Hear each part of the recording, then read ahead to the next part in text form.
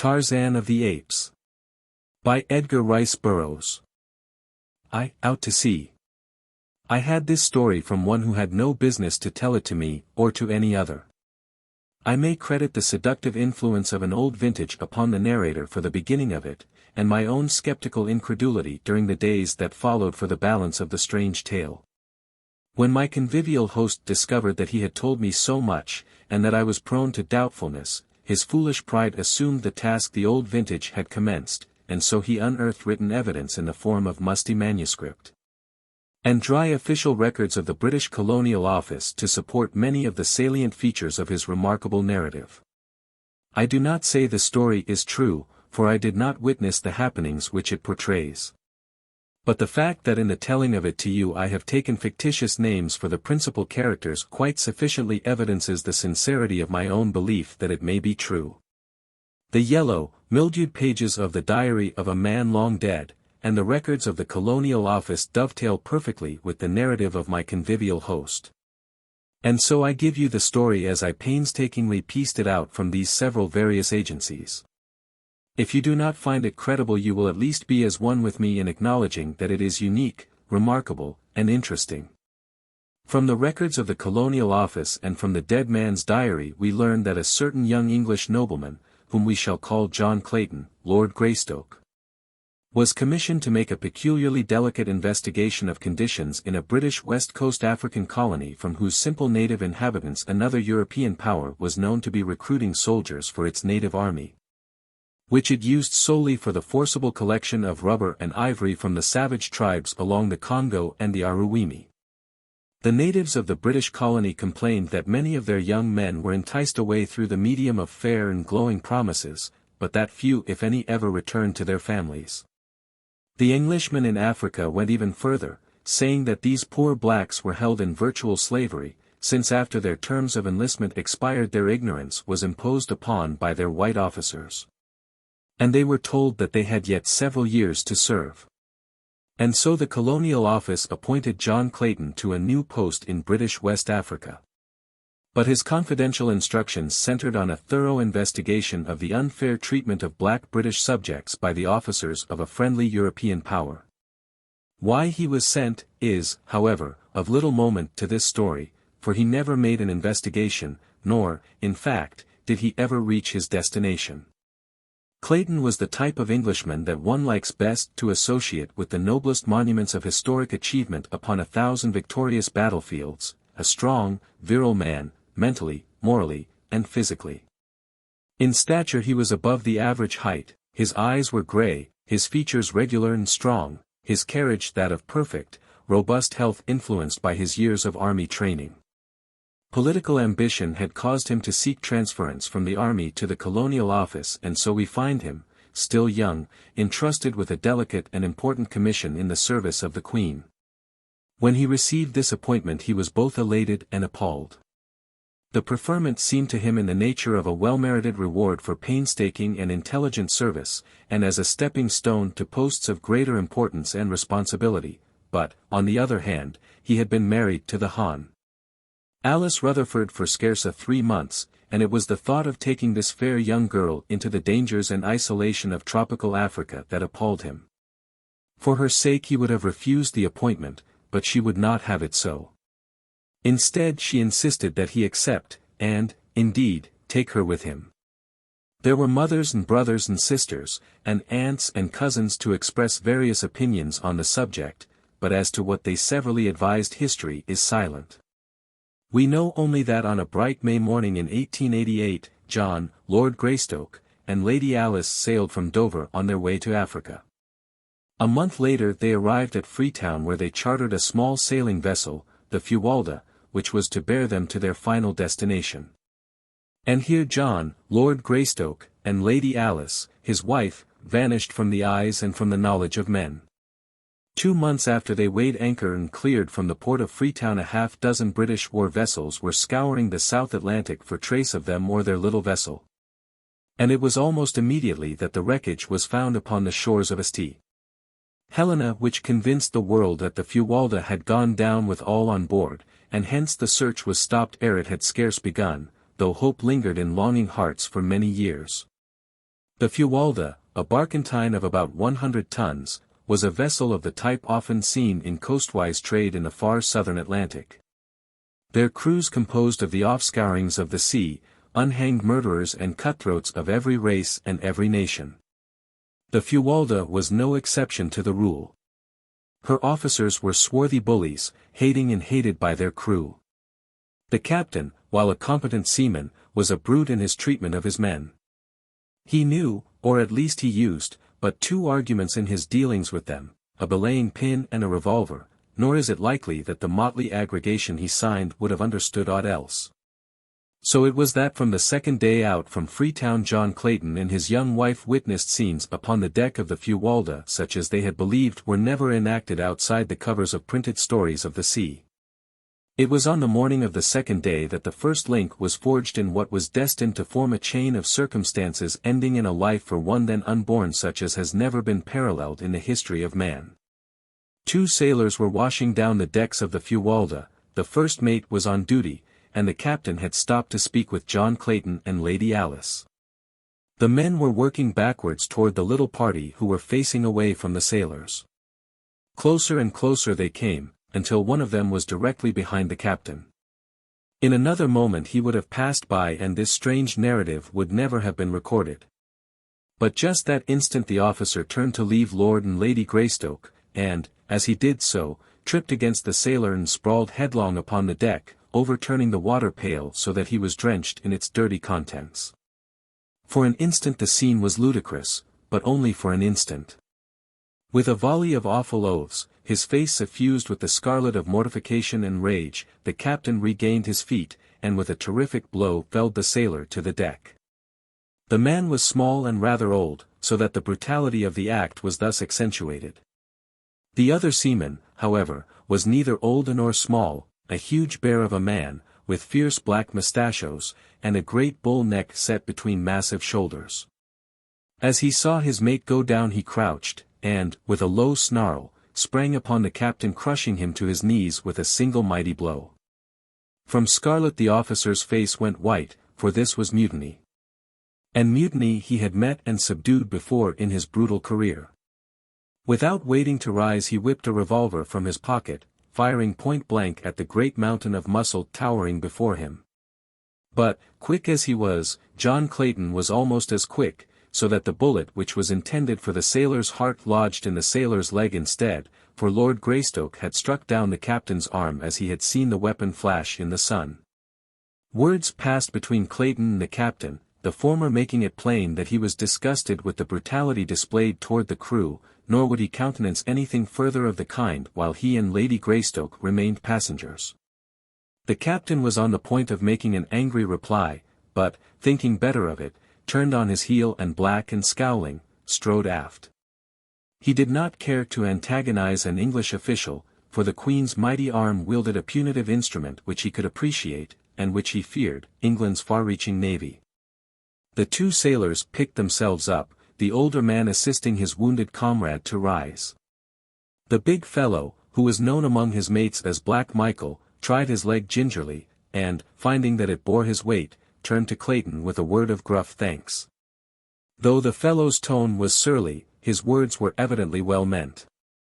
Ere he had scarce finished his little speech he had turned and was limping off toward the forecastle with the very apparent intention of forestalling any further conversation. They did not see him again for several days, nor did the captain accord them more than the surliest of grunts when he was forced to speak to them. They took their meals in his cabin, as they had before the unfortunate occurrence. But the captain was careful to see that his duties never permitted him to eat at the same time. The other officers were coarse, illiterate fellows, but little above the villainous crew they bullied, and were only too glad to avoid social intercourse with the polished English noble and his lady. So that the Claytons were left very much to themselves. This in itself accorded perfectly with their desires, but it also rather isolated them from the life of the little ship so that they were unable to keep in touch with the daily happenings which were to culminate so soon in bloody tragedy. There was in the whole atmosphere of the craft that undefinable something which presages disaster. Outwardly, to the knowledge of the Claytons, all went on as before upon the little vessel. But that there was an undertow leading them towards some unknown danger both felt, though they did not speak of it to each other. On the second day after the wounding of Black Michael, Clayton came on deck just in time to see the limp body of one of the crew being carried below by 4 of his fellows while the first mate, a heavy belaying pin in his hand, stood glowering at the little party of sullen sailors. Clayton asked no questions, he did not need to, and the following day, as the great lines of a British battleship grew out of the distant horizon, he half determined to demand that he and Lady Alice be put aboard her. For his fears were steadily increasing that nothing but harm could result from remaining on the lowering, sullen Fuwalda. Toward noon they were within speaking distance of the British vessel, but when Clayton had nearly decided to ask the captain to put them aboard her, the obvious ridiculousness of such a request became suddenly apparent. What reason could he give the officer commanding Her Majesty's ship for desiring to go back in the direction from which he had just come? What if he told them that 2 insubordinate seamen had been roughly handled by their officers? They would but laugh in their sleeves and attribute his reason for wishing to leave the ship to but one thing, cowardice. John Clayton, Lord Greystoke, did not ask to be transferred to the British man-of-war.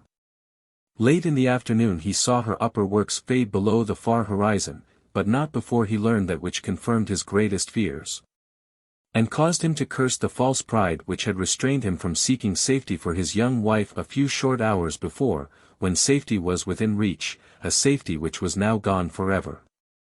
It was mid-afternoon that brought the little old sailor, who had been felled by the captain a few days before, to where Clayton and his wife stood by the ship's side watching the ever-diminishing outlines of the great battleship.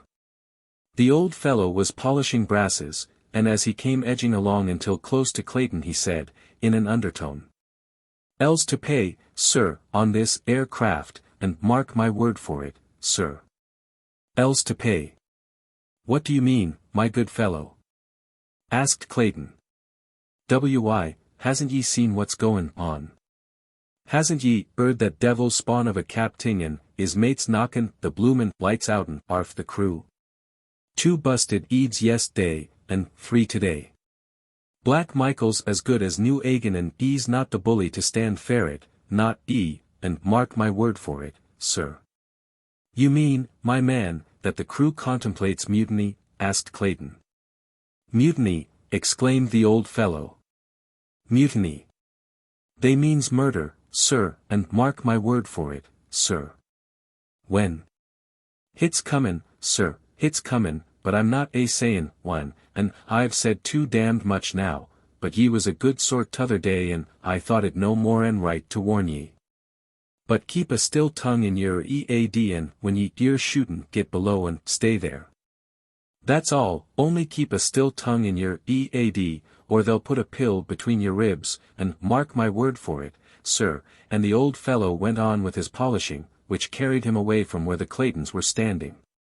"Deuced cheerful outlook, Alice," said Clayton. "You should warn the captain at once, John. Possibly the trouble may yet be averted," she said. "I suppose I should, but yet from purely selfish motives I am almost prompted to keep a still tongue in my EAD. Whatever they do now they will spare us in recognition of my stand for this fellow Black Michael, but should they find that I had betrayed them there would be no mercy shown us, Alice. You have but one duty, John, and that lies in the interest of vested authority. If you do not warn the captain you are as much a party to whatever follows as though you had helped to plot and carry it out with your own head and hands." "You do not understand, dear," replied Clayton. "It is of you I am thinking, there lies my first duty.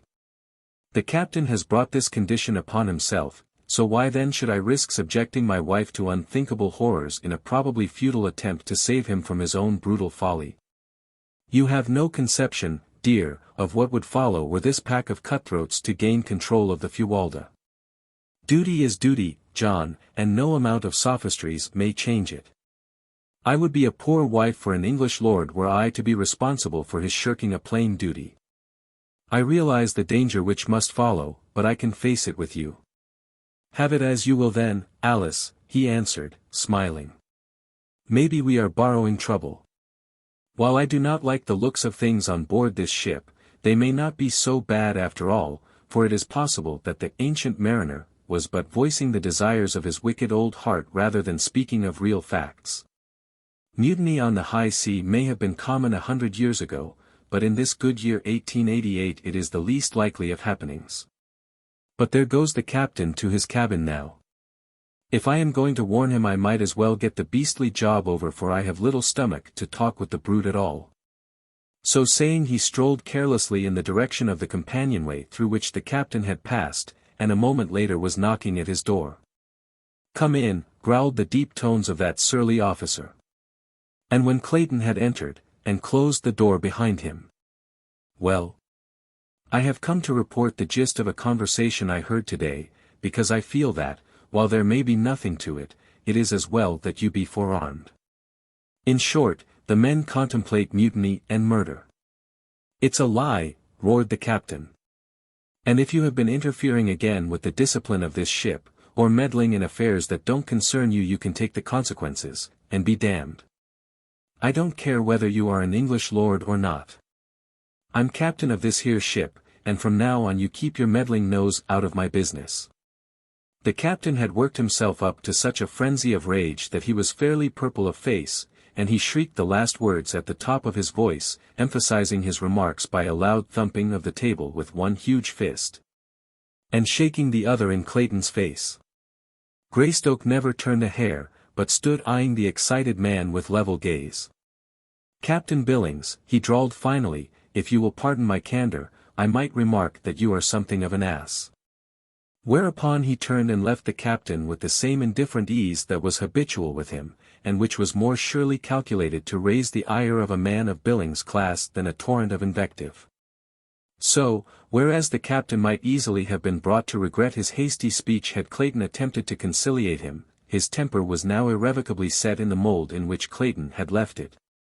And the last chance of their working together for their common good was gone.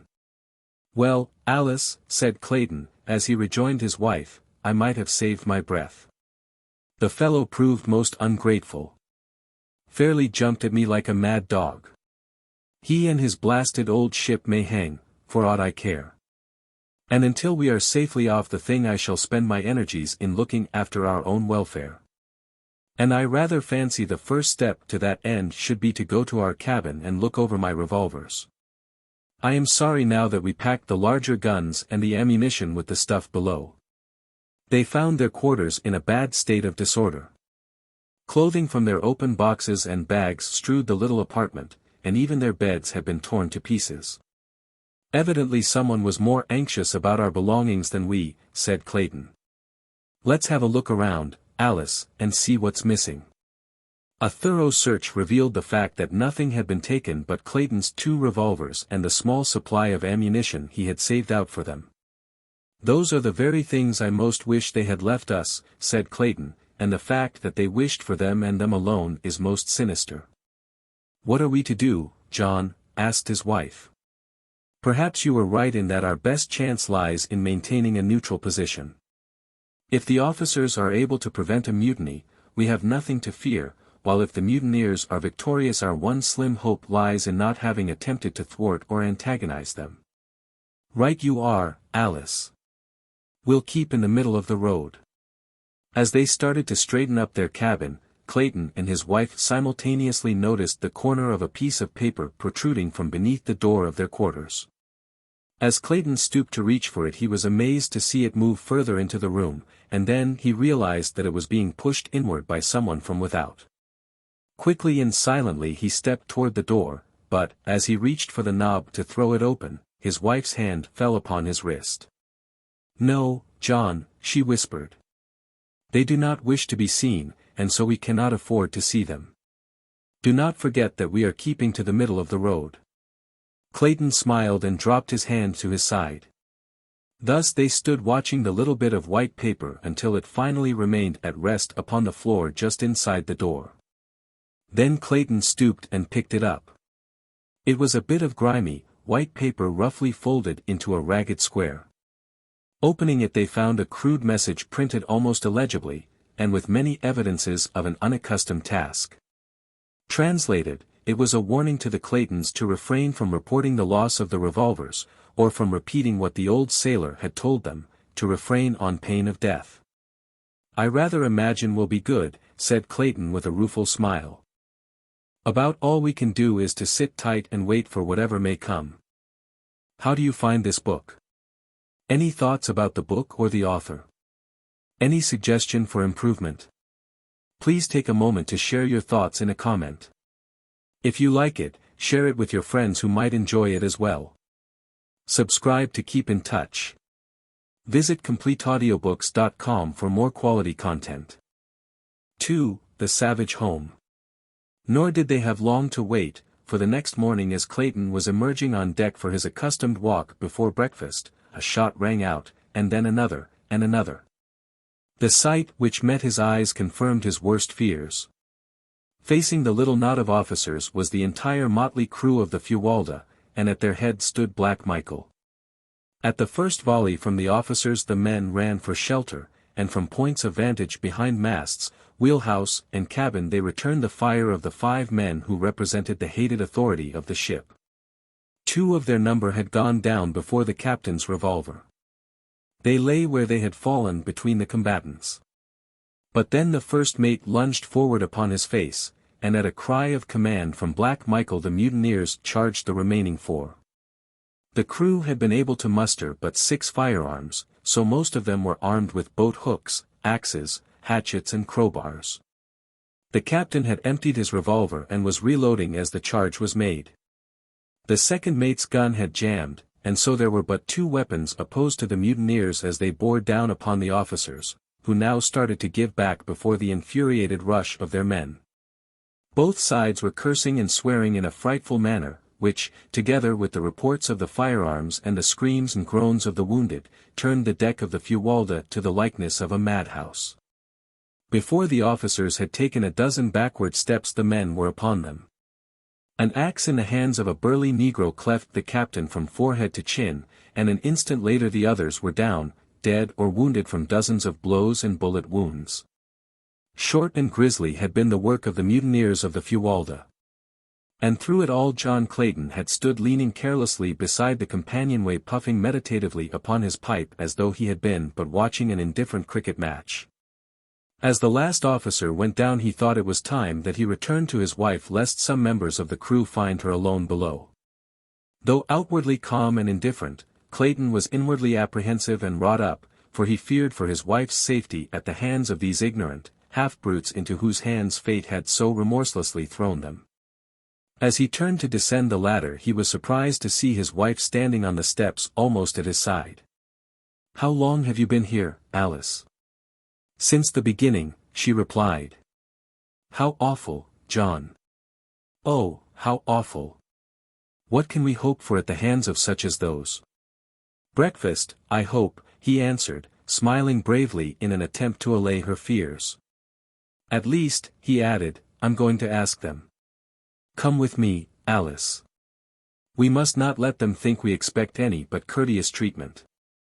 The men had by this time surrounded the dead and wounded officers, and without either partiality or compassion proceeded to throw both living and dead over the sides of the vessel. With equal heartlessness they disposed of their own dead and dying. Presently one of the crew spied the approaching Claytons, and with a cry of, "Here's 2 more for the fishes," rushed toward them with uplifted axe. But Black Michael was even quicker, so that the fellow went down with a bullet in his back before he had taken a half-dozen steps. With a loud roar, Black Michael attracted the attention of the others, and, pointing to Lord and Lady Greystoke, cried, "These here are my friends, and they are to be left alone. D'ye understand? I'm captain of this ship now, and what I says goes," he added, turning to Clayton. "Just keep to yourselves, and nobody'll harm ye," and he looked threateningly on his fellows. The Claytons heeded Black Michael's instructions so well that they saw but little of the crew and knew nothing of the plans the men were making. Occasionally they heard faint echoes of brawls and quarreling among the mutineers, and on 2 occasions the vicious bark of firearms rang out on the still air. But Black Michael was a fit leader for this band of cutthroats, and, withal held them in fair subjection to his rule. On the 5th day following the murder of the ship's officers, land was sighted by the lookout. Whether island or mainland, Black Michael did not know, but he announced to Clayton that if investigation showed that the place was habitable, he and Lady Greystoke were to be put ashore with their belongings. "You'll be all right there for a few months," he explained, "and by that time we'll have been able to make an inhabited coast somewhere and scatter a bit. Then I'll see that your government's notified where you be and they'll soon send a man-o'-war to fetch ye off. It would be a hard matter to land you in civilization without a lot o' questions being asked, and none o' us here has any very convincin' answers up our sleeves." Clayton remonstrated against the inhumanity of landing them upon an unknown shore to be left to the mercies of savage beasts, and, possibly, still more savage men. But his words were of no avail, and only tended to anger Black Michael, so he was forced to desist and make the best he could of a bad situation. About 3 o'clock in the afternoon they came about off a beautiful wooded shore opposite the mouth of what appeared to be a landlocked harbor. Black Michael sent a small boat filled with men to sound the entrance in an effort to determine if the Fuwalda could be safely worked through the entrance. In about an hour they returned and reported deep water through the passage as well as far into the little basin. Before dark the barkentine lay peacefully at anchor upon the bosom of the still, mirror-like surface of the harbor. The surrounding shores were beautiful with semi-tropical verdure, while in the distance the country rose from the ocean in hill and tableland, almost uniformly clothed by primeval forest. No signs of habitation were visible, but that the land might easily support human life was evidenced by the abundant bird and animal life of which the watchers on the Fuwalda's deck caught occasional glimpses. As well as by the shimmer of a little river which emptied into the harbor, ensuring fresh water in plenitude. As darkness settled upon the earth, Clayton and Lady Alice still stood by the ship's rail in silent contemplation of their future abode. From the dark shadows of the mighty forest came the wild calls of savage beasts, the deep roar of the lion, and, occasionally, the shrill scream of a panther. The woman shrank closer to the man in terror-stricken anticipation of the horrors lying in wait for them in the awful blackness of the nights to come, when they should be alone upon that wild and lonely shore. Later in the evening Black Michael joined them long enough to instruct them to make their preparations for landing on the morrow. They tried to persuade him to take them to some more hospitable coast near enough to civilization so that they might hope to fall into friendly hands. But no pleas, or threats, or promises of reward could move him. "I am the only man aboard who would not rather see ye both safely dead, and, while I know that's the sensible way to make sure of our own necks, yet Black Michael's not the man to forget a favor. Ye saved my life once, and in return I'm goin' to spare yours, but that's all I can do. The men won't stand for any more, and if we don't get ye landed pretty quick they may even change their minds about giving ye that much show. I'll put all your stuff ashore with ye as well as cookin' utensils and some old sails for tents, and enough grub to last ye until ye can find fruit and game. With your guns for protection, ye ought to be able to live here easy enough until help comes. When I get safely hid away I'll see to it that the British government learns about where ye be. For the life of me I couldn't tell them exactly where, for I don't know myself. But they'll find ye all right." After he had left them they went silently below, each wrapped in gloomy forebodings. Clayton did not believe that Black Michael had the slightest intention of notifying the British government of their whereabouts. Nor was he any too sure but that some treachery was contemplated for the following day when they should be on shore with the sailors who would have to accompany them with their belongings. Once out of Black Michael's sight any of the men might strike them down, and still leave Black Michael's conscience clear. And even should they escape that fate was it not but to be faced with far graver dangers. Alone, he might hope to survive for years, for he was a strong, athletic man. But what of Alice, and that other little life so soon to be launched amidst the hardships and grave dangers of a primeval world? The man shuddered as he meditated upon the awful gravity, the fearful helplessness, of their situation. But it was a merciful providence which prevented him from foreseeing the hideous reality which awaited them in the grim depths of that gloomy wood. Early next morning their numerous chests and boxes were hoisted on deck and lowered to waiting small boats for transportation to shore. There was a great quantity and variety of stuff, as the Claytons had expected a possible 5 to 8 years' residence in their new home. Thus, in addition to the many necessities they had brought, there were also many luxuries. Black Michael was determined that nothing belonging to the Claytons should be left on board. Whether out of compassion for them, or in furtherance of his own self-interests, it would be difficult to say.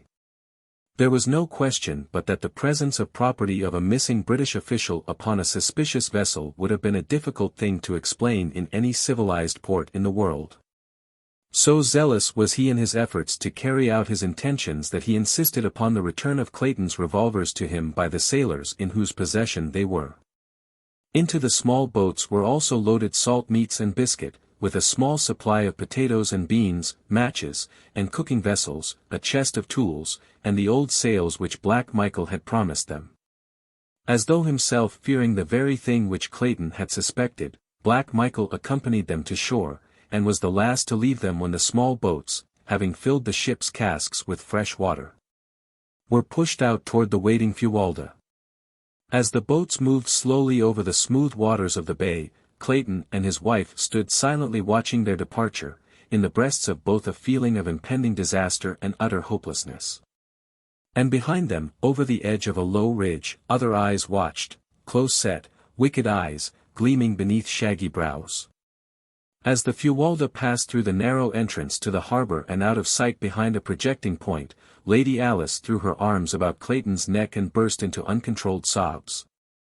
Bravely had she faced the dangers of the mutiny. With heroic fortitude she had looked into the terrible future, but now that the horror of absolute solitude was upon them, her overwrought nerves gave way, and the reaction came. He did not attempt to check her tears. It were better that nature have her way in relieving these long-pent emotions, and it was many minutes before the girl, little more than a child she was, could again gain mastery of herself. "Oh, John," she cried at last, "the horror of it. What are we to do? What are we to do?" "There is but one thing to do, Alice," and he spoke as quietly as though they were sitting in their snug living room at home, "and that is work. Work must be our salvation.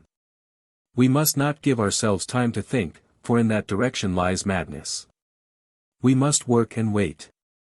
I am sure that relief will come, and come quickly, when once it is apparent that the Fuwalda has been lost, even though Black Michael does not keep his word to us. But John, if it were only you and I," she sobbed, "we could endure it, I know.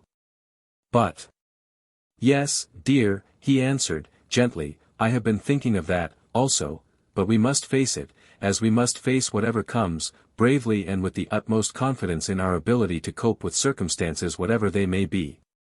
Hundreds of thousands of years ago our ancestors of the dim and distant past faced the same problems which we must face, possibly in these same primeval forests. That we are here today evidences their victory. What they did may we not do? And even better, for are we not armed with ages of superior knowledge, and have we not the means of protection, defense, and sustenance which science has given us, but of which they were totally ignorant? What they accomplished, Alice, with instruments and weapons of stone and bone, surely that may we accomplish also. Ah, John, I wish that I might be a man with a man's philosophy, but I am but a woman, seeing with my heart rather than my head, and all that I can see is too horrible, too unthinkable to put into words. I only hope you are right, John. I will do my best to be a brave primeval woman, a fit mate for the primeval man."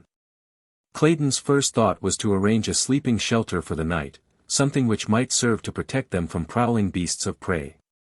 He opened the box containing his rifles and ammunition, that they might both be armed against possible attack while at work, and then together they sought a location for their first night's sleeping place. 100 yards from the beach was a little level spot, fairly free of trees. Here they decided eventually to build a permanent house, but for the time being they both thought it best to construct a little platform in the trees out of reach of the larger of the savage beasts in whose realm they were. To this end Clayton selected for trees which formed a rectangle about 8 feet square, and cutting long branches from other trees he constructed a framework around them, about 10 feet from the ground. Fastening the ends of the branches securely to the trees by means of rope, a quantity of which Black Michael had furnished him from the hold of the Fuwalda. Across this framework Clayton placed other smaller branches quite close together. This platform he paved with the huge fronds of elephant's ear which grew in profusion about them, and over the fronds he laid a great sail folded into several thicknesses. 7 feet higher he constructed a similar, though lighter platform to serve as roof, and from the sides of this he suspended the balance of his sailcloth for walls. When completed he had a rather snug little nest, to which he carried their blankets and some of the lighter luggage. It was now late in the afternoon, and the balance of the daylight hours were devoted to the building of a rude ladder by means of which Lady Alice could mount to her new home. All during the day the forest about them had been filled with excited birds of brilliant plumage, and dancing, chattering monkeys, who watched these new arrivals and their wonderful nest-building operations with every mark of keenest interest and fascination. Notwithstanding that both Clayton and his wife kept a sharp lookout, they saw nothing of larger animals, though on 2 occasions they had seen their little simian neighbors come screaming and chattering from the nearby ridge, casting frightened glances back over their little shoulders, and evincing as plainly as though by speech that they were fleeing some terrible thing which lay concealed there. Just before dusk Clayton finished his ladder, and, filling a great basin with water from the nearby stream, the two mounted to the comparative safety of their aerial chamber. As it was quite warm, Clayton had left the side curtains thrown back over the roof, and as they sat, like Turks, upon their blankets, Lady Alice, straining her eyes into the darkening shadows of the wood, suddenly reached out and grasped Clayton's arms. "John," she whispered, "look." "What is it, a man?" As Clayton turned his eyes in the direction she indicated, he saw silhouetted dimly against the shadows beyond, a great figure standing upright upon the ridge. For a moment it stood as though listening and then turned slowly, and melted into the shadows of the jungle. "What is it, John?" "I do not know, Alice," he answered gravely, "it is too dark to see so far, and it may have been but a shadow cast by the rising moon." "No, John, if it was not a man it was some huge and grotesque mockery of man." "Oh, I am afraid." He gathered her in his arms, whispering words of courage and love into her ears.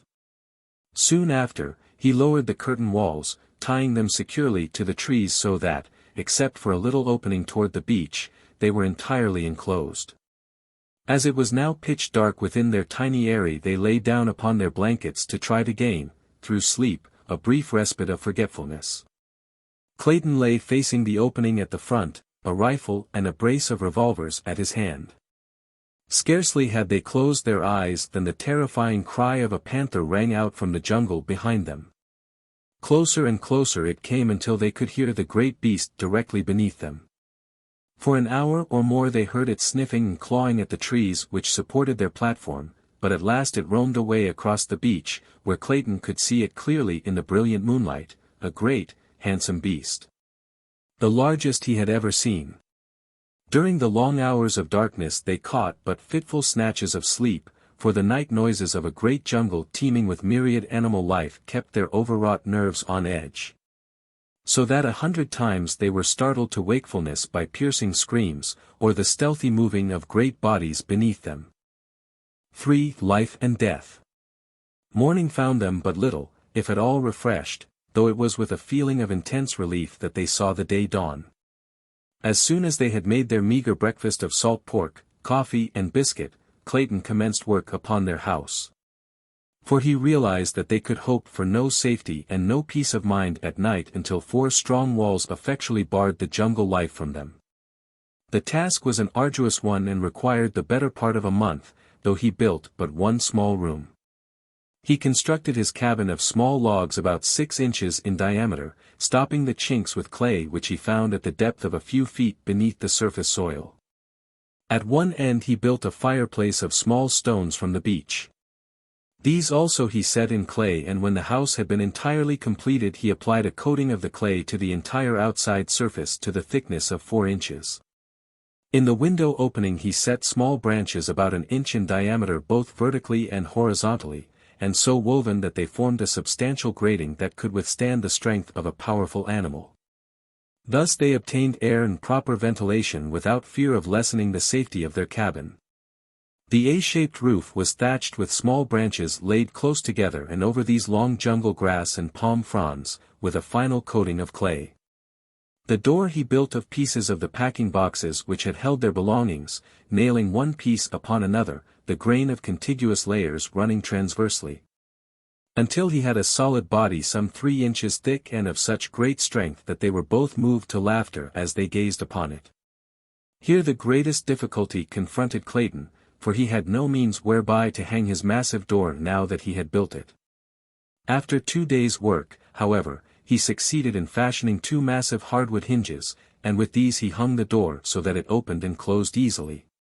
The stuccoing and other final touches were added after they moved into the house, which they had done as soon as the roof was on, piling their boxes before the door at night and thus having a comparatively safe and comfortable habitation. The building of a bed, chairs, table, and shelves was a relatively easy matter, so that by the end of the 2nd month they were well settled, and, but for the constant dread of attack by wild beasts and the ever-growing loneliness, they were not uncomfortable or unhappy. At night great beasts snarled and roared about their tiny cabin, but, so accustomed may one become to oft-repeated noises, that soon they paid little attention to them, sleeping soundly the whole night through. Thrice had they caught fleeting glimpses of great man-like figures like that of the first night, but never at sufficiently close range to know positively whether the half-seen forms were those of man or brute. The brilliant birds and the little monkeys had become accustomed to their new acquaintances, and as they had evidently never seen human beings before they presently, after their first fright had worn off, approached closer and closer, impelled by that strange curiosity which dominates the wild creatures of the forest and the jungle and the plain. So that within the first month several of the birds had gone so far as even to accept morsels of food from the friendly hands of the Claytons. One afternoon, while Clayton was working upon an addition to their cabin, for he contemplated building several more rooms, a number of their grotesque little friends came shrieking and scolding through the trees from the direction of the ridge. Ever as they fled they cast fearful glances back of them, and finally they stopped near Clayton jabbering excitedly to him as though to warn him of approaching danger. At last he saw it, the thing the little monkeys so feared, the man-brute of which the Claytons had caught occasional fleeting glimpses. It was approaching through the jungle in a semi-erect position, now and then placing the backs of its closed fists upon the ground, a great anthropoid ape, and, as it advanced, it emitted deep guttural growls and an occasional low barking sound. Clayton was at some distance from the cabin, having come to fell a particularly perfect tree for his building operations. Grown careless from months of continued safety, during which time he had seen no dangerous animals during the daylight hours, he had left his rifles and revolvers all within the little cabin. And now that he saw the great ape crashing through the underbrush directly toward him, and from a direction which practically cut him off from escape, he felt a vague little shiver play up and down his spine. He knew that, armed only with an axe, his chances with this ferocious monster were small indeed, and Alice, oh God, he thought, what will become of Alice? There was yet a slight chance of reaching the cabin. He turned and ran toward it, shouting an alarm to his wife to run in and close the great door in case the ape cut off his retreat. Lady Greystoke had been sitting a little way from the cabin, and when she heard his cry she looked up to see the ape springing with almost incredible swiftness, for so large and awkward an animal, in an effort to head off Clayton. With a low cry she sprang toward the cabin, and, as she entered, gave a backward glance which filled her soul with terror, for the brute had intercepted her husband, who now stood at bay grasping his axe with both hands ready to swing it upon the infuriated animal when he should make his final charge. "Close and bolt the door, Alice," cried Clayton. "I can finish this fellow with my axe." But he knew he was facing a horrible death, and so did she. The ape was a great bull, weighing probably 300 pounds. His nasty, close-set eyes gleamed hatred from beneath his shaggy brows, while his great canine fangs were bared in a horrid snarl as he paused a moment before his prey. Over the brute's shoulder Clayton could see the doorway of his cabin, not 20 paces distant, and a great wave of horror and fear swept over him as he saw his young wife emerge, armed with one of his rifles. She had always been afraid of firearms, and would never touch them, but now she rushed toward the ape with the fearlessness of a lioness protecting its young. "Back, Alice," shouted Clayton, "for God's sake, go back." But she would not heed, and just then the ape charged, so that Clayton could say no more. The man swung his axe with all his mighty strength, but the powerful brute seized it in those terrible hands, and tearing it from Clayton's grasp hurled it far to one side. With an ugly snarl he closed upon his defenseless victim, but ere his fangs had reached the throat they thirsted for, there was a sharp report and a bullet entered the ape's back between his shoulders. Throwing Clayton to the ground, the beast turned upon his new enemy. There before him stood the terrified girl, vainly trying to fire another bullet into the animal's body. But she did not understand the mechanism of the firearm, and the hammer fell futilely upon an empty cartridge. Almost simultaneously Clayton regained his feet, and without thought of the utter hopelessness of it, he rushed forward to drag the ape from his wife's prostrate form. With little or no effort he succeeded, and the great bulk rolled inertly upon the turf before him. The ape was dead.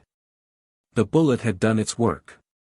A hasty examination of his wife revealed no marks upon her, and Clayton decided that the huge brute had died the instant he had sprung toward Alice. Gently he lifted his wife's still unconscious form, and bore her to the little cabin, but it was fully 2 hours before she regained consciousness.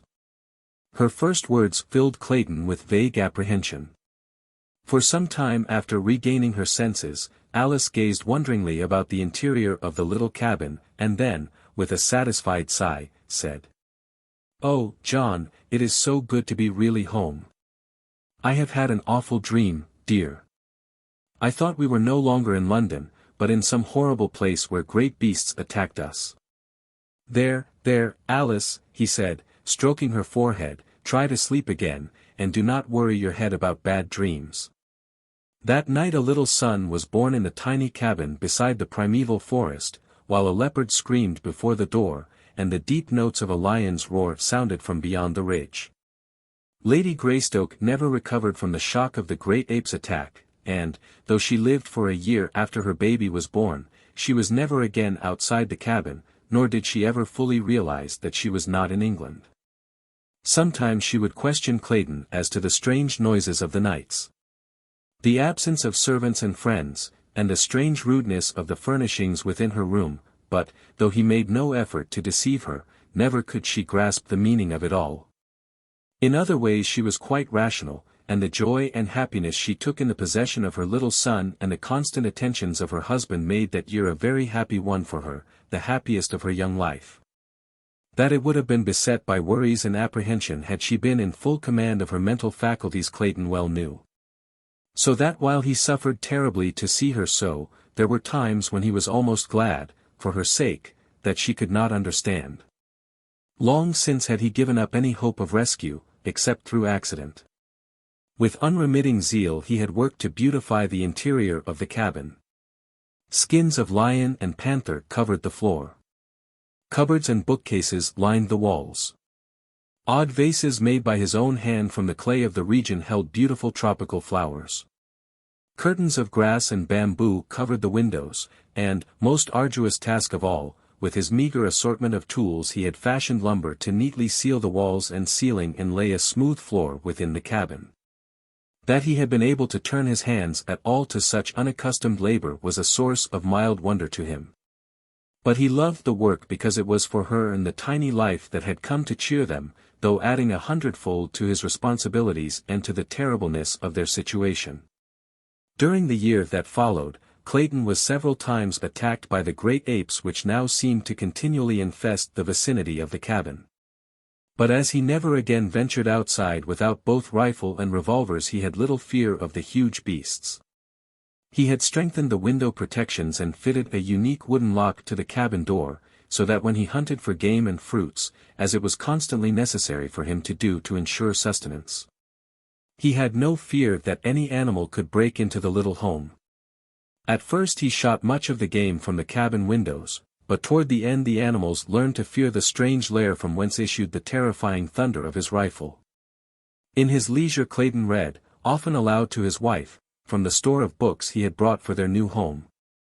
Among these were many for little children, picture books, primers, readers, for they had known that their little child would be old enough for such before they might hope to return to England. At other times Clayton wrote in his diary, which he had always been accustomed to keep in French, and in which he recorded the details of their strange life. This book he kept locked in a little metal box. A year from the day her little son was born, Lady Alice passed quietly away in the night. So peaceful was her end that it was hours before Clayton could awake to a realization that his wife was dead. The horror of the situation came to him very slowly, and it is doubtful that he ever fully realized the enormity of his sorrow and the fearful responsibility that had devolved upon him with the care of that wee thing, his son, still a nursing babe. The last entry in his diary was made the morning following her death, and there he recites the sad details in a matter-of-fact way that adds to the pathos of it. For it breathes a tired apathy born of long sorrow and hopelessness, which even this cruel blow could scarcely awake to further suffering. My little son is crying for nourishment, oh Alice, Alice, what shall I do? And as John Clayton wrote the last words his hand was destined ever to pen, he dropped his head wearily upon his outstretched arms where they rested upon the table he had built for her, who lay still and cold in the bed beside him. For a long time no sound broke the death-like stillness of the jungle midday save the piteous wailing of the tiny man-child. 4. The Apes. In the forest of the tableland a mile back from the ocean, old Kerchak the ape was on a rampage of rage among his people. The younger and lighter members of his tribe scampered to the higher branches of the great trees to escape his wrath. Risking their lives upon branches that scarce supported their weight rather than face old Kerchak in one of his fits of uncontrolled anger. The other males scattered in all directions, but not before the infuriated brute had felt the vertebra of one snap between his great, foaming jaws. A luckless young female slipped from an insecure hold upon a high branch and came crashing to the ground almost at Kerchak's feet. With a wild scream he was upon her, tearing a great piece from her side with his mighty teeth, and striking her viciously upon her head and shoulders with a broken tree limb until her skull was crushed to a jelly. And then he spied Kala, who, returning from a search for food with her young babe, was ignorant of the state of the mighty male's temper until suddenly the shrill warnings of her fellows caused her to scamper madly for safety. But Kerchak was close upon her, so close that he had almost grasped her ankle had she not made a furious leap far into space from one tree to another, a perilous chance which apes seldom if ever take. Unless so closely pursued by danger that there is no alternative. She made the leap successfully, but as she grasped the limb of the further tree the sudden jar loosened the hold of the tiny babe where it clung frantically to her neck, and she saw the little thing hurled, turning and twisting, to the ground 30 feet below. With a low cry of dismay Kala rushed headlong to its side, thoughtless now of the danger from Kerchak, but when she gathered the wee, mangled form to her bosom life had left it. With low moans, she sat cuddling the body to her. Nor did Kerchak attempt to molest her. With the death of the babe his fit of demoniacal rage passed as suddenly as it had seized him. Kerchak was a huge king ape, weighing perhaps 350 pounds. His forehead was extremely low and receding, his eyes bloodshot, small and close set to his coarse, flat nose, his ears large and thin, but smaller than most of his kind. His awful temper and his mighty strength made him supreme among the little tribe into which he had been born some 20 years before. Now that he was in his prime, there was no simian in all the mighty forest through which he roved that dared contest his right to rule, nor did the other and larger animals molest him. Old Tantor, the elephant, alone of all the wild savage life, feared him not, and he alone did Kerchak fear. When Tantor trumpeted, the great ape scurried with his fellows high among the trees of the second terrace. The tribe of anthropoids over which Kerchak ruled with an iron hand and bared fangs, numbered some 6 or 8 families, each family consisting of an adult male with his females and their young, numbering in all some 60 or 70 apes. Kala was the youngest mate of a male called Tublat, meaning broken nose, and the child she had seen dashed to death was her first, for she was but 9 or 10 years old. Notwithstanding her youth, she was large and powerful, a splendid, clean-limbed animal, with a round, high forehead, which denoted more intelligence than most of her kind possessed. So, also, she had a great capacity for mother love and mother sorrow. But she was still an ape, a huge, fierce, terrible beast of a species closely allied to the gorilla, yet more intelligent. Which, with the strength of their cousin, made her kind the most fearsome of those awe-inspiring progenitors of man. When the tribe saw that Kerchak's rage had ceased, they came slowly down from their arboreal retreats and pursued again the various occupations which he had interrupted. The young played and frolicked about among the trees and bushes. Some of the adults lay prone upon the soft mat of dead and decaying vegetation which covered the ground, while others turned over pieces of fallen branches and clods of earth in search of the small bugs and reptiles which formed a part of their food.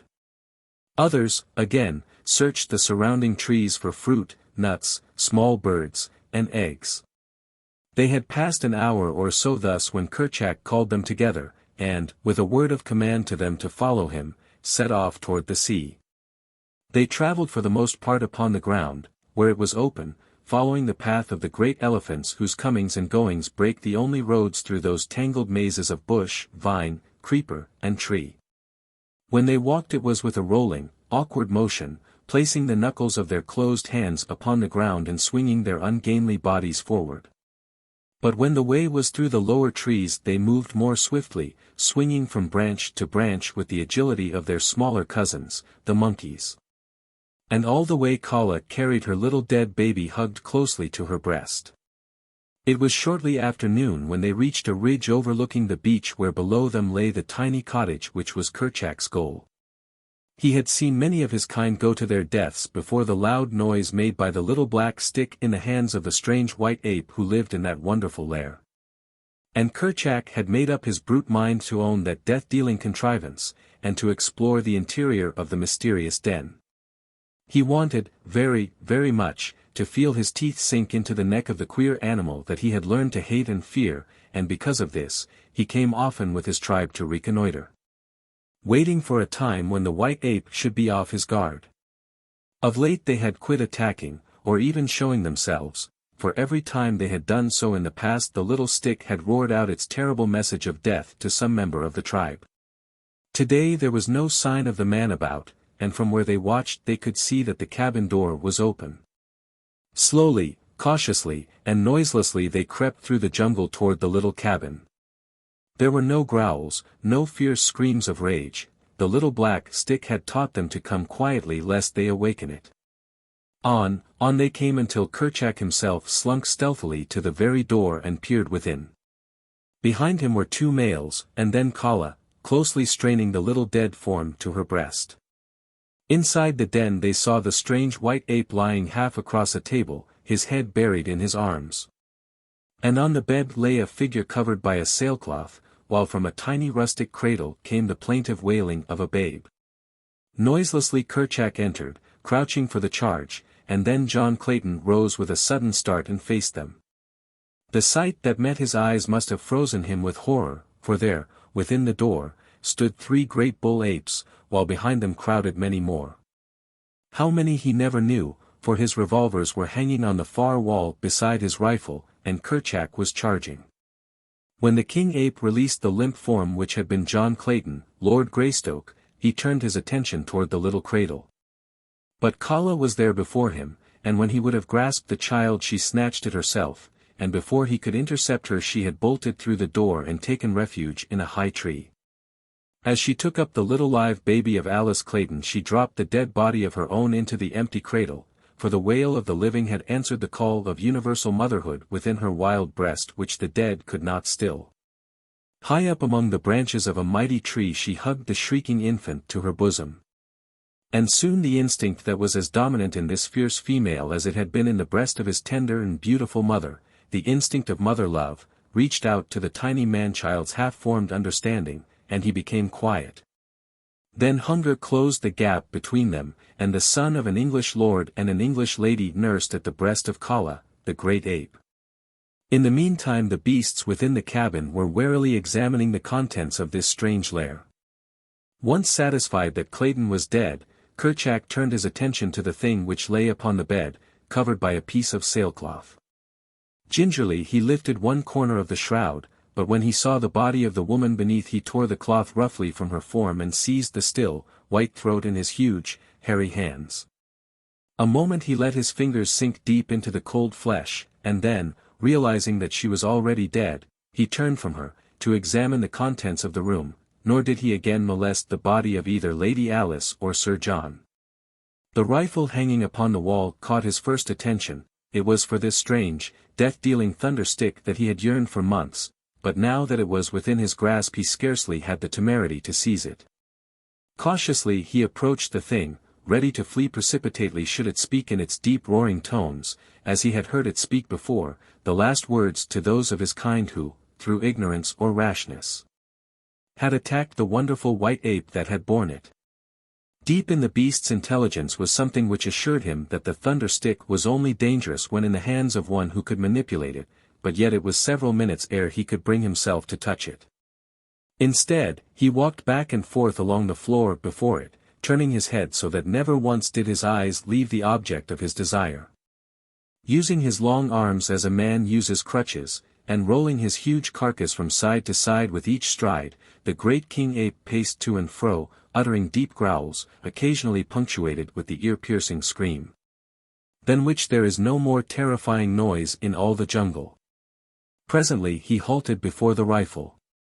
Slowly he raised a huge hand until it almost touched the shining barrel, only to withdraw it once more and continue his hurried pacing. It was as though the great brute by this show of fearlessness, and through the medium of his wild voice, was endeavoring to bolster up his courage to the point which would permit him to take the rifle in his hand. Again he stopped, and this time succeeded in forcing his reluctant hand to the cold steel, only to snatch it away almost immediately and resume his restless beat. Time after time this strange ceremony was repeated, but on each occasion with increased confidence, until, finally, the rifle was torn from its hook and lay in the grasp of the great brute. Finding that it harmed him not, Kerchak began to examine it closely. He felt of it from end to end, peered down the black depths of the muzzle, fingered the sights, the breech, the stock, and finally the trigger. During all these operations the apes who had entered sat huddled near the door watching their chief, while those outside strained and crowded to catch a glimpse of what transpired within. Suddenly Kerchak's finger closed upon the trigger. There was a deafening roar in the little room and the apes at and beyond the door fell over one another in their wild anxiety to escape. Kerchak was equally frightened, so frightened, in fact, that he quite forgot to throw aside the author of that fearful noise, but bolted for the door with it tightly clutched in one hand. As he passed through the opening, the front sight of the rifle caught upon the edge of the inswung door with sufficient force to close it tightly after the fleeing ape. When Kerchak came to a halt a short distance from the cabin and discovered that he still held the rifle, he dropped it as he might have dropped a red-hot iron, nor did he again attempt to recover it, the noise was too much for his brute nerves. But he was now quite convinced that the terrible stick was quite harmless by itself if left alone. It was an hour before the apes could again bring themselves to approach the cabin to continue their investigations, and when they finally did so, they found to their chagrin that the door was closed and so securely fastened that they could not force it. The cleverly constructed latch which Clayton had made for the door had sprung as Kerchak passed out, nor could the apes find means of ingress through the heavily barred windows. After roaming about the vicinity for a short time, they started back for the deeper forests and the higher land from whence they had come. Kala had not once come to earth with her little adopted babe, but now Kerchak called to her to descend with the rest. And as there was no note of anger in his voice she dropped lightly from branch to branch and joined the others on their homeward march. Those of the apes who attempted to examine Kala's strange baby were repulsed with bared fangs and low menacing growls, accompanied by words of warning from Kala. When they assured her that they meant the child no harm she permitted them to come close, but would not allow them to touch her charge. It was as though she knew that her baby was frail and delicate and feared lest the rough hands of her fellows might injure the little thing. Another thing she did, and which made traveling an onerous trial for her. Remembering the death of her own little one, she clung desperately to the new babe, with one hand, whenever they were upon the march. The other young rode upon their mothers' backs, their little arms tightly clasping the hairy necks before them, while their legs were locked beneath their mother's armpits. Not so with Kala. She held the small form of the little Lord Greystoke tightly to her breast, where the dainty hands clutched the long black hair which covered that portion of her body. She had seen one child fall from her back to a terrible death, and she would take no further chances with this. The White Ape. Tenderly Kala nursed her little waif, wondering silently why it did not gain strength and agility as did the little apes of other mothers. It was nearly a year from the time the little fellow came into her possession before he would walk alone, and as for climbing, but how stupid he was. Kala sometimes talked with the older females about her young hopeful, but none of them could understand how a child could be so slow and backward in learning to care for itself. Why, it could not even find food alone, and more than 12 moons had passed since Kala had come upon it. Had they known that the child had seen 13 moons before it had come into Kala's possession, they would have considered its case as absolutely hopeless. For the little apes of their own tribe were as far advanced in 2 or 3 moons as was this little stranger after 25. Tublat, Kala's husband, was sorely vexed, and but for the female's careful watching would have put the child out of the way. "He will never be a great ape," he argued. "Always will you have to carry him and protect him. What good will he be to the tribe? None, only a burden. Let us leave him quietly sleeping among the tall grasses, that you may bear other and stronger apes to guard us in our old age." "Never, broken nose," replied Kala. "If I must carry him forever, so be it." And then Tublat went to Kerchak to urge him to use his authority with Kala, and force her to give up little Tarzan, which was the name they had given to the tiny Lord Greystoke, and which meant white skin. But when Kerchak spoke to her about it, Kala threatened to run away from the tribe if they did not leave her in peace with the child. And as this is one of the inalienable rights of the jungle folk, if they be dissatisfied among their own people, they bothered her no more, for Kala was a fine clean-limbed young female, and they did not wish to lose her. As Tarzan grew he made more rapid strides, so that by the time he was 10 years old he was an excellent climber, and on the ground could do many wonderful things which were beyond the powers of his little brothers and sisters. In many ways did he differ from them, and they often marveled at his superior cunning, but in strength and size he was deficient. For at 10 the great anthropoids were fully grown, some of them towering over 6 feet in height, while little Tarzan was still but a half-grown boy. Yet such a boy! From early childhood he had used his hands to swing from branch to branch after the manner of his giant mother, and as he grew older he spent hour upon hour daily speeding through the tree tops with his brothers and sisters.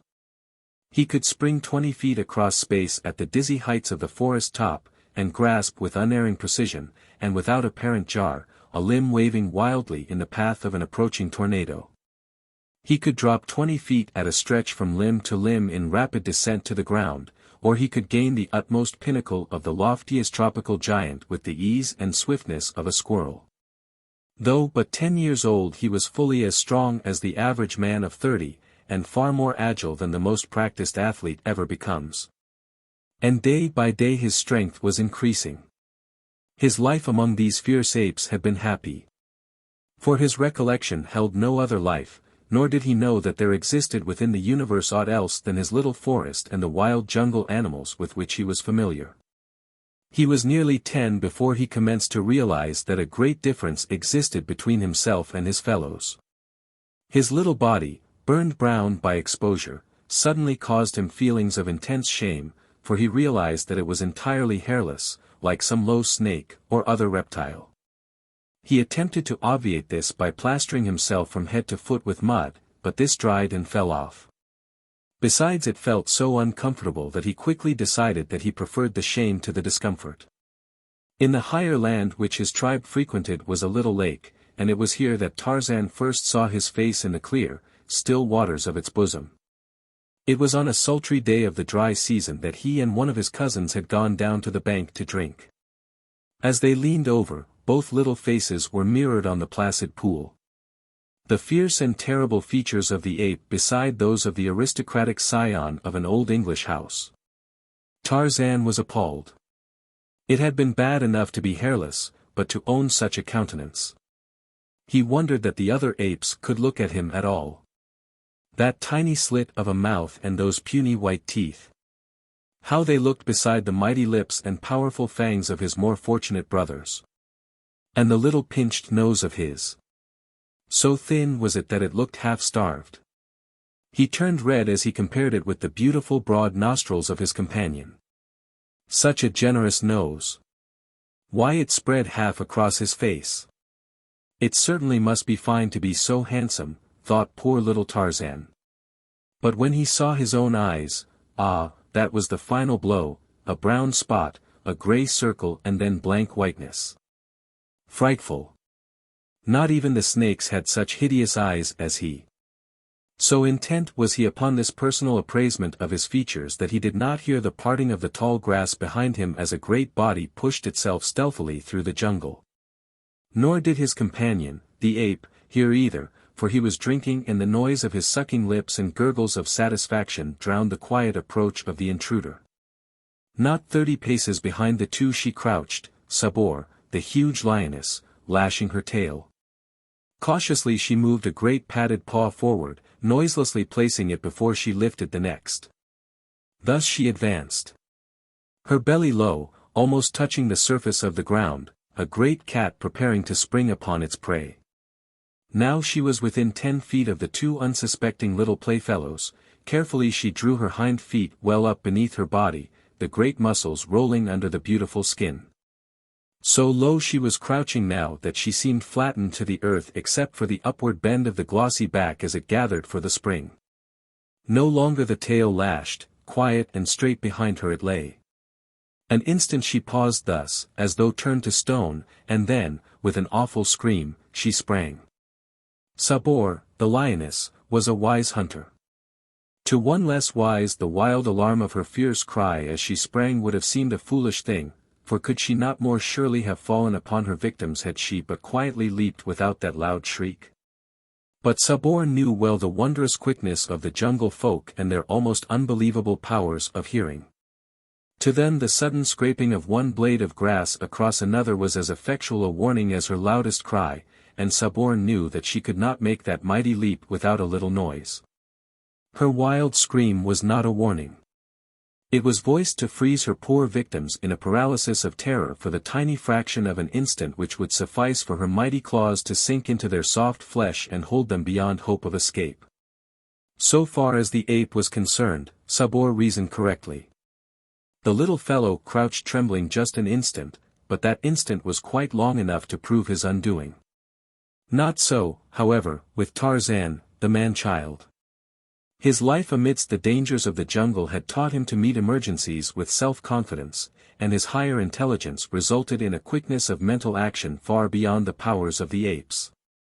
So the scream of Sabor, the lioness, galvanized the brain and muscles of little Tarzan into instant action.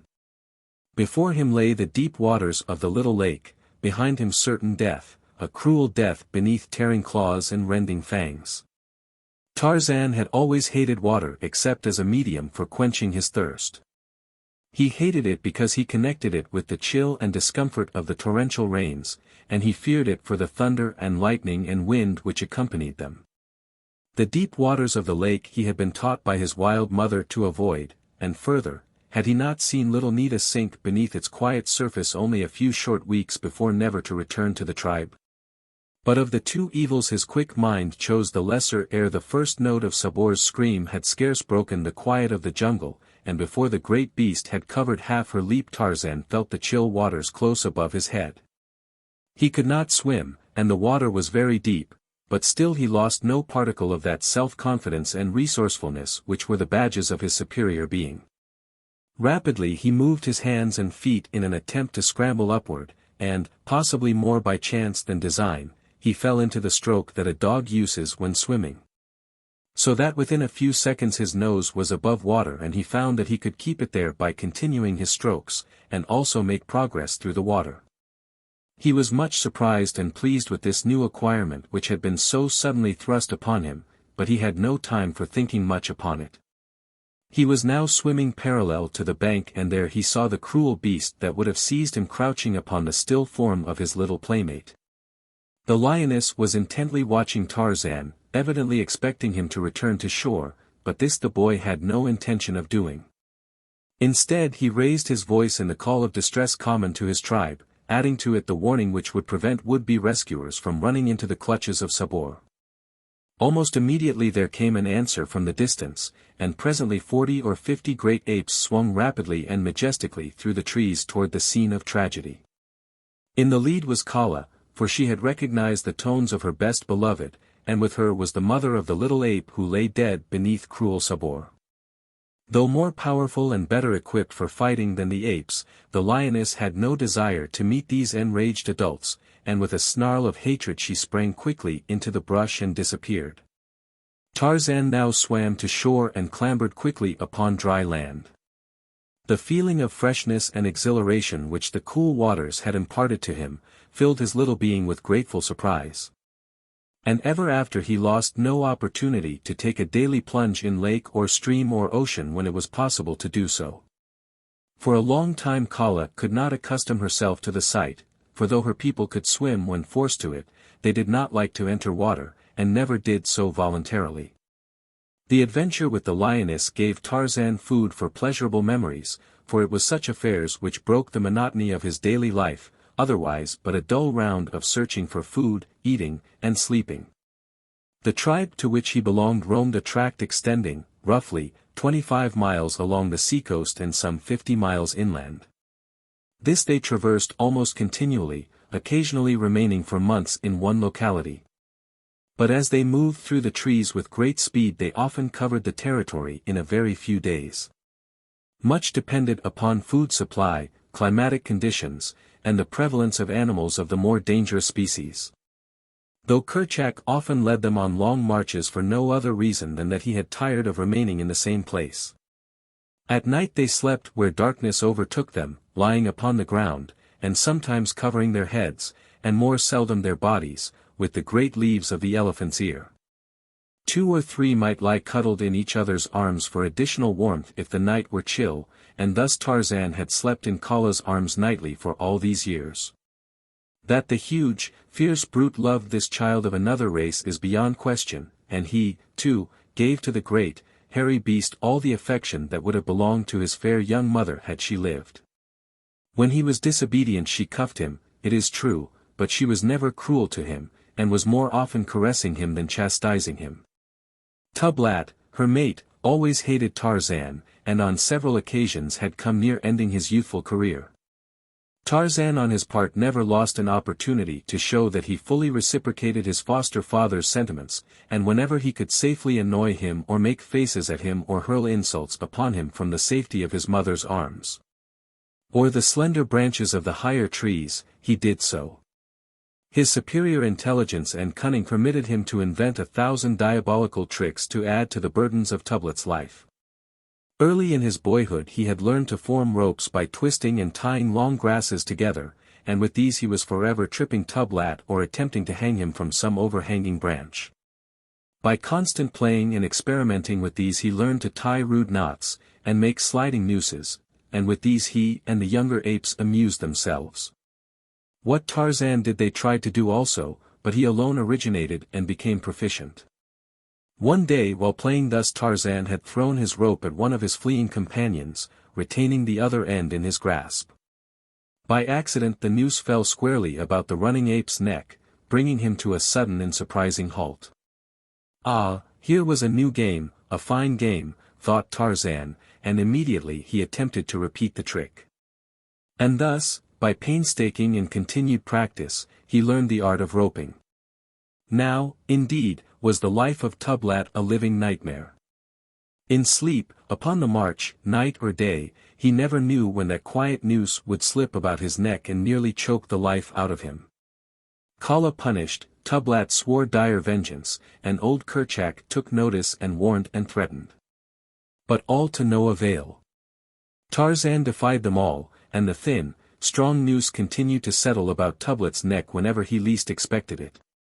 The other apes derived unlimited amusement from Tublat's discomfiture, for Broken Nose was a disagreeable old fellow, whom no one liked, anyway. In Tarzan's clever little mind many thoughts revolved, and back of these was his divine power of reason. If he could catch his fellow apes with his long arm of many grasses, why not Sabor, the lioness? It was the germ of a thought, which, however, was destined to mull around in his conscious and subconscious mind until it resulted in magnificent achievement. But that came in later years. 6. Jungle battles. The wanderings of the tribe brought them often near the closed and silent cabin by the little landlocked harbor. To Tarzan this was always a source of never-ending mystery and pleasure. He would peek into the curtained windows, or, climbing upon the roof, peer down the black depths of the chimney in vain endeavor to solve the unknown wonders that lay within those strong walls. His childlike imagination pictured wonderful creatures within, and the very impossibility of forcing entrance added 1,000-fold to his desire to do so. He could clamber about the roof and windows for hours attempting to discover means of ingress, but to the door he paid little attention, for this was apparently as solid as the walls. It was in the next visit to the vicinity, following the adventure with old Sabor, that, as he approached the cabin, Tarzan noticed that from a distance the door appeared to be an independent part of the wall in which it was set. And for the first time it occurred to him that this might prove the means of entrance which had so long eluded him. He was alone, as was often the case when he visited the cabin, for the apes had no love for it. The story of the thunderstick having lost nothing in the telling during these 10 years had quite surrounded the white man's deserted abode with an atmosphere of weirdness and terror for the simians. The story of his own connection with the cabin had never been told him.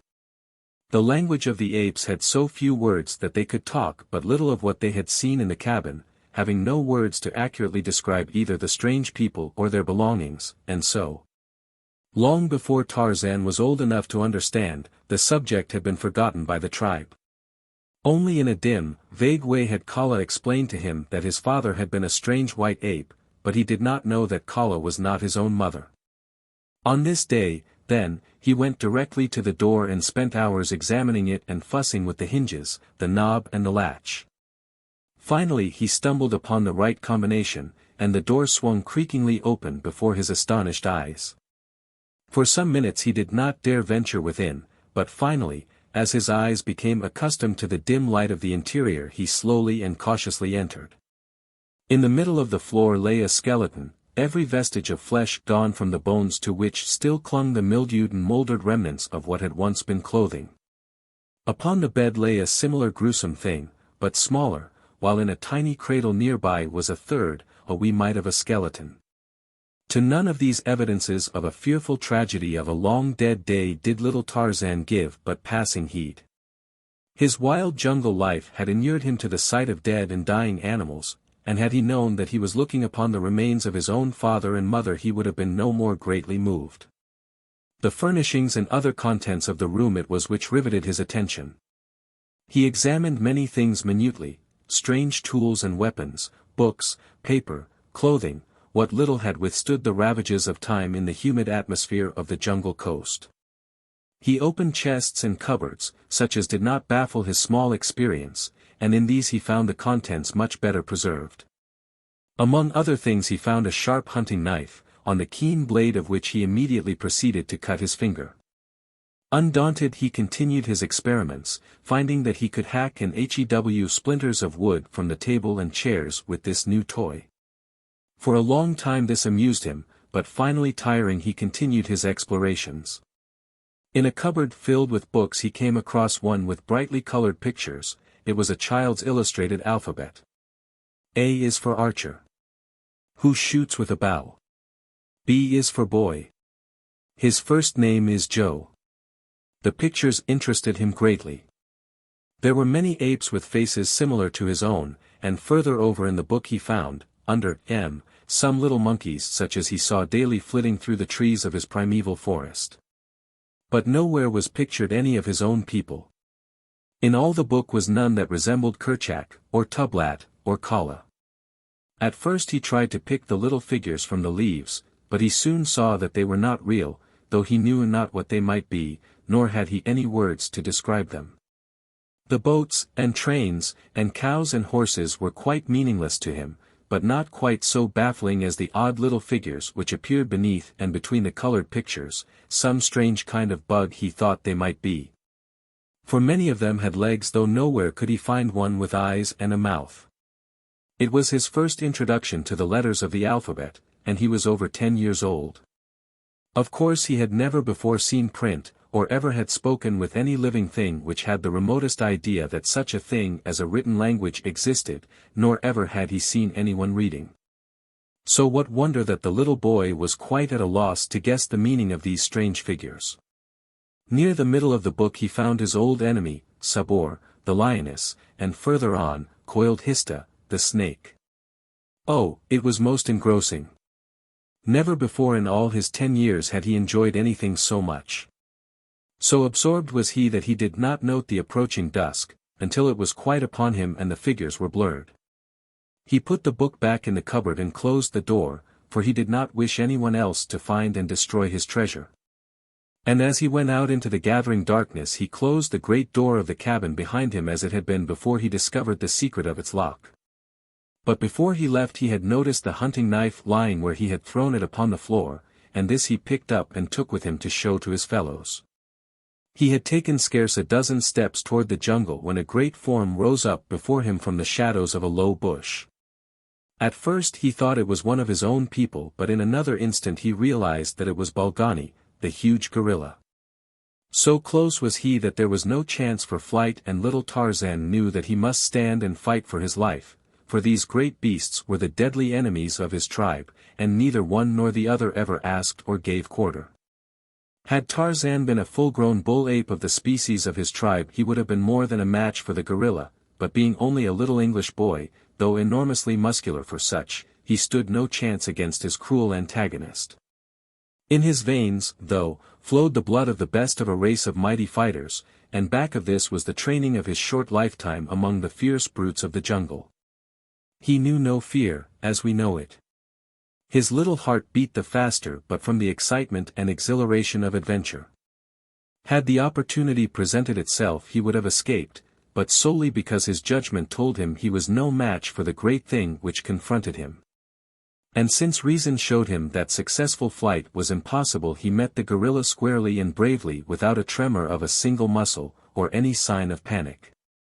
In fact he met the brute midway in its charge, striking its huge body with his closed fists and as futilely as he had been a fly attacking an elephant.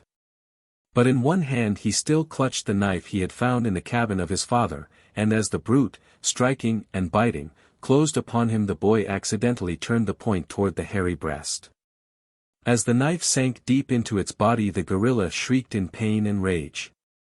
But the boy had learned in that brief second a use for his sharp and shining toy, so that, as the tearing, striking beast dragged him to earth he plunged the blade repeatedly and to the hilt into its breast. The gorilla, fighting after the manner of its kind, struck terrific blows with its open hand, and tore the flesh at the boy's throat and chest with its mighty tusks. For a moment they rolled upon the ground in the fierce frenzy of combat.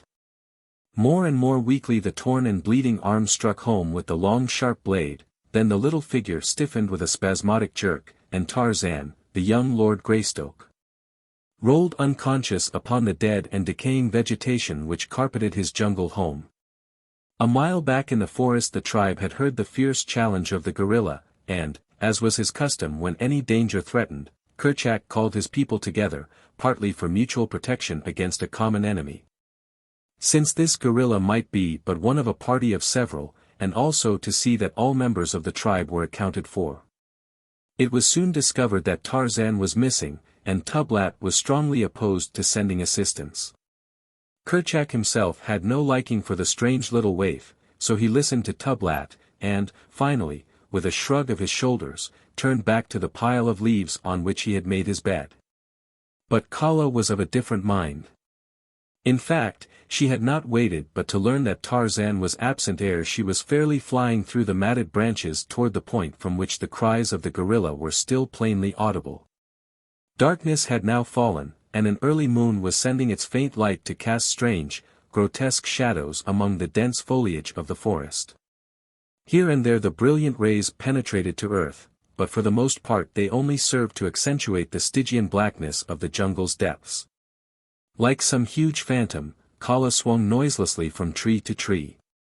Now running nimbly along a great branch, now swinging through space at the end of another. Only to grasp that of a farther tree in her rapid progress toward the scene of the tragedy her knowledge of jungle life told her was being enacted a short distance before her. The cries of the gorilla proclaimed that it was in mortal combat with some other denizen of the fierce wood. Suddenly these cries ceased, and the silence of death reigned throughout the jungle.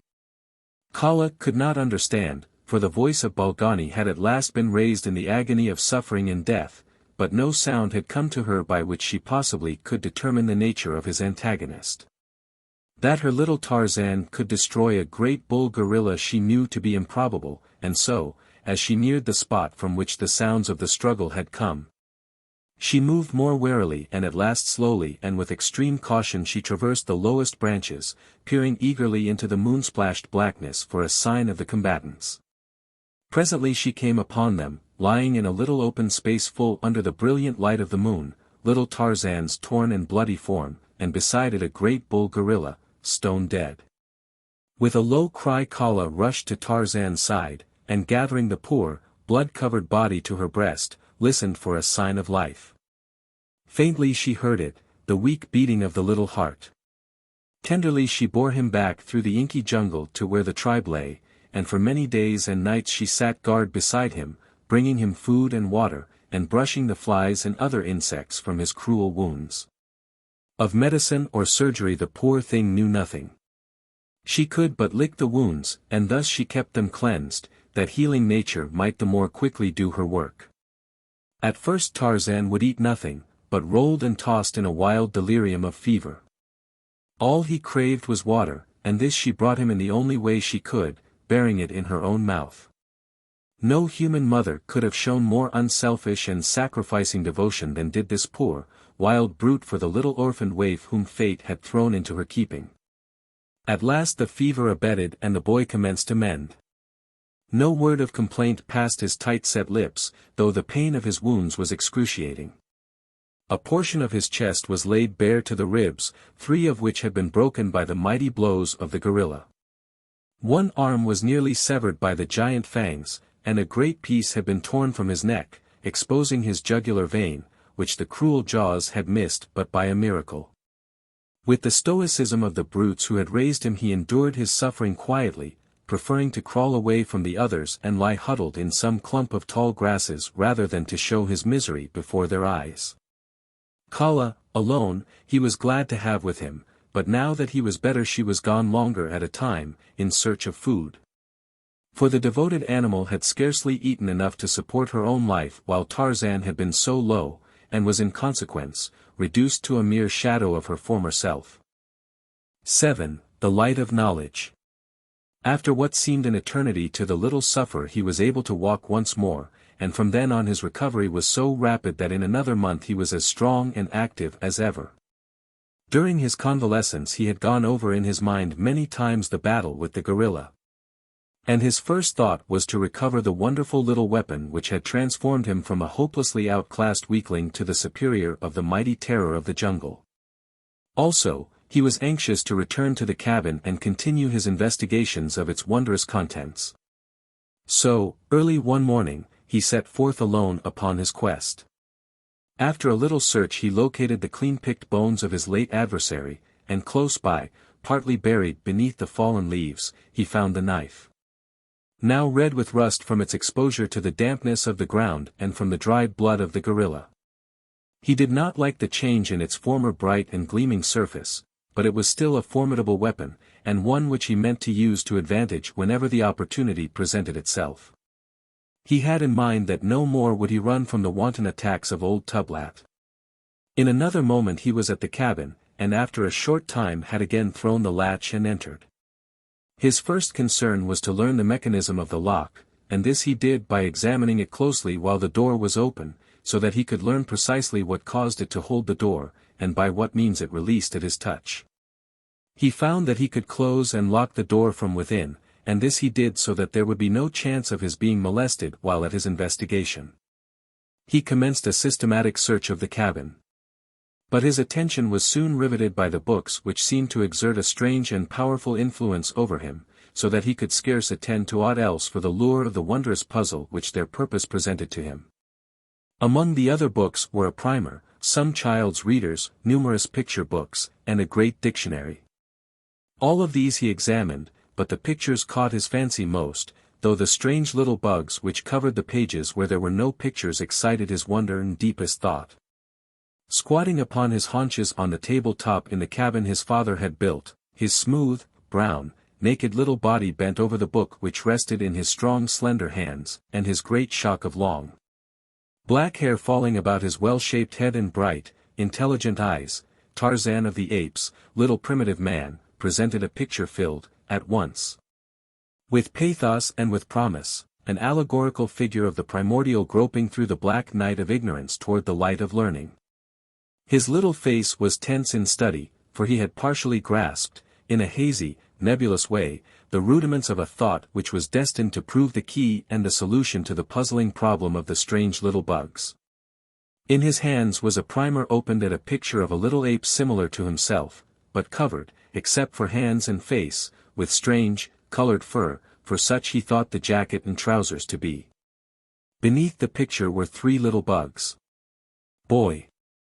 And now he had discovered in the text upon the page that these 3 were repeated many times in the same sequence. Another fact he learned, that there were comparatively few individual bugs. But these were repeated many times, occasionally alone, but more often in company with others. Slowly he turned the pages, scanning the pictures and the text for a repetition of the combination BOY. Presently he found it beneath a picture of another little ape and a strange animal which went upon 4 legs like the jackal and resembled him not a little. Beneath this picture the bugs appeared as a boy and a dog. There they were, the 3 little bugs which always accompanied the little ape. And so he progressed very, very slowly. For it was a hard and laborious task which he had set himself without knowing it, a task which might seem to you or me impossible, learning to read without having the slightest knowledge of letters or written language, or the faintest idea that such things existed. He did not accomplish it in a day, or in a week, or in a month, or in a year. But slowly, very slowly, he learned after he had grasped the possibilities which lay in those little bugs. So that by the time he was 15 he knew the various combinations of letters which stood for every pictured figure in the little primer and in 1 or 2 of the picture books. Of the meaning and use of the articles and conjunctions, verbs and adverbs and pronouns he had but the faintest conception. One day when he was about 12 he found a number of lead pencils in a hitherto undiscovered drawer beneath the table, and in scratching upon the table top with one of them he was delighted to discover the black line it left behind it. He worked so assiduously with this new toy that the tabletop was soon a mass of scrawly loops and irregular lines and his pencil point worn down to the wood. Then he took another pencil, but this time he had a definite object in view. He would attempt to reproduce some of the little bugs that scrambled over the pages of his books. It was a difficult task, for he held the pencil as one would grasp the hilt of a dagger, which does not add greatly to ease in writing or to the legibility of the results. But he persevered for months, at such times as he was able to come to the cabin, until at last by repeated experimenting he found a position in which to hold the pencil that best permitted him to guide and control it. So that at last he could roughly reproduce any of the little bugs. Thus he made a beginning of writing. Copying the bugs taught him another thing, their number. And though he could not count as we understand it, yet he had an idea of quantity, the base of his calculations being the number of fingers upon one of his hands. His search through the various books convinced him that he had discovered all the different kinds of bugs most often repeated in combination. And these he arranged in proper order with great ease because of the frequency with which he had perused the fascinating alphabet picture book. His education progressed, but his greatest finds were in the inexhaustible storehouse of the huge illustrated dictionary, for he learned more through the medium of pictures than text, even after he had grasped the significance of the bugs. When he discovered the arrangement of words in alphabetical order he delighted in searching for and finding the combinations with which he was familiar, and the words which followed them, their definitions. led him still further into the mazes of erudition.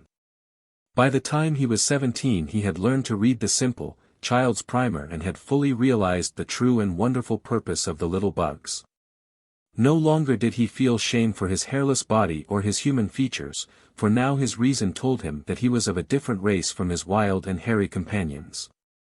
He was min, they were apes, and the little apes which scurried through the forest top were monkeys.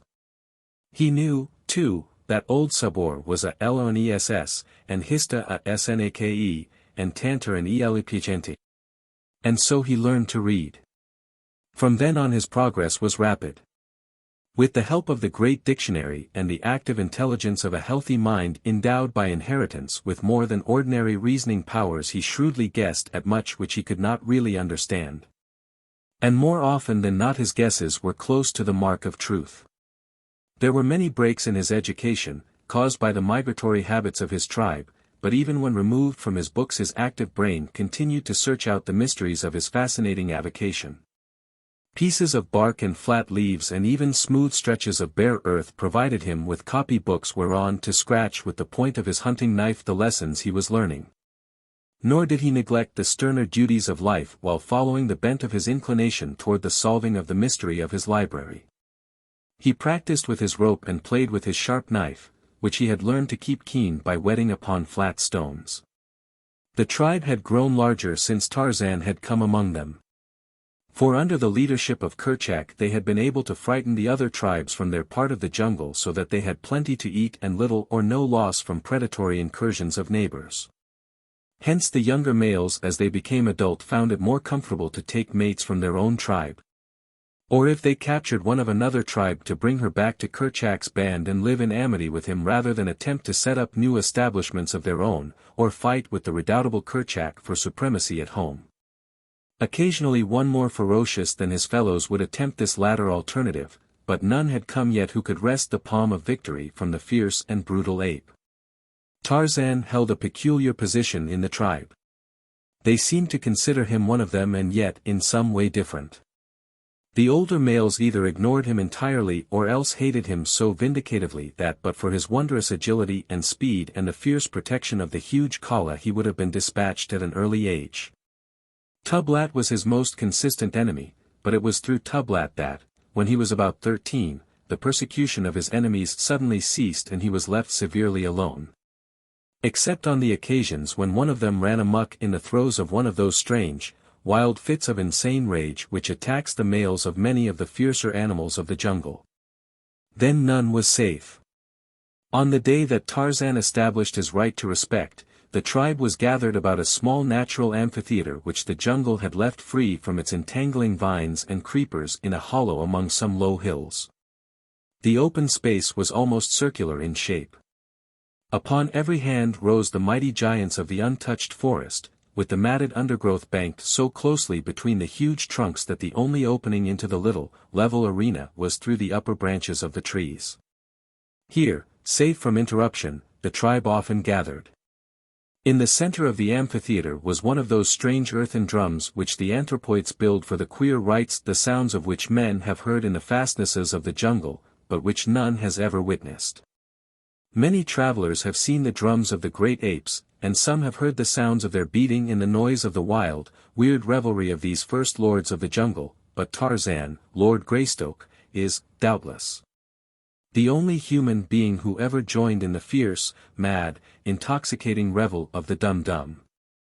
From this primitive function has arisen, unquestionably, all the forms and ceremonials of modern church and state, for through all the countless ages, back beyond the uttermost ramparts of a dawning humanity our fierce, hairy forebears danced out the rites of the dum-dum to the sound of their earthen drums, beneath the bright light of a tropical moon in the depth of a mighty jungle which stands unchanged today as it stood on that long-forgotten night in the dim, unthinkable vistas of the long-dead past when our first shaggy ancestor swung from a swaying bough and dropped lightly upon the soft turf of the first meeting-place. On the day that Tarzan won his emancipation from the persecution that had followed him remorselessly for 12 of his 13 years of life, the tribe, now a full 100 strong, trooped silently through the lower terrace of the jungle trees and dropped noiselessly upon the floor of the amphitheater. The rites of the dum-dum marked important events in the life of the tribe, a victory, the capture of a prisoner, the killing of some large fierce denizen of the jungle, the death or accession of a king, and were conducted with set ceremonialism. Today it was the killing of a giant ape, a member of another tribe, and as the people of Kerchak entered the arena, two mighty bulls were seen bearing the body of the vanquished between them. They laid their burden before the earthen drum and then squatted there beside it as guards. While the other members of the community curled themselves in grassy nooks to sleep until the rising moon should give the signal for the commencement of their savage orgy. For hours absolute quiet reigned in the little clearing, except as it was broken by the discordant notes of brilliantly feathered parrots, or the screeching and twittering of the thousand jungle birds flitting ceaselessly amongst the vivid orchids and flamboyant blossoms which festooned the myriad, moss-covered branches of the forest kings. At length, as darkness settled upon the jungle, the apes commenced to bestir themselves, and soon they formed a great circle about the earthen drum. The females and young squatted in a thin line at the outer periphery of the circle, while just in front of them ranged the adult males. Before the drum sat 3 old females, each armed with a knotted branch 15 or 18 inches in length. Slowly and softly they began tapping upon the resounding surface of the drum as the first faint rays of the ascending moon silvered the encircling tree tops. As the light in the amphitheater increased, the females augmented the frequency and force of their blows until presently a wild, rhythmic din pervaded the great jungle for miles in every direction. Huge, fierce brutes stopped in their hunting, with up-pricked ears and raised heads, to listen to the dull booming that betokened the dum-dum of the apes. Occasionally one would raise his shrill scream or thunderous roar in answering challenge to the savage din of the anthropoids, but none came near to investigate or attack, for the great apes, assembled in all the power of their numbers, filled the breasts of their jungle neighbors with deep respect. As the din of the drum rose to almost deafening volume, Kerchak sprang into the open space between the squatting males and the drummers. Standing erect, he threw his head far back, and looking full into the eye of the rising moon, he beat upon his breast with his great hairy paws and emitted his fearful roaring shriek. Once, twice, thrice that terrifying cry rang out across the teeming solitude of that unspeakably quick, yet unthinkably dead, world. Then, crouching, Kerchak slunk noiselessly around the open circle, veering far away from the dead body lying before the altar drum, but, as he passed, keeping his little, fierce, wicked, red eyes upon the corpse. Another male then sprang into the arena, and, repeating the horrid cries of his king, followed stealthily in his wake. Another and another followed in quick succession until the jungle reverberated with the now almost ceaseless notes of their bloodthirsty screams. It was the challenge and the hunt. When all the adult males had joined in the thin line of circling dancers, the attack commenced. Kerchak, seizing a huge club from the pile which lay at hand for the purpose, rushed furiously upon the dead ape, dealing the corpse a terrific blow, at the same time emitting the growls and snarls of combat. The din of the drum was now increased, as well as the frequency of the blows, and the warriors, as each approached the victim of the hunt and delivered his bludgeon blow, joined in the mad whirl of the death dance. Tarzan was one of the wild, leaping horde. His brown, sweat-streaked, muscular body, glistening in the moonlight, shone supple and graceful among the uncouth, awkward, hairy brutes about him. None was more stealthy in the mimic hunt, none more ferocious than he in the wild ferocity of the attack, none who leaped so high into the air in the dance of death. As the noise and rapidity of the drumbeats increased, the dancers apparently became intoxicated with the wild rhythm and the savage yells. Their leaps and bounds increased, their bared fangs dripped saliva, and their lips and breasts were flecked with foam. For half an hour the weird dance went on, until, at a sign from Kerchak, the noise of the drum ceased, the female drummers scampering hurriedly through the line of dancers toward the outer rim of squatting spectators. Then, as one, the males rushed headlong upon the thing which their terrific blows had reduced to a mass of hairy pulp. Flesh seldom came to their jaws in satisfying quantities, so a fit finale to their wild revel was a taste of fresh killed meat, and it was to the purpose of devouring their late enemy that they now turned their attention. Great fangs sunk into the carcass, tearing away huge hunks, the mightiest of the apes obtaining the choicest morsels, while the weaker circled the outer edge of the fighting. Snarling pack awaiting their chance to dodge in and snatch a dropped tidbit or filch a remaining bone before all was gone. Tarzan, more than the apes, craved and needed flesh. Descended from a race of meat-eaters, never in his life, he thought, had he once satisfied his appetite for animal food. And so now his agile little body wormed its way far into the mass of struggling, rending apes in an endeavor to obtain a share which his strength would have been unequal to the task of winning for him. At his side hung the hunting knife of his unknown father in a sheath self-fashioned in copy of one he had seen among the pictures of his treasure books. At last he reached the fast disappearing feast, and with his sharp knife slashed off a more generous portion than he had hoped for, an entire hairy forearm, where it protruded from beneath the feet of the mighty Kerchak, who was so busily engaged in perpetuating the royal prerogative of gluttony that he failed to note the act of lèse-majesté. So little Tarzan wriggled out from beneath the struggling mass, clutching his grisly prize close to his breast. Among those circling futilely the outskirts of the banquetiers was old Tublat. He had been among the first at the feast, but had retreated with a goodly share to eat in quiet, and was now forcing his way back for more. So it was that he spied Tarzan as the boy emerged from the clawing, pushing throng with that hairy forearm hugged firmly to his body. Tublat's little, close-set, bloodshot, pig eyes shot wicked gleams of hate as they fell upon the object of his loathing. In them, too, was greed for the toothsome dainty the boy carried. But Tarzan saw his archenemy as quickly, and divining what the great beast would do, he leaped nimbly away toward the females and the young, hoping to hide himself among them. Tublat, however, was close upon his heels, so that he had no opportunity to seek a place of concealment, but saw that he would be put to it to escape at all. Swiftly he sped toward the surrounding trees, and with an agile bound gained a lower limb with one hand, and then, transferring his burden to his teeth, he climbed rapidly upward, closely followed by Tublat. Up he went to the waving pinnacle of a lofty monarch of the forest where his heavy pursuer dared not follow him. There he perched, hurling taunts and insults at the raging, foaming beast 50 feet below him. And then Tublat went mad. With horrifying screams and roars he rushed to the ground, among the females and young, sinking his great fangs into a dozen tiny necks and tearing great pieces from the backs and breasts of the females who fell into his clutches. In the brilliant moonlight Tarzan witnessed the whole mad carnival of rage. He saw the females and the young scamper to the safety of the trees. Then the great bulls in the center of the arena felt the mighty fangs of their demented fellow, and with one accord they melted into the black shadows of the overhanging forest. There was but one in the amphitheater beside Tublat, a belated female running swiftly toward the tree where Tarzan perched, and close behind her came the awful Tublat. It was Kala, and as quickly as Tarzan saw that Tublat was gaining on her he dropped with the rapidity of a falling stone, from branch to branch, toward his foster mother. Now she was beneath the overhanging limbs and close above her crouched Tarzan, waiting the outcome of the race. She leaped into the air grasping a low-hanging branch, but almost over the head of Tublat, so nearly had he distanced her. She should have been safe now, but there was a rending, tearing sound, the branch broke and precipitated her full upon the head of Tublat, knocking him to the ground.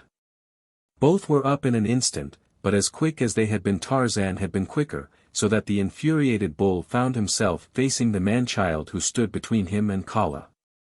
Nothing could have suited the fierce beast better, and with a roar of triumph he leaped upon the little Lord Greystoke. But his fangs never closed in that nut-brown flesh. A muscular hand shot out and grasped the hairy throat, and another plunged a keen hunting knife a dozen times into the broad breast. Like lightning the blows fell, and only ceased when Tarzan felt the limp form crumple beneath him. As the body rolled to the ground Tarzan of the Apes placed his foot upon the neck of his lifelong enemy and, raising his eyes to the full moon, threw back his fierce young head and voiced the wild and terrible cry of his people. One by one the tribe swung down from their arboreal retreats and formed a circle about Tarzan and his vanquished foe.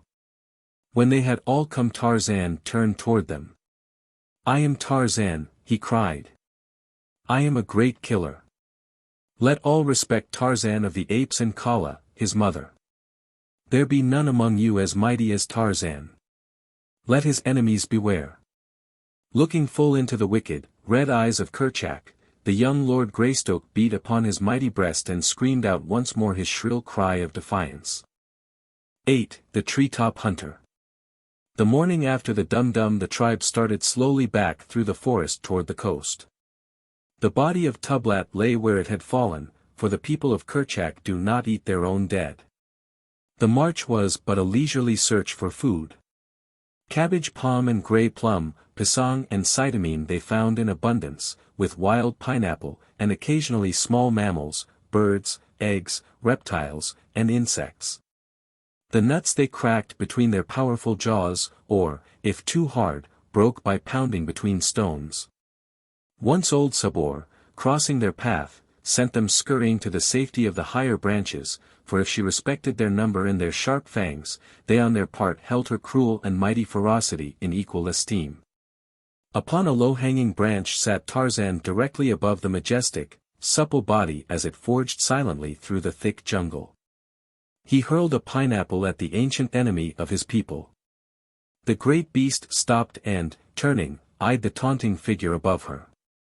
With an angry lash of her tail she bared her yellow fangs, curling her great lips in a hideous snarl that wrinkled her bristling snout in serried ridges and closed her wicked eyes to two narrow slits of rage and hatred.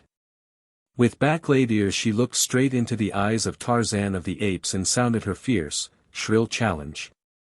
And from the safety of his overhanging limb the ape-child sent back the fearsome answer of his kind. For a moment the two eyed each other in silence, and then the great cat turned into the jungle, which swallowed her as the ocean engulfs a tossed pebble. But into the mind of Tarzan a great plan sprang. He had killed the fierce Tublat, so was he not therefore a mighty fighter? Now would he track down the crafty Sabor and slay her likewise. He would be a mighty hunter, also. At the bottom of his little English heart beat the great desire to cover his nakedness with clothes, for he had learned from his picture books that all men were so covered, while monkeys and apes and every other living thing went naked. Clothes therefore, must be truly a badge of greatness, the insignia of the superiority of man over all other animals, for surely there could be no other reason for wearing the hideous things. Many moons ago, when he had been much smaller, he had desired the skin of Sabor, the lioness, or Numa, the lion, or Sheeta, the leopard to cover his hairless body that he might no longer resemble hideous Hista, the snake. But now he was proud of his sleek skin, for it betokened his descent from a mighty race, and the conflicting desires to go naked in prideful proof of his ancestry. Or to conform to the customs of his own kind and wear hideous and uncomfortable apparel found first one and then the other in the ascendancy. As the tribe continued their slow way through the forest after the passing of Sabor, Tarzan's head was filled with his great scheme for slaying his enemy, and for many days thereafter he thought of little else. On this day, however, he presently had other and more immediate interests to attract his attention. Suddenly it became as midnight, the noises of the jungle ceased.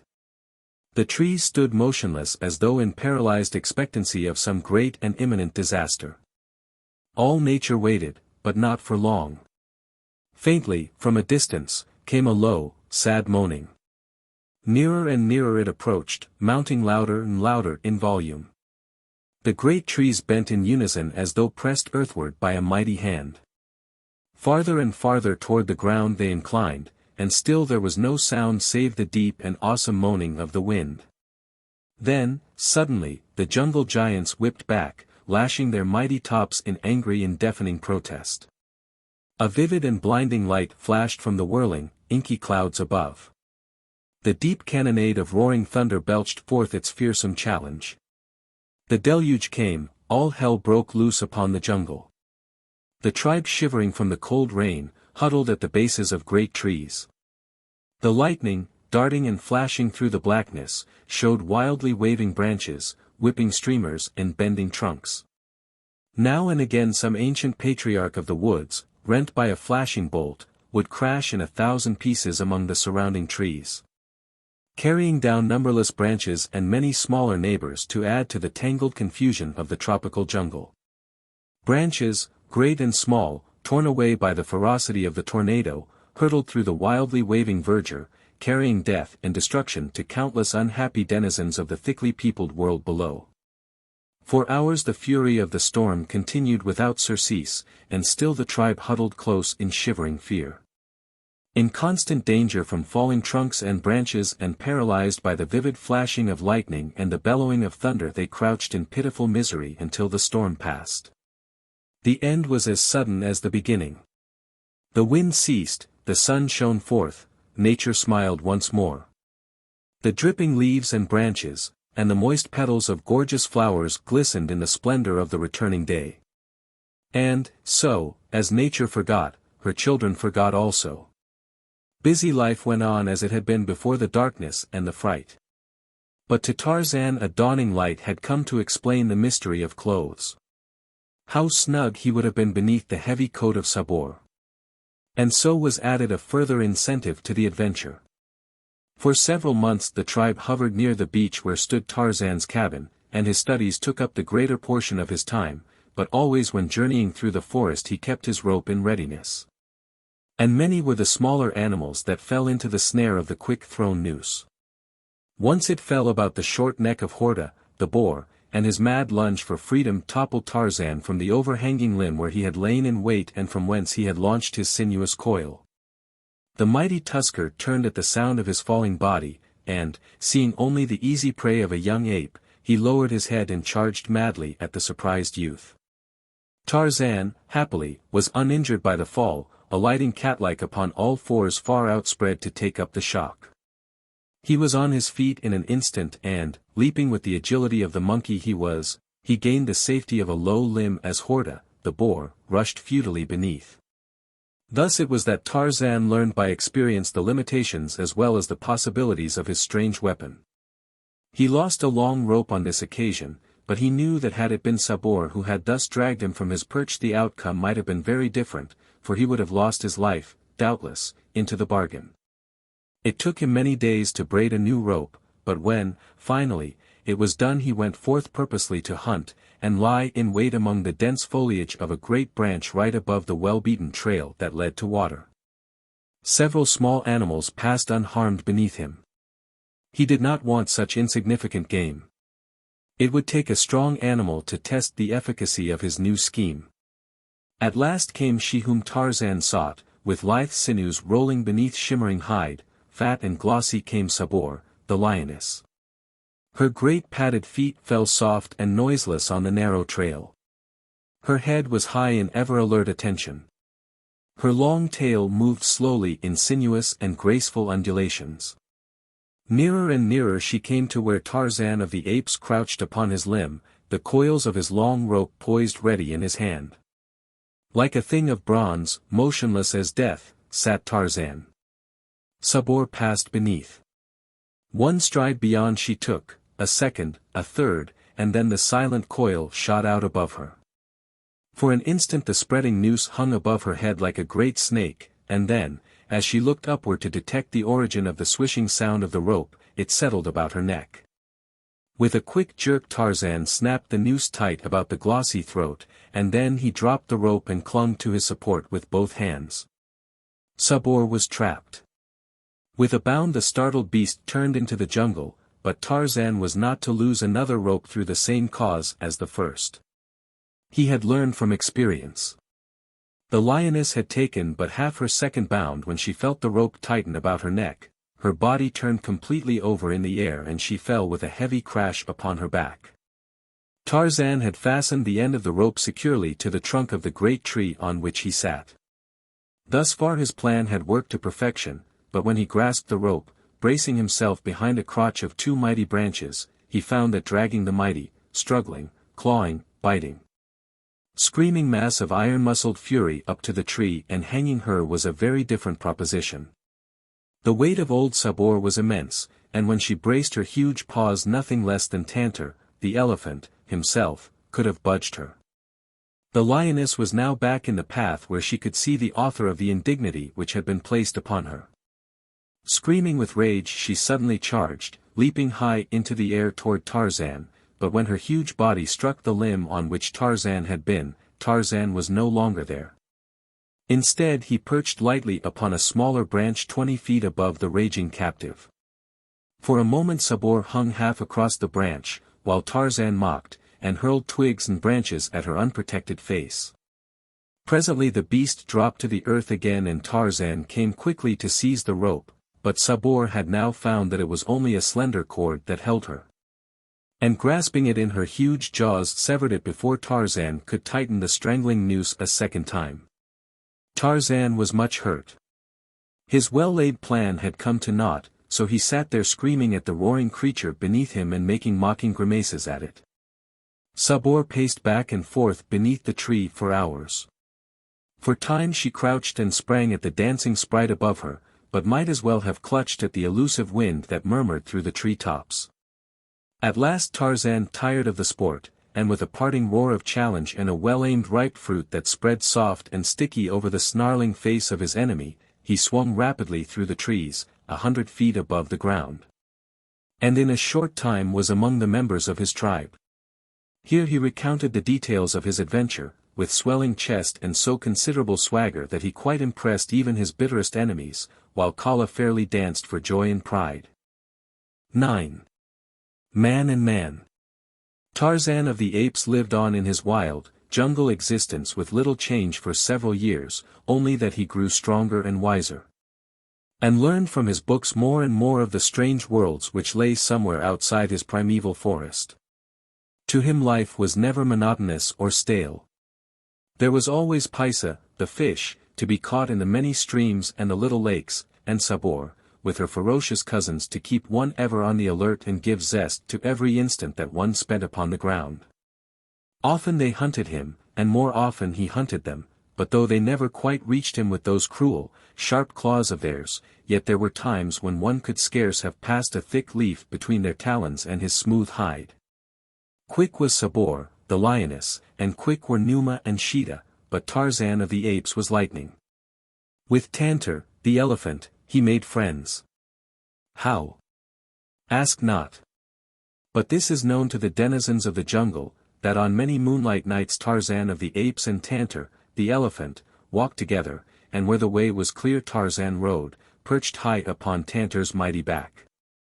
Many days during these years he spent in the cabin of his father, where still lay, untouched, the bones of his parents and the skeleton of Kala's baby. At 18 he read fluently and understood nearly all he read in the many and varied volumes on the shelves. Also could he write, with printed letters, rapidly and plainly, but script he had not mastered, for though there were several copy books among his treasure, there was so little written English in the cabin that he saw no use for bothering with this other form of writing, though he could read it, laboriously. Thus, at 18, we find him, an English lordling, who could speak no English, and yet who could read and write his native language. Never had he seen a human being other than himself, for the little area traversed by his tribe was watered by no greater river to bring down the savage natives of the interior. High hills shut it off on 3 sides, the ocean on the 4th. It was alive with lions and leopards and poisonous snakes. Its untouched mazes of matted jungle had as yet invited no hardy pioneer from the human beasts beyond its frontier. But as Tarzan of the Apes sat one day in the cabin of his father delving into the mysteries of a new book, the ancient security of his jungle was broken forever. At the far eastern confine a strange cavalcade strung, in single file, over the brow of a low hill. In advance were 50 black warriors armed with slender wooden spears with ends hard baked over slow fires, and long bows and poisoned arrows. On their backs were oval shields, in their noses huge rings, while from the kinky wool of their heads protruded tufts of gay feathers. Across their foreheads were tattooed 3 parallel lines of color, and on each breast 3 concentric circles. Their yellow teeth were filed to sharp points, and their great protruding lips added still further to the low and bestial brutishness of their appearance. Following them were several hundred women and children, the former bearing upon their heads great burdens of cooking pots, household utensils and ivory. In the rear were 100 warriors, similar in all respects to the advance guard. That they more greatly feared an attack from the rear than whatever unknown enemies lurked in their advance was evidenced by the formation of the column. And such was the fact, for they were fleeing from the white man's soldiers who had so harassed them for rubber and ivory that they had turned upon their conquerors one day and massacred a white officer and a small detachment of his black troops. For many days they had gorged themselves on meat, but eventually a stronger body of troops had come and fallen upon their village by night to revenge the death of their comrades. That night the black soldiers of the white man had had meat a-plenty, and this little remnant of a once powerful tribe had slunk off into the gloomy jungle toward the unknown, and freedom. But that which meant freedom and the pursuit of happiness to these savage blacks meant consternation and death to many of the wild denizens of their new home. For 3 days the little cavalcade marched slowly through the heart of this unknown and untracked forest, until finally, early in the 4th day, they came upon a little spot near the banks of a small river, which seemed less thickly overgrown than any ground they had yet encountered. Here they set to work to build a new village, and in a month a great clearing had been made, huts and palisades erected, plantains, yams and maize planted, and they had taken up their old life in their new home. Here there were no white men, no soldiers, nor any rubber or ivory to be gathered for cruel and thankless taskmasters. Several moons passed by ere the blacks ventured far into the territory surrounding their new village. Several had already fallen prey to old Sabor, and because the jungle was so infested with these fierce and bloodthirsty cats, and with lions and leopards, the ebony warriors hesitated to trust themselves far from the safety of their palisades. But one day, Kalanga, a son of the old king, Mbonga, wandered far into the dense mazes to the west. Warily he stepped, his slender lance ever ready, his long oval shield firmly grasped in his left hand close to his sleek ebony body. At his back his bow, and in the quiver upon his shield many slim, straight arrows, well smeared with the thick, dark, tarry substance that rendered deadly their tiniest needle prick. Night found Kalanga far from the palisades of his father's village, but still headed westward, and climbing into the fork of a great tree he fashioned a rude platform and curled himself for sleep. 3 miles to the west slept the tribe of Kerchak. Early the next morning the apes were astir, moving through the jungle in search of food. Tarzan, as was his custom, prosecuted his search in the direction of the cabin so that by leisurely hunting on the way his stomach was filled by the time he reached the beach. The apes scattered by 1s, and 2s, and 3s in all directions, but ever within sound of a signal of alarm. Kala had moved slowly along an elephant track toward the east, and was busily engaged in turning over rotted limbs and logs in search of succulent bugs and fungi, when the faintest shadow of a strange noise brought her to startled attention. For 50 yards before her the trail was straight, and down this leafy tunnel she saw the stealthy advancing figure of a strange and fearful creature. It was Kalanga. Kala did not wait to see more, but, turning, moved rapidly back along the trail. She did not run, but, after the manner of her kind when not aroused, sought rather to avoid than to escape. Close after her came Kalanga. Here was meat. He could make a killing and feast well this day. On he hurried, his spear poised for the throw. At a turning of the trail he came in sight of her again upon another straight stretch. His spear hand went far back, the muscles rolled, lightning-like, beneath the sleek hide. Out shot the arm, and the spear sped toward Kala. A poor cast. It but grazed her side. With a cry of rage and pain the she-ape turned upon her tormentor. In an instant the trees were crashing beneath the weight of her hurrying fellows, swinging rapidly toward the scene of trouble in answer to Kala's scream.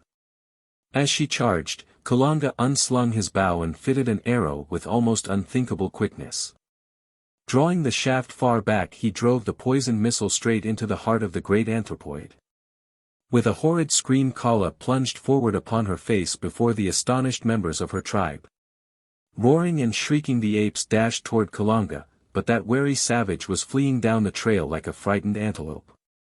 He knew something of the ferocity of these wild, hairy men, and his one desire was to put as many miles between himself and them as he possibly could.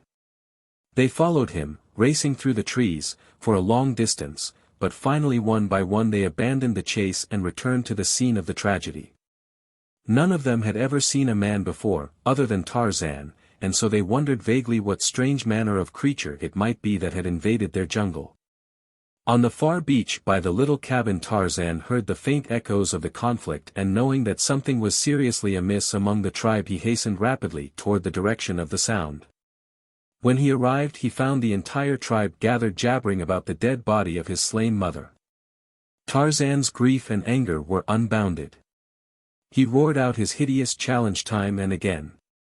He beat upon his great chest with his clenched fists, and then he fell upon the body of Kala and sobbed out the pitiful sorrowing of his lonely heart.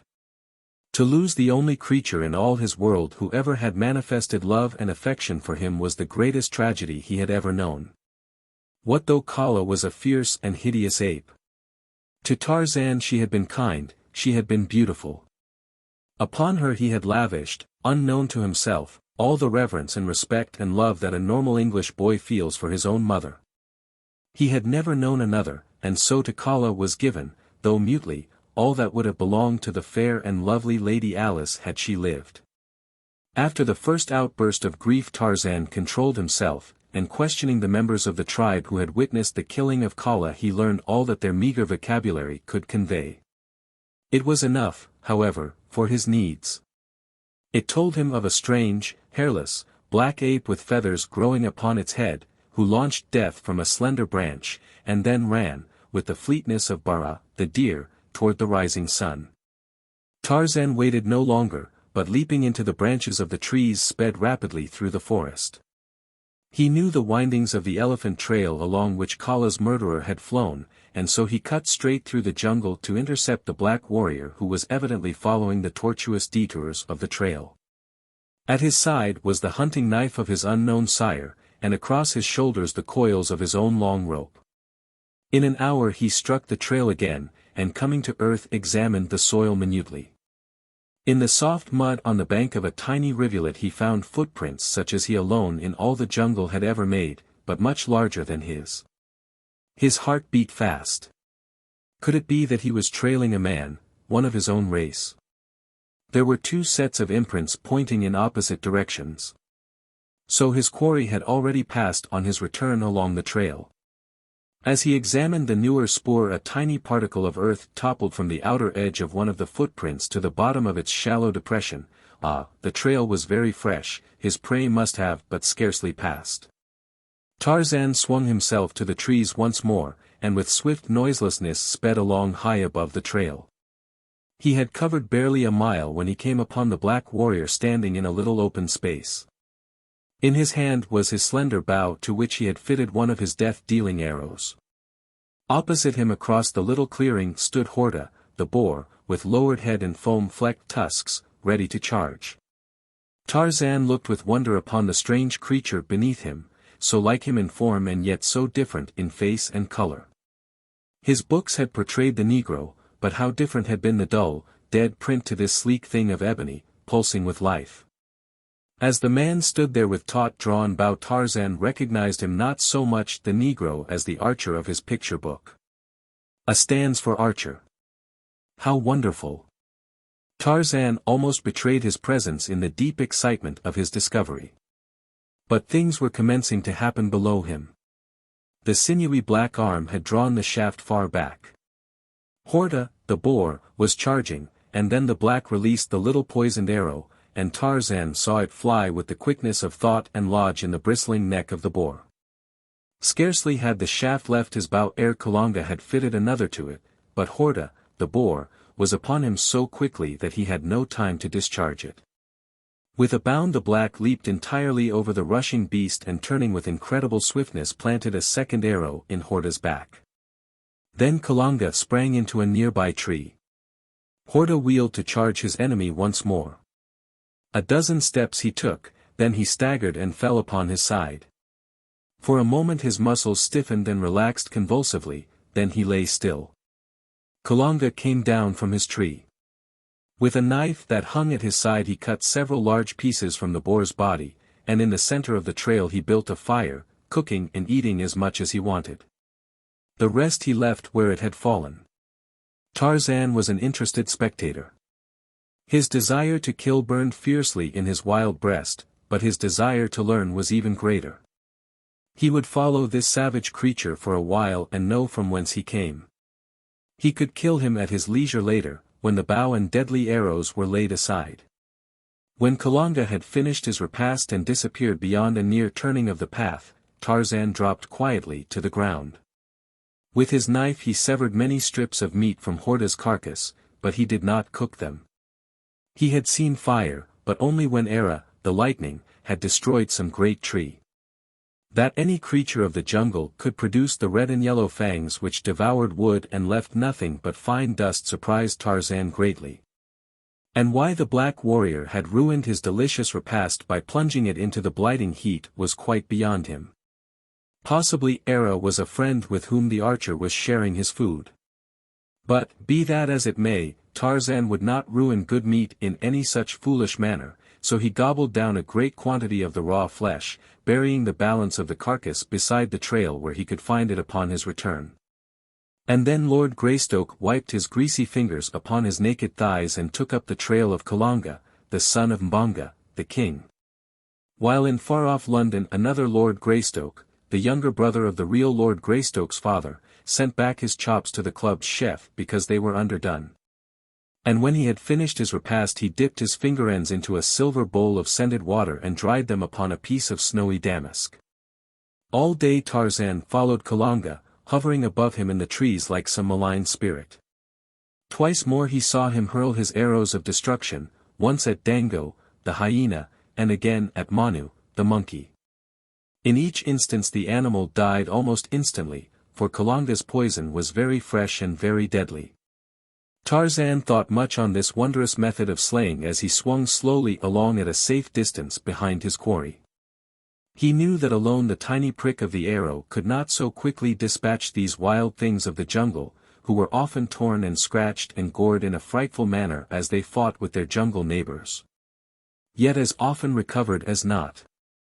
No, there was something mysterious connected with these tiny slivers of wood which could bring death by a mere scratch. He must look into the matter.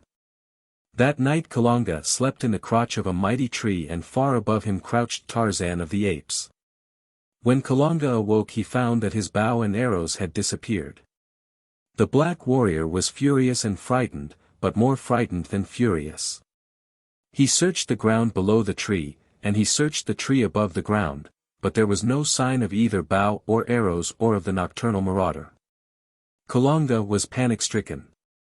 His spear he had hurled at Kala and had not recovered, and, now that his bow and arrows were gone, he was defenseless except for a single knife. His only hope lay in reaching the village of Mbonga as quickly as his legs would carry him. That he was not far from home he was certain, so he took the trail at a rapid trot. From a great mass of impenetrable foliage a few yards away emerged Tarzan of the Apes to swing quietly in his wake. Kalanga's bow and arrows were securely tied high in the top of a giant tree from which a patch of bark had been removed by a sharp knife near to the ground, and a branch half cut through and left hanging about 50 feet higher up. Thus Tarzan blazed the forest trails and marked his caches. As Kalanga continued his journey Tarzan closed on him until he traveled almost over the black's head. His rope he now held coiled in his right hand, he was almost ready for the kill.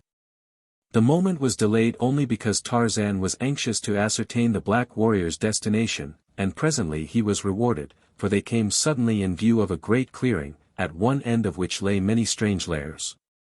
Tarzan was directly over Kalanga, as he made the discovery. The forest ended abruptly and beyond lay 200 yards of planted fields between the jungle and the village. Tarzan must act quickly or his prey would be gone.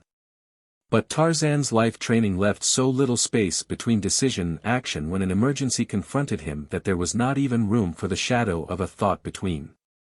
So it was that as Kalanga emerged from the shadow of the jungle a slender coil of rope sped sinuously above him from the lowest branch of a mighty tree directly upon the edge of the fields of Mbonga. And ere the king's son had taken a half-dozen steps into the clearing a quick noose tightened about his neck. So quickly did Tarzan of the Apes drag back his prey that Kalanga's cry of alarm was throttled in his windpipe.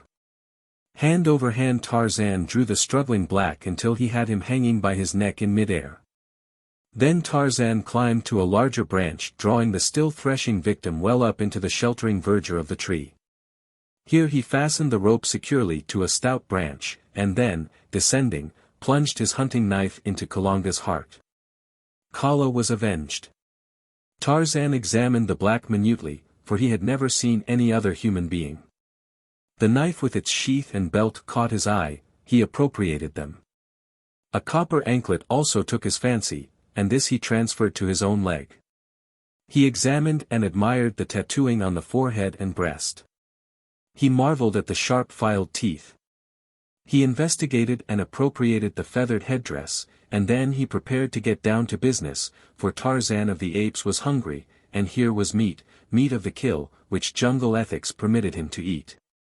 How may we judge him, by what standards, this ape-man with the heart and head and body of an English gentleman, and the training of a wild beast? Tublat, whom he had hated and who had hated him, he had killed in a fair fight, and yet never had the thought of eating Tublat's flesh entered his head. It would have been as revolting to him as is cannibalism to us. But who was Kalanga that he might not be eaten as fairly as Horta, the boar, or Bara, the deer? Was he not simply another of the countless wild things of the jungle who preyed upon one another to satisfy the cravings of hunger? Suddenly, a strange doubt stayed his hand. Had not his books taught him that he was a man? And was not the archer a man, also?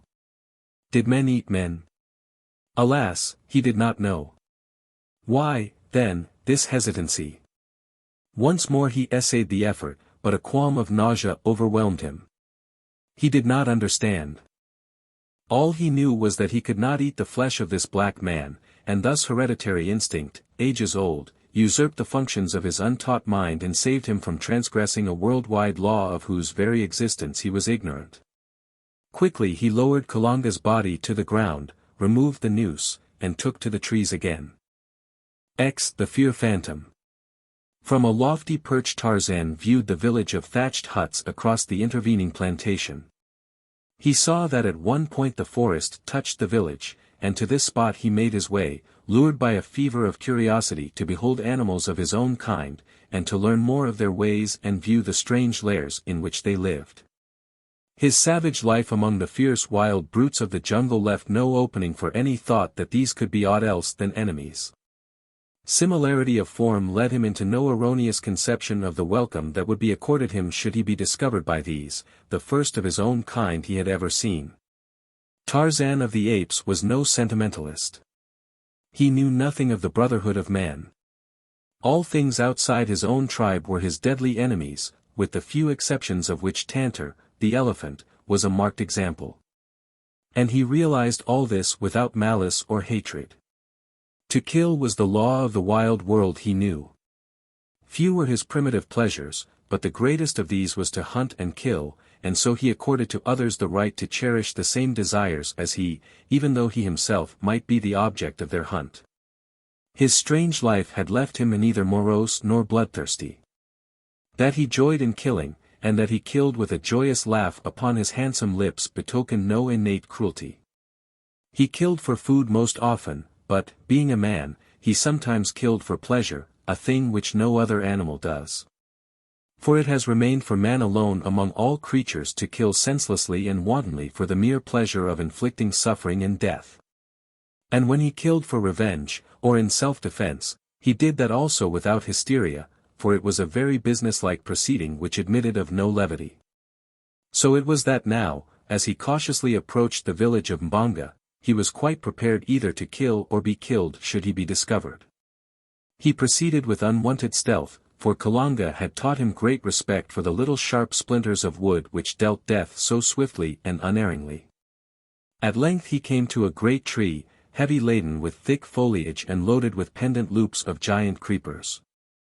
From this almost impenetrable bower above the village he crouched, looking down upon the scene below him, wondering over every feature of this new, strange life. There were naked children running and playing in the village street.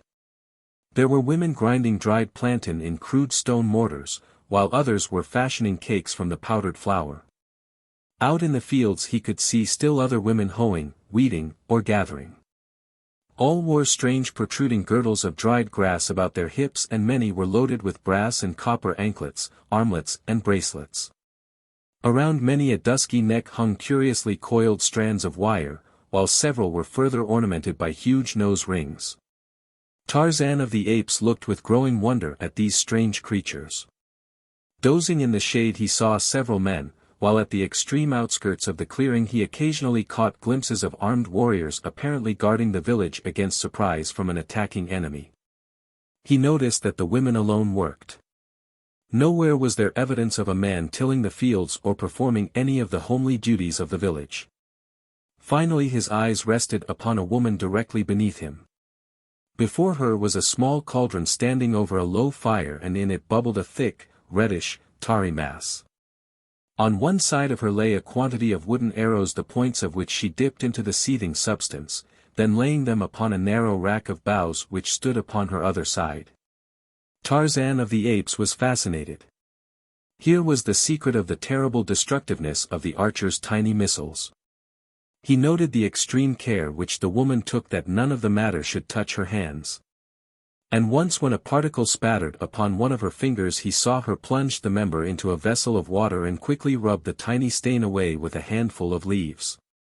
Tarzan knew nothing of poison, but his shrewd reasoning told him that it was this deadly stuff that killed, and not the little arrow, which was merely the messenger that carried it into the body of its victim. How he should like to have more of those little death-dealing slivers.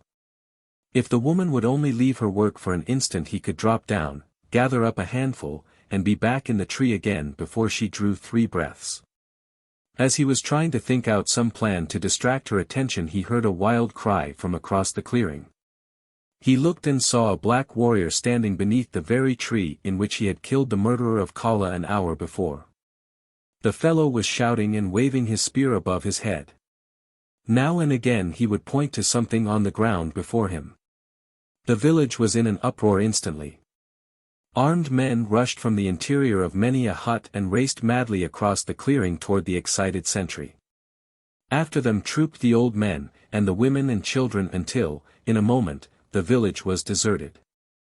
Tarzan of the Apes knew that they had found the body of his victim, but that interested him far less than the fact that no one remained in the village to prevent his taking a supply of the arrows which lay below him. Quickly and noiselessly he dropped to the ground beside the cauldron of poison. For a moment he stood motionless, his quick, bright eyes scanning the interior of the palisade. No one was in sight. His eyes rested upon the open doorway of a nearby hut. He would take a look within, thought Tarzan, and so, cautiously, he approached the low thatched building. For a moment he stood without, listening intently. There was no sound, and he glided into the semi-darkness of the interior. Weapons hung against the walls, long spears, strangely shaped knives, a couple of narrow shields. In the center of the room was a cooking pot, and at the far end a litter of dry grasses covered by woven mats which evidently served the owners as beds and bedding. Several human skulls lay upon the floor. Tarzan of the Apes felt of each article, hefted the spears, smelled of them, for he saw largely through his sensitive and highly trained nostrils. He determined to own one of these long, pointed sticks, but he could not take one on this trip because of the arrows he meant to carry. As he took each article from the walls, he placed it in a pile in the center of the room. On top of all he placed the cooking pot, inverted, and on top of this he laid one of the grinning skulls, upon which he fastened the headdress of the dead Kalanga. Then he stood back, surveyed his work, and grinned. Tarzan of the Apes enjoyed a joke. But now he heard, outside, the sounds of many voices, and long mournful howls, and mighty wailing. He was startled. Had he remained too long? Quickly he reached the doorway and peered down the village street toward the village gate.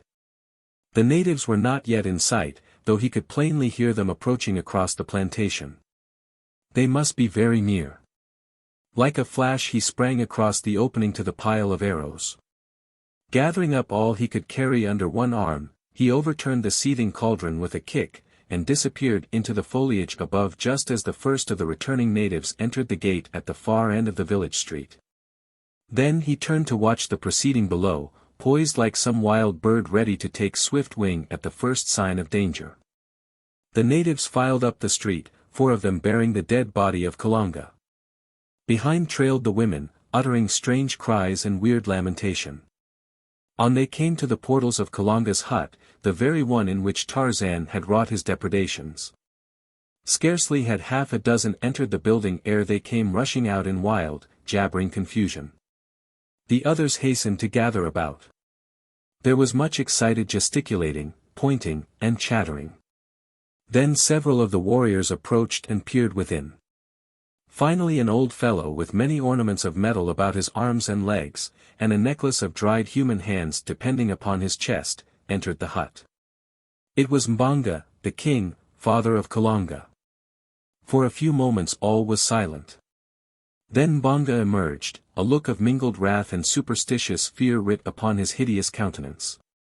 He spoke a few words to the assembled warriors, and in an instant the men were flying through the little village searching minutely every hut and corner within the palisades.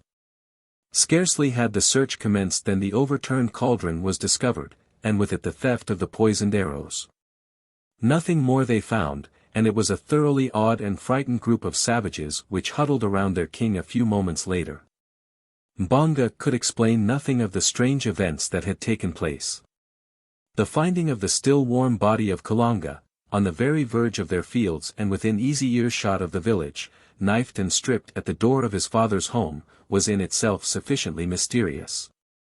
But these last awesome discoveries within the village, within the dead Kalanga's own hut, filled their hearts with dismay, and conjured in their poor brains only the most frightful of superstitious explanations. They stood in little groups, talking in low tones, and ever casting affrighted glances behind them from their great rolling eyes. Tarzan of the Apes watched them for a while from his lofty perch in the great tree. There was much in their demeanor which he could not understand, for of superstition he was ignorant, and of fear of any kind he had but a vague conception. The sun was high in the heavens.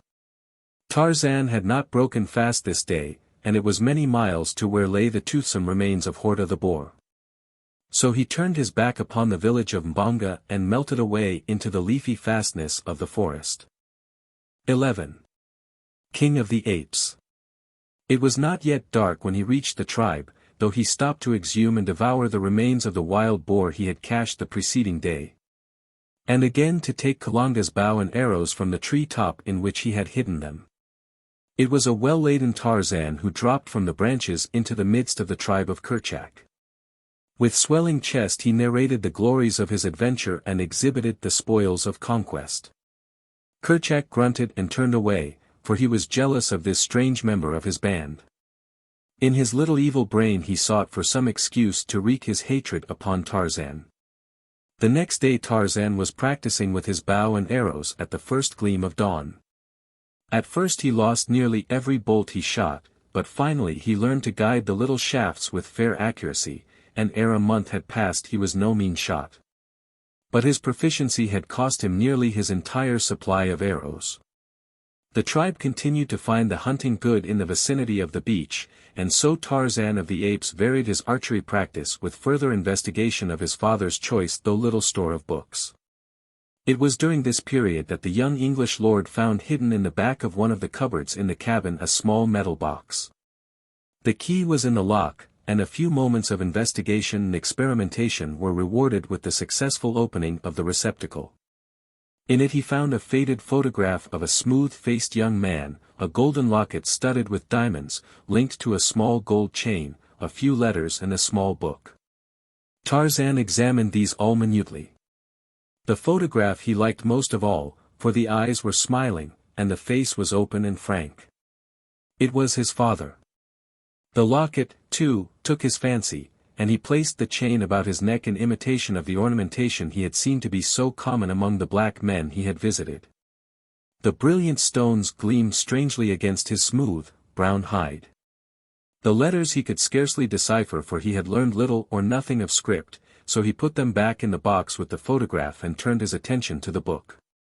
This was almost entirely filled with fine script, but while the little bugs were all familiar to him, their arrangement and the combinations in which they occurred were strange and entirely incomprehensible. Tarzan had long since learned the use of the dictionary, but much to his sorrow and perplexity it proved of no avail to him in this emergency. Not a word of all that was writ in the book could he find, and so he put it back in the metal box, but with a determination to work out the mysteries of it later on.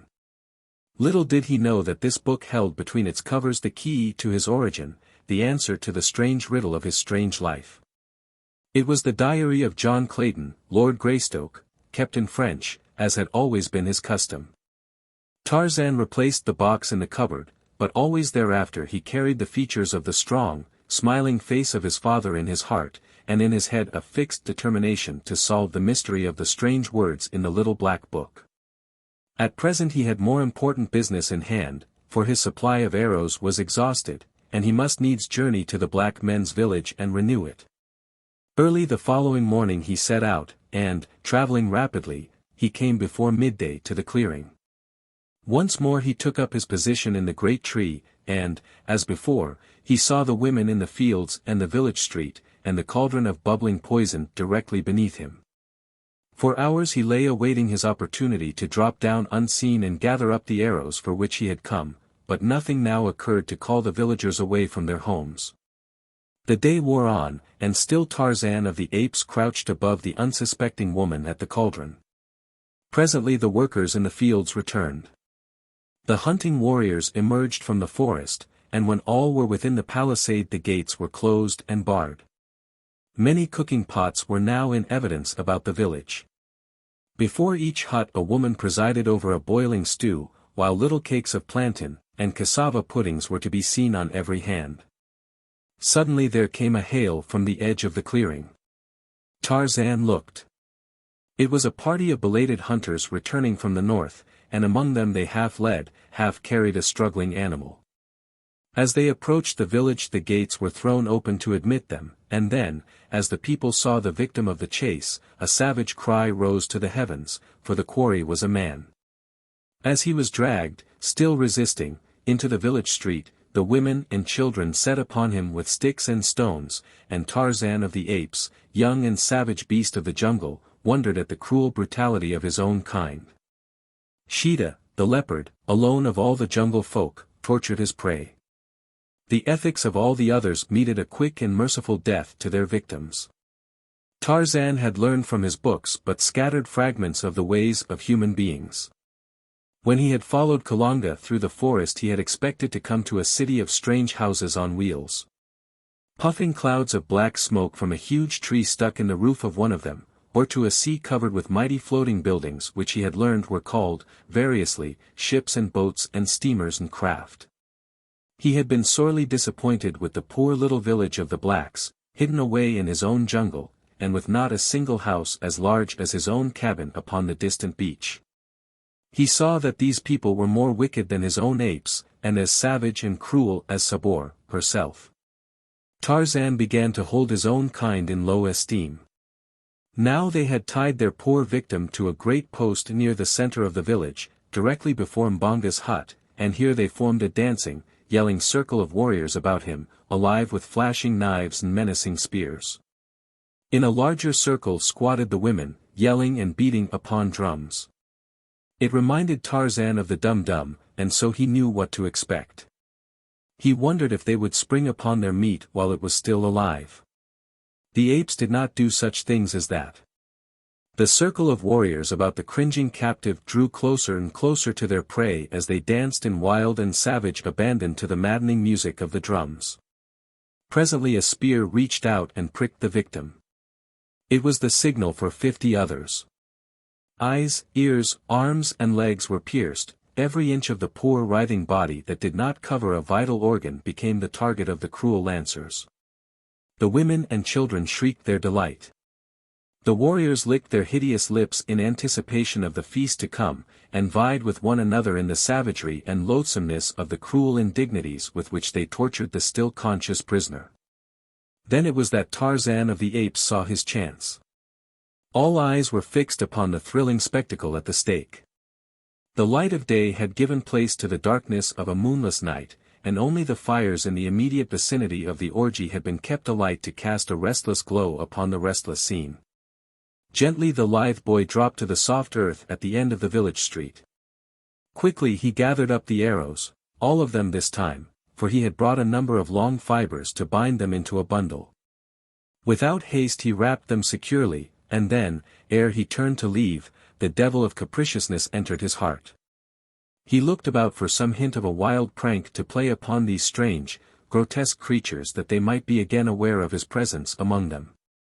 Dropping his bundle of arrows at the foot of the tree, Tarzan crept among the shadows at the side of the street until he came to the same hut he had entered on the occasion of his first visit. Inside all was darkness, but his groping hands soon found the object for which he sought, and without further delay he turned again toward the door. He had taken but a step, however, ere his quick ear caught the sound of approaching footsteps immediately without. In another instant the figure of a woman darkened the entrance of the hut. Tarzan drew back silently to the far wall, and his hand sought the long, keen hunting knife of his father. The woman came quickly to the center of the hut. There she paused for an instant, feeling about with her hands for the thing she sought. Evidently it was not in its accustomed place, for she explored ever nearer and nearer the wall where Tarzan stood. So close was she now that the ape-man felt the animal warmth of her naked body. Up went the hunting knife, and then the woman turned to one side and soon a guttural proclaimed that her search had at last been successful. Immediately she turned and left the hut, and as she passed through the doorway Tarzan saw that she carried a cooking pot in her hand. He followed closely after her, and as he reconnoitered from the shadows of the doorway he saw that all the women of the village were hastening to and from the various huts with pots and kettles. These they were filling with water and placing over a number of fires near the stake where the dying victim now hung, an inert and bloody mass of suffering. Choosing a moment when none seemed near, Tarzan hastened to his bundle of arrows beneath the great tree at the end of the village street. As on the former occasion he overthrew the cauldron before leaping, sinuous and cat-like, into the lower branches of the forest giant. Silently he climbed to a great height until he found a point where he could look through a leafy opening upon the scene beneath him. The women were now preparing the prisoner for their cooking pots, while the men stood about resting after the fatigue of their mad revel. Comparative quiet reigned in the village.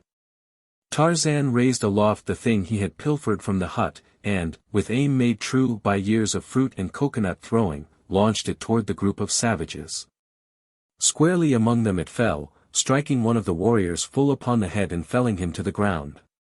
Then it rolled among the women and stopped beside the half-butchered thing they were preparing to feast upon.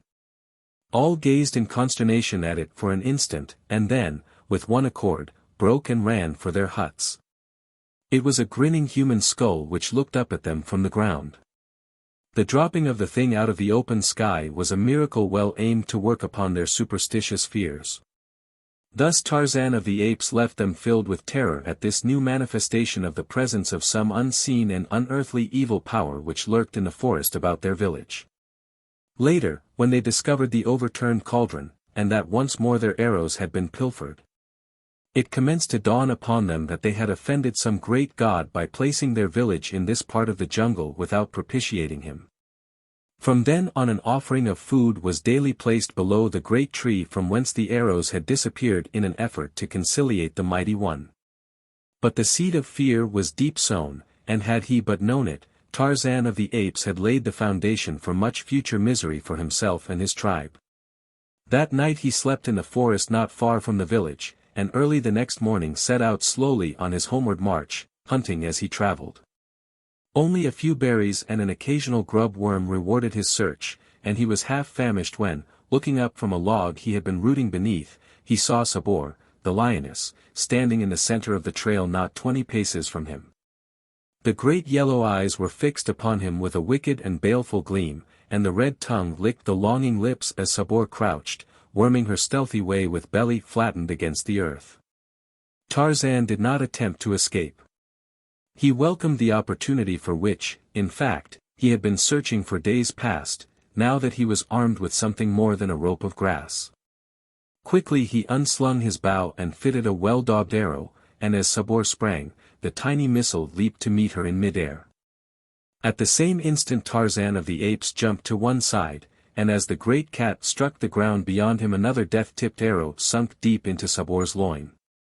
With a mighty roar the beast turned and charged once more, only to be met with a third arrow full in one eye, but this time she was too close to the ape-man for the latter to sidestep the onrushing body. Tarzan of the Apes went down beneath the great body of his enemy, but with gleaming knife drawn and striking home. For a moment they lay there, and then Tarzan realized that the inert mass lying upon him was beyond power ever again to injure man or ape. With difficulty he wriggled from beneath the great weight, and as he stood erect and gazed down upon the trophy of his skill, a mighty wave of exultation swept over him. With swelling breast, he placed a foot upon the body of his powerful enemy, and throwing back his fine young head, roared out the awful challenge of the victorious bull ape. The forest echoed to the savage and triumphant paean. Birds fell still, and the larger animals and beasts of prey slunk stealthily away, for few there were of all the jungle who sought for trouble with the great anthropoids. And in London another Lord Greystoke was speaking to his kind in the House of Lords, but none trembled at the sound of his soft voice. Sabor proved unsavory eating even to Tarzan of the Apes, but hunger served as a most efficacious disguise to toughness and rank taste, and ere long, with well-filled stomach, the ape-man was ready to sleep again. First, however, he must remove the hide, for it was as much for this as for any other purpose that he had desired to destroy Sabor. Deftly he removed the great pelt, for he had practiced often on smaller animals. When the task was finished he carried his trophy to the fork of a high tree, and there, curling himself securely in a crotch, he fell into deep and dreamless slumber. What with loss of sleep, arduous exercise, and a full belly, Tarzan of the Apes slept the sun around, awakening about noon of the following day. He straightway repaired to the carcass of Sabor, but was angered to find the bones picked clean by other hungry denizens of the jungle. Half an hour's leisurely progress through the forest brought to sight a young deer, and before the little creature knew that an enemy was near a tiny arrow had lodged in its neck. So quickly the virus worked that at the end of a dozen leaps the deer plunged headlong into the undergrowth, dead. Again did Tarzan feast well, but this time he did not sleep. Instead, he hastened on toward the point where he had left the tribe, and when he had found them proudly exhibited the skin of Sabor, the lioness. "Look," he cried, "apes of Kerchak. See what Tarzan, the mighty killer, has done. Who else among you has ever killed one of Numa's people? Tarzan is mightiest amongst you, for Tarzan is no ape. Tarzan is," but here he stopped, for in the language of the anthropoids there was no word for man, and Tarzan could only write the word in English, he could not pronounce it. The tribe had gathered about to look upon the proof of his wondrous prowess, and to listen to his words. Only Kerchak hung back, nursing his hatred in his rage. Suddenly something snapped in the wicked little brain of the anthropoid. With a frightful roar the great beast sprang among the assemblage. Biting, and striking with his huge hands, he killed and maimed a dozen ere the balance could escape to the upper terraces of the forest. Frothing and shrieking in the insanity of his fury, Kerchak looked about for the object of his greatest hatred, and there, upon a nearby limb, he saw him sitting. "Come down, Tarzan, great killer," cried Kerchak. "Come down and feel the fangs of a greater. Do mighty fighters fly to the trees at the first approach of danger?" And then Kerchak emitted the volleying challenge of his kind. Quietly Tarzan dropped to the ground. Breathlessly the tribe watched from their lofty perches as Kerchak, still roaring, charged the relatively puny figure. Nearly 7 feet stood Kerchak on his short legs. His enormous shoulders were bunched and rounded with huge muscles. The back of his short neck was as a single lump of iron sinew which bulged beyond the base of his skull, so that his head seemed like a small ball protruding from a huge mountain of flesh. His back-drawn, snarling lips exposed his great fighting fangs, and his little, wicked, bloodshot eyes gleamed in horrid reflection of his madness. Awaiting him stood Tarzan, himself a mighty muscled animal, but his 6 feet of height and his great rolling sinews seemed pitifully inadequate to the ordeal which awaited them. His bow and arrows lay some distance away where he had dropped them while showing Sabor's hide to his fellow apes. So that he confronted Kerchak now with only his hunting knife and his superior intellect to offset the ferocious strength of his enemy. As his antagonist came roaring toward him, Lord Greystoke tore his long knife from its sheath, and with an answering challenge as horrid and blood-curdling as that of the beast he faced, rushed swiftly to meet the attack. He was too shrewd to allow those long hairy arms to encircle him, and just as their bodies were about to crash together, Tarzan of the Apes grasped one of the huge wrists of his assailant, and, springing lightly to one side, drove his knife to the hilt into Kerchak's body, below the heart. Before he could wrench the blade free again, the bull's quick lunge to seize him in those awful arms had torn the weapon from Tarzan's grasp. Kerchak aimed a terrific blow at the ape-man's head with the flat of his hand, a blow which, had it landed, might easily have crushed in the side of Tarzan's skull. The man was too quick, and, ducking beneath it, himself delivered a mighty one, with clenched fist, in the pit of Kerchak's stomach. The ape was staggered, and what with the mortal wound in his side had almost collapsed, when, with one mighty effort he rallied for an instant, just long enough to enable him to wrest his arm free from Tarzan's grasp and close in a terrific clinch with his wiry opponent. Straining the ape-man close to him, his great jaws sought Tarzan's throat, but the young lord's sinewy fingers were at Kerchak's own before the cruel fangs could close on the sleek brown skin. Thus they struggled, the one to crush out his opponent's life with those awful teeth, the other to close forever the windpipe beneath his strong grasp while he held the snarling mouth from him. The greater strength of the ape was slowly prevailing, and the teeth of the straining beast were scarce an inch from Tarzan's throat when, with a shuddering tremor, the great body stiffened for an instant and then sank limply to the ground. Kerchak was dead. Withdrawing the knife that had so often rendered him master of far mightier muscles than his own, Tarzan of the Apes placed his foot upon the neck of his vanquished enemy, and once again, loud through the forest rang the fierce, wild cry of the conqueror. And thus came the young Lord Greystoke into the kingship of the apes. 12. Man's reason. There was one of the tribe of Tarzan who questioned his authority, and that was Turkaz, the son of Tublat. But he so feared the keen knife and the deadly arrows of his new lord that he confined the manifestation of his objections to petty disobediences and irritating mannerisms. Tarzan knew, however, that he but waited his opportunity to wrest the kingship from him by some sudden stroke of treachery, and so he was ever on his guard against surprise. For months the life of the little band went on much as it had before, except that Tarzan's greater intelligence and his ability as a hunter were the means of providing for them more bountifully than ever before. Most of them, therefore, were more than content with the change in rulers. Tarzan led them by night to the fields of the black men, and there, warned by their chief's superior wisdom, they ate only what they required, nor ever did they destroy what they could not eat, as is the way of Manu, the monkey, and of most apes. So, while the blacks were wroth at the continued pilfering of their fields, they were not discouraged in their efforts to cultivate the land, as would have been the case had Tarzan permitted his people to lay waste the plantation wantonly. During this period Tarzan paid many nocturnal visits to the village, where he often renewed his supply of arrows. He soon noticed the food always standing at the foot of the tree which was his avenue into the palisade, and after a little, he commenced to eat whatever the blacks put there. When the awestruck savages saw that the food disappeared overnight they were filled with consternation and dread, for it was one thing to put food out to propitiate a god or a devil, but quite another thing to have the spirit really come into the village and eat it. Such a thing was unheard of, and it clouded their superstitious minds with all manner of vague fears. Nor was this all. The periodic disappearance of their arrows, and the strange pranks perpetrated by unseen hands, had wrought them to such a state that life had become a veritable burden in their new home. And now it was that Mbonga and his head men began to talk of abandoning the village and seeking a site farther on in the jungle. Presently the black warriors began to strike farther and farther south into the heart of the forest when they went to hunt, looking for a site for a new village. More often was the tribe of Tarzan disturbed by these wandering huntsmen.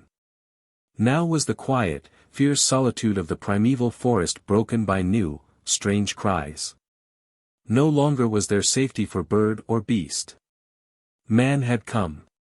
Other animals passed up and down the jungle by day and by night, fierce, cruel beasts, but their weaker neighbors only fled from their immediate vicinity to return again when the danger was past.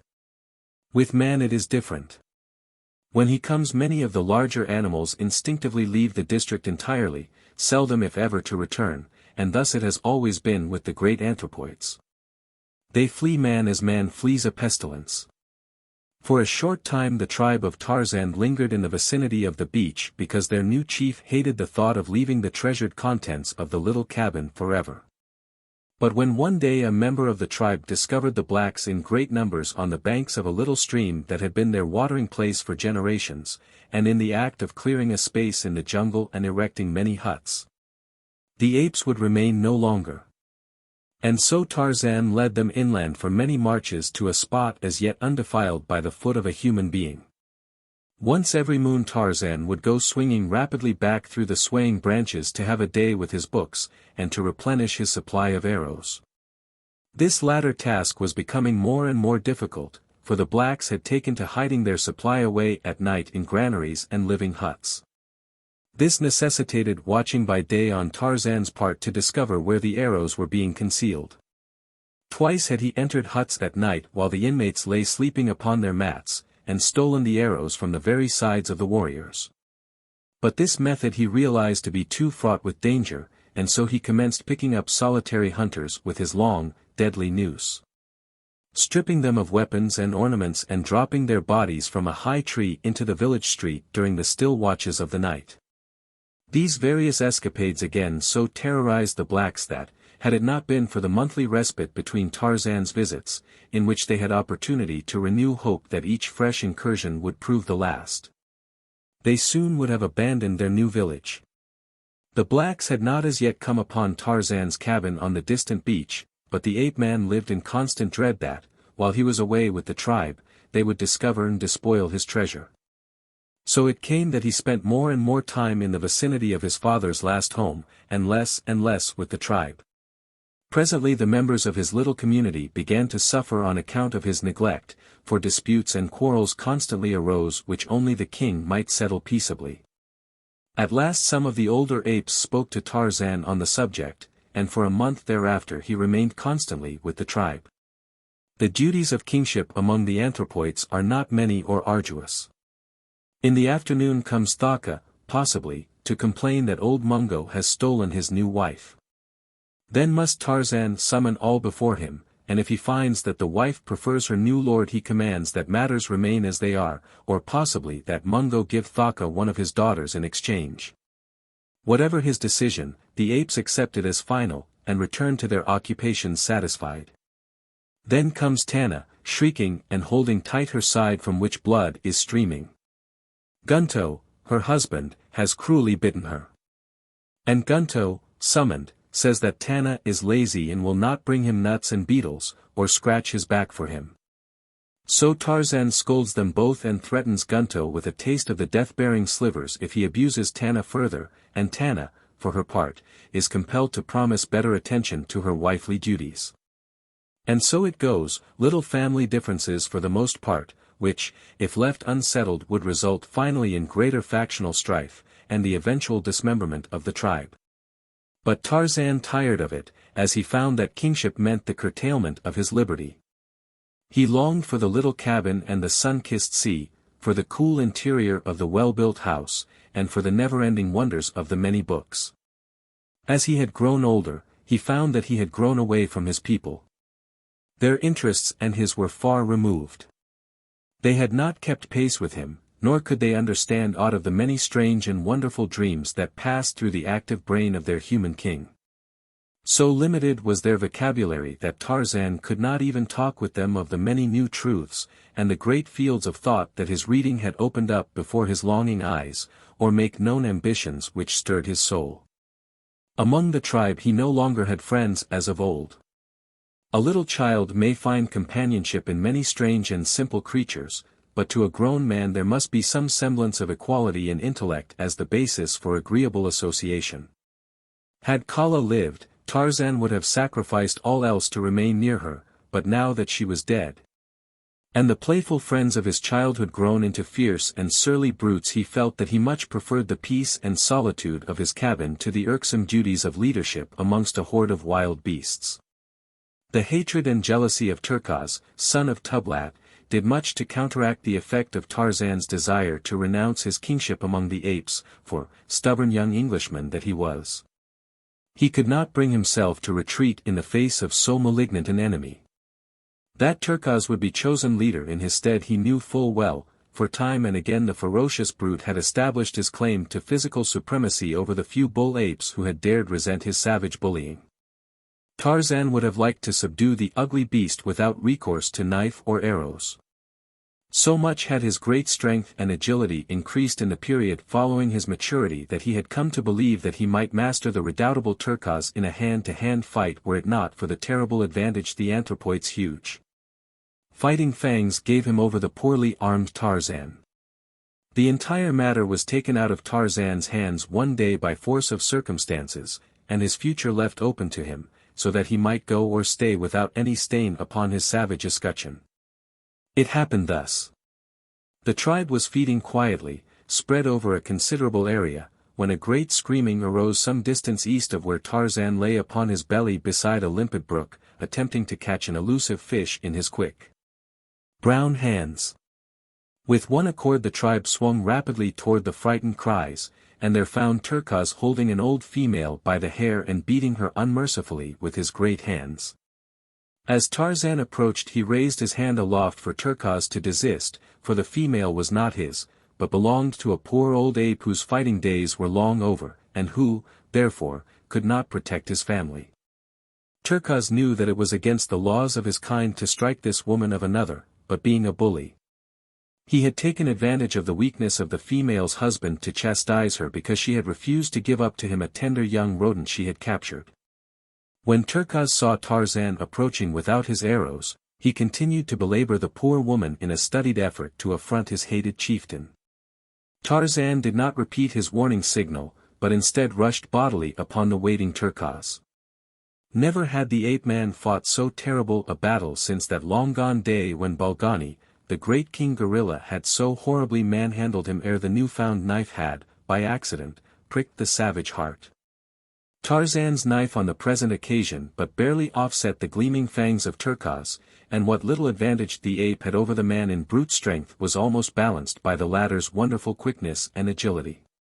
In the sum total of their points, however, the anthropoid had a shade the better of the battle, and had there been no other personal attribute to influence the final outcome, Tarzan of the Apes, the young Lord Greystoke, would have died as he had lived, an unknown savage beast in equatorial Africa. But there was that which had raised him far above his fellows of the jungle, that little spark which spells the whole vast difference between man and brute, reason. This it was which saved him from death beneath the iron muscles and tearing fangs of Terkoz. Scarcely had they fought a dozen seconds ere they were rolling upon the ground, striking, tearing and rending, two great savage beasts battling to the death. Terkoz had a dozen knife wounds on head and breast, and Tarzan was torn and bleeding, his scalp in one place half torn from his head so that a great piece hung down over one eye, obstructing his vision. But so far the young Englishman had been able to keep those horrible fangs from his jugular, and now, as they fought less fiercely for a moment, to regain their breath, Tarzan formed a cunning plan. He would work his way to the other's back and, clinging there with tooth and nail, drive his knife home until Terkoz was no more. The maneuver was accomplished more easily than he had hoped, for the stupid beast, not knowing what Tarzan was attempting, made no particular effort to prevent the accomplishment of the design. But when, finally, he realized that his antagonist was fastened to him where his teeth and fists alike were useless against him, Terkoz hurled himself about upon the ground so violently that Tarzan could but cling desperately to the leaping, turning, twisting body, and ere he had struck a blow the knife was hurled from his hand by a heavy impact against the earth, and Tarzan found himself defenseless.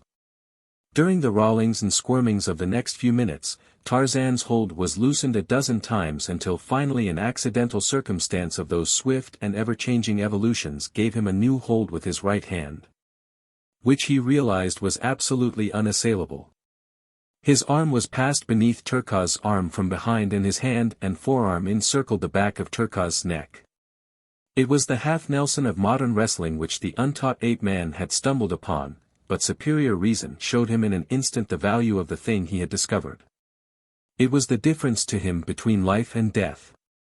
And so he struggled to encompass a similar hold with the left hand, and in a few moments Terkaz's bull neck was creaking beneath a full Nelson. There was no more lunging about now. The two lay perfectly still upon the ground, Tarzan upon Terkaz's back. Slowly the bullet head of the ape was being forced lower and lower upon his chest. Tarzan knew what the result would be. In an instant the neck would break. Then there came to Terkaz's rescue the same thing that had put him in these sore straits, a man's reasoning power. If I kill him, thought Tarzan, what advantage will it be to me? Will it not rob the tribe of a great fighter? And if Terkaz be dead, he will know nothing of my supremacy, while alive he will ever be an example to the other apes. Kagoda, hissed Tarzan in Terkaz's ear, which, in ape tongue, means, freely translated, do you surrender? For a moment there was no reply, and Tarzan added a few more ounces of pressure, which elicited a horrified shriek of pain from the great beast. Kagoda, repeated Tarzan. Kagoda, cried Terkaz. Listen, said Tarzan, easing up a trifle, but not releasing his hold. I am Tarzan, king of the apes, mighty hunter, mighty fighter. In all the jungle there is none so great. You have said, Kagoda, to me. All the tribe have heard. Quarrel no more with your king or your people, for next time I shall kill you. Do you understand? Ha, assented Terkaz. And you are satisfied? Ha, said the ape. Tarzan let him up, and in a few minutes all were back at their vocations, as though naught had occurred to mar the tranquility of their primeval forest haunts. But deep in the minds of the apes was rooted the conviction that Tarzan was a mighty fighter and a strange creature. Strange because he had had it in his power to kill his enemy, but had allowed him to live, unharmed. That afternoon as the tribe came together, as was their wont before darkness settled on the jungle, Tarzan, his wounds washed in the waters of the stream, called the old males about him. You have seen again today that Tarzan of the apes is the greatest among you, he said. Ha, they replied with one voice, Tarzan is great. Tarzan, he continued, is not an ape. He is not like his people. His ways are not their ways, and so Tarzan is going back to the lair of his own kind by the waters of the great lake which has no farther shore. You must choose another to rule you, for Tarzan will not return. And thus young Lord Greystoke took the first step toward the goal which he had set, the finding of other white men like himself. 13. His own kind. The following morning, Tarzan, lame and sore from the wounds of his battle with Terkaz, set out toward the west and the seacoast. He traveled very slowly, sleeping in the jungle at night, and reaching his cabin late the following morning. For several days he moved about but little, only enough to gather what fruits and nuts he required to satisfy the demands of hunger. In 10 days he was quite sound again, except for a terrible, half-healed scar, which, starting above his left eye ran across the top of his head, ending at the right ear. It was the mark left by Terkaz when he had torn the scalp away. During his convalescence Tarzan tried to fashion a mantle from the skin of Sabor, which had lain all this time in the cabin. But he found the hide had dried as stiff as a board, and as he knew naught of tanning, he was forced to abandon his cherished plan. Then he determined to filch what few garments he could from one of the black men of Mbonga's village, for Tarzan of the Apes had decided to mark his evolution from the lower orders in every possible manner. And nothing seemed to him a more distinguishing badge of manhood than ornaments and clothing. To this end, therefore, he collected the various arm and leg ornaments he had taken from the black warriors who had succumbed to his swift and silent noose, and donned them all after the way he had seen them worn. About his neck hung the golden chain from which depended the diamond-encrusted locket of his mother, the Lady Alice. At his back was a quiver of arrows slung from a leathern shoulder belt, another piece of loot from some vanquished black. About his waist was a belt of tiny strips of rawhide fashioned by himself as a support for the homemade scabbard in which hung his father's hunting knife. The long bow which had been Colonga's hung over his left shoulder. The young Lord Greystoke was indeed a strange and warlike figure, his mass of black hair falling to his shoulders behind and cut with his hunting knife to a rude bang upon his forehead, that it might not fall before his eyes. His straight and perfect figure, muscled as the best of the ancient Roman gladiators must have been muscled, and yet with the soft and sinuous curves of a Greek god, told at a glance the wondrous combination of enormous strength with suppleness and speed.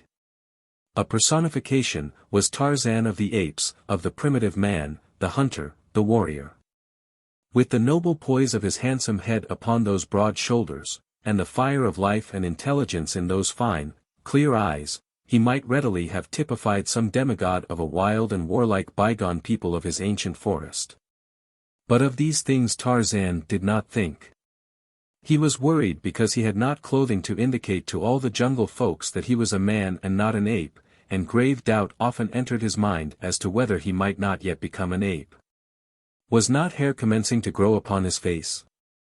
All the apes had hair upon theirs, but the black men were entirely hairless, with very few exceptions. True, he had seen pictures in his books of men with great masses of hair upon lip and cheek and chin, but, nevertheless, Tarzan was afraid.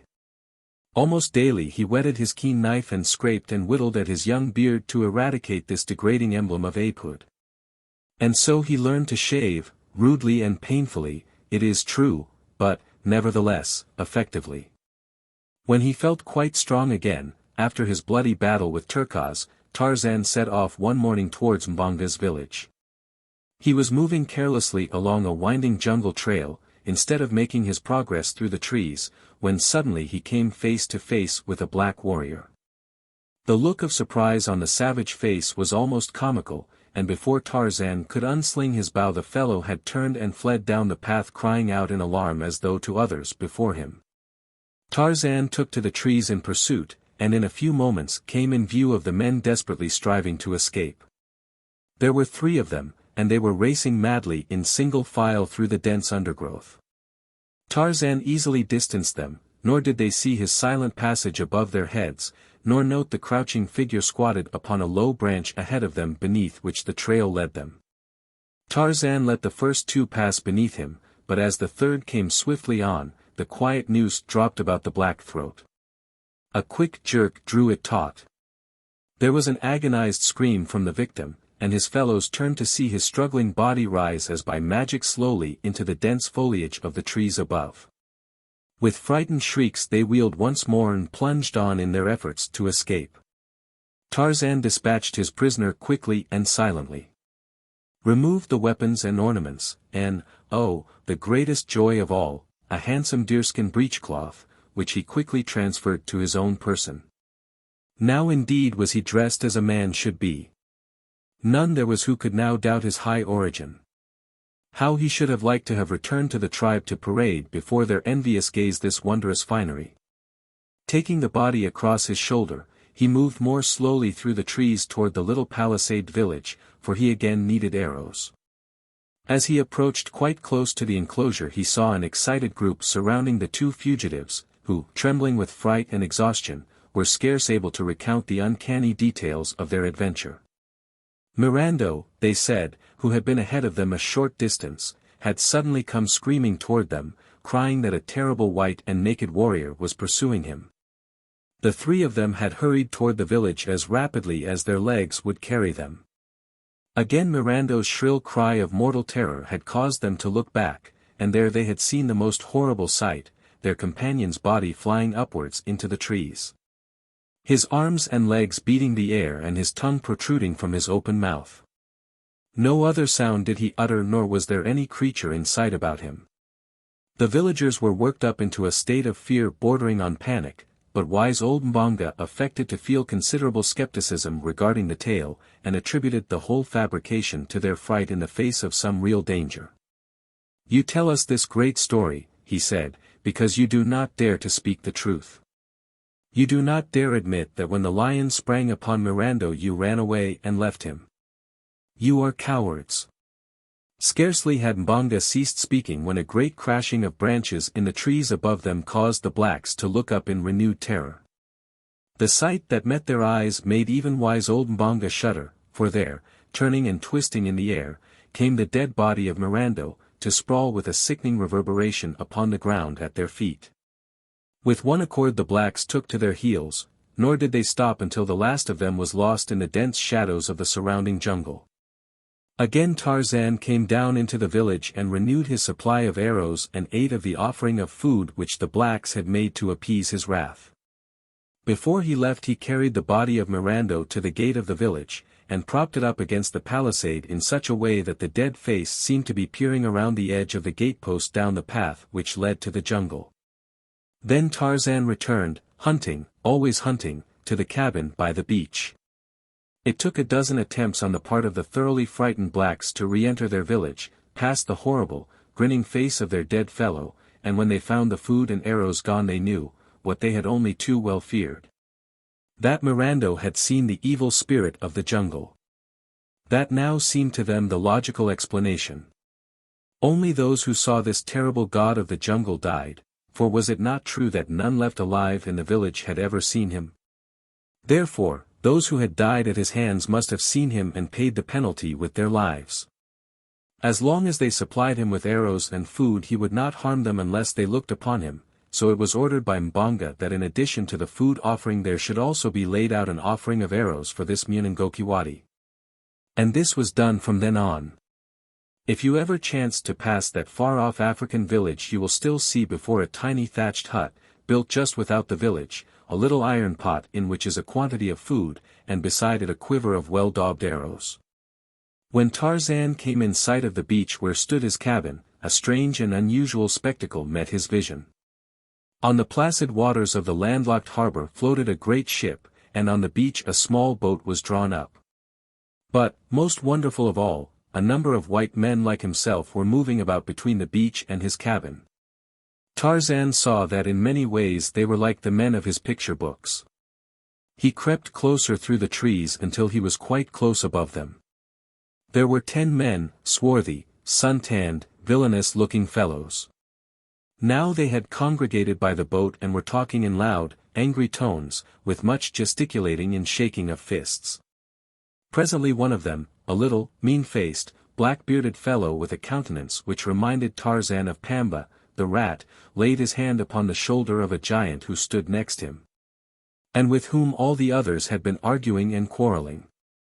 The little man pointed inland, so that the giant was forced to turn away from the others to look in the direction indicated.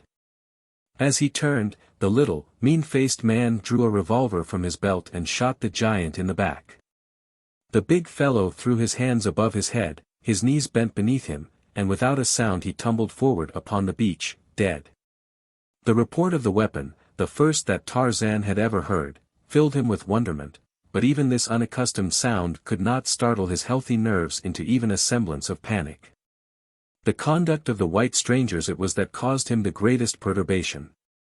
He puckered his brows into a frown of deep thought. It was well, thought he, that he had not given way to his first impulse to rush forward and greet these white men as brothers. They were evidently no different from the black men, no more civilized than the apes, no less cruel than Sabor. For a moment the others stood looking at the little, mean-faced man and the giant lying dead upon the beach. Then one of them laughed and slapped the little man upon the back. There was much more talk and gesticulating, but less quarreling. Presently they launched the boat and all jumped into it and rowed away toward the great ship, where Tarzan could see other figures moving about upon the deck.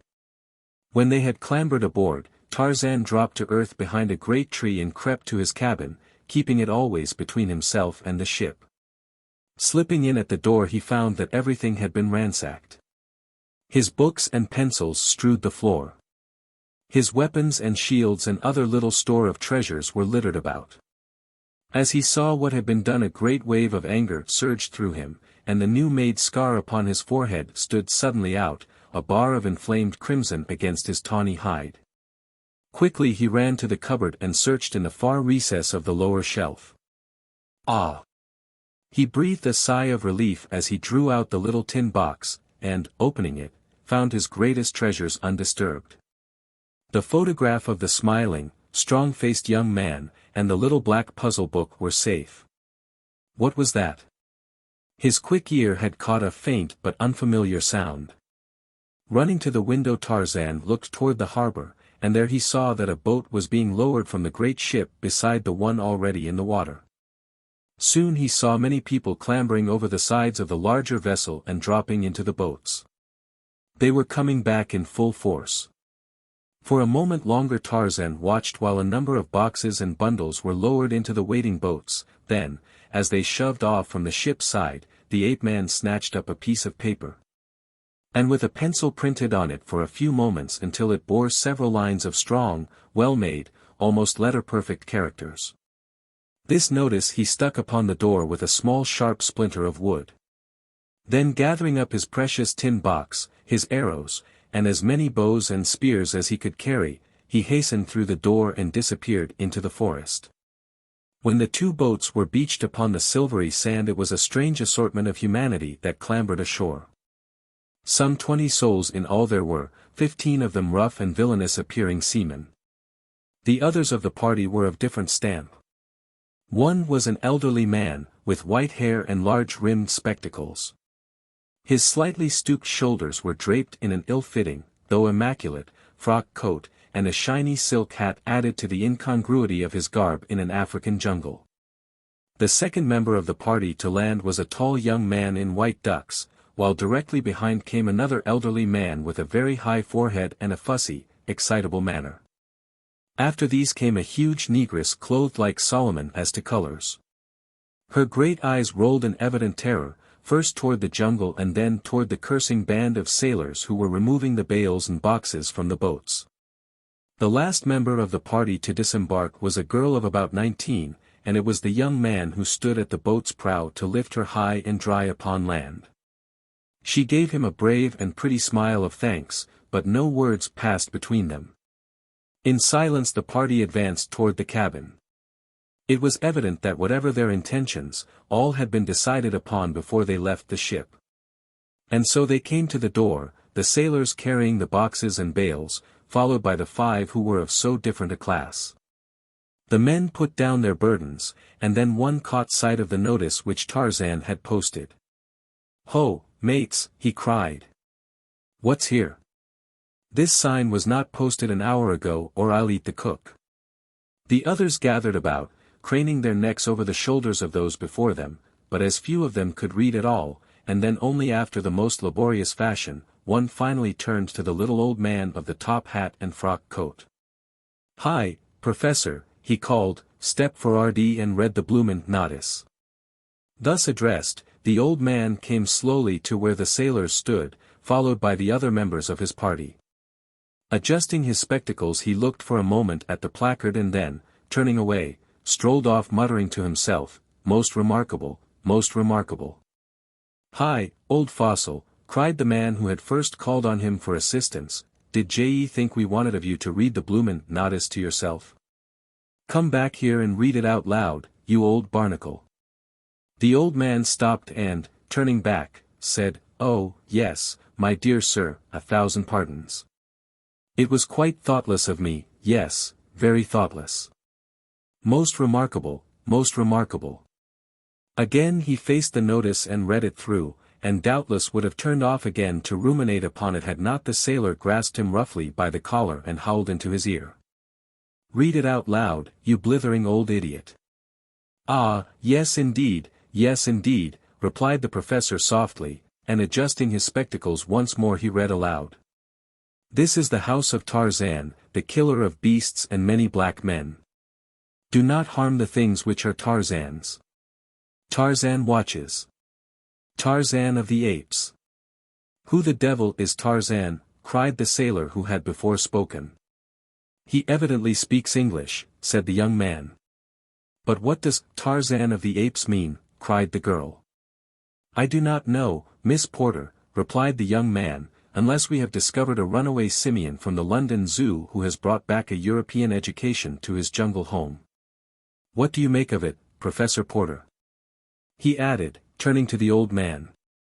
"Professor Archimedes Q. Porter adjusted his spectacles. "Ah, yes, indeed, most remarkable," said the professor.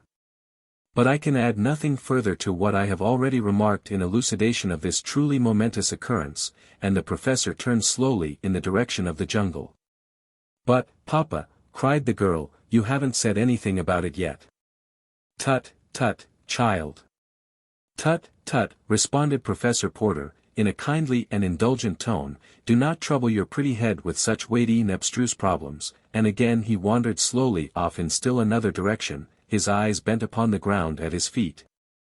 His hands clasped behind him beneath the flowing tails of his coat. "I reckon the daffy old bounder don't know no more'n we do about it," growled the rat-faced sailor. "Keep a civil tongue in your head," cried the young man, his face paling in anger, at the insulting tone of the sailor. "You've murdered our officers and robbed us. We are absolutely in your power, but you'll treat Professor Porter and Miss Porter with respect or I'll break that vile neck of yours with my bare hands, guns or no guns," and the young fellow stepped so close to the rat-faced sailor that the latter, though he bore 2 revolvers and a villainous-looking knife in his belt, slunk back abashed. "You damned coward," cried the young man. "You'd never dare shoot a man until his back was turned. You don't dare shoot me even then," and he deliberately turned his back full upon the sailor and walked nonchalantly away as if to put him to the test. The sailor's hand crept slyly to the butt of one of his revolvers. His wicked eyes glared vengefully at the retreating form of the young Englishman. The gaze of his fellows was upon him, but still he hesitated. At heart he was even a greater coward than Mr. William Cecil Clayton had imagined. 2 keen eyes had watched every move of the party from the foliage of a nearby tree. Tarzan had seen the surprise caused by his notice, and while he could understand nothing of the spoken language of these strange people, their gestures and facial expressions told him much. The act of the little rat-faced sailor in killing one of his comrades had aroused a strong dislike in Tarzan, and now that he saw him quarreling with the fine-looking young man his animosity was still further stirred. Tarzan had never seen the effects of a firearm before, though his books had taught him something of them, but when he saw the rat-faced one fingering the butt of his revolver he thought of the scene he had witnessed so short a time before, and naturally expected to see the young man murdered as had been the huge sailor earlier in the day. So Tarzan fitted a poisoned arrow to his bow and drew a bead upon the rat-faced sailor, but the foliage was so thick that he soon saw the arrow would be deflected by the leaves or some small branch. And instead he launched a heavy spear from his lofty perch. Clayton had taken but a dozen steps. The rat-faced sailor had half drawn his revolver, the other sailors stood watching the scene intently. Professor Porter had already disappeared into the jungle, whither he was being followed by the fussy Samuel T. Philander, his secretary and assistant. Esmeralda, the negress, was busy sorting her mistress' baggage from the pile of bales and boxes beside the cabin, and Miss Porter had turned away to follow Clayton, when something caused her to turn again toward the sailor. And then 3 things happened almost simultaneously. The sailor jerked out his weapon and leveled it at Clayton's back, Miss Porter screamed a warning, and a long, metal-shod spear shot like a bolt from above and passed entirely through the right shoulder of the rat-faced man.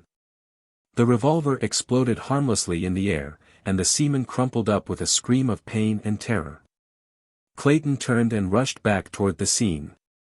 The sailors stood in a frightened group, with drawn weapons, peering into the jungle. The wounded man writhed and shrieked upon the ground. Clayton, unseen by any, picked up the fallen revolver and slipped it inside his shirt, then he joined the sailors in gazing, mystified, into the jungle. Who could it have been? Whispered Jane Porter, and the young man turned to see her standing, wide-eyed and wondering, close beside him. "I dare say Tarzan of the Apes is watching us all right," he answered, in a dubious tone. "I wonder, now, who that spear was intended for. If for Snipes, then our ape friend is a friend indeed. By Jove, where are your father and Mr. Philander? There's someone or something in that jungle, and it's armed, whatever it is. Ho! Professor! Mr. Philander," young Clayton shouted. There was no response. What's to be done, Miss Porter, continued the young man, his face clouded by a frown of worry and indecision. I can't leave you here alone with these cutthroats, and you certainly can't venture into the jungle with me, yet someone must go in search of your father. He is more than apt to wandering off aimlessly, regardless of danger or direction, and Mr. Philander is only a trifle less impractical than he. You will pardon my bluntness, but our lives are all in jeopardy here, and when we get your father back something must be done to impress upon him the dangers to which he exposes you as well as himself by his absent-mindedness. I quite agree with you, replied the girl, and I am not offended at all. Dear old papa would sacrifice his life for me without an instant's hesitation, provided one could keep his mind on so frivolous a matter for an entire instant. There is only one way to keep him in safety, and that is to chain him to a tree. The poor dear is so impractical. I have it, suddenly exclaimed Clayton. You can use a revolver, can't you? Yes. Why? I have one. With it you and Esmeralda will be comparatively safe in this cabin while I am searching for your father and Mr. Philander. Come, call the woman and I will hurry on. They can't have gone far. Jane did as he suggested, and when he saw the door close safely behind them Clayton turned toward the jungle.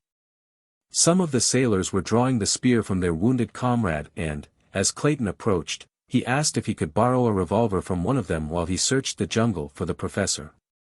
The rat-faced one, finding he was not dead, had regained his composure, and with a volley of oaths directed at Clayton refused in the name of his fellows to allow the young man any firearms. This man, Snipes, had assumed the role of chief since he had killed their former leader, and so little time had elapsed that none of his companions had as yet questioned his authority. Clayton's only response was a shrug of the shoulders, but as he left them he picked up the spear which had transfixed Snipes, and thus primitively armed, the son of the then Lord Greystoke strode into the dense jungle. Every few moments he called aloud the names of the wanderers. The watchers in the cabin by the beach heard the sound of his voice growing ever fainter and fainter, until at last it was swallowed up by the myriad noises of the primeval wood. When Professor Archimedes Q. Porter and his assistant, Samuel T. Philander, after much insistence on the part of the latter, had finally turned their steps toward camp, they were as completely lost in the wild and tangled labyrinth of the matted jungle as two human beings well could be. Though they did not know it.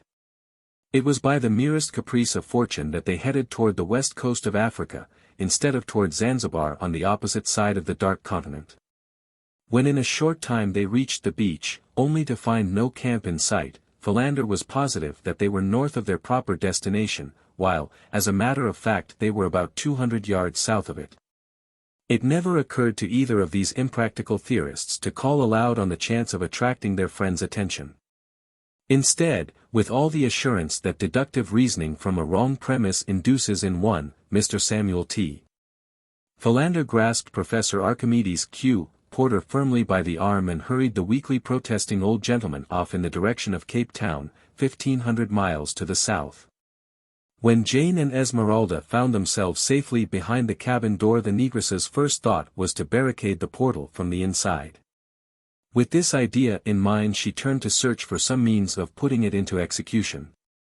But her first view of the interior of the cabin brought a shriek of terror to her lips, and like a frightened child the huge woman ran to bury her face on her mistress' shoulder.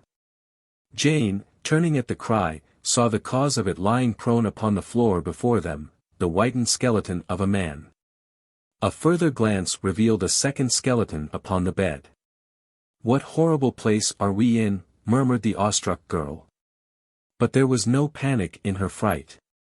At last, disengaging herself from the frantic clutch of the still shrieking Esmeralda, Jane crossed the room to look into the little cradle.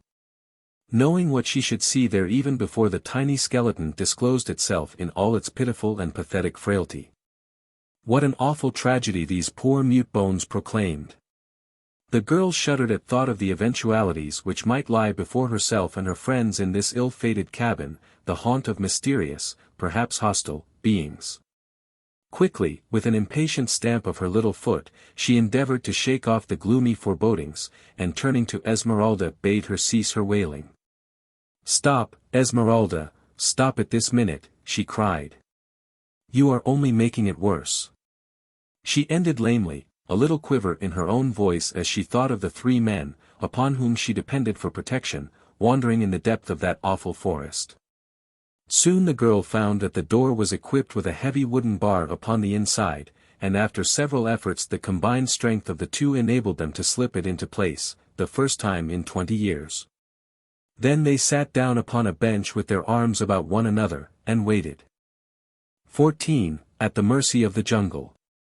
After Clayton had plunged into the jungle, the sailors, mutineers of the Arrow, fell into a discussion of their next step.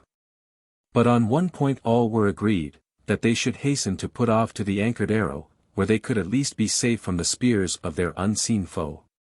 And so, while Jane Porter and Esmeralda were barricading themselves within the cabin, the cowardly crew of cutthroats were pulling rapidly for their ship in the two boats that had brought them ashore. So much had Tarzan seen that day that his head was in a whirl of wonder. But the most wonderful sight of all, to him, was the face of the beautiful white girl. Here at last was one of his own kind, of that he was positive. And the young man and the two old men, they, too, were much as he had pictured his own people to be. But doubtless they were as ferocious and cruel as other men he had seen. The fact that they alone of all the party were unarmed might account for the fact that they had killed no one. They might be very different if provided with weapons. Tarzan had seen the young man pick up the fallen revolver of the wounded Snipes and hide it away in his breast, and he had also seen him slip it cautiously to the girl as she entered the cabin door. He did not understand anything of the motives behind all that he had seen, but, somehow, intuitively he liked the young man and the two old men, and for the girl he had a strange longing which he scarcely understood. As for the big black woman, she was evidently connected in some way to the girl, and so he liked her, also. For the sailors, and especially Snipes, he had developed a great hatred. He knew by their threatening gestures and by the expression upon their evil faces that they were enemies of the others of the party, and so he decided to watch closely. Tarzan wondered why the men had gone into the jungle, nor did it ever occur to him that one could become lost in that maze of undergrowth which to him was as simple as is the main street of your own hometown to you. When he saw the sailors row away toward the ship, and knew that the girl and her companion were safe in his cabin, Tarzan decided to follow the young man into the jungle and learn what his errand might be. He swung off rapidly in the direction taken by Clayton, and in a short time heard faintly in the distance the now only occasional calls of the Englishman to his friends. Presently Tarzan came up with the white man, who, almost fagged, was leaning against a tree wiping the perspiration from his forehead. The ape-man, hiding safe behind a screen of foliage, sat watching this new specimen of his own race intently. At intervals Clayton called aloud and finally it came to Tarzan that he was searching for the old man. Tarzan was on the point of going off to look for them himself, when he caught the yellow glint of a sleek hide moving cautiously through the jungle toward Clayton. It was Sheeta, the leopard. Now, Tarzan heard the soft bending of grasses and wondered why the young white man was not warned. Could it be he had failed to note the loud warning? Never before had Tarzan known Sheeta to be so clumsy. No, the white man did not hear. Sheeta was crouching for the spring, and then, shrill and horrible, there rose from the stillness of the jungle the awful cry of the challenging ape, and Sheeta turned, crashing into the underbrush. Clayton came to his feet with a start. His blood ran cold. Never in all his life had so fearful a sound smote upon his ears. He was no coward. But if ever man felt the icy fingers of fear upon his heart, William Cecil Clayton, eldest son of Lord Greystoke of England, did that day in the fastness of the African jungle. The noise of some great body crashing through the underbrush so close beside him, and the sound of that blood-curdling shriek from above, tested Clayton's courage to the limit. But he could not know that it was to that very voice he owed his life, nor that the creature who hurled it forth was his own cousin, the real Lord Greystoke. The afternoon was drawing to a close, and Clayton, disheartened and discouraged, was in a terrible quandary as to the proper course to pursue. Whether to keep on in search of Professor Porter, at the almost certain risk of his own death in the jungle by night, or to return to the cabin where he might at least serve to protect Jane from the perils which confronted her on all sides. He did not wish to return to camp without her father, still more, he shrank from the thought of leaving her alone and unprotected in the hands of the mutineers of the Arrow, or to the 100 unknown dangers of the jungle. Possibly, too, he thought, the professor and Philander might have returned to camp. Yes, that was more than likely. At least he would return and see, before he continued what seemed to be a most fruitless quest. And so he started, stumbling back through the thick and matted underbrush in the direction that he thought the cabin lay. To Tarzan's surprise, the young man was heading further into the jungle in the general direction of Mbonga's village, and the shrewd young ape man was convinced that he was lost. To Tarzan this was scarcely comprehensible. His judgment told him that no man would venture toward the village of the cruel blacks armed only with a spear which, from the awkward way in which he carried it, was evidently an unaccustomed weapon to this white man. Nor was he following the trail of the old men. That, they had crossed and left long since, though it had been fresh and plain before Tarzan's eyes. Tarzan was perplexed. The fierce jungle would make easy prey of this unprotected stranger in a very short time if he were not guided quickly to the beach. Yes, there was Numa, the lion, even now, stalking the white man a dozen paces to the right. Clayton heard the great body paralleling his course, and now there rose upon the evening air the beast's thunderous roar. The man stopped with upraised spear and faced the brush from which issued the awful sound. The shadows were deepening, darkness was settling in. God! To die here alone, beneath the fangs of wild beasts, to be torn and rent, to feel the hot breath of the brute on his face as the great paw crushed down upon his breast. For a moment all was still. Clayton stood rigid, with raised spear. Presently a faint rustling of the bush apprised him of the stealthy creeping of the thing behind. It was gathering for the spring.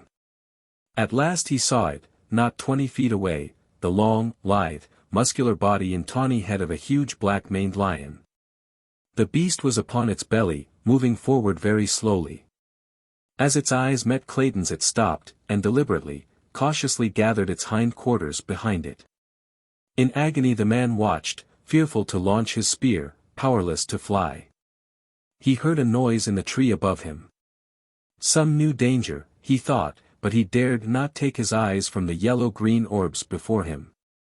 There was a sharp twang as of a broken banjo string, and at the same instant an arrow appeared in the yellow hide of the crouching lion.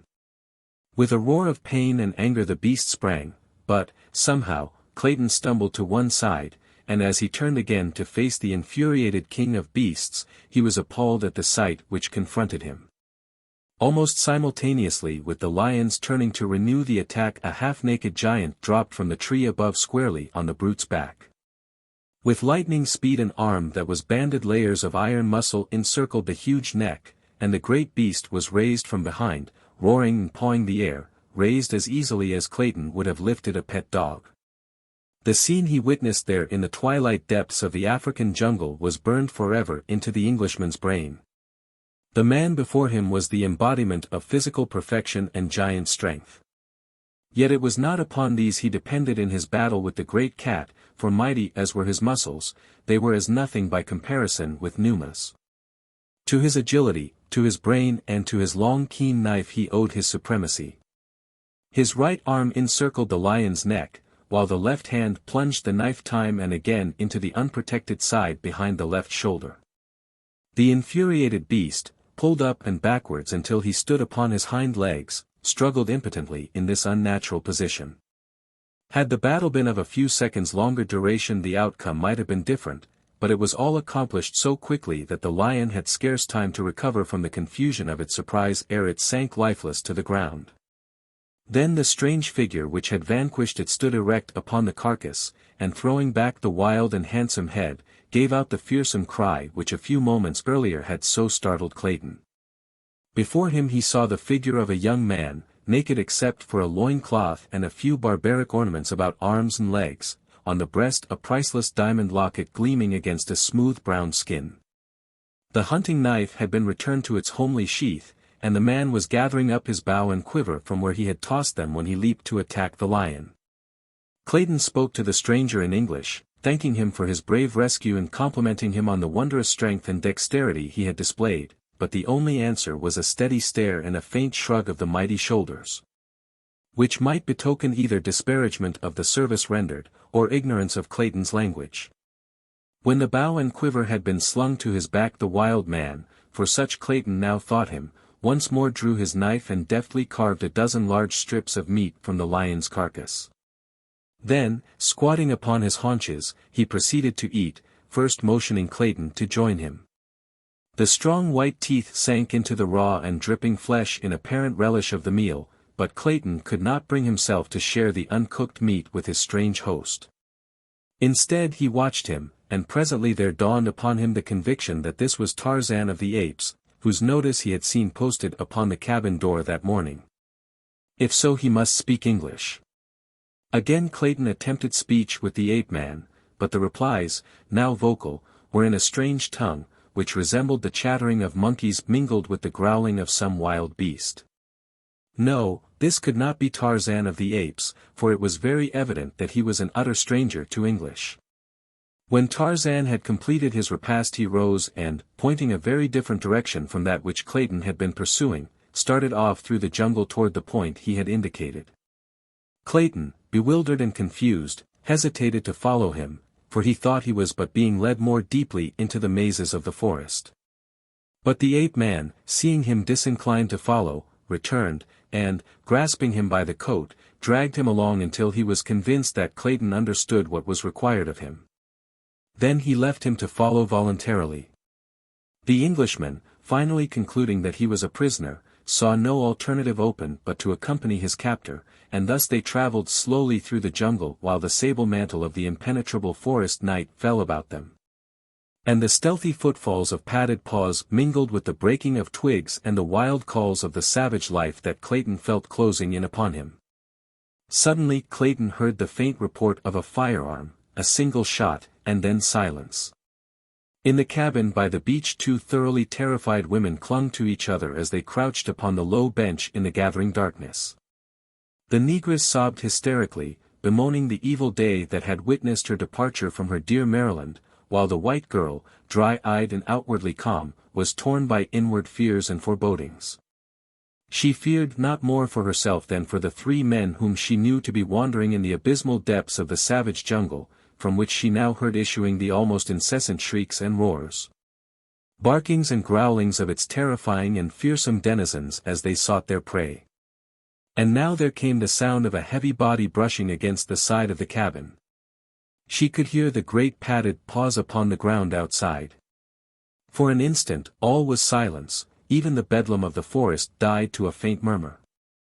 Then she distinctly heard the beast outside sniffing at the door, not 2 feet from where she crouched. Instinctively the girl shuddered, and shrank closer to the black woman. "Hush," she whispered. "Hush, Esmeralda," for the woman's sobs and groans seemed to have attracted the thing that stalked there just beyond the thin wall. A gentle scratching sound was heard on the door. The brute tried to force an entrance. But presently this ceased, and again she heard the great pads creeping stealthily around the cabin. Again they stopped, beneath the window on which the terrified eyes of the girl now glued themselves. "God!" she murmured, for now, silhouetted against the moonlit sky beyond, she saw framed in the tiny square of the latticed window the head of a huge lioness.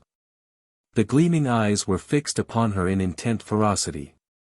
"Look, Esmeralda," she whispered. "For God's sake, what shall we do? Look! Quick! The window!" Esmeralda, cowering still closer to her mistress, took one frightened glance toward the little square of moonlight, just as the lioness emitted a low, savage snarl. The sight that met the poor woman's eyes was too much for the already overstrung nerves. "Oh, Gabrielle!" she shrieked, and slid to the floor an inert and senseless mass. For what seemed an eternity the great brute stood with its forepaws upon the sill, glaring into the little room. Presently it tried the strength of the lattice with its great talons. The girl had almost ceased to breathe, when, to her relief, the head disappeared and she heard the brute's footsteps leaving the window. But now they came to the door again, and once more the scratching commenced. This time with increasing force until the great beast was tearing at the massive panels in a perfect frenzy of eagerness to seize its defenseless victims.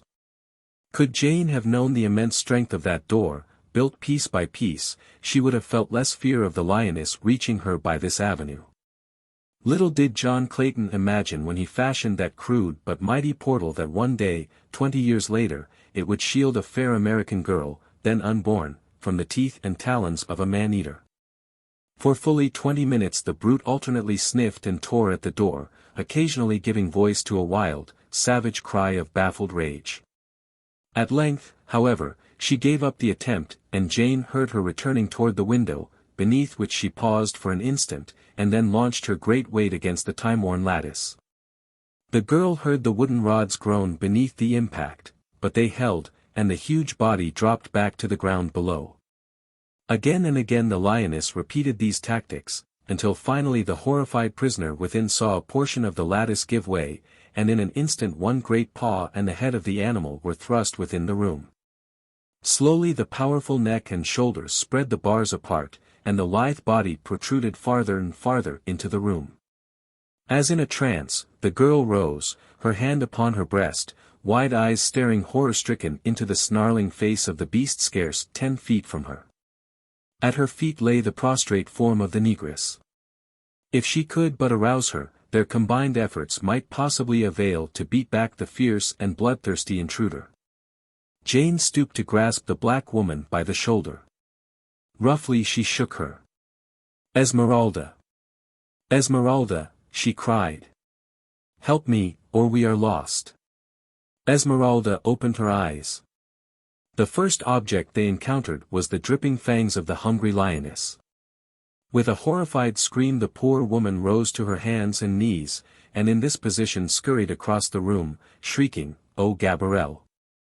Oh Gabrielle!" at the top of her lungs. Esmeralda weighed some 280 pounds, and her extreme haste, added to her extreme corpulency, produced a most amazing result when Esmeralda elected to travel on all fours. For a moment the lioness remained quiet with intense gaze directed upon the flitting Esmeralda, whose goal appeared to be the cupboard, into which she attempted to propel her huge bulk. But as the shelves were but 9 or 10 inches apart, she only succeeded in getting her head in, whereupon, with a final screech, which paled the jungle noises into insignificance, she fainted once again. With the subsidence of Esmeralda the lioness renewed her efforts to wriggle her huge bulk through the weakening lattice.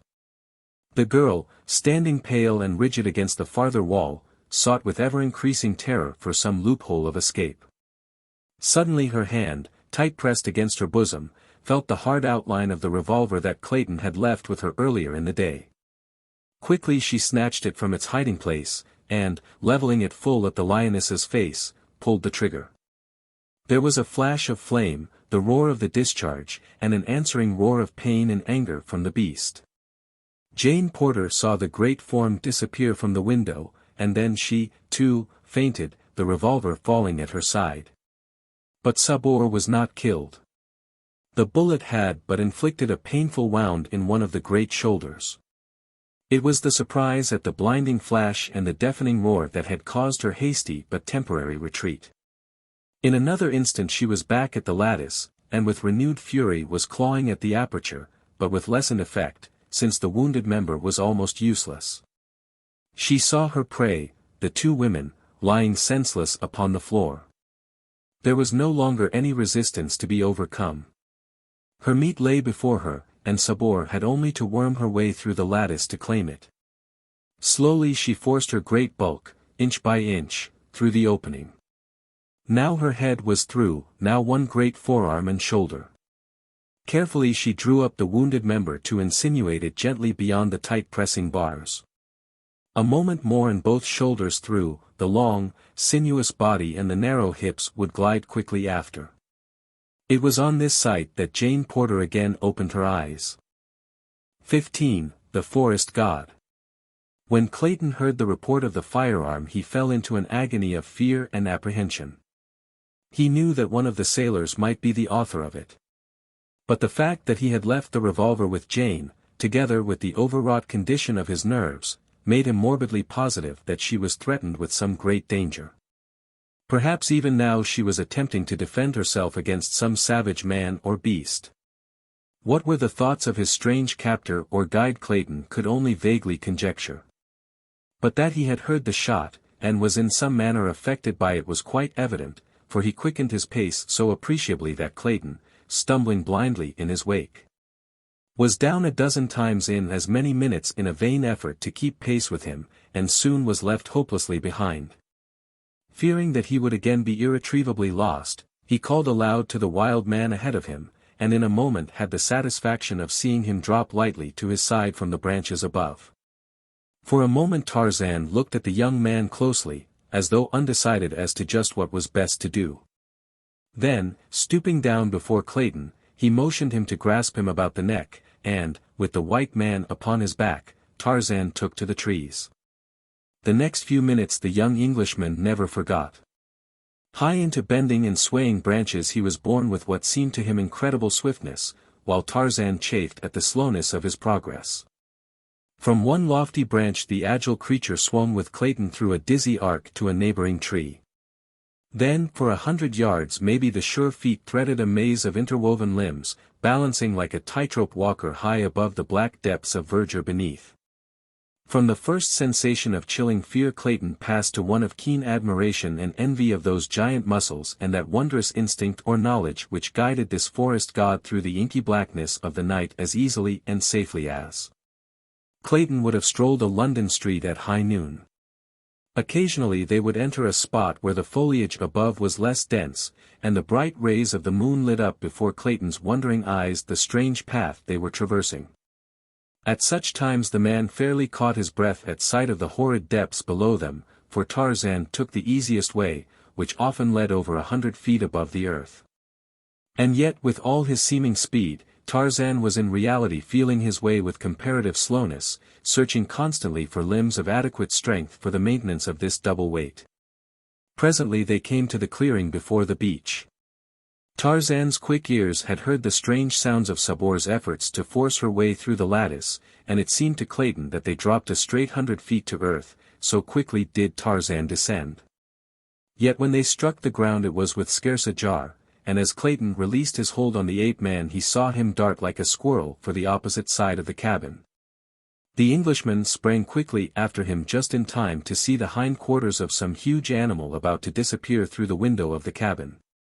As Jane Porter opened her eyes to a realization of the again imminent peril which threatened her, her brave young heart gave up at last its final vestige of hope. And she turned to grope for the fallen weapon that she might meet to herself a merciful death ere the cruel fangs tore into her fair flesh. The lioness was almost through the opening before Jane found the weapon, and she raised it quickly to her temple to shut out forever the hideous jaws gaping for their prey. An instant she hesitated, to breathe a short and silent prayer to her Maker, and as she did so her eyes fell upon her poor Esmeralda lying inert, but alive, beside the cupboard. How could she leave the poor, faithful thing to those merciless, yellow fangs? No, she must use one cartridge on the senseless woman ere she turned the cold muzzle toward herself again. How she shrank from the ordeal! But it had been cruelty 1,000 times less justifiable to have left the loving black woman who had reared her from infancy with all a mother's care and solicitude, to regain consciousness beneath the rending claws of the great cat. Quickly Jane Porter sprang to her feet and ran to the side of the black. She pressed the muzzle of the revolver tight against that devoted heart, closed her eyes, and Sabor emitted a frightful shriek. The girl, startled, pulled the trigger and turned to face the beast, and with the same movement raised the weapon against her own temple. She did not fire a second time, for to her surprise she saw the huge animal being slowly drawn back through the window, and in the moonlight beyond she saw the heads and shoulders of 2 men. As Clayton rounded the corner of the cabin to behold the animal disappearing within, it was also to see the ape-man seize the long tail in both hands, and, bracing himself with his feet against the side of the cabin, throw all his mighty strength into the effort to draw the beast out of the interior. Clayton was quick to lend a hand, but the ape-man jabbered to him in a commanding and peremptory tone something which Clayton knew to be orders, though he could not understand them.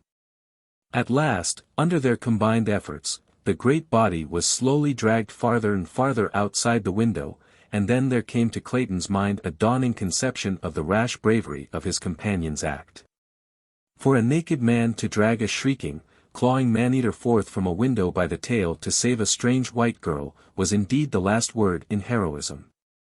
Insofar as Clayton was concerned it was a very different matter, since the girl was not only of his own kind and race, but was the one woman in all the world whom he loved. Though he knew that the lioness would make short work of both of them, he pulled with a will to keep it from Jane Porter. And then he recalled the battle between this man and the great, black-maned lion which he had witnessed a short time before, and he commenced to feel more assurance. Tarzan was still issuing orders which Clayton could not understand. He was trying to tell the stupid white man to plunge his poisoned arrows into Sabor's back and sides, and to reach the savage heart with the long, thin hunting knife that hung at Tarzan's hip. But the man would not understand, and Tarzan did not dare release his hold to do the things himself, for he knew that the puny white man never could hold mighty Sabor alone, for an instant. Slowly the lioness was emerging from the window. At last her shoulders were out. And then Clayton saw an incredible thing. Tarzan, racking his brains for some means to cope single-handed with the infuriated beast, had suddenly recalled his battle with Kerchak. And as the great shoulders came clear of the window, so that the lioness hung upon the sill only by her forepaws, Tarzan suddenly released his hold upon the brute. With the quickness of a striking rattler he launched himself full upon Sabor's back, his strong young arms seeking and gaining a full Nelson upon the beast, as he had learned it that other day during his bloody, wrestling victory over Kerchak. With a roar the lioness turned completely over upon her back, falling full upon her enemy, but the black-haired giant only closed tighter his hold.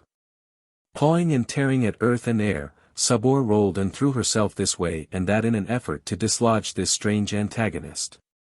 But ever tighter and tighter drew the iron bands that were forcing her head lower and lower upon her tawny breast. Higher crept the steel forearms of the ape-man about the back of Sabor's neck. Weaker and weaker became the lioness's efforts. At last Clayton saw the immense muscles of Tarzan's shoulders and biceps leap into corded knots beneath the silver moonlight. There was a long sustained and supreme effort on the ape-man's part, and the vertebrae of Sabor's neck parted with a sharp snap. In an instant Tarzan was upon his feet, and for the second time that day Clayton heard the bull ape's savage roar of victory. Then he heard Jane's agonized cry. "Cecil, Mr. Clayton. Oh, what is it? What is it?" Running quickly to the cabin door, Clayton called out that all was right, and shouted to her to open the door. As quickly as she could she raised the great bar and fairly dragged Clayton within. "What was that awful noise?" she whispered, shrinking close to him. "It was the cry of the kill from the throat of the man who has just saved your life, Miss Porter." "Wait, I will fetch him so you may thank him." The frightened girl would not be left alone, so she accompanied Clayton to the side of the cabin where lay the dead body of the lioness. Tarzan of the Apes was gone. Clayton called several times, but there was no reply, and so the two returned to the greater safety of the interior. "What a frightful sound," cried Jane, "I shudder at the mere thought of it. Do not tell me that a human throat voiced that hideous and fearsome shriek." "But it did, Miss Porter," replied Clayton, "or at least if not a human throat that of a forest god." And then he told her of his experiences with this strange creature, of how twice the wild man had saved his life, of the wondrous strength, and agility, and bravery, of the brown skin and the handsome face. "I cannot make it out at all," he concluded. "At first I thought he might be Tarzan of the Apes, but he neither speaks nor understands English, so that theory is untenable." "Well, whatever he may be," cried the girl, "we owe him our lives, and may God bless him and keep him in safety in his wild and savage jungle." "Amen," said Clayton, fervently. "For the good Lord's sake, ain't I dead?" The two turned to see Esmeralda sitting upright upon the floor, her great eyes rolling from side to side as though she could not believe their testimony as to her whereabouts. And now, for Jane Porter, the reaction came, and she threw herself upon the bench, sobbing with hysterical laughter. 16. Most remarkable. Several miles south of the cabin, upon a strip of sandy beach, stood two old men, arguing. Before them stretched the broad Atlantic. At their backs was the dark continent. Close around them loomed the impenetrable blackness of the jungle. Savage beasts roared and growled, noises, hideous and weird, assailed their ears. They had wandered for miles in search of their camp, but always in the wrong direction. They were as hopelessly lost as though they suddenly had been transported to another world. At such a time, indeed, every fiber of their combined intellects must have been concentrated upon the vital question of the minute, the life and death question to them of retracing their steps to camp. Samuel T. Philander was speaking. But, my dear professor, he was saying, I still maintain that but for the victories of Ferdinand and Isabella over the 15th century Moors in Spain the world would be today 1,000 years in advance of where we now find ourselves.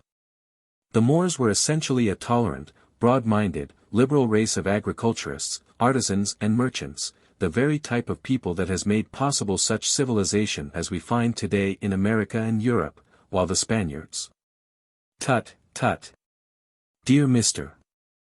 Philander, interrupted Professor Porter, their religion positively precluded the possibilities you suggest. Moslemism was, is, and always will be, a blight on that scientific progress which has marked. Bless me. Professor, interjected Mr. Philander, who had turned his gaze toward the jungle, there seems to be someone approaching. Professor Archimedes Q. Porter turned in the direction indicated by the nearsighted Mr. Philander. Tut, tut, Mr. Philander, he chided. How often must I urge you to seek that absolute concentration of your mental faculties which alone may permit you to bring to bear the highest powers of intellectuality upon the momentous problems which naturally fall to the lot of great minds. And now I find you guilty of a most flagrant breach of courtesy in interrupting my learned discourse to call attention to a mere quadruped of the genus Felis. As I was saying, Mr. Heavens, Professor, a lion, cried Mr. Philander, straining his weak eyes toward the dim figure outlined against the dark tropical underbrush. Yes, yes, Mr. Philander, if you insist upon employing slang in your discourse, lion. But as I was saying. Bless me, Professor, again interrupted Mr. Philander. Permit me to suggest that doubtless the Moors who were conquered in the 15th century will continue in that most regrettable condition for the time being at least. Even though we postpone discussion of that world calamity until we may attain the enchanting view of yon Felis carnivora which distance proverbially is credited with lending. In the meantime the lion had approached with quiet dignity to within 10 paces of the two men, where he stood curiously watching them. The moonlight flooded the beach, and the strange group stood out in bold relief against the yellow sand. Most reprehensible, exclaimed Professor Porter, with a faint trace of irritation in his voice. Never, Mr. Philander, never before in my life have I known one of these animals to be permitted to roam at large from its cage. I shall most certainly report this outrageous breach of ethics to the directors of the adjacent zoological garden. Quite right, Professor, agreed Mr. Philander, and the sooner it is done the better. Let us start now. Seizing the professor by the arm, Mr. Philander set off in the direction that would put the greatest distance between themselves and the lion. They had proceeded but a short distance when a backward glance revealed to the horrified gaze of Mr. Philander that the lion was following them. He tightened his grip upon the protesting professor and increased his speed. As I was saying, Mr. Philander, repeated Professor Porter. Mr. Philander took another hasty glance rearward. The lion also had quickened his gait, and was doggedly maintaining an unvarying distance behind them. He is following us, gasped Mr. Philander, breaking into a run. Tut, tut, Mr. Philander, remonstrated the professor, this unseemly haste is most unbecoming to men of letters. What will our friends think of us, who may chance to be upon the street and witness our frivolous antics? Pray let us proceed with more decorum. Mr. Philander stole another observation astern. The lion was bounding along in easy leap scarce 5 paces behind. Mr. Philander dropped the professor's arm, and broke into a mad orgy of speed that would have done credit to any varsity track team. As I was saying, Mr. Philander, screamed Professor Porter, as, metaphorically speaking, he himself threw her into high. He, too, had caught a fleeting backward glimpse of cruel yellow eyes and half-open mouth within startling proximity of his person. With streaming coat tails and shiny silk hat Professor Archimedes Q. Porter fled through the moonlight close upon the heels of Mr. Samuel T. Philander. Before them a point of the jungle ran out toward a narrow promontory, and it was for the haven of the trees he saw there that Mr. Samuel T.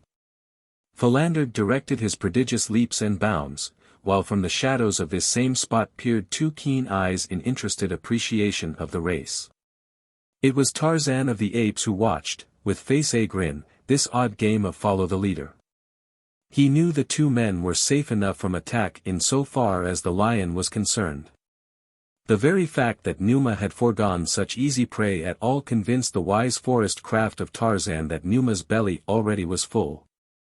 The lion might stalk them until hungry again, but the chances were that if not angered he would soon tire of the sport, and slink away to his jungle lair. Really, the one great danger was that one of the men might stumble and fall, and then the yellow devil would be upon him in a moment and the joy of the kill would be too great a temptation to withstand. So Tarzan swung quickly to a lower limb in line with the approaching fugitives, and as Mr. Samuel T. Philander came panting and blowing beneath him, already too spent to struggle up to the safety of the limb, Tarzan reached down and, grasping him by the collar of his coat, yanked him to the limb by his side.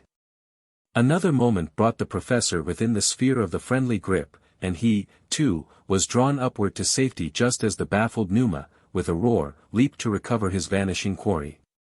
For a moment the 2 men clung panting to the great branch, while Tarzan squatted with his back to the stem of the tree, watching them with mingled curiosity and amusement. It was the professor who first broke the silence. "I am deeply pained, Mr. Philander, that you should have evinced such a paucity of manly courage in the presence of one of the lower orders, and by your crass timidity have caused me to exert myself to such an unaccustomed degree in order that I might resume my discourse.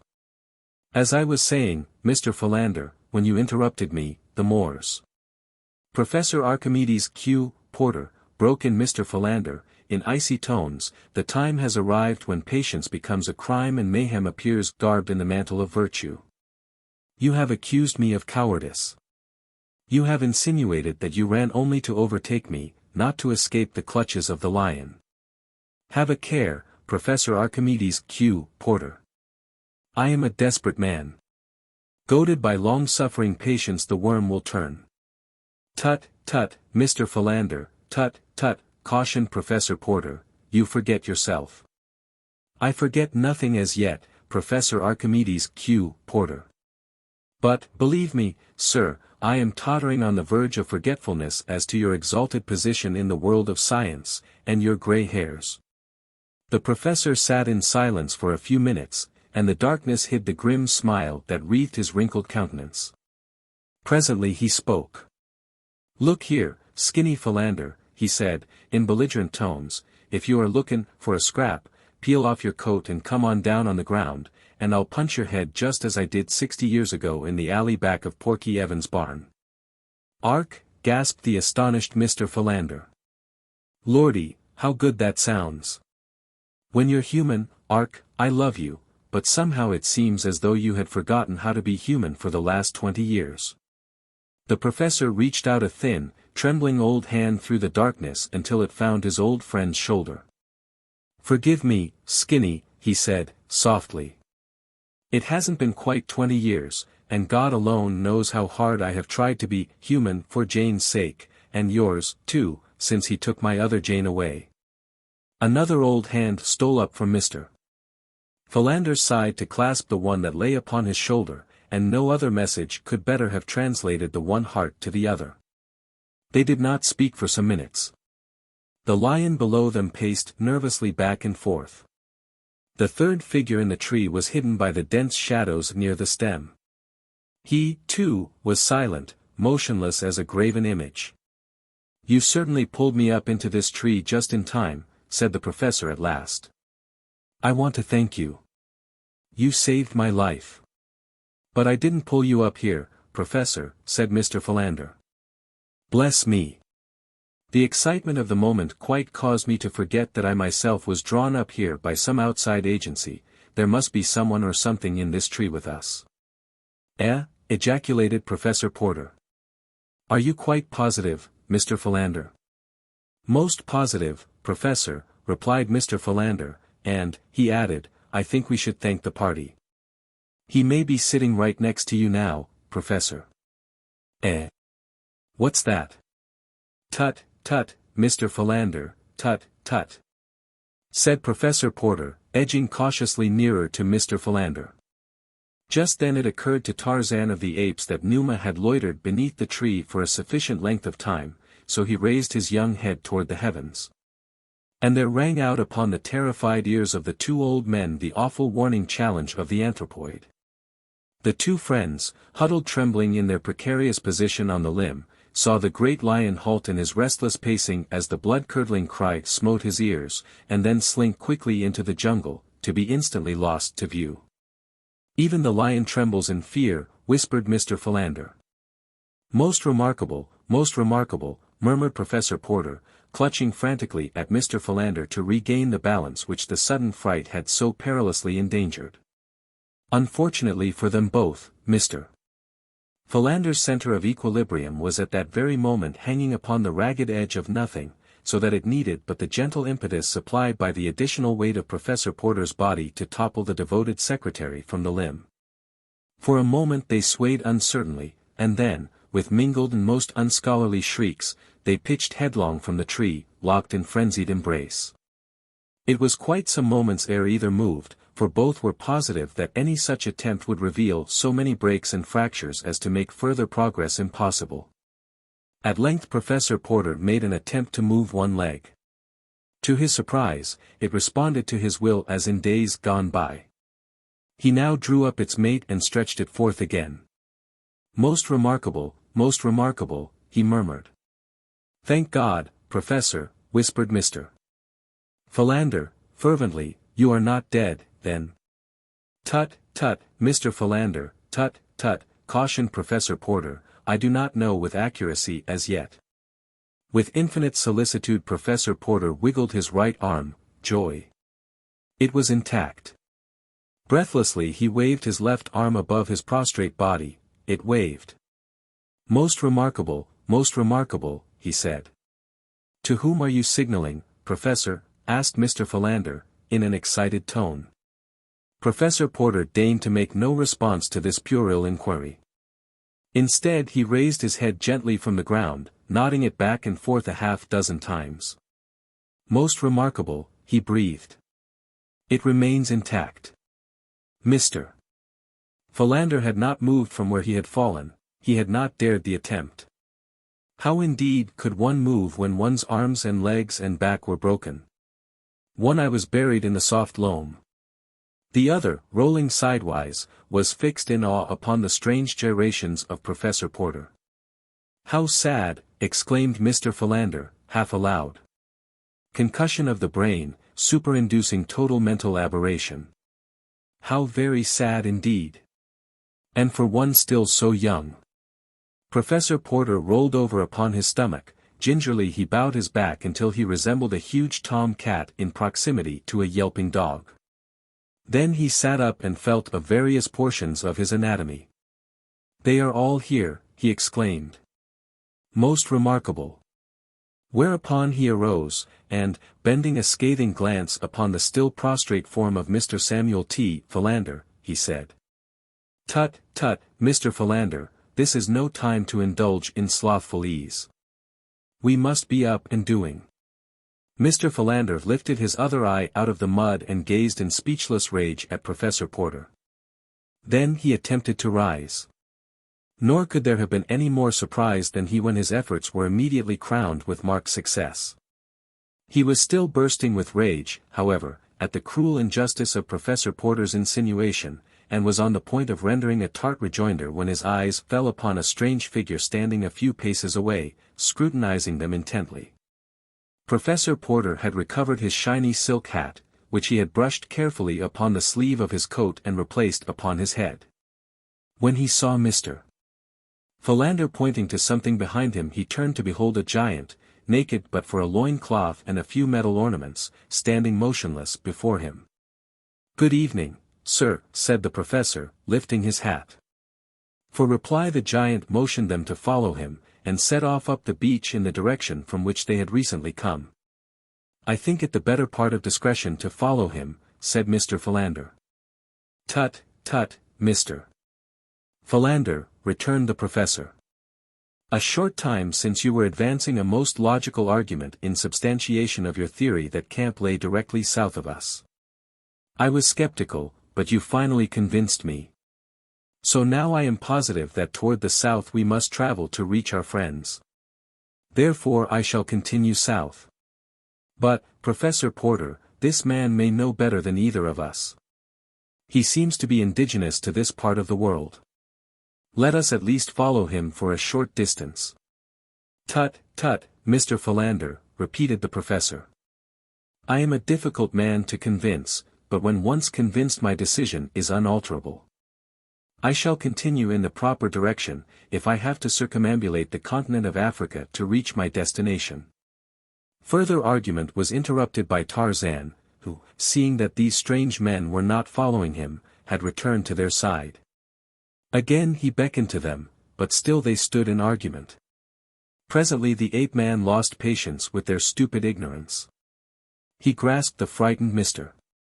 Philander by the shoulder, and before that worthy gentleman knew whether he was being killed or merely maimed for life, Tarzan had tied one end of his rope securely about Mr. Philander's neck. "Tut, tut, Mr. Philander," remonstrated Professor Porter, "it is most unbeseeming in you to submit to such indignities." But scarcely were the words out of his mouth ere he, too, had been seized and securely bound by the neck with the same rope. Then Tarzan set off toward the north, leading the now thoroughly frightened professor and his secretary. In deathly silence they proceeded for what seemed hours to the two tired and hopeless old men. But presently as they topped a little rise of ground they were overjoyed to see the cabin lying before them, not 100 yards distant. Here Tarzan released them, and, pointing toward the little building, vanished into the jungle beside them. Most remarkable," gasped the professor. "But you see, Mr. Philander, that I was quite right, as usual, and but for your stubborn willfulness we should have escaped a series of most humiliating, not to say dangerous accidents. Pray allow yourself to be guided by a more mature and practical mind hereafter when in need of wise counsel." Mr. Samuel T. Philander was too much relieved at the happy outcome to their adventure to take umbrage at the professor's cruel fling. Instead he grasped his friend's arm and hastened him forward in the direction of the cabin. It was a much relieved party of castaways that found itself once more united. Dawn discovered them still recounting their various adventures and speculating upon the identity of the strange guardian and protector they had found on this savage shore. Esmeralda was positive that it was none other than an angel of the Lord, sent down especially to watch over them. "Had you seen him devour the raw meat of the lion, Esmeralda," laughed Clayton, "you would have thought him a very material angel." "There was nothing heavenly about his voice," said Jane Porter, with a little shudder at recollection of the awful roar which had followed the killing of the lioness. "Nor did it precisely comport with my preconceived ideas of the dignity of divine messengers," remarked Professor Porter. "When the gentleman tied two highly respectable and erudite scholars neck to neck and dragged them through the jungle as though they had been cows." 17. Burials. As it was now quite light, the party, none of whom had eaten or slept since the previous morning, began to bestir themselves to prepare food. The mutineers of the Arrow had landed a small supply of dried meats, canned soups and vegetables, crackers, flour, tea, and coffee for the 5 they had marooned. And these were hurriedly drawn upon to satisfy the craving of long-famished appetites. The next task was to make the cabin habitable, and to this end it was decided to at once remove the gruesome relics of the tragedy which had taken place there on some bygone day. Professor Porter and Mr.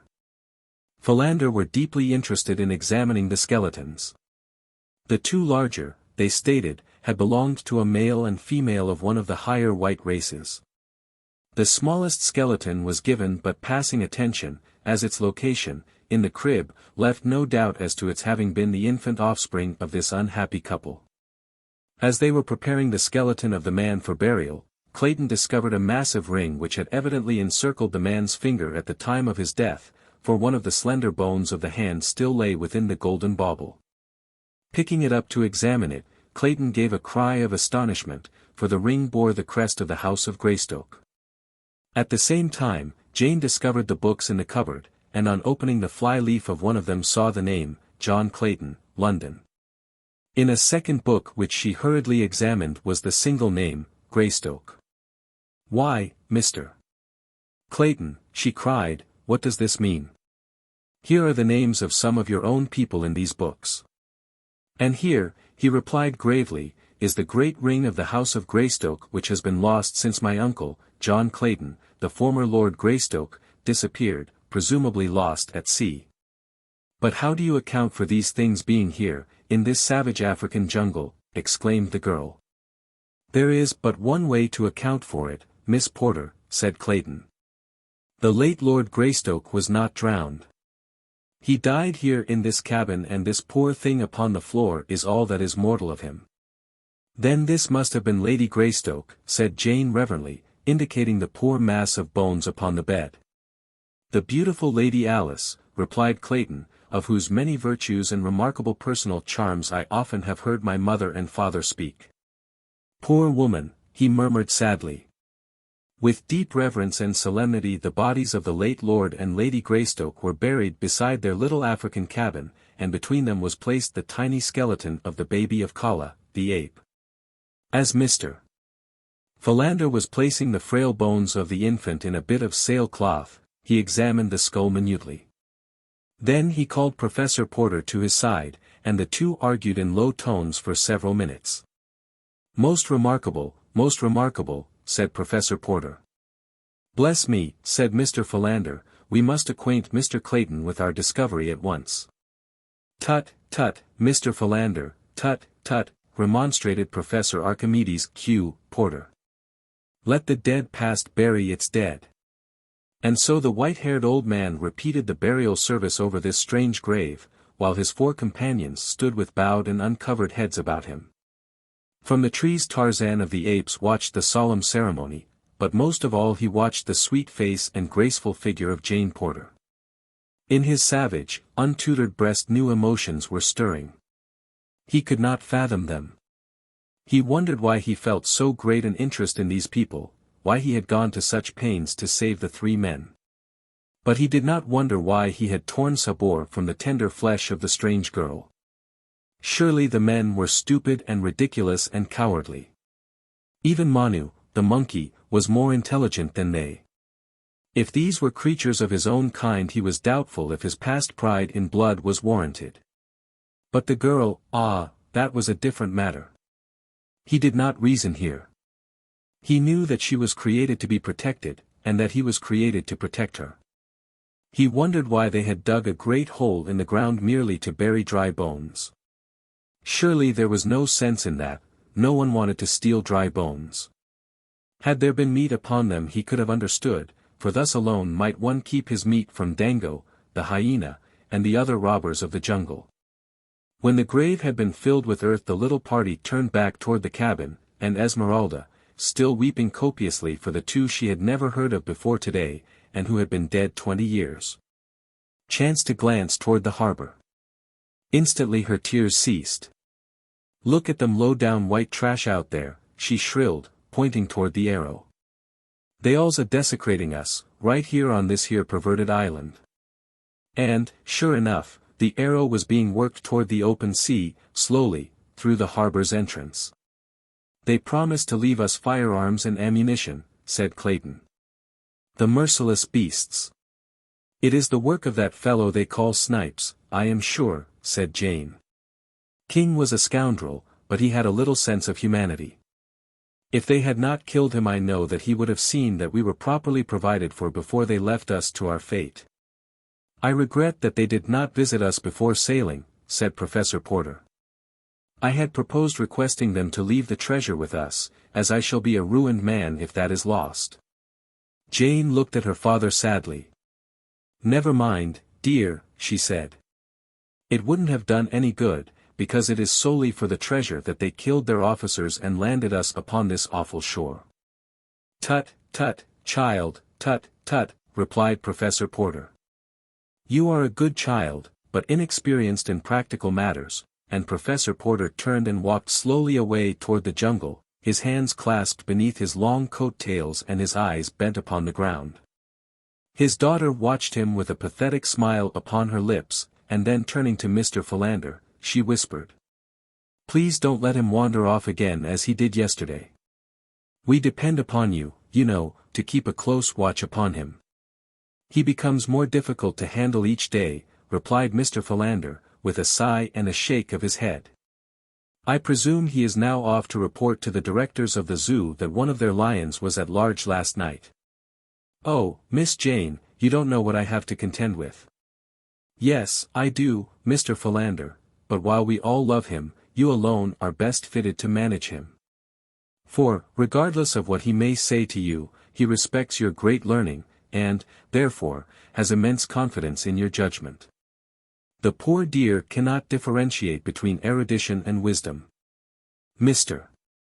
Philander, with a mildly puzzled expression on his face, turned to pursue Professor Porter, and in his mind he was revolving the question of whether he should feel complimented or aggrieved at Miss Porter's rather backhanded compliment. Tarzan had seen the consternation depicted upon the faces of the little group as they witnessed the departure of the Arrow. So, as the ship was a wonderful novelty to him in addition, he determined to hasten out to the point of land at the north of the harbor's mouth and obtain a nearer view of the boat, as well as to learn, if possible, the direction of its flight. Swinging through the trees with great speed, he reached the point only a moment after the ship had passed out of the harbor, so that he obtained an excellent view of the wonders of this strange, floating house. There were some 20 men running hither and thither about the deck, pulling and hauling on ropes.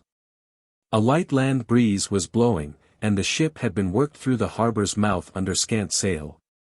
But now that they had cleared the point, every available shred of canvas was being spread that she might stand out to sea as handily as possible. Tarzan watched the graceful movements of the ship in rapt admiration, and longed to be aboard her. Presently his keen eyes caught the faintest suspicion of smoke on the far northern horizon, and he wondered over the cause of such a thing out on the great water. About the same time the lookout on the Arrow must have discerned it, for in a few minutes Tarzan saw the sails being shifted and shortened. The ship came about, and presently he knew that she was beating back toward land. A man at the bows was constantly heaving into the sea a rope to the end of which a small object was fastened. Tarzan wondered what the purpose of this action might be. At last the ship came up directly into the wind, the anchor was lowered. Down came the sails. There was great scurrying about on deck. A boat was lowered, and in it a great chest was placed. Then a dozen sailors bent to the oars and pulled rapidly toward the point where Tarzan crouched in the branches of a tree. In the stern of the boat, as it drew nearer, Tarzan saw the rat-faced man. It was but a few minutes later that the boat touched the beach. The men jumped out and lifted the great chest to the sand. They were on the north side of the point so that their presence was concealed from those at the cabin. The men argued angrily for a moment. Then the rat-faced one, with several companions, ascended the low bluff on which stood the tree that concealed Tarzan. They looked about for several minutes. "Here is a good place," said the rat-faced sailor, indicating a spot beneath Tarzan's tree. "It is as good as any," replied one of his companions. "If they catch us with the treasure aboard it will all be confiscated anyway. We might as well bury it here on the chance that some of us will escape the gallows to come back and enjoy it later." The rat-faced one now called to the men who had remained at the boat, and they came slowly up the bank carrying picks and shovels. "Hurry, you," cried Snipes. "Stow it," retorted one of the men, in a surly tone. "You're no admiral, you damned shrimp." "I'm captain here, though, I'll have you to understand, you swab," shrieked Snipes, with a volley of frightful oaths. "Steady, boys," cautioned one of the men who had not spoken before. "It ain't goin' to get us nothing by fightin' amongst ourselves." "Right enough," replied the sailor who had resented Snipes' autocratic tones. "But it ain't a-goin' to get nobody nothin' to put on airs in this bloomin' company neither. You fellows dig here," said Snipes, indicating a spot beneath the tree. "And while you're diggin', Peter kin be a-makin' of a map of the location so's we kin find it again. You, Tom, and Bill, take a couple more down and fetch up the chest." "What are you a-goin' to do?" asked he of the previous altercation. "Just boss." "Get busy there," growled Snipes. "You didn't think your captain was a-goin' to dig with a shovel, did you?" The men all looked up angrily. None of them liked Snipes, and this disagreeable show of authority since he had murdered King, the real head and ringleader of the mutineers, had only added fuel to the flames of their hatred. "Do you mean to say that you don't intend to take a shovel, and lend a hand with this work? Your shoulders not hurt so all fired bad as that," said Tarrant, the sailor who had before spoken. "Not by a damned sight," replied Snipes, fingering the butt of his revolver nervously. "Then, by God," replied Tarrant, "if you won't take a shovel you'll take a pickaxe." With the words he raised his pick above his head, and, with a mighty blow, he buried the point in Snipes' brain. For a moment the men stood silently looking at the result of their fellow's grim humor. Then one of them spoke. "Served the skunk jolly well right," he said. One of the others commenced to ply his pick to the ground.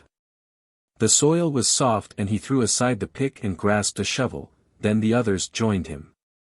There was no further comment on the killing, but the men worked in a better frame of mind than they had since Snipes had assumed command. When they had a trench of ample size to bury the chest, Tarrant suggested that they enlarge it and inter Snipes' body on top of the chest. "It might 'elp fool any as a peen to be diggin' areabouts," he explained. The others saw the cunning of the suggestion, and so the trench was lengthened to accommodate the corpse, and in the center a deeper hole was excavated for the box, which was first wrapped in sailcloth and then lowered to its place, which brought its top about a foot below the bottom of the grave. Earth was shoveled in and tramped down about the chest until the bottom of the grave showed level and uniform.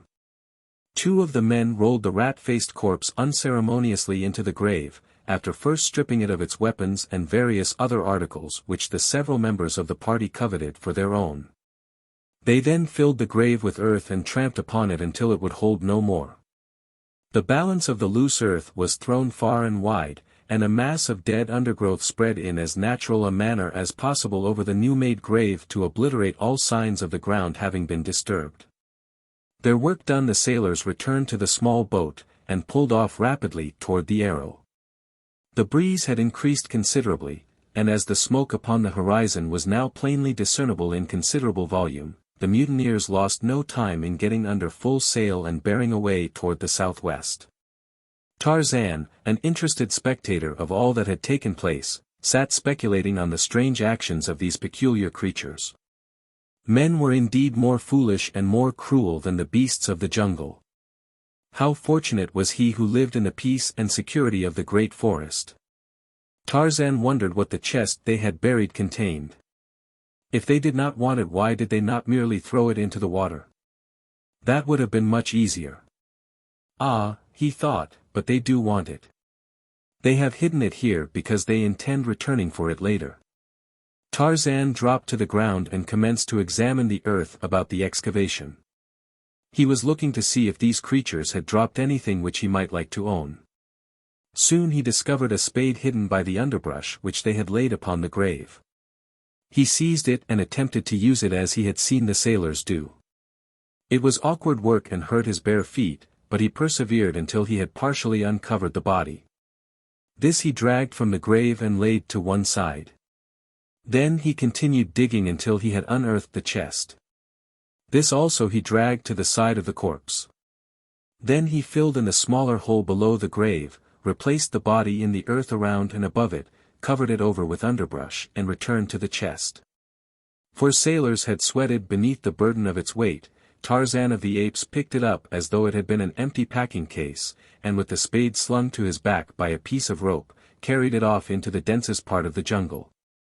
He could not well negotiate the trees with his awkward burden, but he kept to the trails, and so made fairly good time. For several hours he traveled a little north of east until he came to an impenetrable wall of matted and tangled vegetation. Then he took to the lower branches, and in another 15 minutes he emerged into the amphitheater of the apes, where they met in council, or to celebrate the rites of the dum-dum.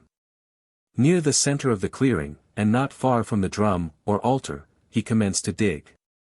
This was harder work than turning up the freshly excavated earth at the grave. But Tarzan of the Apes was persevering, and so he kept at his labor until he was rewarded by seeing a hole sufficiently deep to receive the chest and effectually hide it from view. Why had he gone to all this labor without knowing the value of the contents of the chest? Tarzan of the Apes had a man's figure and a man's brain, but he was an ape by training and environment.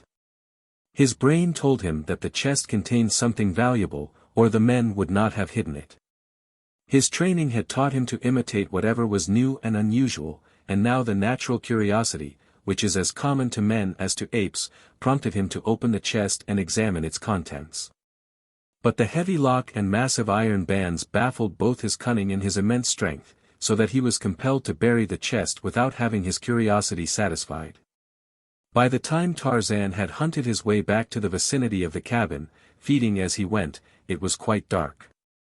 Within the little building a light was burning, for Clayton had found an unopened tin of oil which had stood intact for 20 years, a part of the supplies left with the Claytons by Black Michael.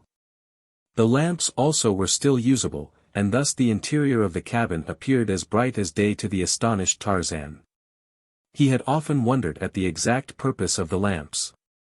His reading and the pictures had told him what they were, but he had no idea of how they could be made to produce the wondrous sunlight that some of his pictures had portrayed them as diffusing upon all surrounding objects. As he approached the window nearest the door he saw that the cabin had been divided into 2 rooms by a rough partition of boughs and sailcloth. In the front room were the 3 men. The 2 older deep in argument, while the younger, tilted back against the wall on an improvised stool, was deeply engrossed in reading one of Tarzan's books. Tarzan was not particularly interested in the men, however, so he sought the other window. There was the girl. How beautiful her features! How delicate her snowy skin! She was writing at Tarzan's own table beneath the window. Upon a pile of grasses at the far side of the room lay the negress asleep. For an hour Tarzan feasted his eyes upon her while she wrote. How he longed to speak to her, but he dared not attempt it, for he was convinced that, like the young man, she would not understand him, and he feared, too, that he might frighten her away. At length she arose, leaving her manuscript upon the table. She went to the bed upon which had been spread several layers of soft grasses. These she rearranged. Then she loosened the soft mass of golden hair which crowned her head. Like a shimmering waterfall turned to burnished metal by a dying sun, it fell about her oval face. In waving lines, below her waist it tumbled. Tarzan was spellbound. Then she extinguished the lamp and all within the cabin was wrapped in Cimmerian darkness. Still Tarzan watched. Creeping close beneath the window he waited, listening, for half an hour. At last he was rewarded by the sounds of the regular breathing within which denotes sleep. Cautiously he intruded his hand between the meshes of the lattice until his whole arm was within the cabin. Carefully he felt upon the desk. At last he grasped the manuscript upon which Jane Porter had been writing, and as cautiously withdrew his arm and hand, holding the precious treasure. Tarzan folded the sheets into a small parcel which he tucked into the quiver with his arrows. Then he melted away into the jungle as softly and as noiselessly as a shadow. 18. The Jungle Toll. Early the following morning Tarzan awoke, and his first thought of the new day, as the last of yesterday, was of the wonderful writing which lay hidden in his quiver. Hurriedly he brought it forth, hoping against hope that he could read what the beautiful white girl had written there the preceding evening. At the first glance he suffered a bitter disappointment.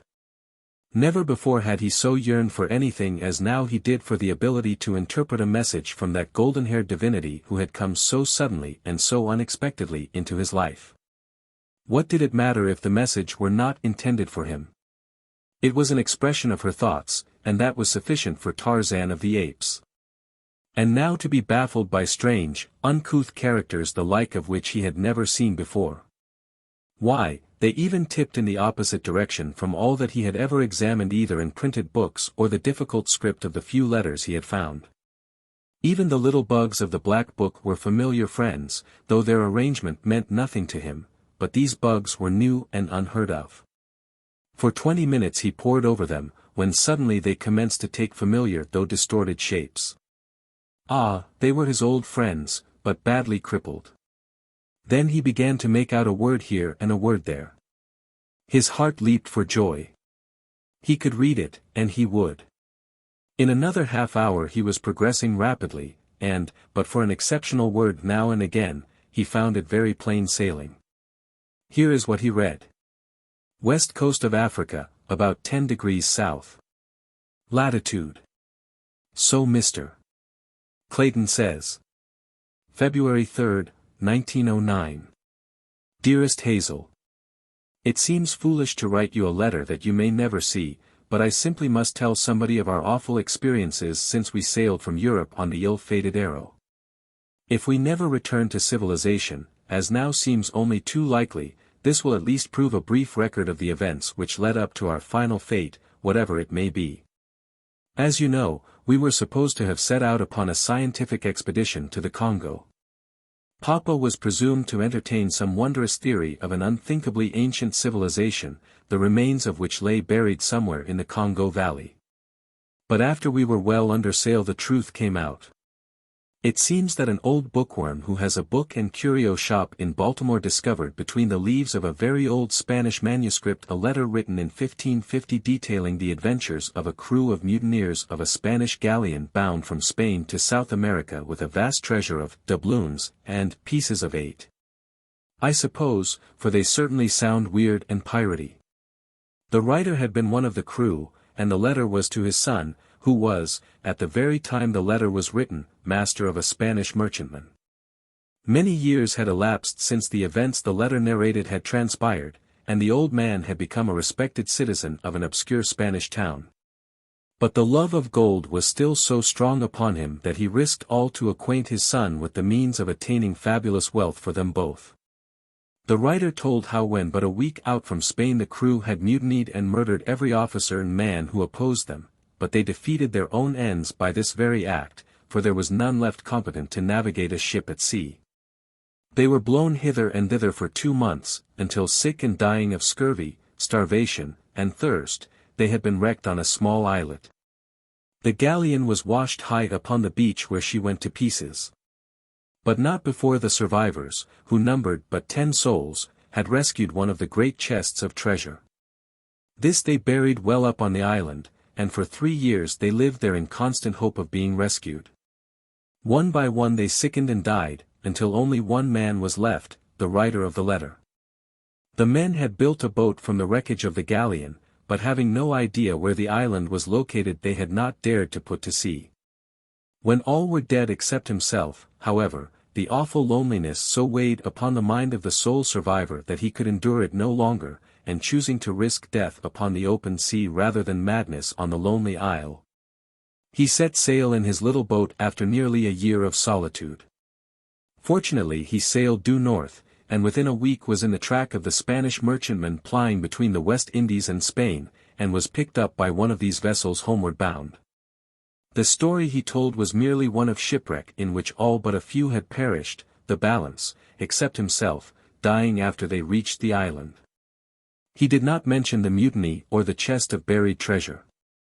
The master of the merchantmen assured him that from the position at which they had picked him up, and the prevailing winds for the past week he could have been on no other island than one of the Cape Verde group. which lie off the west coast of Africa in about 16 degrees or 17 degrees north latitude. His letter described the island minutely, as well as the location of the treasure, and was accompanied by the crudest, funniest little old map you ever saw. With trees and rocks all marked by scrawly X's to show the exact spot where the treasure had been buried. When Papa explained the real nature of the expedition, my heart sank, for I know so well how visionary and impractical the poor dear has always been that I feared that he had again been duped. Especially when he told me he had paid $1,000 for the letter and map. To add to my distress, I learned that he had borrowed $10,000 more from Robert Candler, and had given his notes for the amount. Mr. Candler had asked for no security, and you know, dearie, what that will mean for me if Papa cannot meet them. Oh, how I detest that man. We all tried to look on the bright side of things, but Mr. Philander, and Mr. Clayton, he joined us in London just for the adventure, both felt as skeptical as I. Well, to make a long story short, we found the island and the treasure, a great iron-bound oak chest, wrapped in many layers of oiled sailcloth, and as strong and firm as when it had been buried nearly 200 years ago. It was simply filled with gold coin, and was so heavy that 4 men bent underneath its weight. The horrid thing seems to bring nothing but murder and misfortune to those who have anything to do with it, for 3 days after we sailed from the Cape Verde Islands our own crew mutinied and killed every one of their officers. Oh, it was the most terrifying experience one could imagine, I cannot even write of it. They were going to kill us too, but one of them, the leader, named King, would not let them, and so they sailed south along the coast to a lonely spot where they found a good harbor, and here they landed and have left us. They sailed away with the treasure today, but Mr. Clayton says they will meet with a fate similar to the mutineers of the ancient galleon, because King, the only man aboard who knew aught of navigation, was murdered on the beach by one of the men the day we landed. I wish you could know Mr. Clayton. He is the dearest fellow imaginable, and unless I am mistaken he has fallen very much in love with me. He is the only son of Lord Greystoke, and some day will inherit the title and estates. In addition, he is wealthy in his own right, but the fact that he is going to be an English lord makes me very sad. You know what my sentiments have always been relative to American girls who married titled foreigners. Oh, if he were only a plain American gentleman. But it isn't his fault, poor fellow, and in everything except birth he would do credit to my country, and that is the greatest compliment I know how to pay any man. We have had the most weird experiences since we were landed here. Papa and Mr. Philander lost in the jungle, and chased by a real lion. Mr. Clayton lost, and attacked twice by wild beasts. Esmeralda and I cornered in an old cabin by a perfectly awful man-eating lioness. Oh, it was simply terrifical, as Esmeralda would say. But the strangest part of it all is the wonderful creature who rescued us. I have not seen him, but Mr. Clayton and Papa and Mr. Philander have, and they say that he is a perfectly godlike white man tanned to a dusky brown, with the strength of a wild elephant, the agility of a monkey, and the bravery of a lion. He speaks no English and vanishes as quickly and as mysteriously after he has performed some valorous deed, as though he were a disembodied spirit. Then we have another weird neighbor, who printed a beautiful sign in English and tacked it on the door of his cabin, which we have preempted, warning us to destroy none of his belongings, and signing himself Tarzan of the Apes.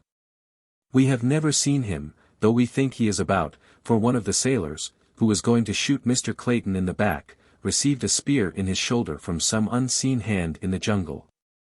The sailors left us but a meager supply of food, so, as we have only a single revolver with but 3 cartridges left in it, we do not know how we can procure meat, though Mr. Philander says that we can exist indefinitely on the wild fruit and nuts which abound in the jungle. I am very tired now, so I shall go to my funny bed of grasses which Mr. Clayton gathered for me, but will add to this from day to day as things happen. Lovingly, Jane Porter. To Hazel Strong, Baltimore, Maryland. Tarzan sat in a brown study for a long time after he finished reading the letter. It was filled with so many new and wonderful things that his brain was in a whirl as he attempted to digest them all. So they did not know that he was Tarzan of the Apes. He would tell them. In his tree he had constructed a rude shelter of leaves and boughs, beneath which, protected from the rain, he had placed the few treasures brought from the cabin. Among these were some pencils. He took one, and beneath Jane Porter's signature he wrote, "I am Tarzan of the Apes." He thought that would be sufficient. Later he would return the letter to the cabin. In the matter of food, thought Tarzan, they had no need to worry, he would provide, and he did. The next morning Jane found her missing letter in the exact spot from which it had disappeared 2 nights before. She was mystified. But when she saw the printed words beneath her signature, she felt a cold, clammy chill run up her spine. She showed the letter, or rather the last sheet with the signature, to Clayton. "And to think," she said, "that uncanny thing was probably watching me all the time that I was writing, oh. It makes me shudder just to think of it." "But he must be friendly," reassured Clayton, "for he has returned your letter, nor did he offer to harm you, and unless I am mistaken he left a very substantial memento of his friendship outside the cabin door last night. For I just found the carcass of a wild boar there as I came out. From then on scarcely a day passed that did not bring its offering of game or other food. Sometimes it was a young deer, again a quantity of strange, cooked food, cassava cakes pilfered from the village of Mbonga, or a boar, or leopard, and once a lion. Tarzan derived the greatest pleasure of his life in hunting meat for these strangers. It seemed to him that no pleasure on earth could compare with laboring for the welfare and protection of the beautiful white girl. Some day he would venture into the camp in daylight and talk with these people through the medium of the little bugs which were familiar to them and to Tarzan. But he found it difficult to overcome the timidity of the wild thing of the forest, and so day followed day without seeing a fulfillment of his good intentions. The party in the camp, emboldened by familiarity, wandered farther and yet farther into the jungle in search of nuts and fruit. Scarcely a day passed that did not find Professor Porter straying in his preoccupied indifference toward the jaws of death. Mr. Samuel T. Philander, never what one might call robust, was worn to the shadow of a shadow through the ceaseless worry and mental distraction resultant from his Herculean efforts to safeguard the professor. A month passed. Tarzan had finally determined to visit the camp by daylight. It was early afternoon. Clayton had wandered to the point at the harbor's mouth to look for passing vessels. Here he kept a great mass of wood, high-piled, ready to be ignited as a signal should a steamer or a sail top the far horizon. Professor Porter was wandering along the beach south of the camp with Mr.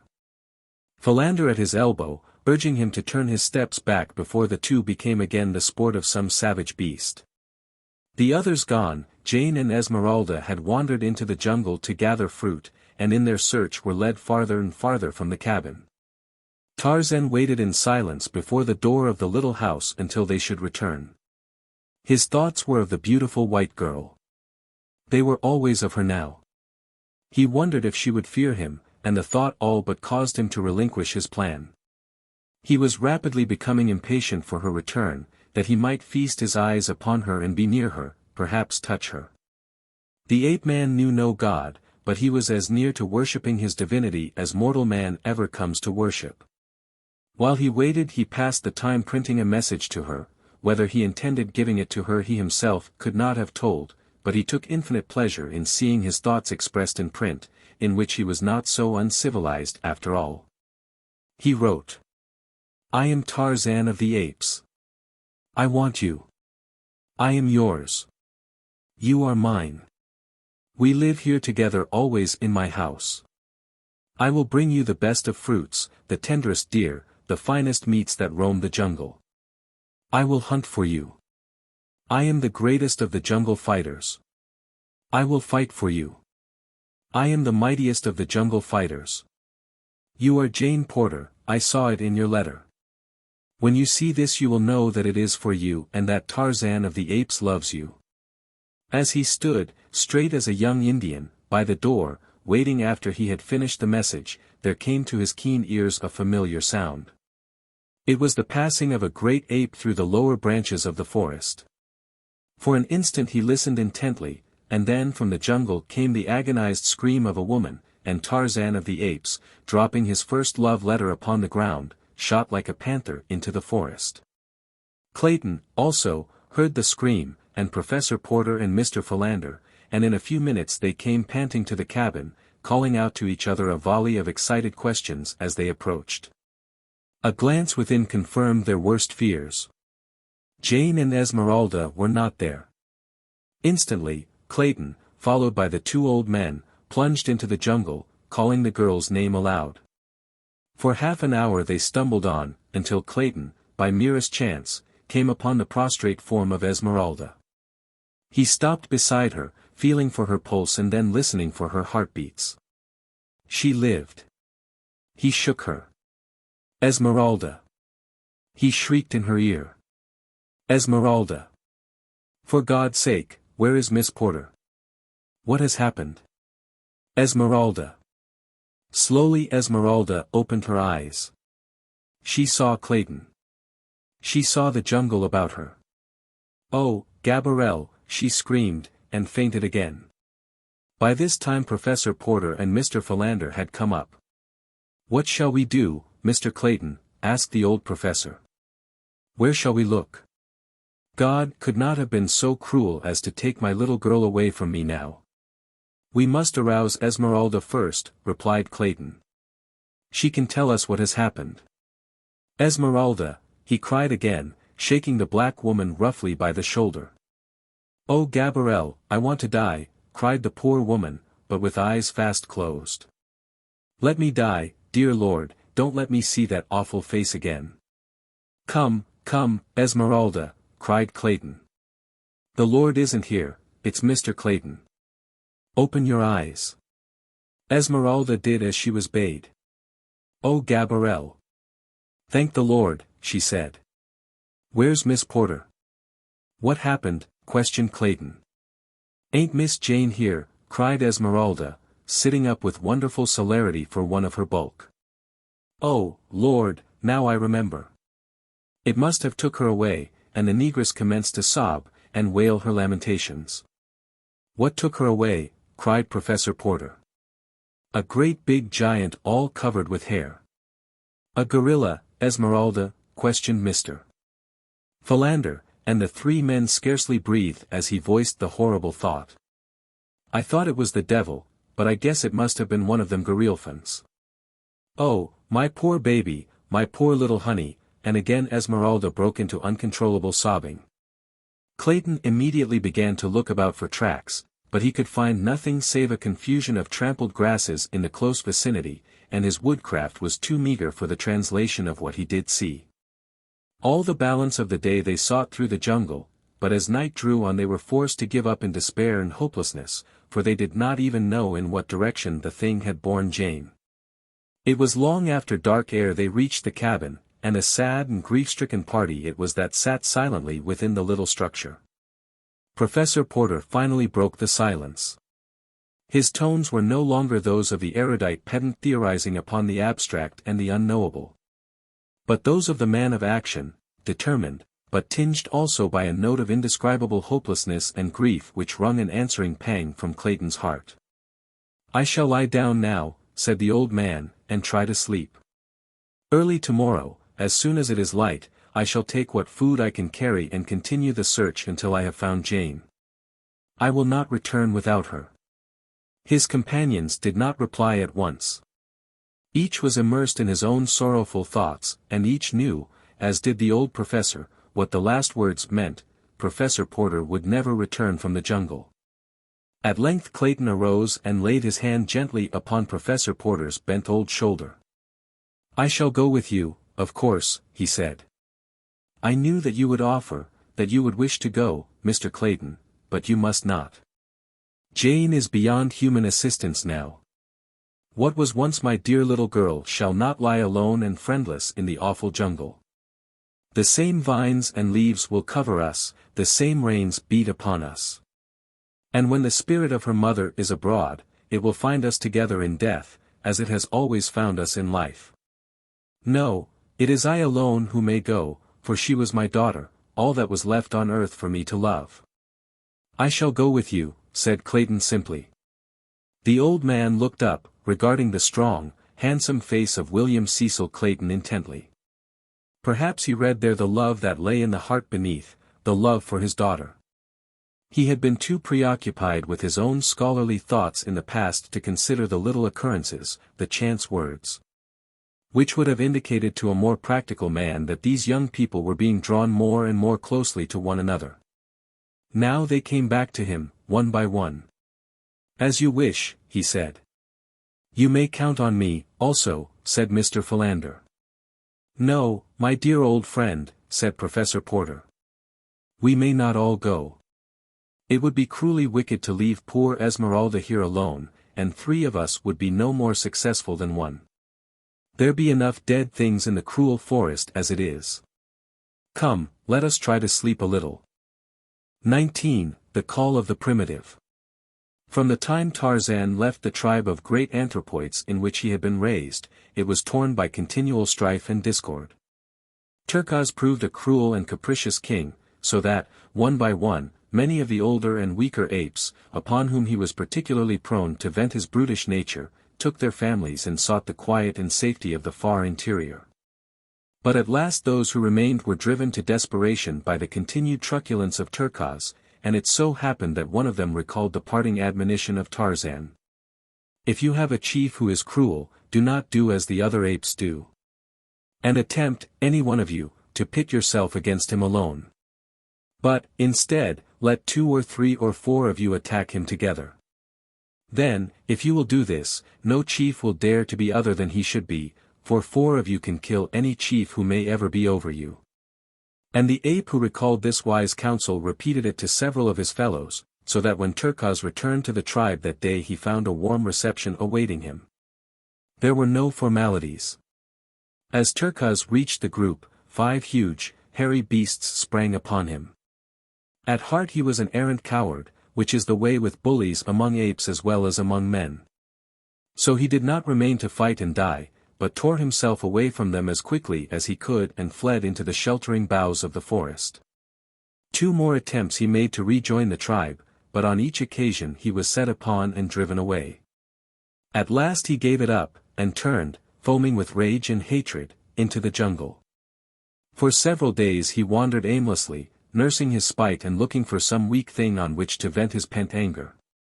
It was in this state of mind that the horrible, man-like beast, swinging from tree to tree, came suddenly upon 2 women in the jungle.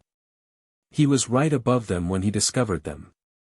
The first intimation Jane Porter had of his presence was when the great hairy body dropped to the earth beside her, and she saw the awful face and the snarling, hideous mouth thrust within a foot of her. One piercing scream escaped her lips as the brute hand clutched her arm. Then she was dragged toward those awful fangs which yawned at her throat.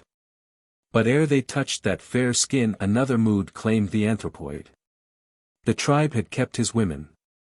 He must find others to replace them.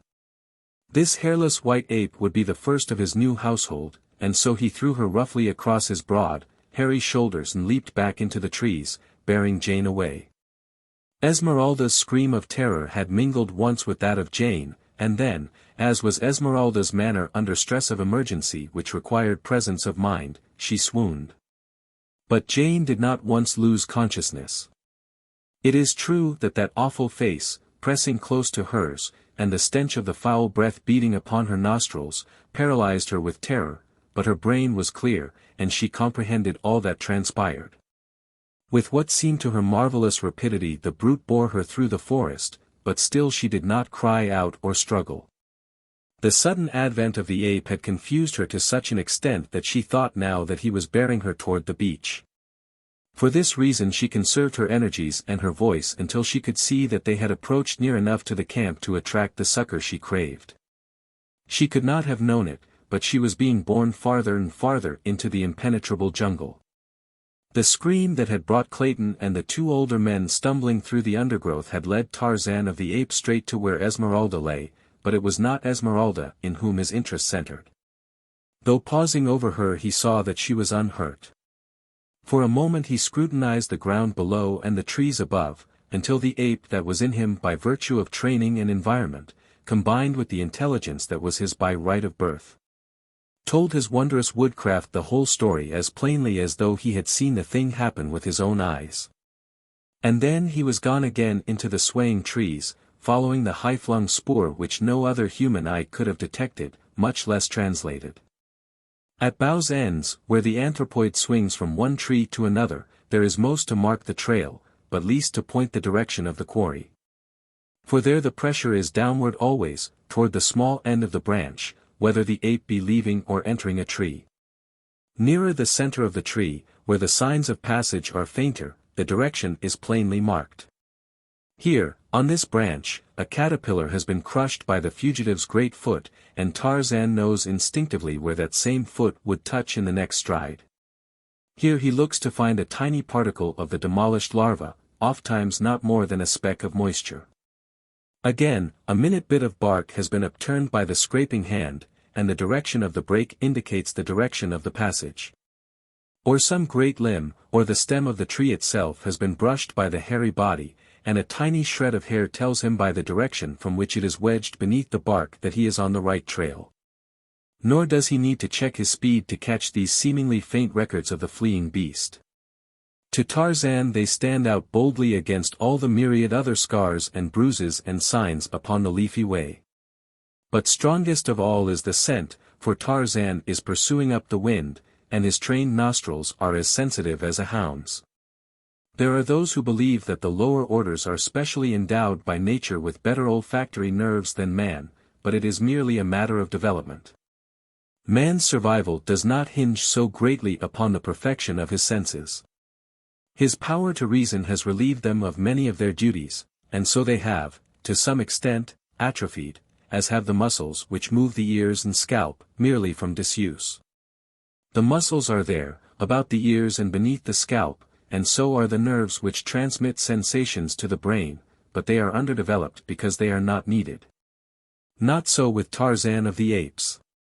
From early infancy his survival had depended upon acuteness of eyesight, hearing, smell, touch, and taste far more than upon the more slowly developed organ of reason. The least developed of all in Tarzan was the sense of taste, for he could eat luscious fruits, or raw flesh, long buried with almost equal appreciation, but in that he differed but slightly from more civilized epicures. Almost silently the ape-man sped on in the track of Terkoz and his prey, but the sound of his approach reached the ears of the fleeing beast and spurred it on to greater speed. 3 miles were covered before Tarzan overtook them, and then Terkoz, seeing that further flight was futile, dropped to the ground in a small open glade. That he might turn and fight for his prize or be free to escape unhampered if he saw that the pursuer was more than a match for him. He still grasped Jane in one great arm as Tarzan bounded like a leopard into the arena which nature had provided for this primeval-like battle. When Terkoz saw that it was Tarzan who pursued him, he jumped to the conclusion that this was Tarzan's woman, since they were of the same kind, white and hairless, and so he rejoiced at this opportunity for double revenge upon his hated enemy. To Jane the strange apparition of this godlike man was as wine to sick nerves. From the description which Clayton and her father and Mr. Philander had given her, she knew that it must be the same wonderful creature who had saved them, and she saw in him only a protector and a friend. But as Terkoz pushed her roughly aside to meet Tarzan's charge, and she saw the great proportions of the ape and the mighty muscles and the fierce fangs, her heart quailed. How could any vanquish such a mighty antagonist? Like 2 charging bulls they came together, and like 2 wolves sought each other's throat. Against the long canines of the ape was pitted the thin blade of the man's knife. Jane, her lithe, young form flattened against the trunk of a great tree, her hands tight pressed against her rising and falling bosom, and her eyes wide with mingled horror, fascination, fear, and admiration, watched the primordial ape battle with the primeval man for possession of a woman, for her. As the great muscles of the man's back and shoulders knotted beneath the tension of his efforts, and the huge biceps and forearm held at bay those mighty tusks. The veil of centuries of civilization and culture was swept from the blurred vision of the Baltimore girl. When the long knife drank deep a dozen times of Terkoz's heart's blood, and the great carcass rolled lifeless upon the ground. It was a primeval woman who sprang forward with outstretched arms toward the primeval man who had fought for her and won her. And Tarzan? He did what no red-blooded man needs lessons in doing. He took his woman in his arms and smothered her upturned, panting lips with kisses. For a moment Jane lay there with half-closed eyes. For a moment, the first in her young life, she knew the meaning of love. But as suddenly as the veil had been withdrawn it dropped again, and an outraged conscience suffused her face with its scarlet mantle, and a mortified woman thrust Tarzan of the Apes from her and buried her face in her hands. Tarzan had been surprised when he had found the girl he had learned to love after a vague and abstract manner a willing prisoner in his arms. Now he was surprised that she repulsed him. He came close to her once more and took hold of her arm. She turned upon him like a tigress, striking his great breast with her tiny hands. Tarzan could not understand it. A moment ago and it had been his intention to hasten Jane back to her people, but that little moment was lost now in the dim and distant past of things which were but can never be again. And with it the good intentions had gone to join the impossible. Since then Tarzan of the Apes had felt a warm, lithe form close pressed to his. Hot, sweet breath against his cheek and mouth had fanned a new flame to life within his breast, and perfect lips had clung to his in burning kisses that had seared a deep brand into his soul, a brand which marked a new Tarzan. Again he laid his hand upon her arm. Again she repulsed him. And then Tarzan of the Apes did just what his first ancestor would have done. He took his woman in his arms and carried her into the jungle. Early the following morning the four within the little cabin by the beach were awakened by the booming of a cannon. Clayton was the first to rush out, and there, beyond the harbor's mouth, he saw two vessels lying at anchor.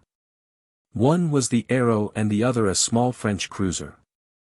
The sides of the latter were crowded with men gazing shoreward, and it was evident to Clayton, as to the others who had now joined him, that the gun which they had heard had been fired to attract their attention if they still remained at the cabin.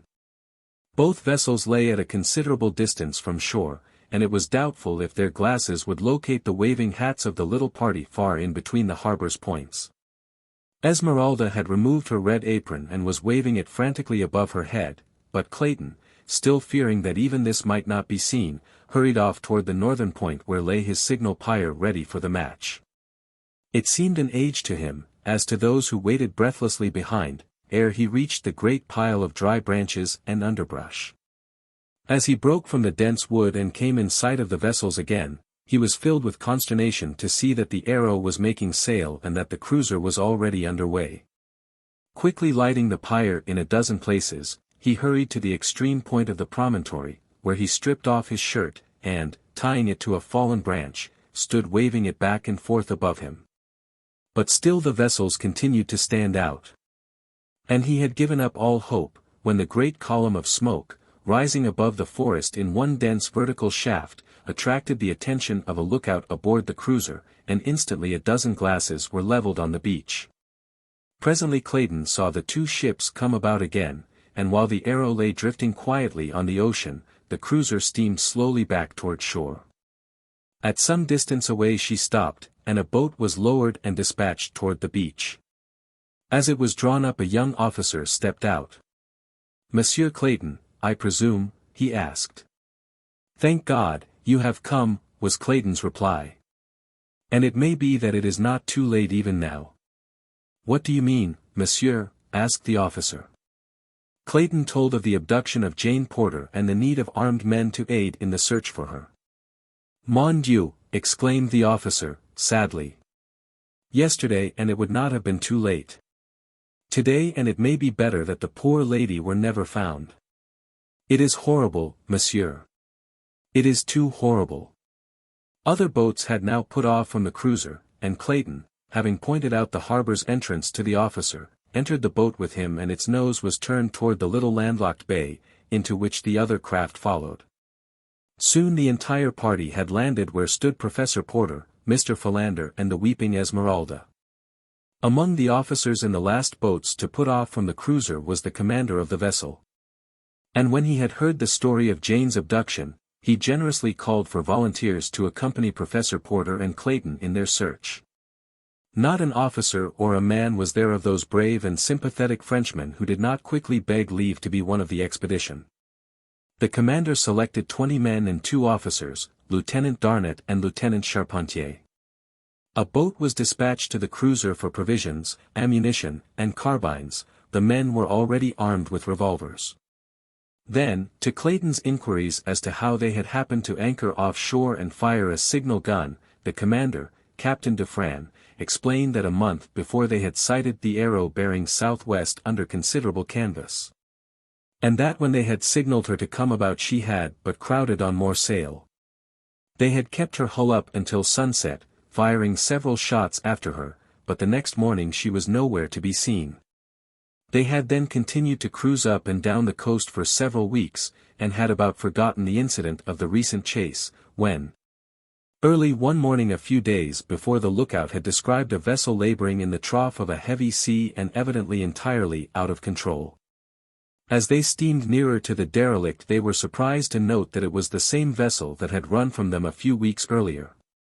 Her forestaysail and mizzen spanker were set as though an effort had been made to hold her head up into the wind, but the sheets had parted, and the sails were tearing to ribbons in the half-gale of wind.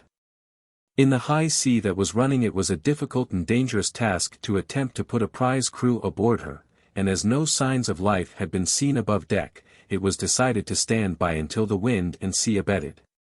But just then a figure was seen clinging to the rail and feebly waving a mute signal of despair toward them. Immediately a boat's crew was ordered out and an attempt was successfully made to board the Arrow. The sight that met the Frenchmen's eyes as they clambered over the ship's side was appalling. A dozen dead and dying men rolled hither and thither upon the pitching deck, the living intermingled with the dead. 2 of the corpses appeared to have been partially devoured as though by wolves. The prize crew soon had the vessel under proper sail once more and the living members of the ill-starred company carried below to their hammocks. The dead were wrapped in tarpaulins and lashed on deck to be identified by their comrades before being consigned to the deep. None of the living was conscious when the Frenchmen reached the Arrow's deck. Even the poor devil who had waved the single despairing signal of distress had lapsed into unconsciousness before he had learned whether it had availed or not. It did not take the French officer long to learn what had caused the terrible condition aboard, for when water and brandy were sought to restore the men, it was found that there was none, nor even food of any description. He immediately signaled to the cruiser to send water, medicine, and provisions, and another boat made the perilous trip to the Arrow. When restoratives had been applied several of the men regained consciousness, and then the whole story was told. That part of it we know up to the sailing of the Arrow after the murder of Snipes, and the burial of his body above the treasure chest. It seems that the pursuit by the cruiser had so terrorized the mutineers that they had continued out across the Atlantic for several days after losing her. But on discovering the meager supply of water and provisions aboard, they had turned back toward the east. With no one on board who understood navigation, discussions soon arose as to their whereabouts. And as 3 days' sailing to the east did not raise land, they bore off to the north, fearing that the high north winds that had prevailed had driven them south of the southern extremity of Africa. They kept on a north-northeasterly course for 2 days, when they were overtaken by a calm which lasted for nearly a week. Their water was gone, and in another day they would be without food. Conditions changed rapidly from bad to worse. One man went mad and leaped overboard. Soon another opened his veins and drank his own blood. When he died they threw him overboard also, though there were those among them who wanted to keep the corpse on board. Hunger was changing them from human beasts to wild beasts. 2 days before they had been picked up by the cruiser they had become too weak to handle the vessel, and that same day 3 men died. On the following morning it was seen that one of the corpses had been partially devoured. All that day the men lay glaring at each other like beasts of prey, and the following morning 2 of the corpses lay almost entirely stripped of flesh. The men were but little stronger for their ghoulish repast, for the want of water was by far the greatest agony with which they had to contend. And then the cruiser had come. When those who could had recovered, the entire story had been told to the French commander. But the men were too ignorant to be able to tell him at just what point on the coast the professor and his party had been marooned, so the cruiser had steamed slowly along within sight of land, firing occasional signal guns and scanning every inch of the beach with glasses. They had anchored by night so as not to neglect a particle of the shoreline, and it had happened that the preceding night had brought them off the very beach where lay the little camp they sought. The signal guns of the afternoon before had not been heard by those on shore, it was presumed, because they had doubtless been in the thick of the jungle searching for Jane Porter, where the noise of their own crashing through the underbrush would have drowned the report of a far distant gun. By the time the two parties had narrated their several adventures, the cruiser's boat had returned with supplies and arms for the expedition. Within a few minutes the little body of sailors and the two French officers, together with Professor Porter and Clayton, set off upon their hopeless and ill-fated quest into the untracked jungle. XX. Heredity. When Jane realized that she was being borne away a captive by the strange forest creature who had rescued her from the clutches of the ape, she struggled desperately to escape. But the strong arms that held her as easily as though she had been but a day-old babe only pressed a little more tightly. So presently she gave up the futile effort and lay quietly, looking through half-closed lids at the face of the man who strode easily through the tangled undergrowth with her. The face above her was one of extraordinary beauty, a perfect type of the strongly masculine, unmarred by dissipation, or brutal or degrading passions.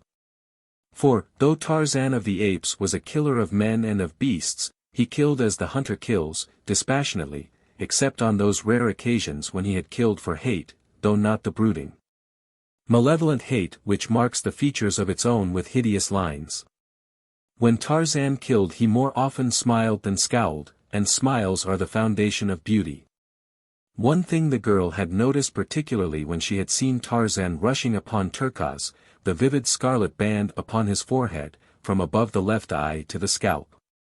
But now as she scanned his features she noticed that it was gone, and only a thin white line marked the spot where it had been. As she lay more quietly in his arms Tarzan slightly relaxed his grip upon her.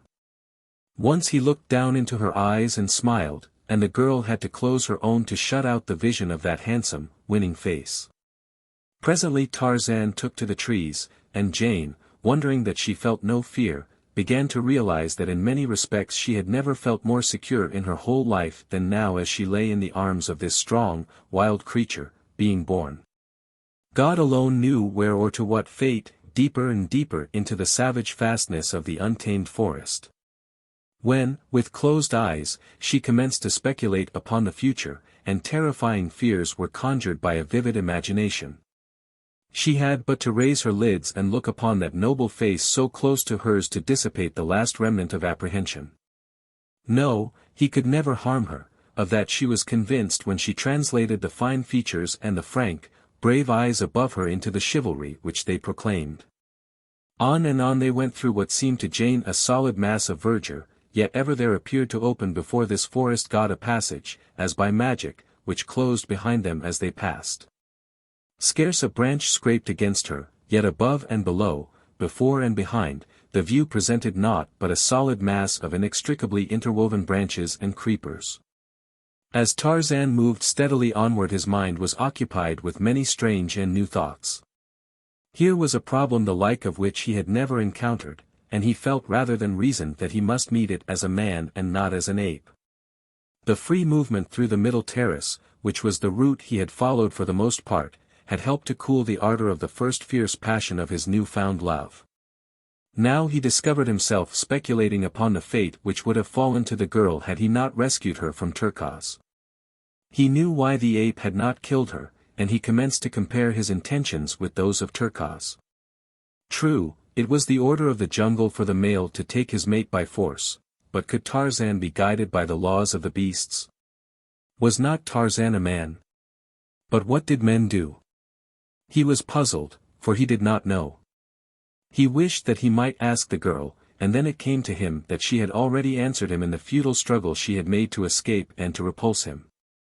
But now they had come to their destination, and Tarzan of the Apes with Jane in his strong arms, swung lightly to the turf of the arena where the great apes held their councils and danced the wild orgy of the dum-dum. Though they had come many miles, it was still but mid-afternoon, and the amphitheater was bathed in the half-light which filtered through the maze of encircling foliage. The green turf looked soft and cool and inviting. The myriad noises of the jungle seemed far distant and hushed to a mere echo of blurred sounds, rising and falling like the surf upon a remote shore. A feeling of dreamy peacefulness stole over Jane as she sank down upon the grass where Tarzan had placed her, and as she looked up at his great figure towering above her, there was added a strange sense of perfect security. As she watched him from beneath half-closed lids, Tarzan crossed the little circular clearing toward the trees upon the further side. She noted the graceful majesty of his carriage, the perfect symmetry of his magnificent figure and the poise of his well-shaped head upon his broad shoulders. What a perfect creature! There could be naught of cruelty or baseness beneath that godlike exterior. Never, she thought, had such a man strode the earth since God created the first in his own image. With a bound Tarzan sprang into the trees and disappeared. Jane wondered where he had gone. Had he left her there to her fate in the lonely jungle? She glanced nervously about. Every vine and bush seemed but the lurking place of some huge and horrible beast waiting to bury gleaming fangs into her soft flesh. Every sound she magnified into the stealthy creeping of a sinuous and malignant body. How different now that he had left her. For a few minutes that seemed hours to the frightened girl, she sat with tense nerves waiting for the spring of the crouching thing that was to end her misery of apprehension. She almost prayed for the cruel teeth that would give her unconsciousness and surcease from the agony of fear. She heard a sudden, slight sound behind her. With a cry she sprang to her feet and turned to face her end. There stood Tarzan, his arms filled with ripe and luscious fruit. Jane reeled and would have fallen, had not Tarzan, dropping his burden, caught her in his arms. She did not lose consciousness, but she clung tightly to him, shuddering and trembling like a frightened deer. Tarzan of the Apes stroked her soft hair and tried to comfort and quiet her as Kala had him, when, as a little ape, he had been frightened by Sabor, the lioness, or Hista, the snake. Once he pressed his lips lightly upon her forehead, and she did not move, but closed her eyes and sighed. She could not analyze her feelings, nor did she wish to attempt it. She was satisfied to feel the safety of those strong arms, and to leave her future to fate, for the last few hours had taught her to trust this strange wild creature of the forest as she would have trusted but few of the men of her acquaintance.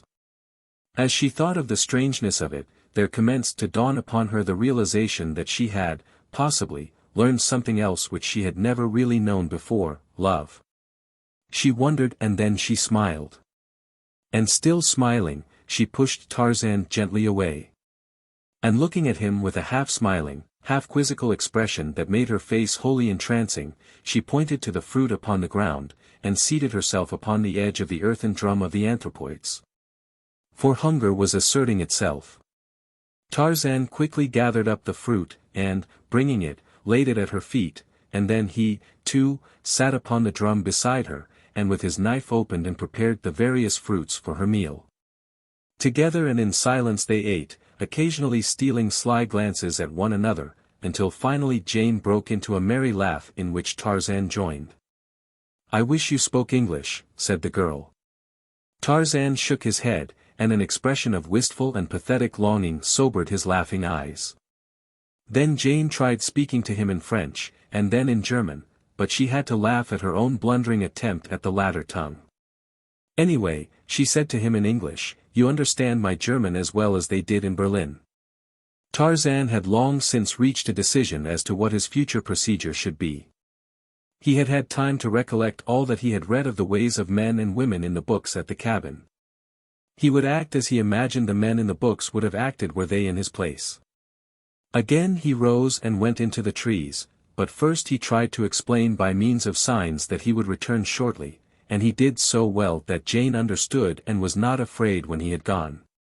Only a feeling of loneliness came over her and she watched the point where he had disappeared, with longing eyes, awaiting his return. As before, she was appraised of his presence by a soft sound behind her, and turned to see him coming across the turf with a great armful of branches. Then he went back again into the jungle and in a few minutes reappeared with a quantity of soft grasses and ferns. 2 more trips he made until he had quite a pile of material at hand. Then he spread the ferns and grasses upon the ground in a soft flat bed, and above it leaned many branches together so that they met a few feet over its center. Upon these he spread layers of huge leaves of the great elephant's ear, and with more branches and more leaves he closed one end of the little shelter he had built. Then they sat down together again upon the edge of the drum and tried to talk by signs. The magnificent diamond locket which hung about Tarzan's neck, had been a source of much wonderment to Jane. She pointed to it now, and Tarzan removed it and handed the pretty bauble to her. She saw that it was the work of a skilled artisan and that the diamonds were of great brilliancy and superbly set, but the cutting of them denoted that they were of a former day. She noticed too that the locket opened, and, pressing the hidden clasp, she saw the 2 halves spring apart to reveal in either section an ivory miniature. One was of a beautiful woman and the other might have been a likeness of the man who sat beside her, except for a subtle difference of expression that was scarcely definable. She looked up at Tarzan to find him leaning toward her gazing on the miniatures with an expression of astonishment. He reached out his hand for the locket and took it away from her, examining the likenesses within with unmistakable signs of surprise and new interest. His manner clearly denoted that he had never before seen them, nor imagined that the locket opened. This fact caused Jane to indulge in further speculation, and it taxed her imagination to picture how this beautiful ornament came into the possession of a wild and savage creature of the unexplored jungles of Africa. Still more wonderful was how it contained the likeness of one who might be a brother, or, more likely, the father of this woodland demigod who was even ignorant of the fact that the locket opened. Tarzan was still gazing with fixity at the 2 faces. Presently he removed the quiver from his shoulder, and emptying the arrows upon the ground reached into the bottom of the bag-like receptacle and drew forth a flat object wrapped in many soft leaves and tied with bits of long grass.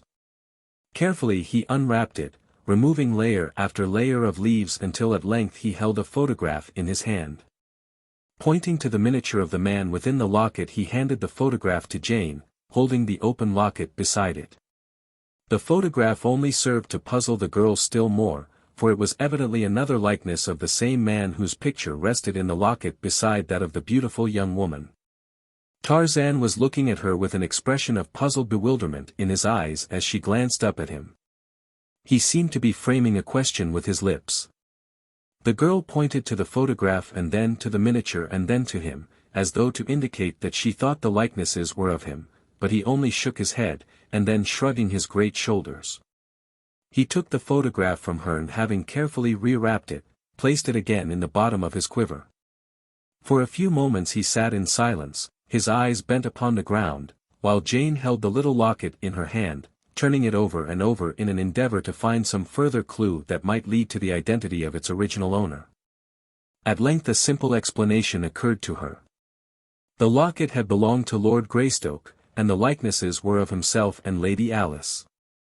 This wild creature had simply found it in the cabin by the beach. How stupid of her not to have thought of that solution before. But to account for the strange likeness between Lord Greystoke and this forest god, that was quite beyond her, and it is not strange that she could not imagine that this naked savage was indeed an English nobleman. At length Tarzan looked up to watch the girl as she examined the locket. He could not fathom the meaning of the faces within, but he could read the interest and fascination upon the face of the live young creature by his side. She noticed that he was watching her and thinking that he wished his ornament again. She held it out to him. He took it from her and taking the chain in his 2 hands he placed it about her neck, smiling at her expression of surprise at his unexpected gift. Jane shook her head vehemently and would have removed the golden links from about her throat, but Tarzan would not let her.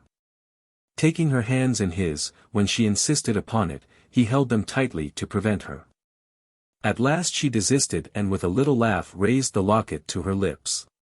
Tarzan did not know precisely what she meant, but he guessed correctly that it was her way of acknowledging the gift, and so he rose, and taking the locket in his hand, stooped gravely like some courtier of old, and pressed his lips upon it where hers had rested. It was a stately and gallant little compliment performed with the grace and dignity of utter unconsciousness of self.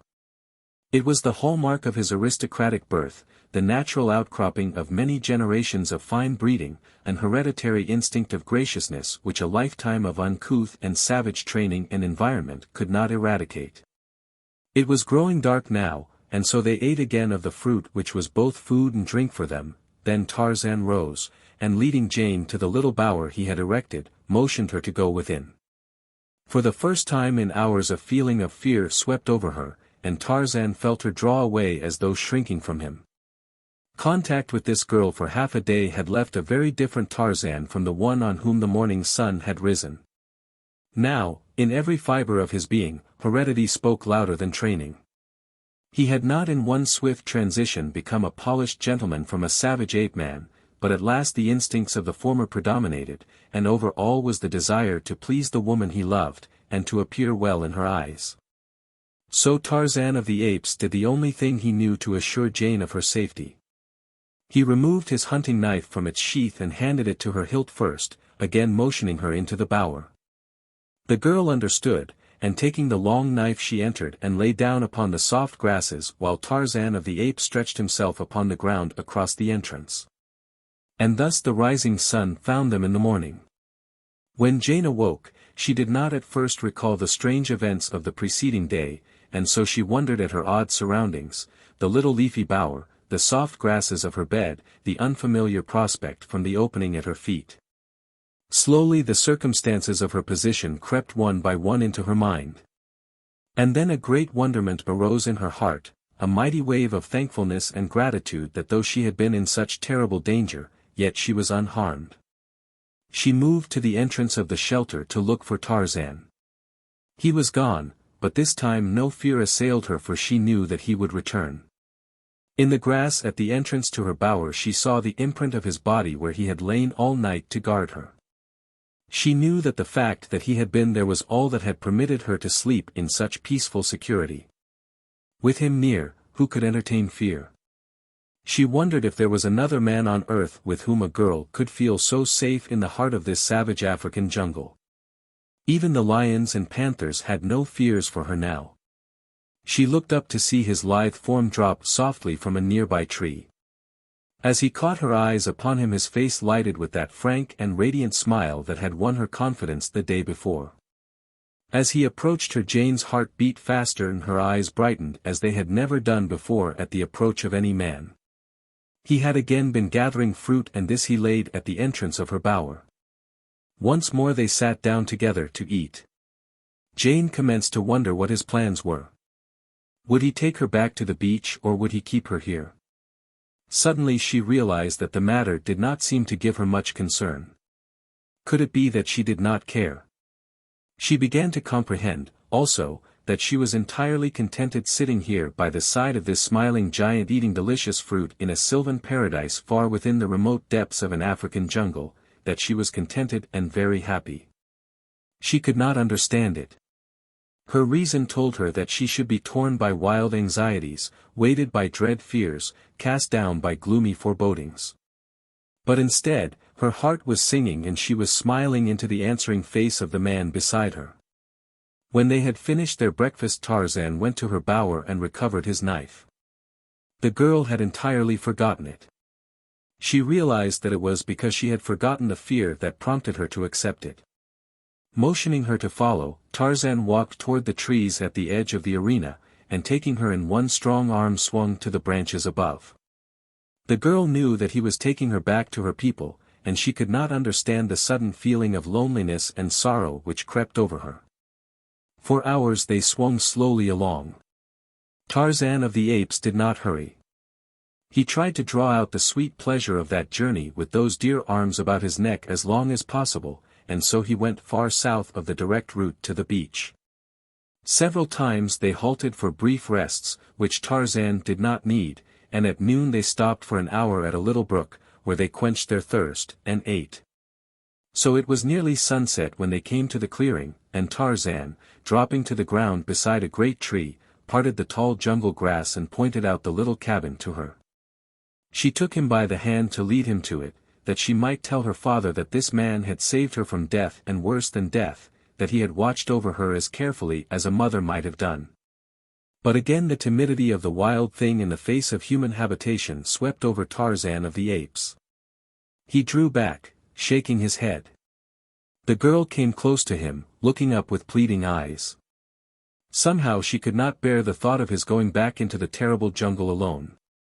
Still he shook his head, and finally he drew her to him very gently and stooped to kiss her, but first he looked into her eyes and waited to learn if she were pleased, or if she would repulse him.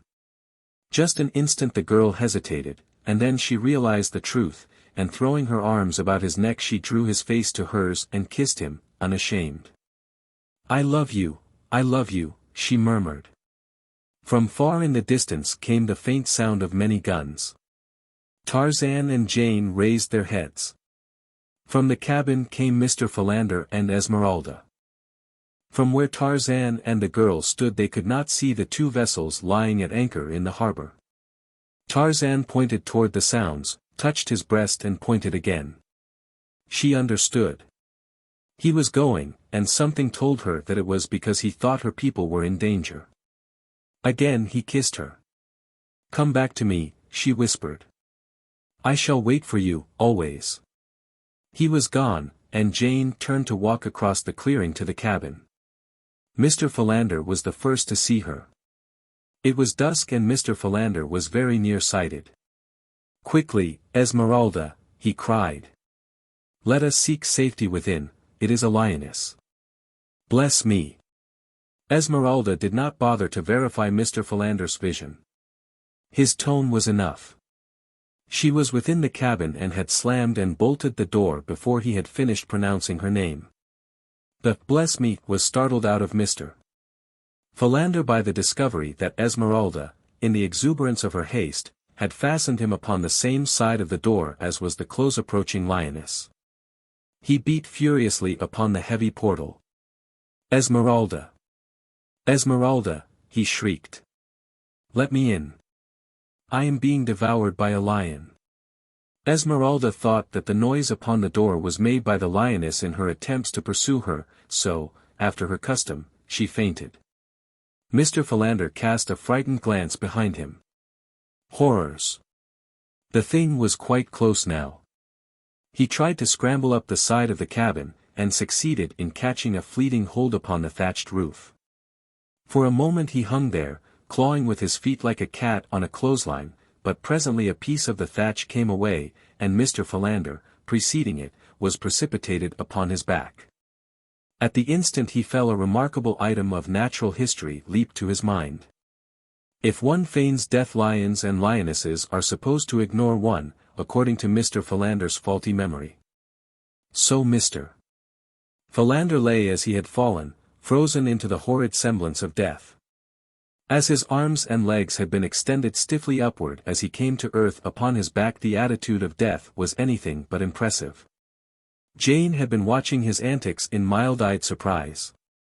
Now she laughed, a little choking gurgle of a laugh, but it was enough. Mr. Philander rolled over upon his side and peered about. At length he discovered her. Jane, he cried. Jane Porter. Bless me. He scrambled to his feet and rushed toward her. He could not believe that it was she, and alive. Bless me. Where did you come from? Where in the world have you been? How? Mercy, Mr. Philander, interrupted the girl, I can never remember so many questions. Well, well, said Mr. Philander. Bless me. I am so filled with surprise and exuberant delight at seeing you safe and well again that I scarcely know what I am saying, really. But come, tell me all that has happened to you. 21. The Village of Torture. As the little expedition of sailors toiled through the dense jungle searching for signs of Jane Porter, the futility of their venture became more and more apparent. But the grief of the old man and the hopeless eyes of the young Englishman prevented the kind-hearted Darnet from turning back. He thought that there might be a bare possibility of finding her body, or the remains of it, for he was positive that she had been devoured by some beast of prey. He deployed his men into a skirmish line from the point where Esmeralda had been found, and in this extended formation they pushed their way, sweating and panting, through the tangled vines and creepers. It was slow work. Noon found them but a few miles inland. They halted for a brief rest then, and after pushing on for a short distance further one of the men discovered a well-marked trail. It was an old elephant track, and Darnett after consulting with Professor Porter and Clayton decided to follow it. The path wound through the jungle in a northeasterly direction, and along it the column moved in single file. Lieutenant Darnett was in the lead and moving at a quick pace, for the trail was comparatively open. Immediately behind him came Professor Porter, but as he could not keep pace with the younger man Darnett was 100 yards in advance when suddenly a half-dozen black warriors arose about him. Darnett gave a warning shout to his column as the blacks closed on him, but before he could draw his revolver he had been pinioned and dragged into the jungle. His cry had alarmed the sailors and a dozen of them sprang forward past Professor Porter, running up the trail to their officer's aid. They did not know the cause of his outcry, only that it was a warning of danger ahead. They had rushed past the spot where Darnett had been seized when a spear hurled from the jungle transfixed one of the men, and then a volley of arrows fell among them. Raising their rifles they fired into the underbrush in the direction from which the missiles had come.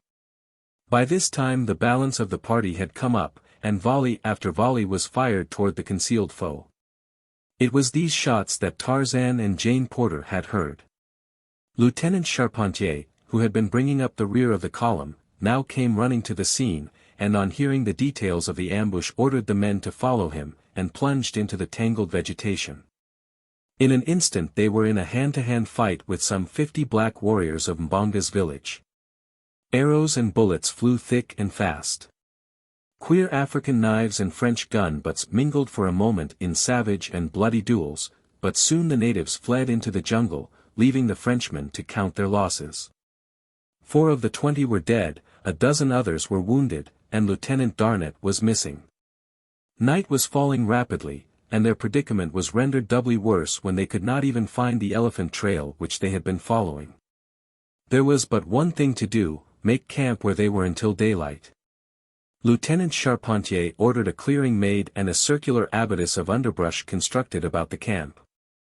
This work was not completed until long after dark, the men building a huge fire in the center of the clearing to give them light to work by.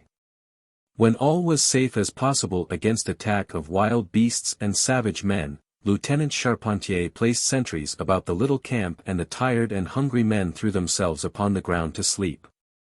The groans of the wounded, mingled with the roaring and growling of the great beasts which the noise and firelight had attracted, kept sleep, except in its most fitful form, from the tired eyes. It was a sad and hungry party that lay through the long night praying for dawn. The blacks who had seized Darnett had not waited to participate in the fight which followed, but instead had dragged their prisoner a little way through the jungle and then struck the trail further on beyond the scene of the fighting in which their fellows were engaged. They hurried him along, the sounds of battle growing fainter and fainter as they drew away from the contestants until there suddenly broke upon Darnett's vision a good-sized clearing at one end of which stood a thatched and palisaded village.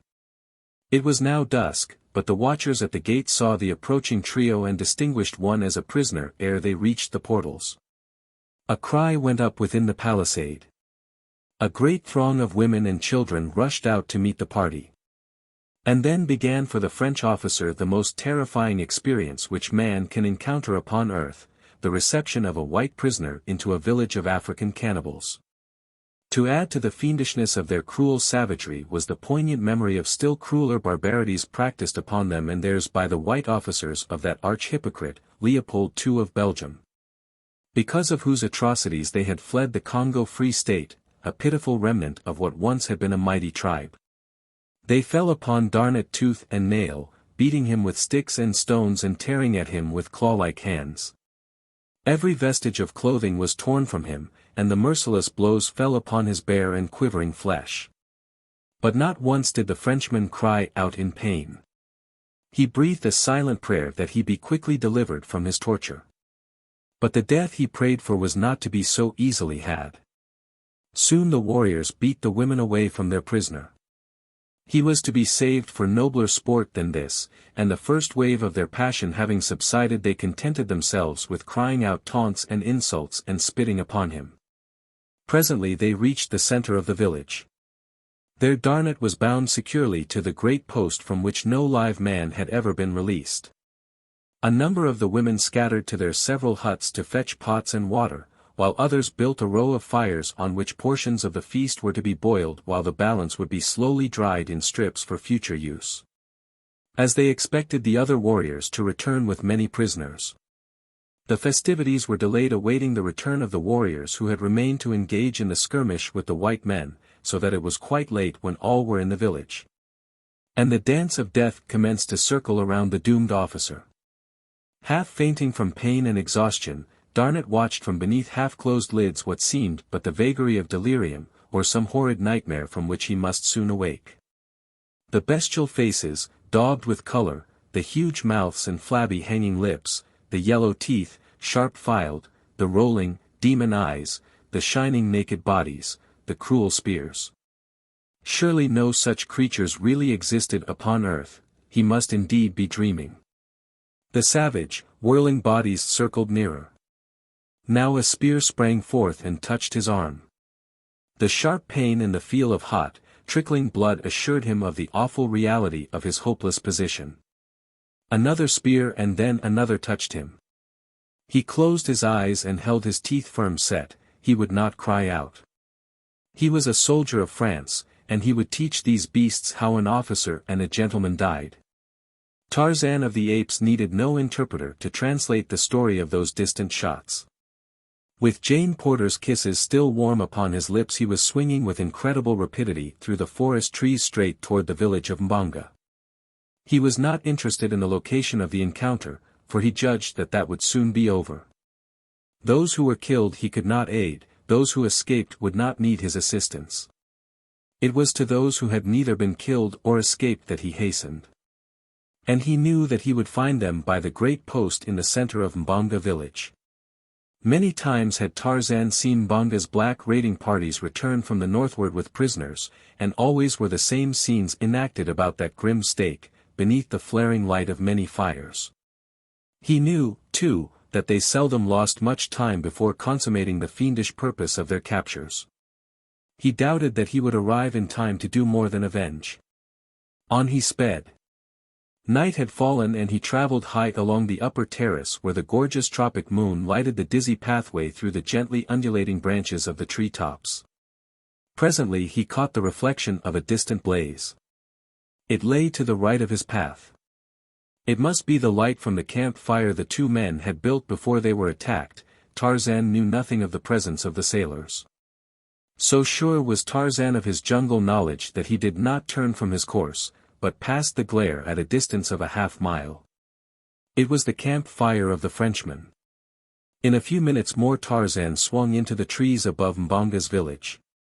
Ah, he was not quite too late. Or, was he? He could not tell. The figure at the stake was very still, yet the black warriors were but pricking it. Tarzan knew their customs. The death blow had not been struck.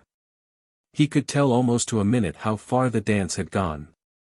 In another instant Mbonga's knife would sever one of the victim's ears, that would mark the beginning of the end, for very shortly after only a writhing mass of mutilated flesh would remain. There would still be life in it, but death then would be the only charity it craved. The stake stood 40 feet from the nearest tree. Tarzan coiled his rope. Then there rose suddenly above the fiendish cries of the dancing demons the awful challenge of the ape-man. The dancers halted as though turned to stone. The rope sped with singing were high above the heads of the blacks. It was quite invisible in the flaring lights of the camp fires. Darnat opened his eyes. A huge black, standing directly before him, lunged backward as though felled by an invisible hand. Struggling and shrieking, his body, rolling from side to side, moved quickly toward the shadows beneath the trees. The blacks, their eyes protruding in horror, watched spellbound. Once beneath the trees, the body rose straight into the air, and as it disappeared into the foliage above, the terrified negroes, screaming with fright, broke into a mad race for the village gate. Darnat was left alone. He was a brave man, but he had felt the short hairs bristle upon the nape of his neck when that uncanny cry rose upon the air. As the writhing body of the black soared, as though by unearthly power, into the dense foliage of the forest, Darnot felt an icy shiver run along his spine. As though death had risen from a dark grave and laid a cold and clammy finger on his flesh. As Darnot watched the spot where the body had entered the tree, he heard the sounds of movement there.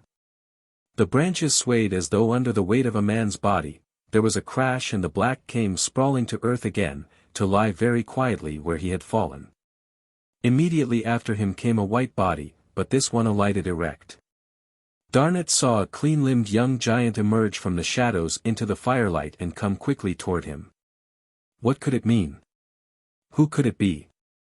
Some new creature of torture and destruction, doubtless. Darnot waited. His eyes never left the face of the advancing man. Nor did the other's frank, clear eyes waver beneath Darnot's fixed gaze. Darnot was reassured, but still without much hope, though he felt that that face could not mask a cruel heart. Without a word Tarzan of the Apes cut the bonds which held the Frenchman. Weak from suffering and loss of blood, he would have fallen but for the strong arm that caught him. He felt himself lifted from the ground. There was a sensation as of flying, and then he lost consciousness. XXII The Search Party. When dawn broke upon the little camp of Frenchmen in the heart of the jungle, it found a sad and disheartened group. As soon as it was light enough to see their surroundings, Lieutenant Charpentier sent men in groups of 3 in several directions to locate the trail, and in 10 minutes it was found and the expedition was hurrying back toward the beach. It was slow work, for they bore the bodies of 6 dead men, 2 more having succumbed during the night, and several of those who were wounded required support to move even very slowly. Charpentier had decided to return to camp for reinforcements, and then make an attempt to track down the natives and rescue Darnot. It was late in the afternoon when the exhausted men reached the clearing by the beach, but for 2 of them the return brought so great a happiness that all their suffering and heartbreaking grief was forgotten on the instant. As the little party emerged from the jungle, the first person that Professor Porter and Cecil Clayton saw was Jane, standing by the cabin door. With a little cry of joy and relief she ran forward to greet them, throwing her arms about her father's neck and bursting into tears for the first time since they had been cast upon this hideous and adventurous shore. Professor Porter strove manfully to suppress his own emotions, but the strain upon his nerves and weakened vitality were too much for him, and at length, burying his old face in the girl's shoulder, he sobbed quietly like a tired child. Jane led him toward the cabin, and the Frenchmen turned toward the beach from which several of their fellows were advancing to meet them. Clayton, wishing to leave father and daughter alone, joined the sailors and remained talking with the officers until their boat pulled away toward the cruiser whither Lieutenant Charpentier was bound to report the unhappy outcome of his adventure. Then Clayton turned back slowly toward the cabin. His heart was filled with happiness. The woman he loved was safe. He wondered by what manner of miracle she had been spared. To see her alive seemed almost unbelievable. As he approached the cabin he saw Jane coming out. When she saw him she hurried forward to meet him. "Jane," he cried, "God has been good to us, indeed. Tell me how you escaped, what form Providence took to save you for us." He had never before called her by her given name. 48 hours before it would have suffused Jane with a soft glow of pleasure to have heard that name from Clayton's lips, now it frightened her. "Mr. Clayton," she said quietly, extending her hand, "first let me thank you for your chivalrous loyalty to my dear father. He has told me how noble and self-sacrificing you have been. How can we repay you?" Clayton noticed that she did not return his familiar salutation, but he felt no misgivings on that score. She had been through so much. This was no time to force his love upon her, he quickly realized. "I am already repaid," he said. "Just to see you and Professor Porter both safe, well, and together again. I do not think that I could much longer have endured the pathos of his quiet and uncomplaining grief. It was the saddest experience of my life, Miss Porter. And then, added to it, there was my own grief, the greatest I have ever known." But his was so hopeless, his was pitiful. It taught me that no love, not even that of a man for his wife, may be so deep and terrible and self-sacrificing as the love of a father for his daughter. The girl bowed her head. There was a question she wanted to ask, but it seemed almost sacrilegious in the face of the love of these two men and the terrible suffering they had endured while she sat laughing and happy beside a godlike creature of the forest, eating delicious fruits and looking with eyes of love into answering eyes. But love is a strange master, and human nature is still stranger, so she asked her question. Where is the forest man who went to rescue you? Why did he not return? I do not understand, said Clayton. Whom do you mean? He who has saved each of us, who saved me from the gorilla. Oh, cried Clayton, in surprise. It was he who rescued you. You have not told me anything of your adventure, you know. But the wood man, she urged. Have you not seen him? When we heard the shots in the jungle, very faint and far away, he left me. We had just reached the clearing, and he hurried off in the direction of the fighting. I know he went to aid you. Her tone was almost pleading, her manner tense with suppressed emotion. Clayton could not but notice it, and he wondered, vaguely, why she was so deeply moved, so anxious to know the whereabouts of this strange creature.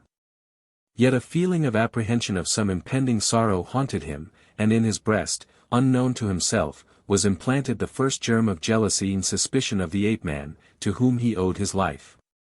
We did not see him, he replied quietly. He did not join us. And then, after a moment of thoughtful pause, possibly he joined his own tribe, the men who attacked us. He did not know why he had said it, for he did not believe it. The girl looked at him wide-eyed for a moment. No. She exclaimed vehemently, much too vehemently he thought. It could not be. They were savages. Clayton looked puzzled. He is a strange, half-savage creature of the jungle, Miss Porter. We know nothing of him. He neither speaks nor understands any European tongue, and his ornaments and weapons are those of the West Coast savages. Clayton was speaking rapidly. There are no other human beings than savages within hundreds of miles, Miss Porter. He must belong to the tribes which attacked us, or to some other equally savage, he may even be a cannibal. Jane blanched. I will not believe it, she half whispered. It is not true. You shall see, she said, addressing Clayton, that he will come back and that he will prove that you are wrong. You do not know him as I do. I tell you that he is a gentleman. Clayton was a generous and chivalrous man, but something in the girl's breathless defense of the forest man stirred him to unreasoning jealousy, so that for the instant he forgot all that they owed to this wild demigod. And he answered her with a half-sneer upon his lip. Possibly you are right, Miss Porter, he said, but I do not think that any of us need worry about our carrion-eating acquaintance. The chances are that he is some half-demented castaway who will forget us more quickly, but no more surely, than we shall forget him. He is only a beast of the jungle, Miss Porter. The girl did not answer, but she felt her heart shrivel within her. She knew that Clayton spoke merely what he thought, and for the first time she began to analyze the structure which supported her newfound love, and to subject its object to a critical examination. Slowly she turned and walked back to the cabin. She tried to imagine her wood god by her side in the saloon of an ocean liner. She saw him eating with his hands, tearing his food like a beast of prey, and wiping his greasy fingers upon his thighs. She shuddered. She saw him as she introduced him to her friends, uncouth, illiterate, a boor, and the girl winced. She had reached her room now, and as she sat upon the edge of her bed of ferns and grasses, with one hand resting upon her rising and falling bosom, she felt the hard outlines of the man's locket. She drew it out, holding it in the palm of her hand for a moment with tear-blurred eyes bent upon it. Then she raised it to her lips, and crushing it there buried her face in the soft ferns, sobbing. Beast, she murmured. Then God make me a beast, for, man or beast, I am yours. She did not see Clayton again that day. Esmeralda brought her supper to her, and she sent word to her father that she was suffering from the reaction following her adventure. The next morning Clayton left early with the relief expedition in search of Lieutenant Darnett. There were 200 armed men this time, with 10 officers and 2 surgeons, and provisions for a week. They carried bedding and hammocks, the latter for transporting their sick and wounded. It was a determined and angry company, a punitive expedition as well as one of relief. They reached the site of the skirmish of the previous expedition shortly after noon, for they were now traveling a known trail and no time was lost in exploring. From there on the elephant track led straight to Mbonga's village.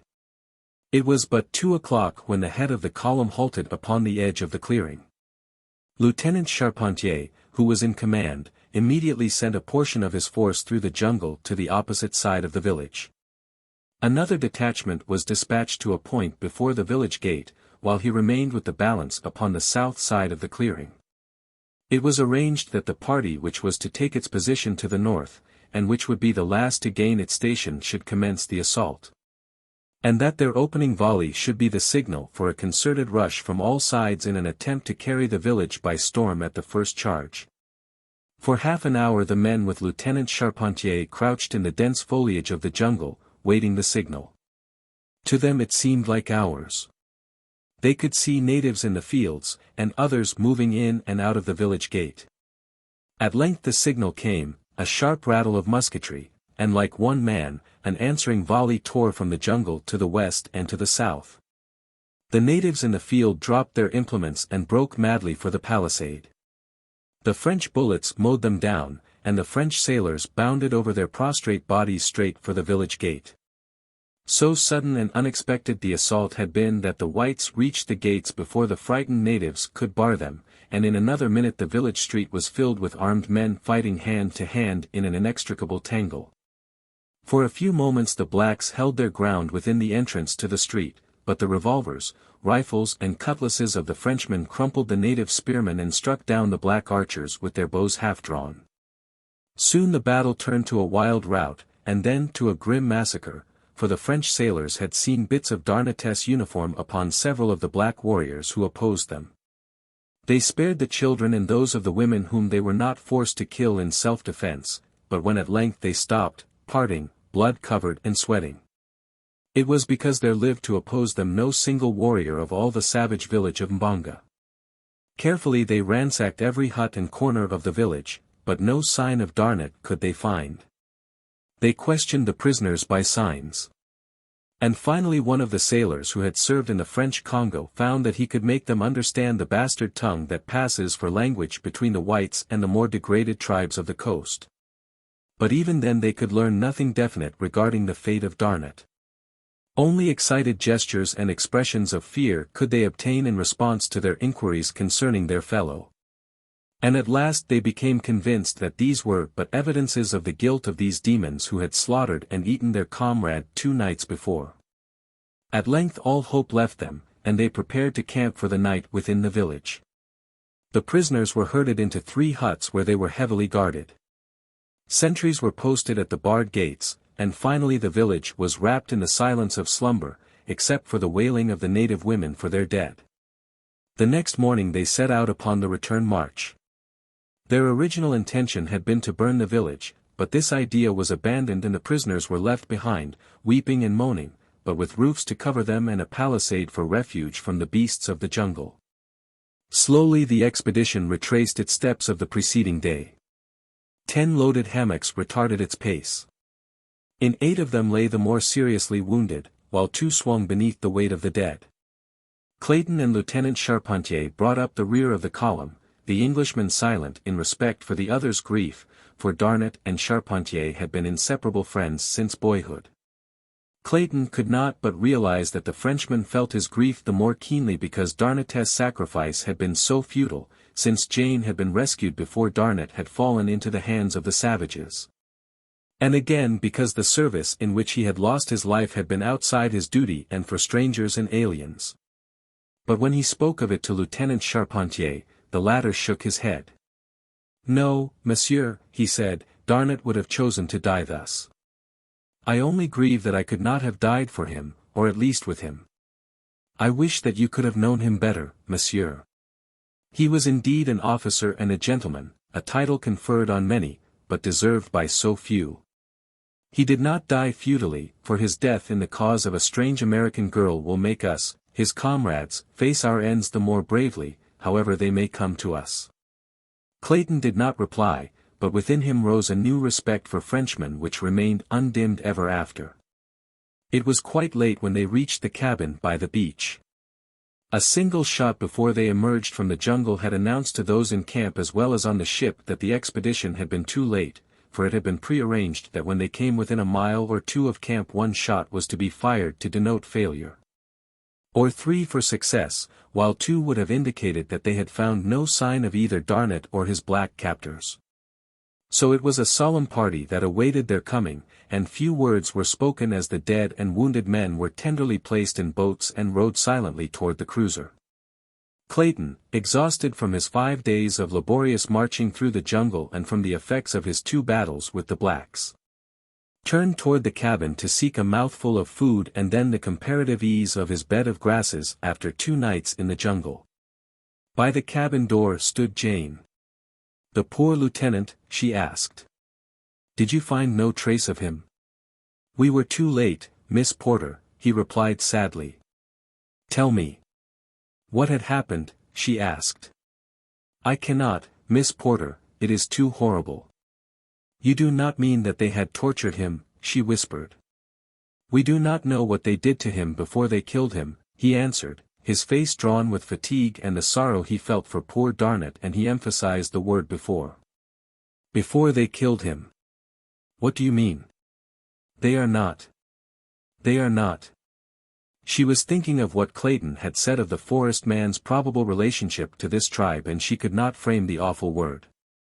"Yes, Miss Porter, they were cannibals," he said, almost bitterly, for to him too had suddenly come the thought of the forest man, and the strange, unaccountable jealousy he had felt 2 days before swept over him once more. And then in sudden brutality that was as unlike Clayton as courteous consideration is unlike an ape, he blurted out. "When your forest god left you he was doubtless hurrying to the feast." He was sorry ere the words were spoken, though he did not know how cruelly they had cut the girl. His regret was for his baseless disloyalty to one who had saved the lives of every member of his party, and offered harm to none. The girl's head went high. "There could be but one suitable reply to your assertion, Mr. Clayton," she said icily, "and I regret that I am not a man, that I might make it." She turned quickly and entered the cabin. Clayton was an Englishman, so the girl had passed quite out of sight before he deduced what reply a man would have made. "Upon my word," he said ruefully, "she called me a liar. And I fancy I jolly well deserved it," he added thoughtfully. "Clayton, my boy, I know you are tired out and unstrung, but that's no reason why you should make an ass of yourself. You'd better go to bed." But before he did so he called gently to Jane upon the opposite side of the sailcloth partition, for he wished to apologize, but he might as well have addressed the Sphinx. Then he wrote upon a piece of paper and shoved it beneath the partition. Jane saw the little note and ignored it, for she was very angry and hurt and mortified, but, she was a woman, and so eventually she picked it up and read it. "My dear Miss Porter, I had no reason to insinuate what I did. My only excuse is that my nerves must be unstrung, which is no excuse at all. Please try and think that I did not say it. I am very sorry. I would not have hurt you, above all others in the world. Say that you forgive me. W.M. Cecil Clayton." "He did think it or he never would have said it," reasoned the girl, "but it cannot be true. Oh, I know it is not true. One sentence in the letter frightened her, 'I would not have hurt you above all others in the world.' A week ago that sentence would have filled her with delight, now it depressed her. She wished she had never met Clayton. She was sorry that she had ever seen the forest god. No, she was glad. And there was that other note she had found in the grass before the cabin the day after her return from the jungle, the love note signed by Tarzan of the Apes. Who could be this new suitor? If he were another of the wild denizens of this terrible forest, what might he not do to claim her? Esmeralda! Wake up, she cried. You make me so irritable, sleeping there peacefully when you know perfectly well that the world is filled with sorrow. Gabrielle, screamed Esmeralda, sitting up. What is it now? A hipponoceros? Where is he, Miss Jane? Nonsense, Esmeralda, there is nothing. Go back to sleep. You are bad enough asleep, but you are infinitely worse awake. Yes, honey, but what's the matter with you, precious? You act sort of disgranulated this evening. Oh, Esmeralda, I'm just plain ugly tonight, said the girl. Don't pay any attention to me, that's a dear. Yes, honey, now you go right to sleep. Your nerves are all on edge. What with all these hippopotamuses and man-eating geniuses that Mr. Philander been telling about, Lord, it ain't no wonder we all get nervous prosecution. Jane crossed the little room, laughing, and kissing the faithful woman, bid Esmeralda good night. XVIII, brother men. When Darnat regained consciousness, he found himself lying upon a bed of soft ferns and grasses beneath a little, shaped shelter of boughs. At his feet an opening looked out upon a green sward, and at a little distance beyond was the dense wall of jungle and forest. He was very lame and sore and weak, and as full consciousness returned he felt the sharp torture of many cruel wounds and the dull aching of every bone and muscle in his body as a result of the hideous beating he had received. Even the turning of his head caused him such excruciating agony that he lay still with closed eyes for a long time. He tried to piece out the details of his adventure prior to the time he lost consciousness to see if they would explain his present whereabouts. He wondered if he were among friends or foes. At length he recollected the whole hideous scene at the stake, and finally recalled the strange white figure in whose arms he had sunk into oblivion. Darnat wondered what fate lay in store for him now. He could neither see nor hear any signs of life about him. The incessant hum of the jungle, the rustling of millions of leaves, the buzz of insects, the voices of the birds and monkeys seemed blended into a strangely soothing purr, as though he lay apart. Far from the myriad life whose sounds came to him only as a blurred echo. At length he fell into a quiet slumber, nor did he awake again until afternoon. Once more he experienced the strange sense of utter bewilderment that had marked his earlier awakening, but soon he recalled the recent past, and looking through the opening at his feet he saw the figure of a man squatting on his haunches. The broad, muscular back was turned toward him, but, tan though it was, Darnat saw that it was the back of a white man, and he thanked God. The Frenchman called faintly. The man turned, and rising, came toward the shelter. His face was very handsome, the handsomest, thought Darnat, that he had ever seen. Stooping, he crawled into the shelter beside the wounded officer, and placed a cool hand upon his forehead. Darnat spoke to him in French, but the man only shook his head, sadly, it seemed to the Frenchman. Then Darnat tried English, but still the man shook his head.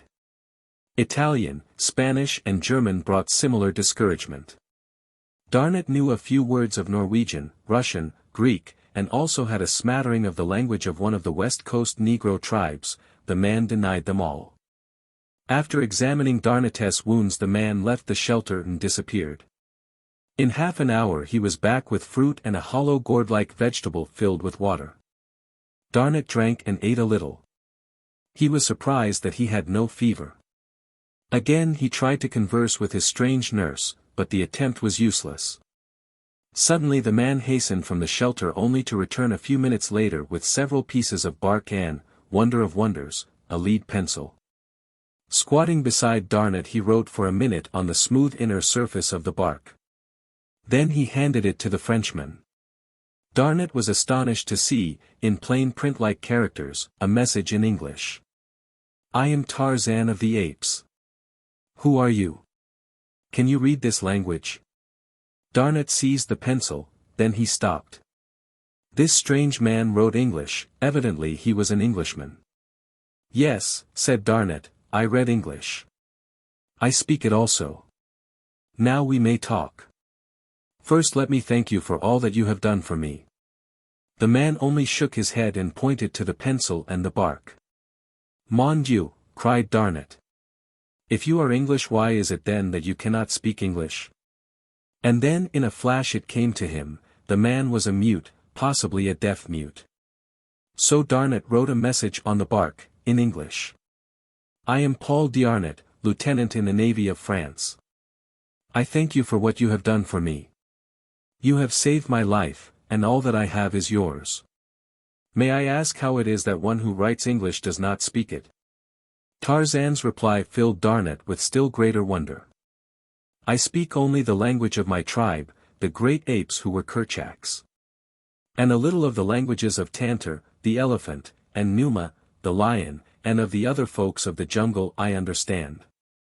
With a human being I have never spoken, except once with Jane Porter, by signs. This is the first time I have spoken with another of my kind through written words. Darnat was mystified. It seemed incredible that there lived upon earth a full-grown man who had never spoken with a fellow man, and still more preposterous that such a one could read and write. He looked again at Tarzan's message, except once, with Jane Porter.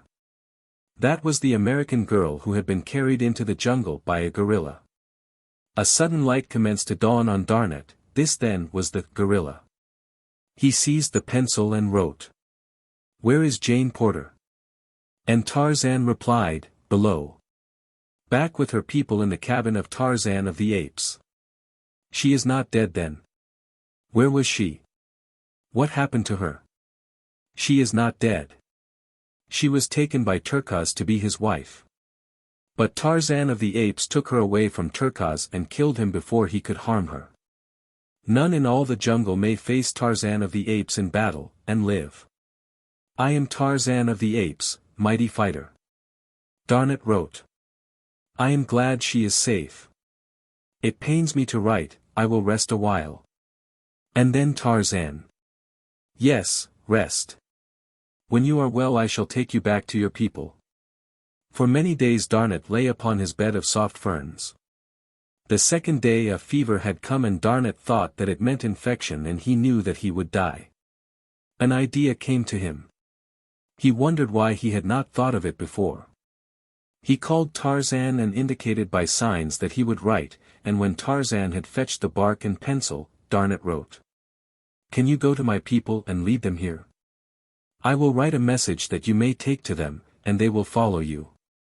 Tarzan shook his head and taking the bark, wrote. I had thought of that, the first day, but I dared not.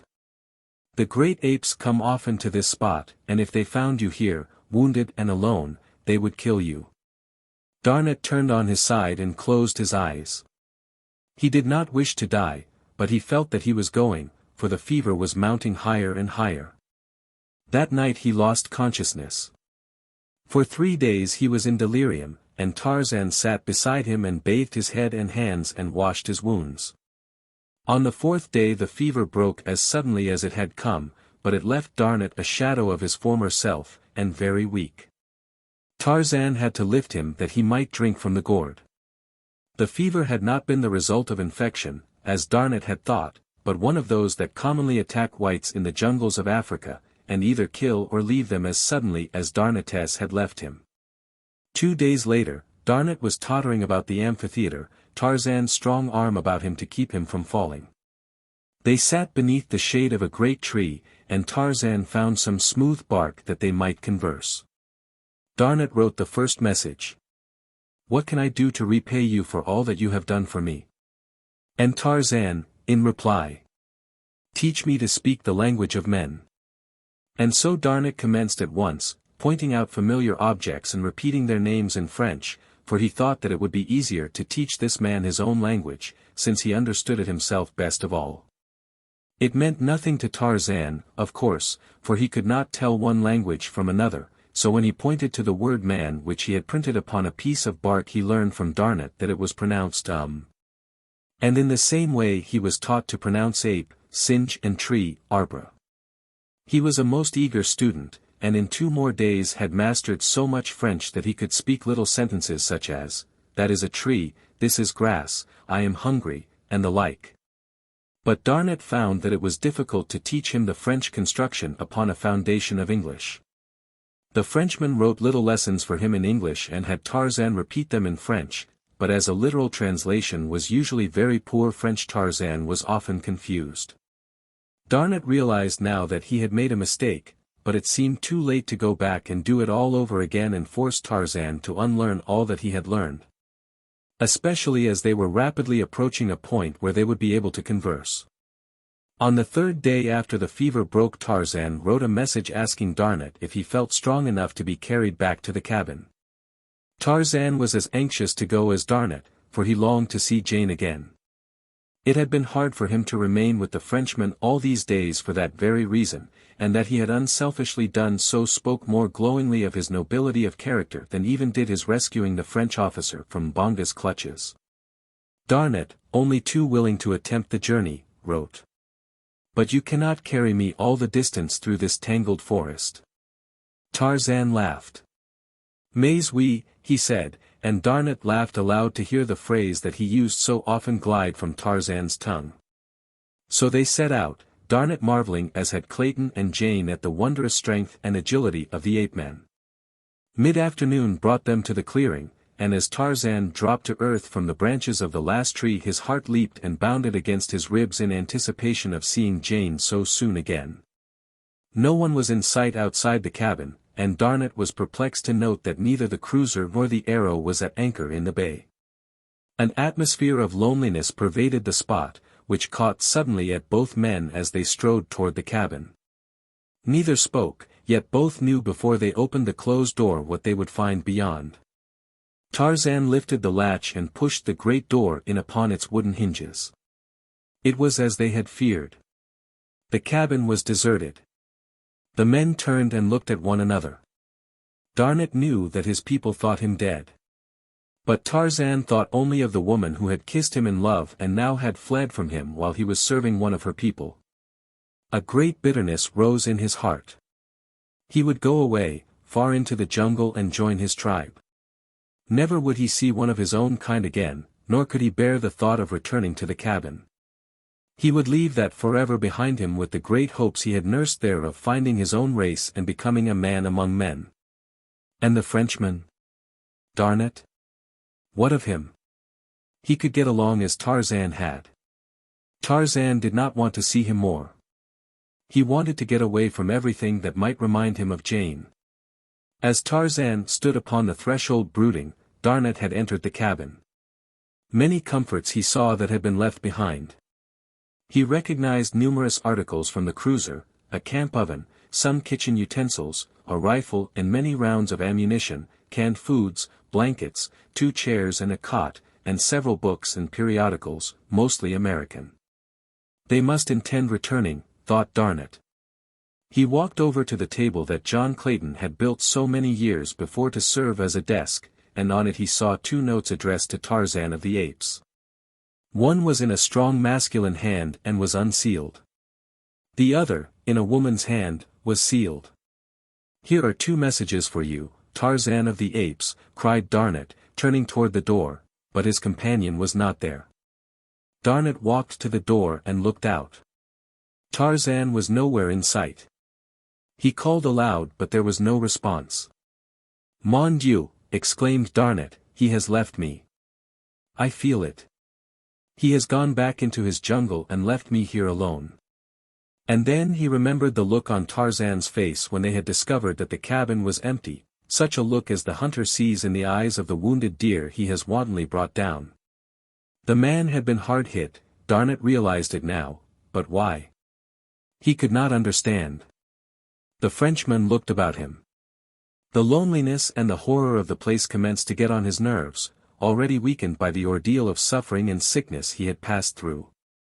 To be left here alone beside this awful jungle, never to hear a human voice or see a human face, in constant dread of savage beasts and more terribly savage men, a prey to solitude and hopelessness. It was awful. And far to the east Tarzan of the Apes was speeding through the middle terrace back to his tribe. Never had he traveled with such reckless speed. He felt that he was running away from himself, that by hurtling through the forest like a frightened squirrel he was escaping from his own thoughts. But no matter how fast he went he found them always with him. He passed above the sinuous body of Sabor, the lioness, going in the opposite direction, toward the cabin, thought Tarzan. What could Darnat do against Sabor, or if Balgani, the gorilla, should come upon him, or Numa, the lion, or cruel Sheeta? Tarzan paused in his flight. "What are you, Tarzan?" he asked aloud. "An ape or a man? If you are an ape you will do as the apes would do, leave one of your kind to die in the jungle if it suited your whim to go elsewhere. If you are a man, you will return to protect your kind. You will not run away from one of your own people, because one of them has run away from you." Darnat closed the cabin door. He was very nervous. Even brave men, and Darnat was a brave man, are sometimes frightened by solitude. He loaded one of the rifles and placed it within easy reach. Then he went to the desk and took up the unsealed letter addressed to Tarzan. Possibly it contained word that his people had but left the beach temporarily. He felt that it would be no breach of ethics to read this letter, so he took the enclosure from the envelope and read. To Tarzan of the Apes. We thank you for the use of your cabin. And are sorry that you did not permit us the pleasure of seeing and thanking you in person. We have harmed nothing, but have left many things for you which may add to your comfort and safety here in your lonely home. If you know the strange white man who saved our lives so many times, and brought us food, and if you can converse with him, thank him, also, for his kindness. We sail within the hour, never to return. But we wish you and that other jungle friend to know that we shall always thank you for what you did for strangers on your shore, and that we should have done infinitely more to reward you both had you given us the opportunity. Very respectfully. W.M. Cecil Clayton. Never to return, muttered Darnat, and threw himself face downward upon the cot. An hour later he started up listening. Something was at the door trying to enter. Darnat reached for the loaded rifle and placed it to his shoulder. Dusk was falling, and the interior of the cabin was very dark, but the man could see the latch moving from its place. He felt his hair rising upon his scalp. Gently the door opened until a thin crack showed something standing just beyond. Darnat sighted along the blue barrel at the crack of the door, and then he pulled the trigger. XVIII, Lost Treasure. When the expedition returned, following their fruitless endeavor to succor Darnat, Captain Dufresne was anxious to steam away as quickly as possible, and all save Jane had acquiesced. "No," she said, determinedly, "I shall not go, nor should you, for there are two friends in that jungle who will come out of it some day expecting to find us awaiting them. Your officer, Captain Dufresne, is one of them, and the forest man who has saved the lives of every member of my father's party is the other. He left me at the edge of the jungle 2 days ago to hasten to the aid of my father and Mr. Clayton, as he thought, and he has stayed to rescue Lieutenant Darnat, of that you may be sure. Had he been too late to be of service to the lieutenant he would have been back before now. The fact that he is not back is sufficient proof to me that he is delayed because Lieutenant Darnat is wounded. Or he has had to follow his captors further than the village which your sailors attacked. But poor Darnat's uniform and all his belongings were found in that village, Miss Porter," argued the captain, and the natives showed great excitement when questioned as to the white man's fate. "Yes, Captain. But they did not admit that he was dead, and as for his clothes and accoutrements being in their possession, why more civilized peoples than these poor savage Negroes strip their prisoners of every article of value whether they intend killing them or not. Even the soldiers of my own dear South looted not only the living but the dead. It is strong circumstantial evidence, I will admit, but it is not positive proof. Possibly your forest man, himself was captured or killed by the savages," suggested Captain Dufresne. The girl laughed. "You do not know him," she replied, a little thrill of pride setting her nerves a-tingle at the thought that she spoke of her own. "I admit that he would be worth waiting for, this Superman of yours," laughed the captain. "I most certainly should like to see him." "Then wait for him, my dear captain," urged the girl, "for I intend doing so."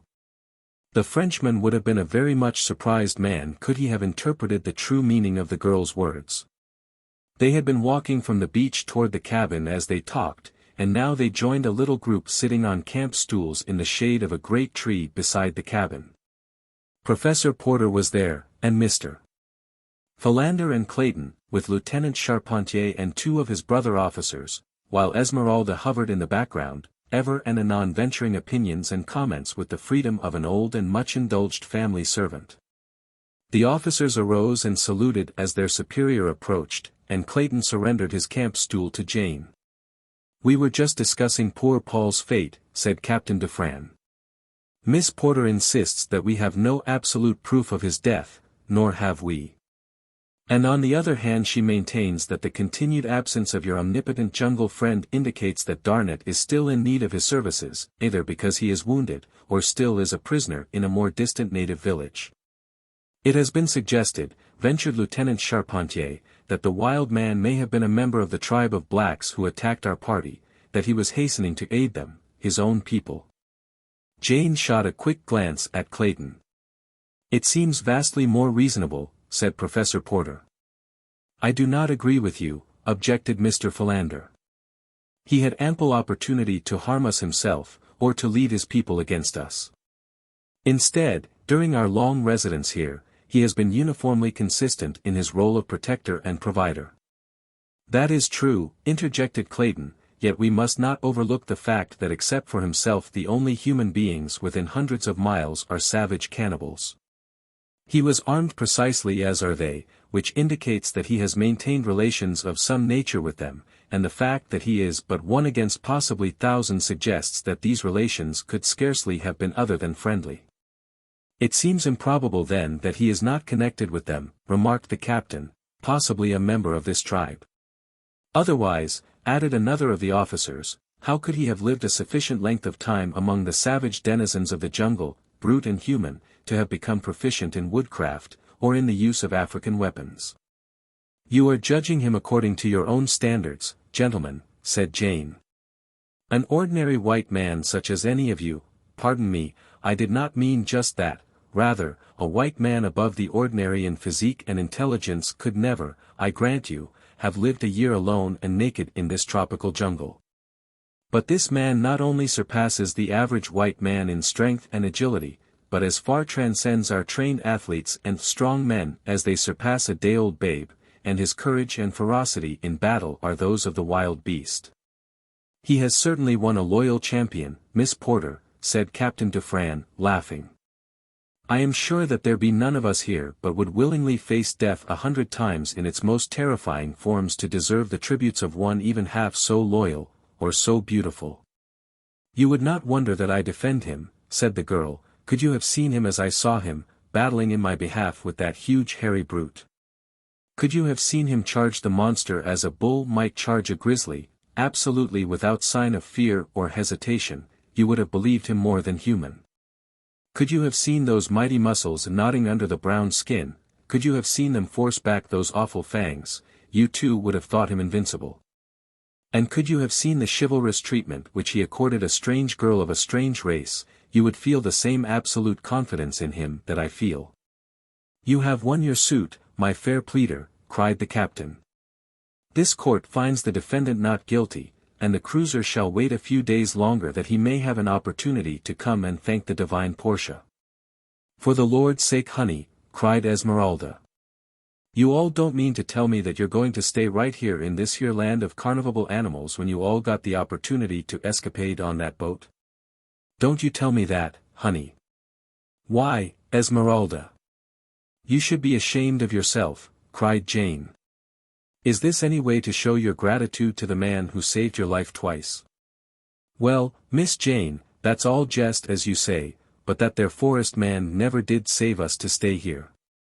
He done save us so we all could get away from here. I expect he be mighty peevish when he find we ain't got no more sense than to stay right here after he done give us the chance to get away. I hoped I'd never have to sleep in this here geological garden another night and listen to all them lonesome noises that come out of that jumble after dark." "I don't blame you a bit, Esmeralda," said Clayton, "and you certainly did hit it off right when you called them lonesome noises. I never have been able to find the right word for them, but that's it, don't you know, lonesome noises." "You and Esmeralda had better go and live on the cruiser," said Jane, in fine scorn. What would you think if you had to live all of your life in that jungle as our forest man has done? I'm afraid I'd be a blooming bounder as a wild man, laughed Clayton, ruefully. Those noises at night make the hair on my head bristle. I suppose that I should be ashamed to admit it, but it's the truth. I don't know about that, said Lieutenant Charpentier. I never thought much about fear and that sort of thing, never tried to determine whether I was a coward or brave man. But the other night as we lay in the jungle there after poor Darnett was taken, and those jungle noises rose and fell around us, I began to think that I was a coward indeed. It was not the roaring and growling of the big beasts that affected me so much as it was the stealthy noises, the ones that you heard suddenly close by and then listened vainly for a repetition of, the unaccountable sounds as of a great body moving almost noiselessly. And the knowledge that you didn't know how close it was, or whether it were creeping closer after you ceased to hear it. It was those noises, and the eyes. Mon Dieu! I shall see them in the dark forever, the eyes that you see, and those that you don't see, but feel, they are the worst. All were silent for a moment, and then Jane spoke. And he is out there, she said, in an awe-hushed whisper. Those eyes will be glaring at him tonight, and at your comrade Lieutenant Darnett. Can you leave them, gentlemen, without at least rendering them the passive succor which remaining here a few days longer might ensure them? Tut, tut, child, said Professor Porter. Captain Dufresne is willing to remain, and for my part one am perfectly willing, as I always have been to humor your childish whims. We can utilize the morrow in recovering the chest, Professor, suggested Mr. Philander. Quite so, Mr. Philander, I had almost forgotten the treasure, exclaimed Professor Porter. Possibly we can borrow some men from Captain Dufresne to assist us, and one of the prisoners to point out the location of the chest. Most assuredly, my dear Professor, we are all yours to command, said the captain.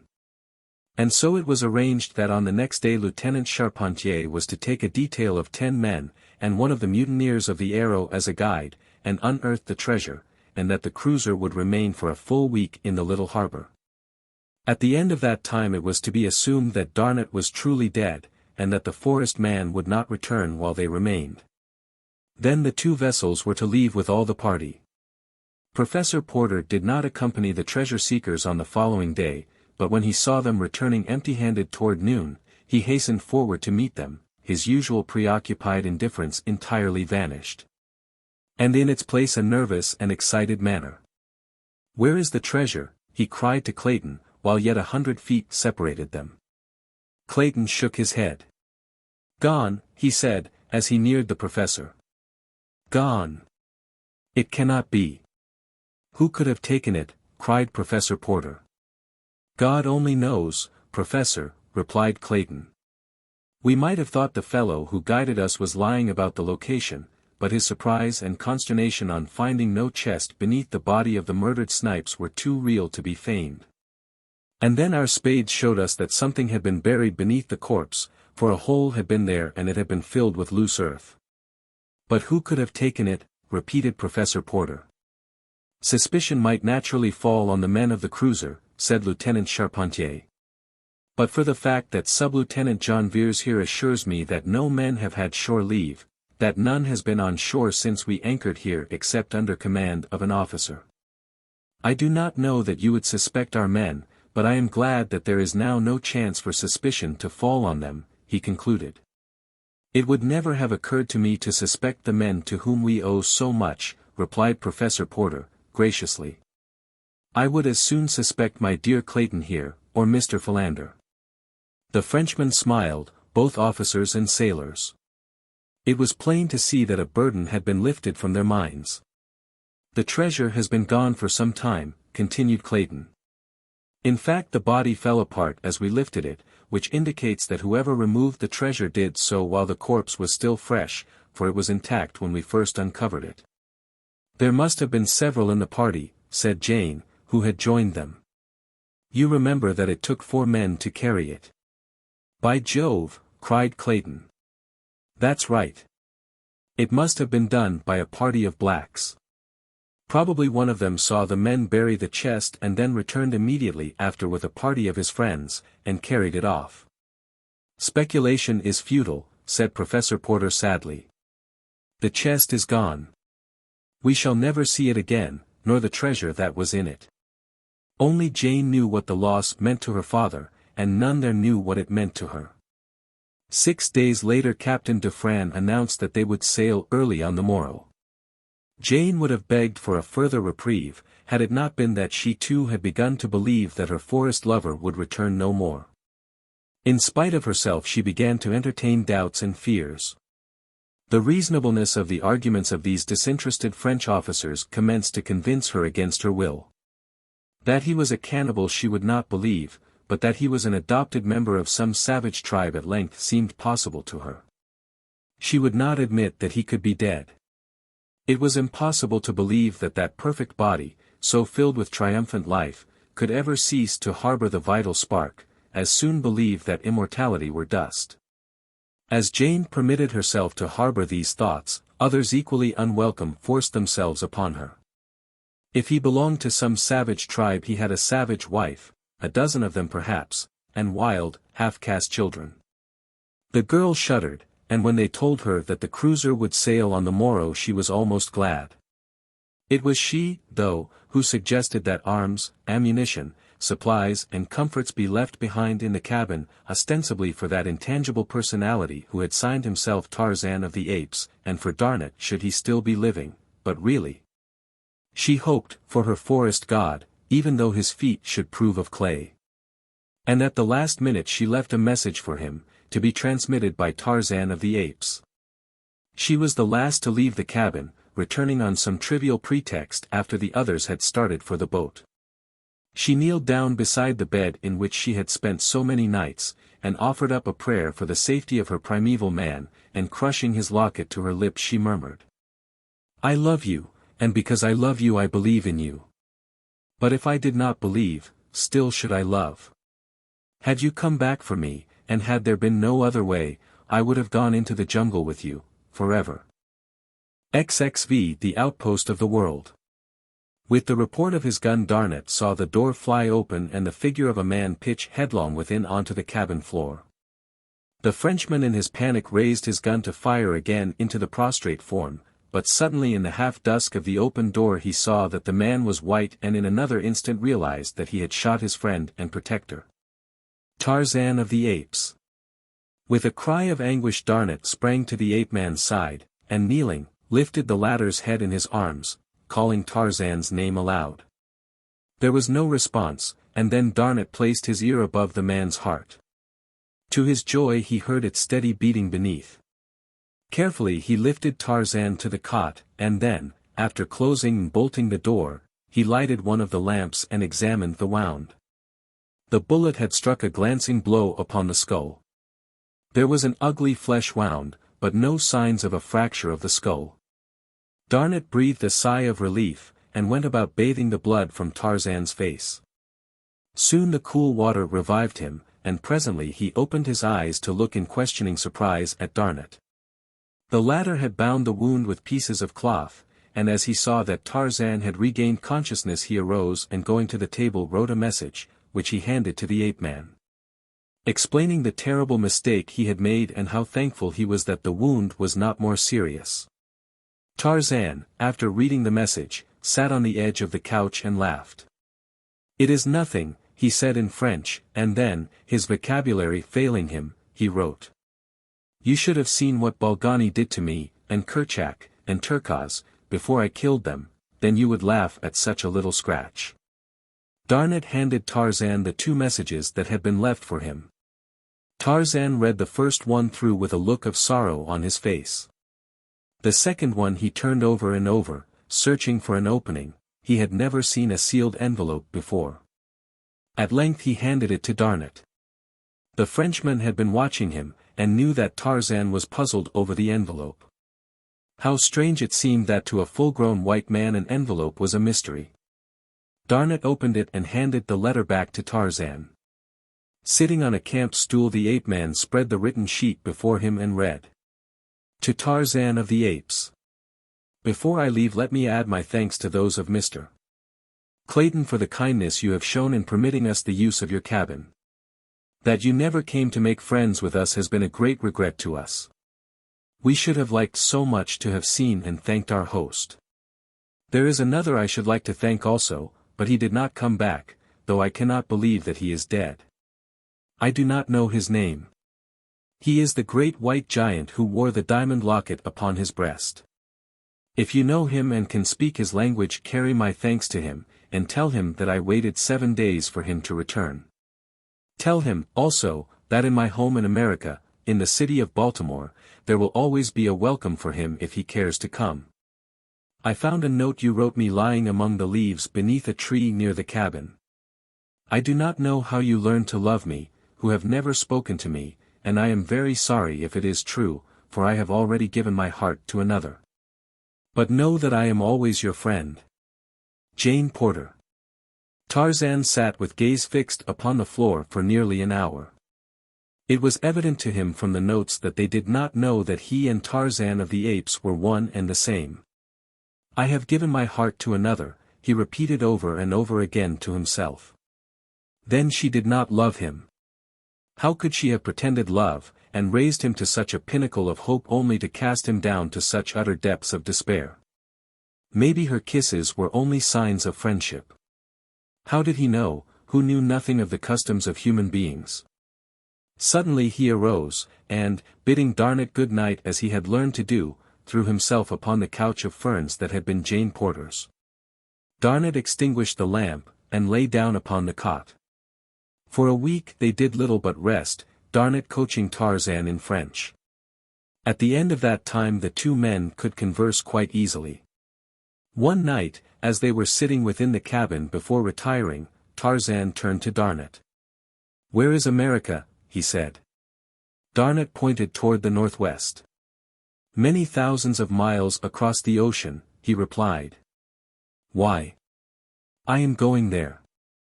Darnett shook his head. "It is impossible, my friend," he said. Tarzan rose, and, going to one of the cupboards, returned with a well-thumbed geography. Turning to a map of the world, he said.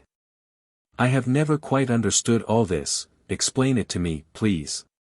When Darnett had done so, showing him that the blue represented all the water on the earth, and the bits of other colors the continents and islands, Tarzan asked him to point out the spot where they now were. Darnett did so.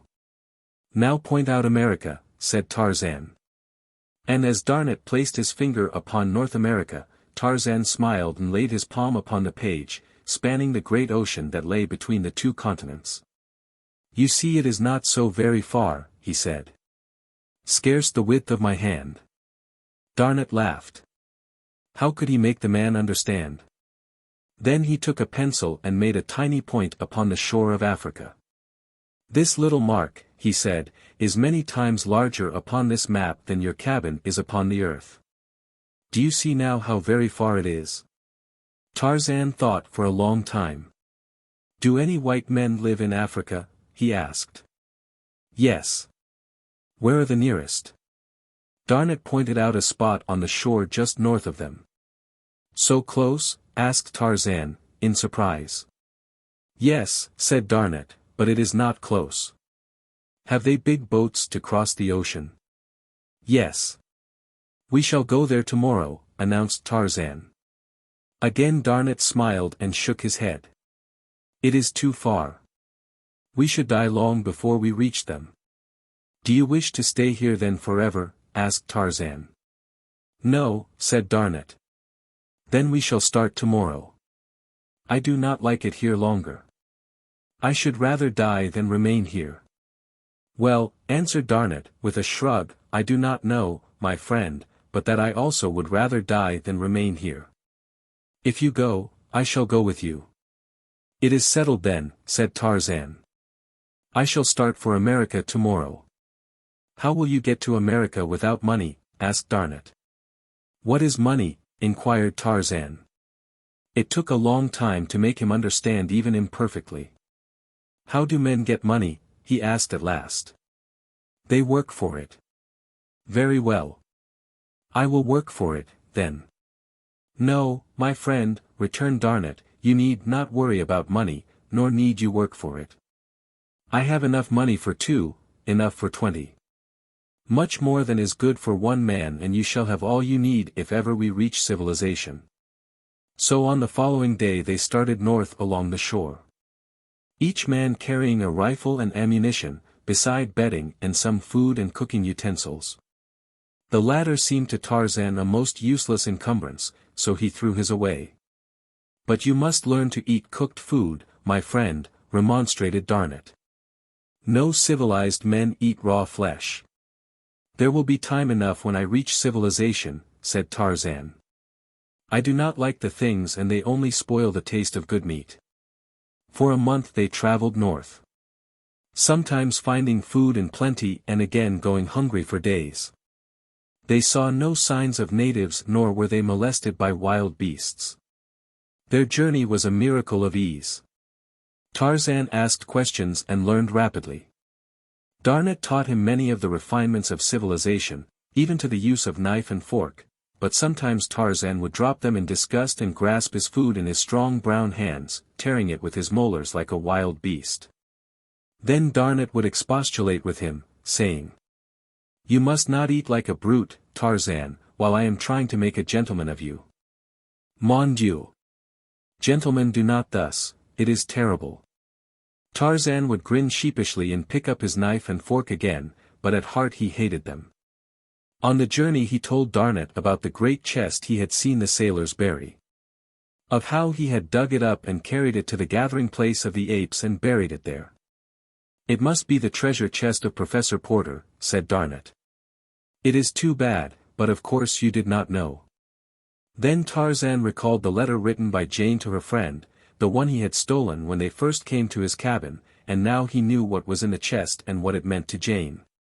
"Tomorrow we shall go back after it," he announced to Darnet. "Go back," exclaimed Darnet. "But, my dear fellow, we have now been 3 weeks upon the march.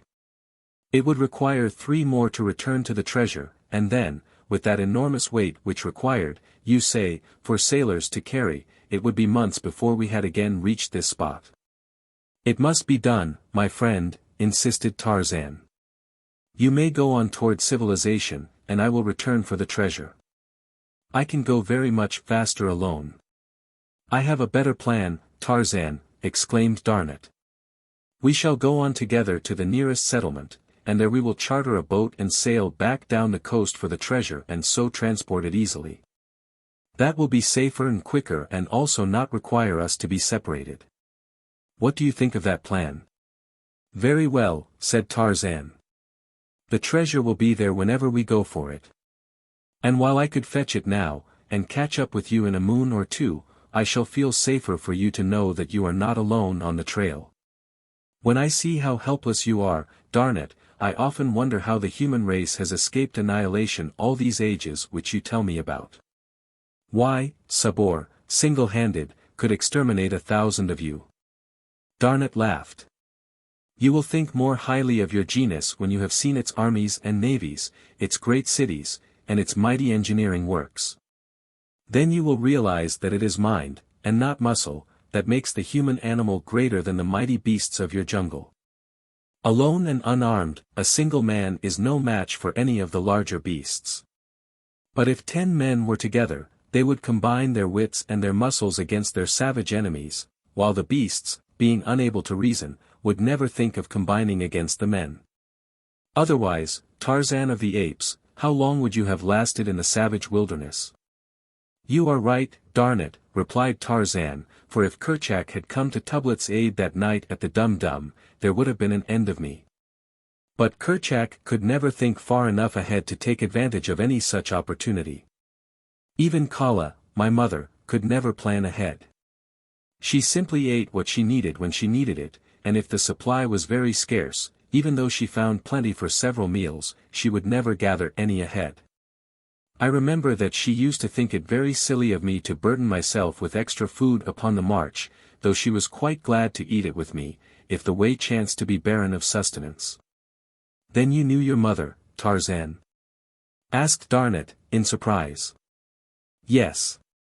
She was a great, fine ape, larger than I, and weighing twice as much. And your father? Asked Darnot. I did not know him. Kala told me he was a white ape, and hairless like myself. I know now that he must have been a white man. Darnot looked long and earnestly at his companion. Tarzan, he said at length, it is impossible that the ape, Kala, was your mother. If such a thing can be, which I doubt, you would have inherited some of the characteristics of the ape, but you have not. You are pure man, and, I should say, the offspring of highly bred and intelligent parents. Have you not the slightest clue to your past? Not the slightest, replied Tarzan. No writings in the cabin that might have told something of the lives of its original inmates?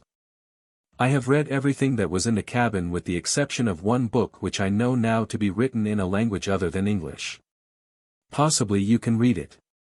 Tarzan fished the little black diary from the bottom of his quiver, and handed it to his companion.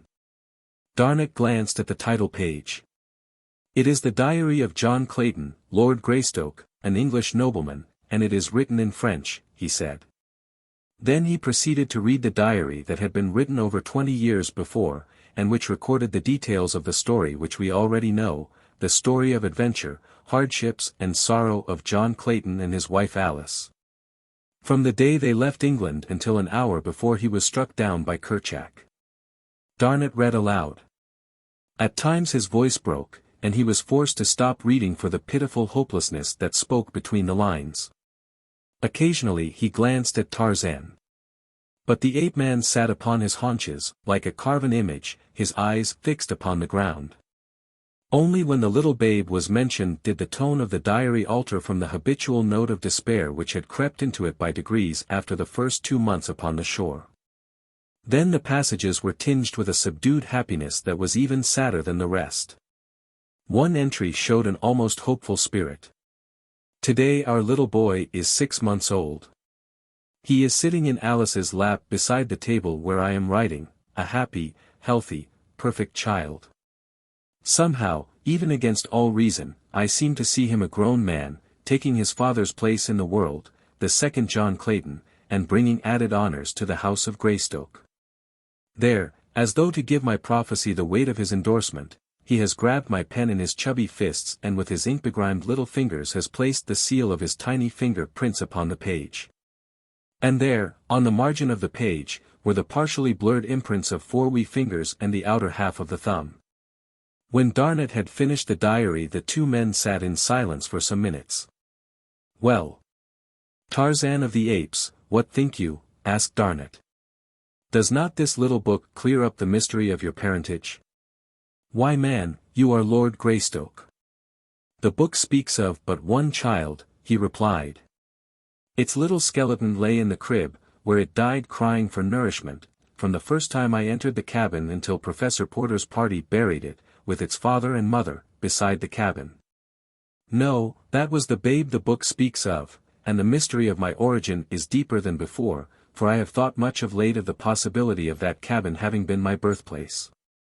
I am afraid that Kala spoke the truth, he concluded sadly. Darnot shook his head. He was unconvinced, and in his mind had sprung the determination to prove the correctness of his theory, for he had discovered the key which alone could unlock the mystery, or consign it forever to the realms of the unfathomable. A week later the 2 men came suddenly upon a clearing in the forest. In the distance were several buildings surrounded by a strong palisade. Between them and the enclosure stretched a cultivated field in which a number of Negroes were working.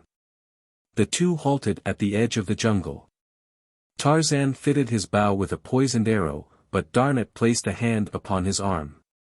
What would you do, Tarzan? He asked. They will try to kill us if they see us, replied Tarzan. I prefer to be the killer. Maybe they are friends, suggested Darnot. They are black, was Tarzan's only reply. And again he drew back his shaft. You must not, Tarzan, cried Darnot. White men do not kill wantonly. Mon Dieu. But you have much to learn.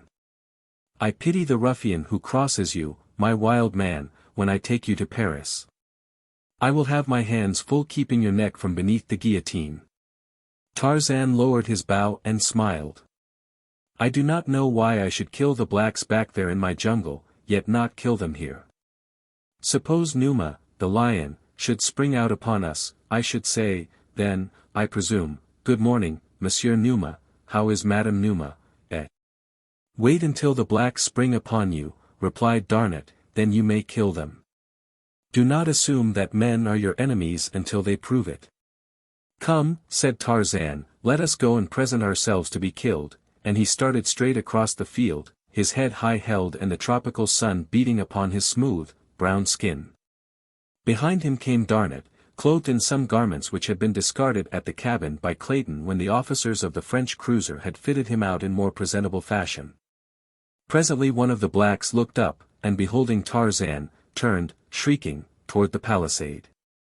In an instant the air was filled with cries of terror from the fleeing gardeners, but before any had reached the palisade a white man emerged from the enclosure, rifle in hand, to discover the cause of the commotion. What he saw brought his rifle to his shoulder, and Tarzan of the Apes would have felt cold lead once again had not Darnat cried loudly to the man with the leveled gun. Do not fire. We are friends. Halt, then, was the reply. Stop, Tarzan, cried Darnat. He thinks we are enemies. Tarzan dropped into a walk, and together he and Darnat advanced toward the white man by the gate. The latter eyed them in puzzled bewilderment. What manner of men are you? He asked, in French. White men, replied Darnat. We have been lost in the jungle for a long time. The man had lowered his rifle and now advanced with outstretched hand. I am Father Constantine of the French mission here, he said, and I am glad to welcome you. This is Monsieur Tarzan, Father Constantine, replied Darnat, indicating the ape-man, and as the priest extended his hand to Tarzan, Darnat added, and I am Paul Darnat, of the French Navy. Father Constantine took the hand which Tarzan extended in imitation of the priest's act, while the latter took in the superb physique and handsome face in one quick, keen glance. And thus came Tarzan of the Apes to the first outpost of civilization. For a week they remained there, and the ape-man, keenly observant, learned much of the ways of men. Meanwhile black women sewed white duck garments for himself and Darnat so that they might continue their journey properly clothed. XXVI, the height of civilization. Another month brought them to a little group of buildings at the mouth of a wide river, and there Tarzan saw many boats, and was filled with the timidity of the wild thing by the sight of many men. Gradually he became accustomed to the strange noises and the odd ways of civilization, so that presently none might know that 2 short months before, this handsome Frenchman in immaculate white ducks, who laughed and chatted with the gayest of them, had been swinging naked through primeval forests to pounce upon some unwary victim, which, raw, was to fill his savage belly. The knife and fork, so contemptuously flung aside a month before, Tarzan now manipulated as exquisitely as did the polished Darnat. So apt a pupil had he been that the young Frenchman had labored assiduously to make of Tarzan of the Apes a polished gentleman in so far as nicety of manners and speech were concerned. God made you a gentleman at heart, my friend, Darnat had said, but we want his works to show upon the exterior also. As soon as they had reached the little port, Darnat had cabled his government of his safety, and requested a 3 months' leave, which had been granted. He had also cabled his bankers for funds, and the enforced wait of a month, under which both chafed, was due to their inability to charter a vessel for the return to Tarzan's jungle after the treasure. During their stay at the coast town, Monsieur Tarzan became the wonder of both whites and blacks because of several occurrences which to Tarzan seemed the merest of nothings. Once a huge black, crazed by drink, had run amok and terrorized the town, until his evil star had led him to where the black-haired French giant lolled upon the veranda of the hotel. Mounting the broad steps, with brandished knife, the Negro made straight for a party of 4 men sitting at a table sipping the inevitable absinthe. Shouting in alarm, the 4 took to their heels, and then the black spied Tarzan. With a roar he charged the ape-man, while 100 heads peered from sheltering windows and doorways to witness the butchering of the poor Frenchman by the giant black. Tarzan met the rush with the fighting smile that the joy of battle always brought to his lips. As the Negro closed upon him, steel muscles gripped the black wrist of the uplifted knife hand, and a single swift wrench left the hand dangling below a broken bone. With the pain and surprise, the madness left the black man, and as Tarzan dropped back into his chair the fellow turned, crying with agony, and dashed wildly toward the native village. On another occasion as Tarzan and Darnat sat at dinner with a number of other whites, the talk fell upon lions and lion hunting. Opinion was divided as to the bravery of the king of beasts, some maintaining that he was an arrant coward, but all agreeing that it was with a feeling of greater security that they gripped their express rifles when the monarch of the jungle roared about a camp at night. Darnat and Tarzan had agreed that his past be kept secret, and so none other than the French officer knew of the ape-man's familiarity with the beasts of the jungle. "Monsieur Tarzan has not expressed himself," said one of the party. "A man of his prowess who has spent some time in Africa, as I understand Monsieur Tarzan has, must have had experiences with lions, yes?" "Some," replied Tarzan, dryly. "Enough to know that each of you are right in your judgment of the characteristics of the lions you have met. But one might as well judge all blacks by the fellow who ran amok last week, or decide that all whites are cowards because one has met a cowardly white. There is as much individuality among the lower orders, gentlemen, as there is among ourselves. Today we may go out and stumble upon a lion which is over-timid, he runs away from us. Tomorrow we may meet his uncle or his twin brother, and our friends wonder why we do not return from the jungle. For myself, I always assume that a lion is ferocious, and so I am never caught off my guard." "There would be little pleasure in hunting," retorted the first speaker, "if one is afraid of the thing he hunts." Darnat smiled. "Tarzan afraid? I do not exactly understand what you mean by fear," said Tarzan.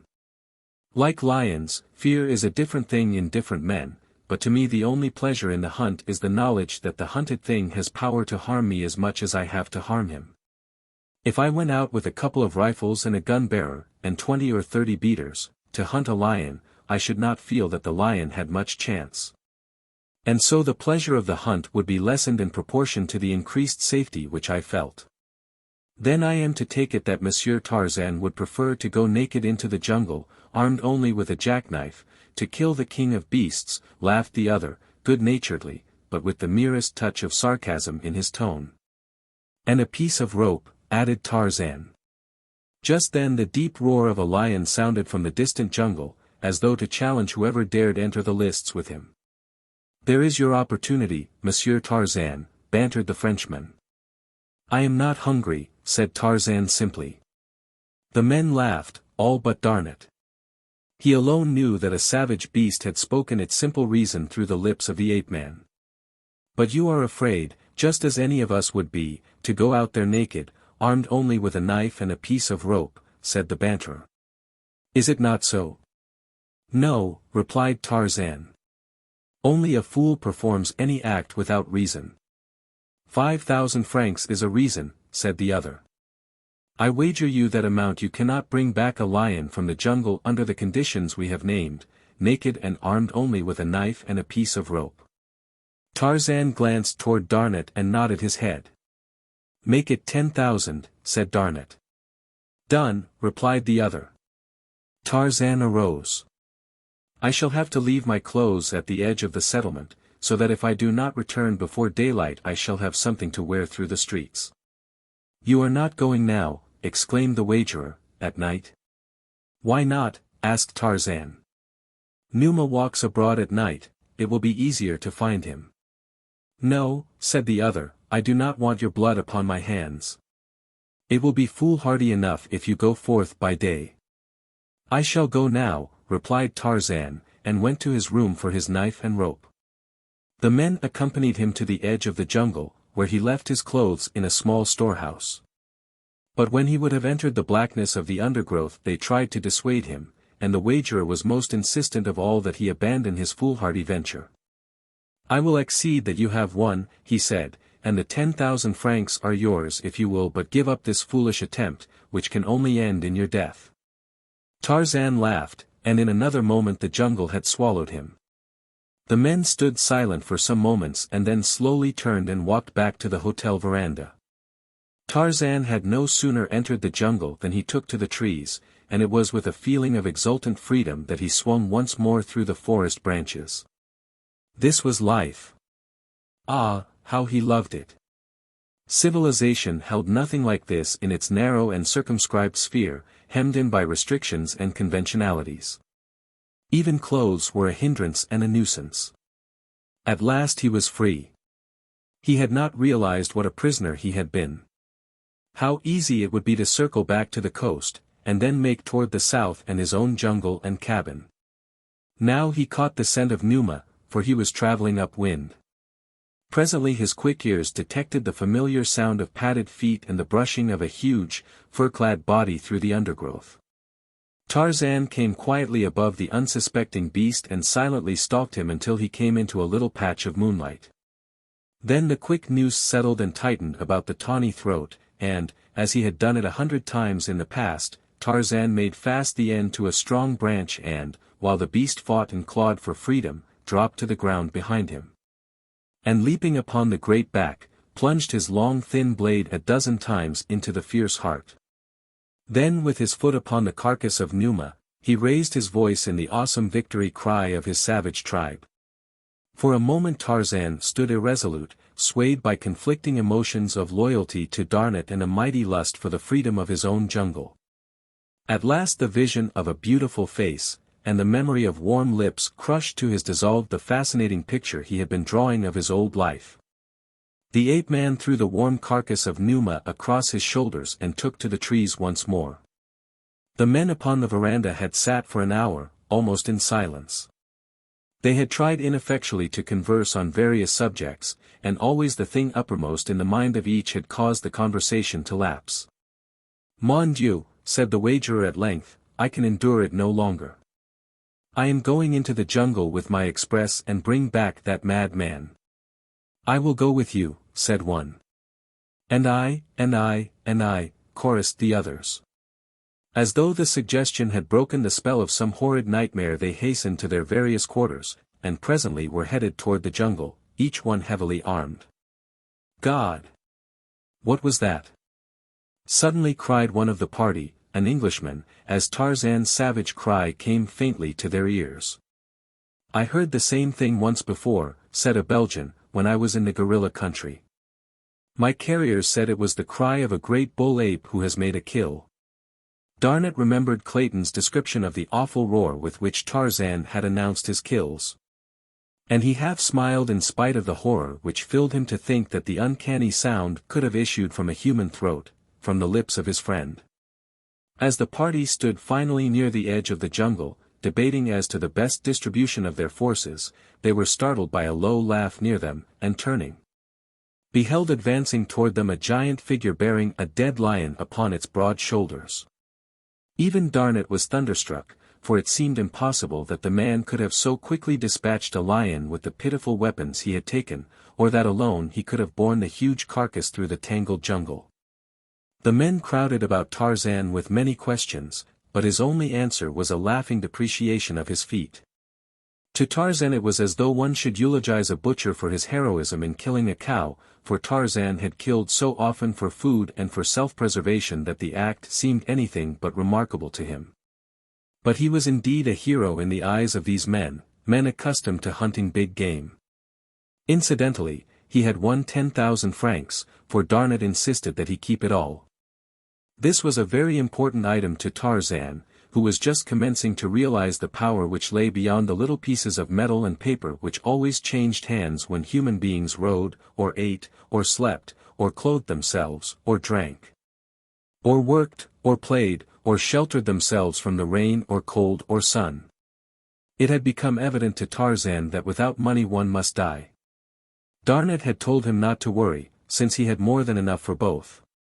But the ape-man was learning many things, and one of them was that people looked down upon one who accepted money from another without giving something of equal value in exchange. Shortly after the episode of the lion hunt, Darnat succeeded in chartering an ancient tub for the coastwise trip to Tarzan's landlocked harbor. It was a happy morning for them both when the little vessel weighed anchor and made for the open sea.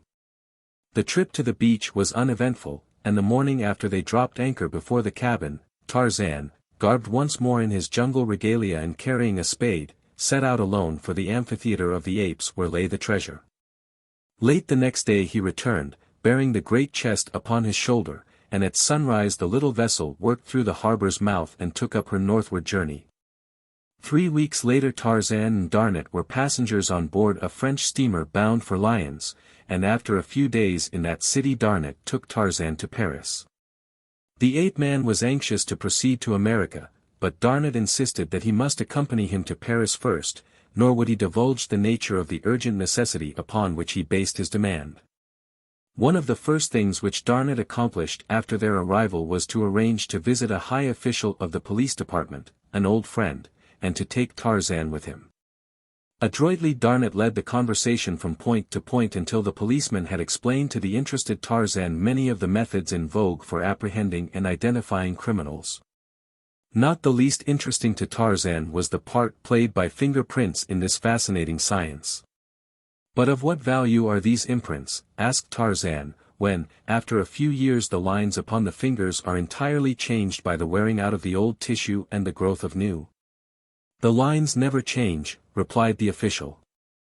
"From infancy to senility the fingerprints of an individual change only in size, except as injuries alter the loops and whorls. But if imprints have been taken of the thumb and 4 fingers of both hands one must needs lose all entirely to escape identification." "It is marvelous," exclaimed Darnat. "I wonder what the lines upon my own fingers may resemble." "We can soon see," replied the police officer, and ringing a bell he summoned an assistant to whom he issued a few directions. The man left the room, but presently returned with a little hardwood box which he placed on his superior's desk. "Now," said the officer, "you shall have your fingerprints in a second." He drew from the little case a square of plate glass, a little tube of thick ink, a rubber roller, and a few snowy white cards. Squeezing a drop of ink onto the glass, he spread it back and forth with the rubber roller until the entire surface of the glass was covered to his satisfaction with a very thin and uniform layer of ink. "Place the 4 fingers of your right hand upon the glass, thus," he said to Darnat. "Now the thumb. That is right. Now place them in just the same position upon this card, here, no, a little to the right. We must leave room for the thumb and the fingers of the left hand. There, that's it. Now the same with the left." "Come, Tarzan," cried Darnat, "let's see what your whorls look like." Tarzan complied readily, asking many questions of the officer during the operation. "Do fingerprints show racial characteristics?" he asked. "Could you determine, for example, solely from fingerprints whether the subject was Negro or Caucasian?" "I think not," replied the officer. "Could the fingerprints of an ape be detected from those of a man?" "Probably, because the apes would be far simpler than those of the higher organism. But a cross between an ape and a man might show the characteristics of either progenitor," continued Tarzan. "Yes, I should think likely," responded the official. "But the science has not progressed sufficiently to render it exact enough in such matters. I should hate to trust its findings further than to differentiate between individuals. There it is absolute. No 2 people born into the world probably have ever had identical lines upon all their digits. It is very doubtful if any single fingerprint will ever be exactly duplicated by any finger other than the one which originally made it." "Does the comparison require much time or labor?" asked Darnat. "Ordinarily but a few moments, if the impressions are distinct." Darnat drew a little black book from his pocket and commenced turning the pages. Tarzan looked at the book in surprise. How did Darnat come to have his book?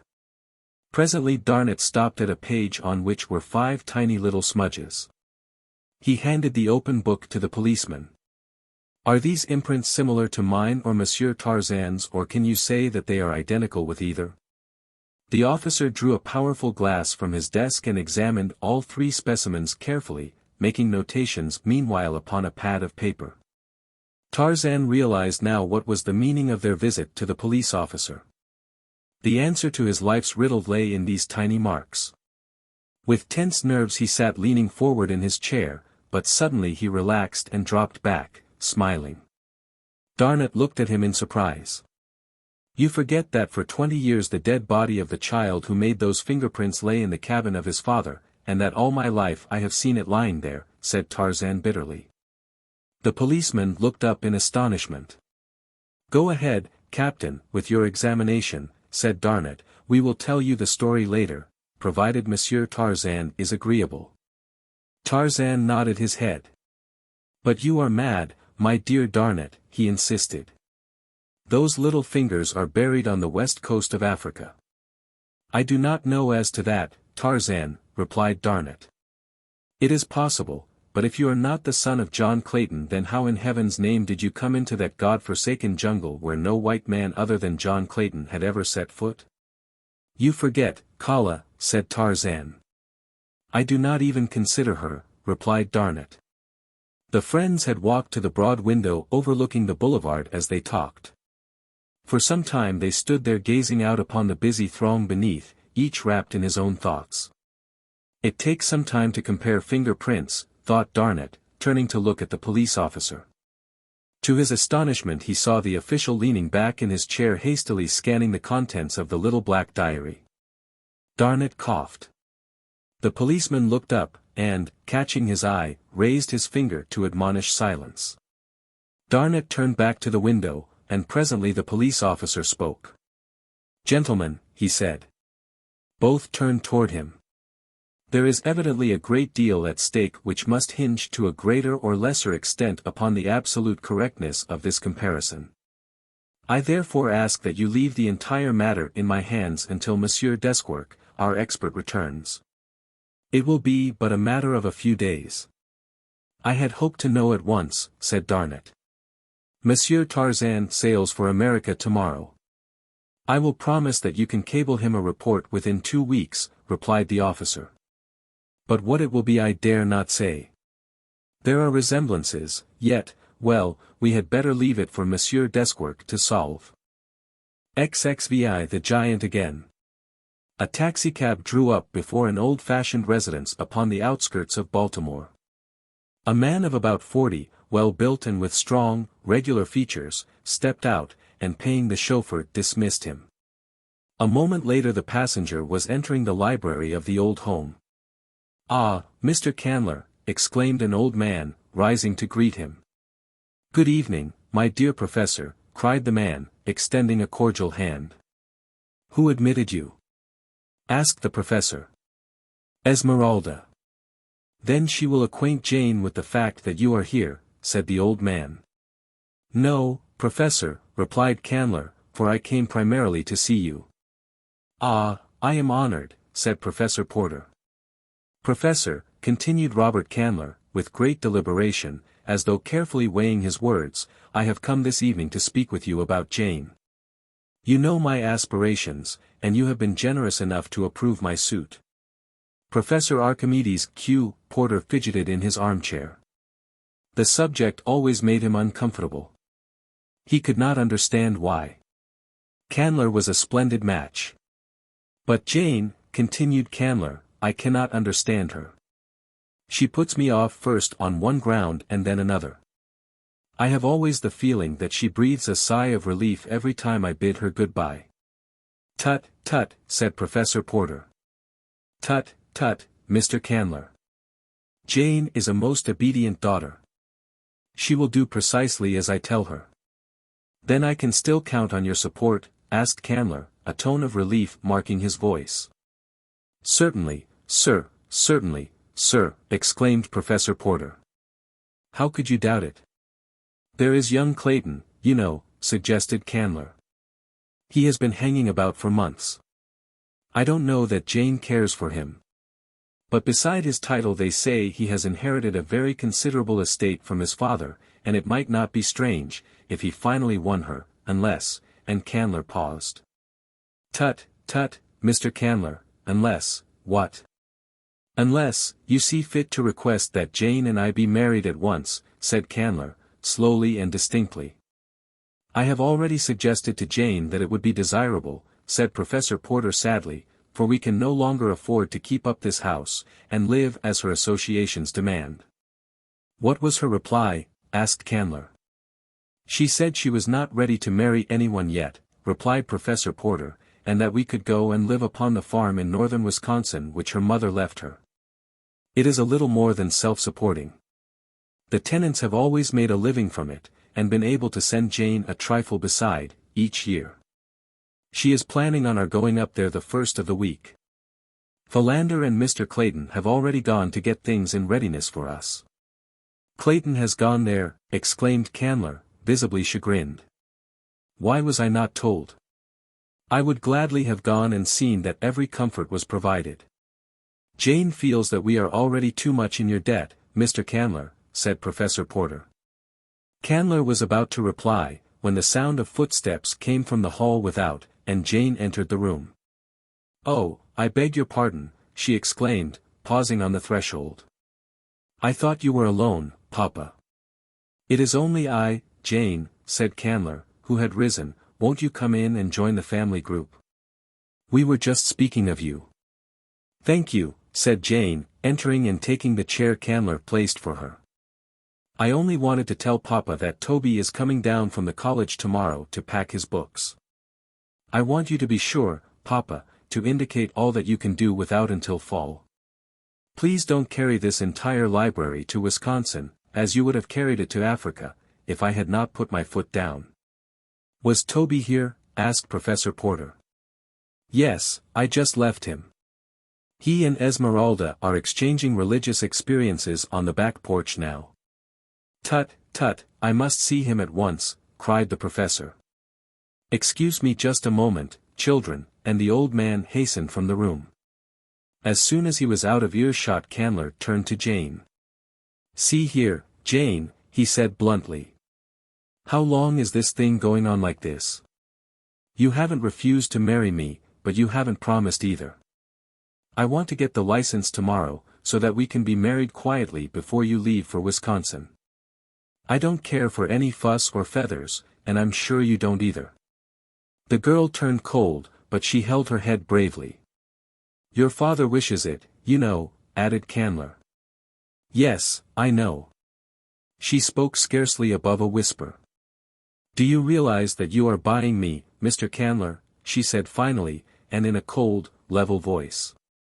Buying me for a few paltry dollars? Of course you do, Robert Candler, and the hope of just such a contingency was in your mind when you loaned Papa the money for that harebrained escapade, which but for a most mysterious circumstance would have been surprisingly successful. But you, Mr. Candler, would have been the most surprised. You had no idea that the venture would succeed. You are too good a businessman for that. And you are too good a businessman to loan money for buried treasure seeking, or to loan money without security, unless you had some special object in view. You knew that without security you had a greater hold on the honor of the Porters than with it. You knew the one best way to force me to marry you, without seeming to force me. You have never mentioned the loan. In any other man I should have thought that the prompting of a magnanimous and noble character. But you are deep, Mr. Robert Candler. I know you better than you think I know you. I shall certainly marry you if there is no other way, but let us understand each other once and for all. While she spoke Robert Candler had alternately flushed and paled, and when she ceased speaking he arose, and with a cynical smile upon his strong face, said. You surprise me, Jane. I thought you had more self-control, more pride. Of course you are right. I am buying you, and I knew that you knew it, but I thought you would prefer to pretend that it was otherwise. I should have thought your self-respect and your Porter pride would have shrunk from admitting, even to yourself, that you were a bought woman. But have it your own way, dear girl, he added lightly. I am going to have you, and that is all that interests me. Without a word the girl turned and left the room. Jane was not married before she left with her father and Esmeralda for her little Wisconsin farm, and as she coldly bid Robert Candler goodbye as her train pulled out, he called to her that he would join them in a week or two. At their destination they were met by Clayton and Mr. Philander in a huge touring car belonging to the former, and quickly whirled away through the dense northern woods toward the little farm which the girl had not visited before since childhood. The farmhouse, which stood on a little elevation some 100 yards from the tenant house, had undergone a complete transformation during the 3 weeks that Clayton and Mr. Philander had been there. The former had imported a small army of carpenters and plasterers, plumbers and painters from a distant city. And what had been but a dilapidated shell when they reached it was now a cozy little 2-story house filled with every modern convenience procurable in so short a time. "Why, Mr. Clayton, what have you done?" cried Jane Porter, her heart sinking within her as she realized the probable size of the expenditure that had been made. "SSH," cautioned Clayton. "Don't let your father guess. If you don't tell him he will never notice, and I simply couldn't think of him living in the terrible squalor and sordidness which Mr. Philander and I found. It was so little when I would like to do so much, Jane. For his sake, please, never mention it." "But you know that we can't repay you," cried the girl.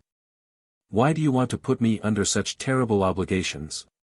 "Don't, Jane," said Clayton sadly. "If it had been just you, believe me, I wouldn't have done it, for I knew from the start that it would only hurt me in your eyes, but I couldn't think of that dear old man living in the hole we found here. Won't you please believe that I did it just for him and give me that little crumb of pleasure at least?" "I do believe you, Mr. Clayton," said the girl, "because I know you are big enough and generous enough to have done it just for him, and, oh Cecil, I wish I might repay you as you deserve, as you would wish." "Why can't you, Jane?" "Because I love another." "Candler?" "No. But you are going to marry him. He told me as much before I left Baltimore." The girl winced. "I do not love him," she said, almost proudly. "Is it because of the money, Jane?" She nodded. "Then am I so much less desirable than Candler?" "I have money enough, and far more, for every need," he said bitterly. "I do not love you, Cecil," she said, "but I respect you. If I must disgrace myself by such a bargain with any man, I prefer that it be one I already despise. I should loathe the man to whom I sold myself without love, whomsoever he might be. You will be happier," she concluded, "alone, with my respect and friendship, than with me and my contempt." He did not press the matter further, but if ever a man had murder in his heart it was William Cecil Clayton, Lord Greystoke, when, a week later, Robert Candler drew up before the farmhouse in his purring 6-cylinder. A week passed. A tense, uneventful, but uncomfortable week for all the inmates of the little Wisconsin farmhouse. Candler was insistent that Jane marry him at once. At length she gave in from sheer loathing of the continued and hateful importuning. It was agreed that on the morrow Candler was to drive to town and bring back the license and a minister. Clayton had wanted to leave as soon as the plan was announced, but the girl's tired, hopeless look kept him. He could not desert her. Something might happen yet, he tried to console himself by thinking. And in his heart, he knew that it would require but a tiny spark to turn his hatred for Candler into the blood-lust of the killer. Early the next morning Candler set out for town.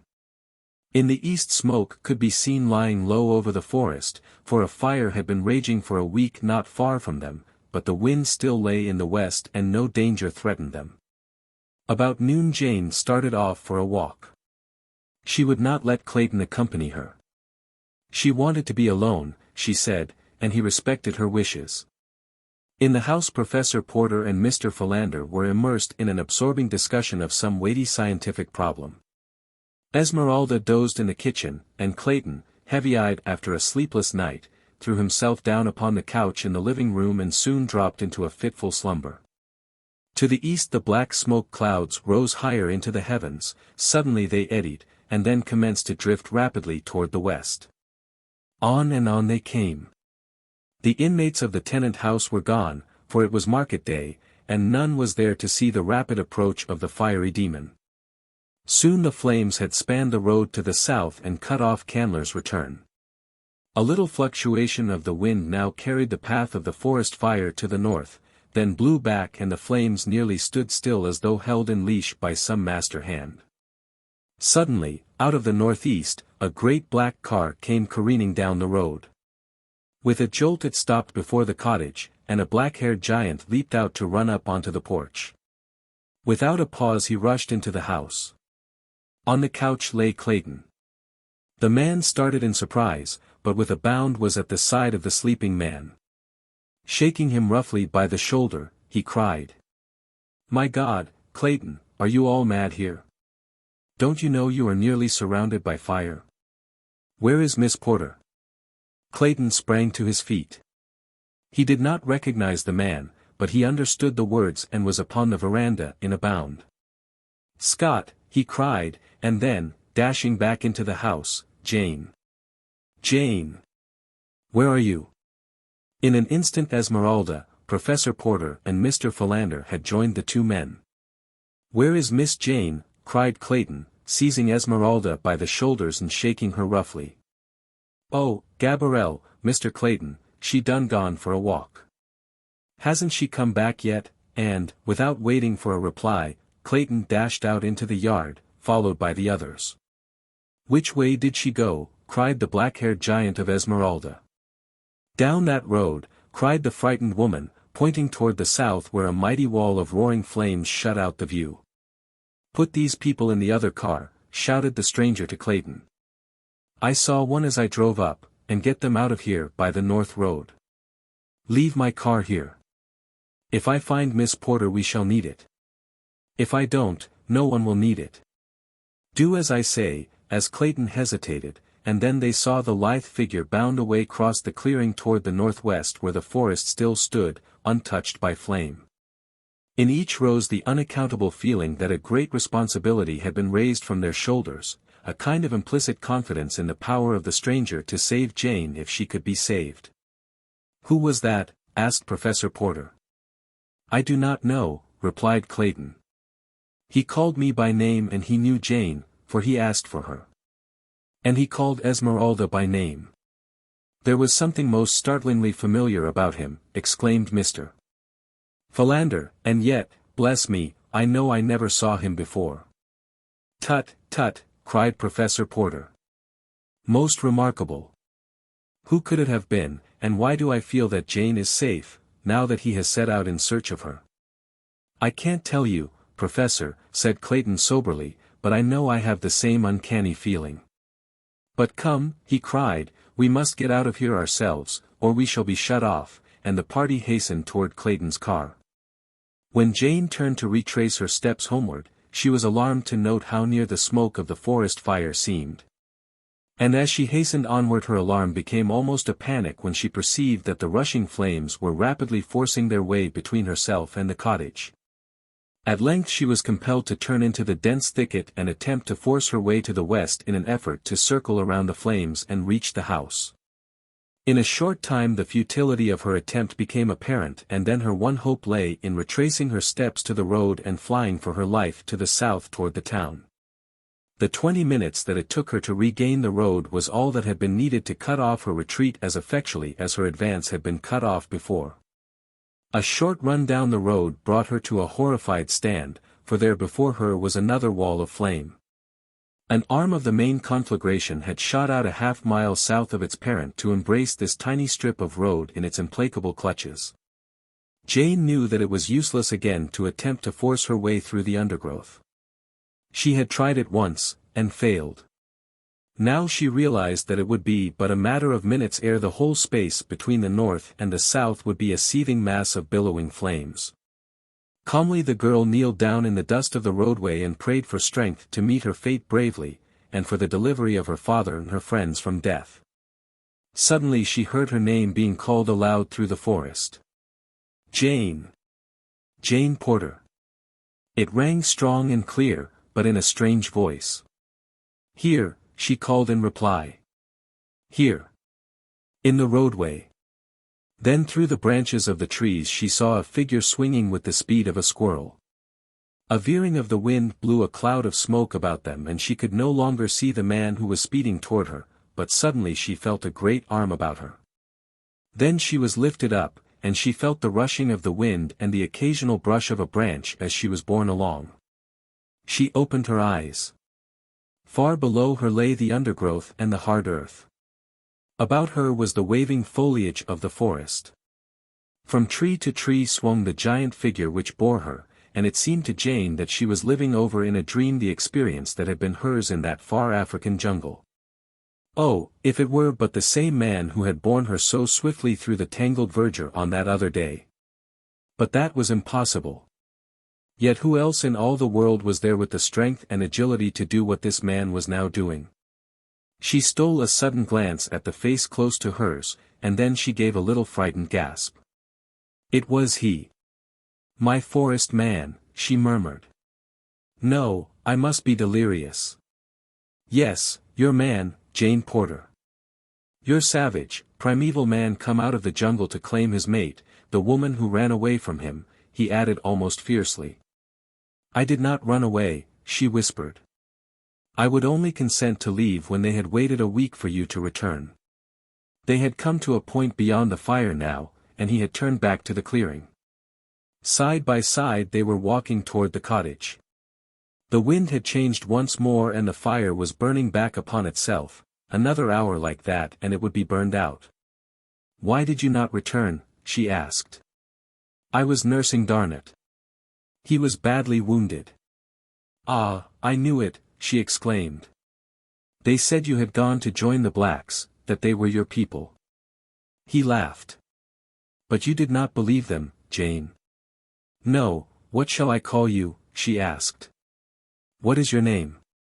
I was Tarzan of the Apes when you first knew me, he said. Tarzan of the Apes, she cried, and that was your note, I answered when I left. Yes, whose did you think it was? I did not know. Only that it could not be yours, for Tarzan of the Apes had written in English, and you could not understand a word of any language.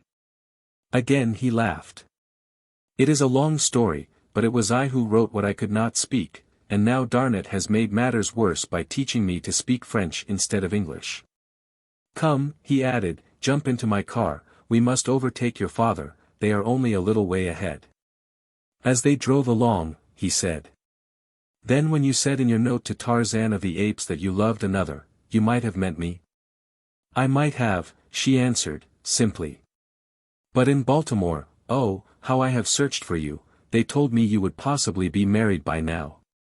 That a man named Candler had come up here to wed you. Is that true? Yes. Do you love him? No. Do you love me? She buried her face in her hands. I am promised to another. I cannot answer you, Tarzan of the Apes, she cried. You have answered.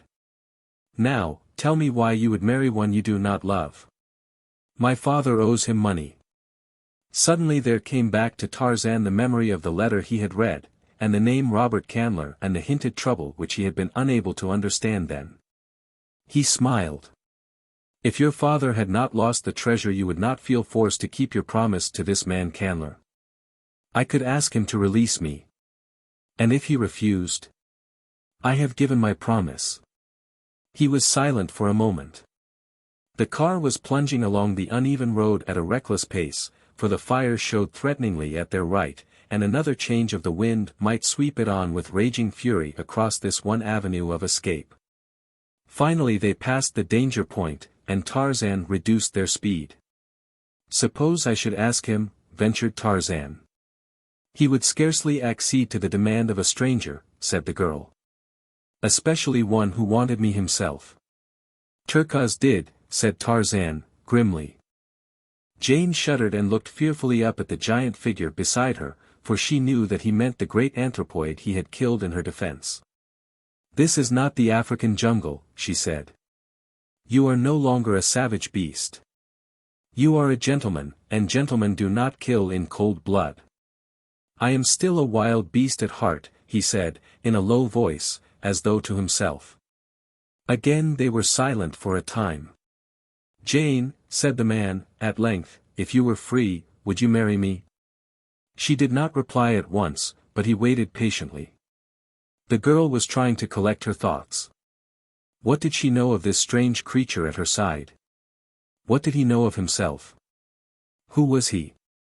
Who, his parents? Why, his very name echoed his mysterious origin and his savage life. He had no name. Could she be happy with this jungle waif?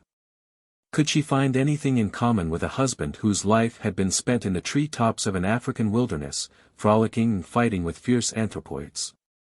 Tearing his food from the quivering flank of fresh-killed prey, sinking his strong teeth into raw flesh, and tearing away his portion while his mates growled and fought about him for their share. Could he ever rise to her social sphere? Could she bear to think of sinking to his? Would either be happy in such a horrible misalliance? You do not answer, he said. Do you shrink from wounding me? I do not know what answer to make, said Jane sadly. I do not know my own mind. You do not love me, then? He asked, in a level tone. Do not ask me. You will be happier without me. You were never meant for the formal restrictions and conventionalities of society. Civilization would become irksome to you. And in a little while you would long for the freedom of your old life, a life to which I am as totally unfitted as you to mine. I think I understand you, he replied quietly. I shall not urge you, for I would rather see you happy than to be happy myself. I see now that you could not be happy with an ape. There was just the faintest tinge of bitterness in his voice. Don't, she remonstrated. Don't say that. You do not understand. But before she could go on, a sudden turn in the road brought them into the midst of a little hamlet. Before them stood Clayton's car surrounded by the party he had brought from the cottage. XVIII. Conclusion. At the sight of Jane, cries of relief and delight broke from every lip, and as Tarzan's car stopped beside the other, Professor Porter caught his daughter in his arms. For a moment no one noticed Tarzan, sitting silently in his seat. Clayton was the first to remember, and, turning, held out his hand. How can we ever thank you, he exclaimed. You have saved us all. You called me by name at the cottage, but I do not seem to recall yours, though there is something very familiar about you.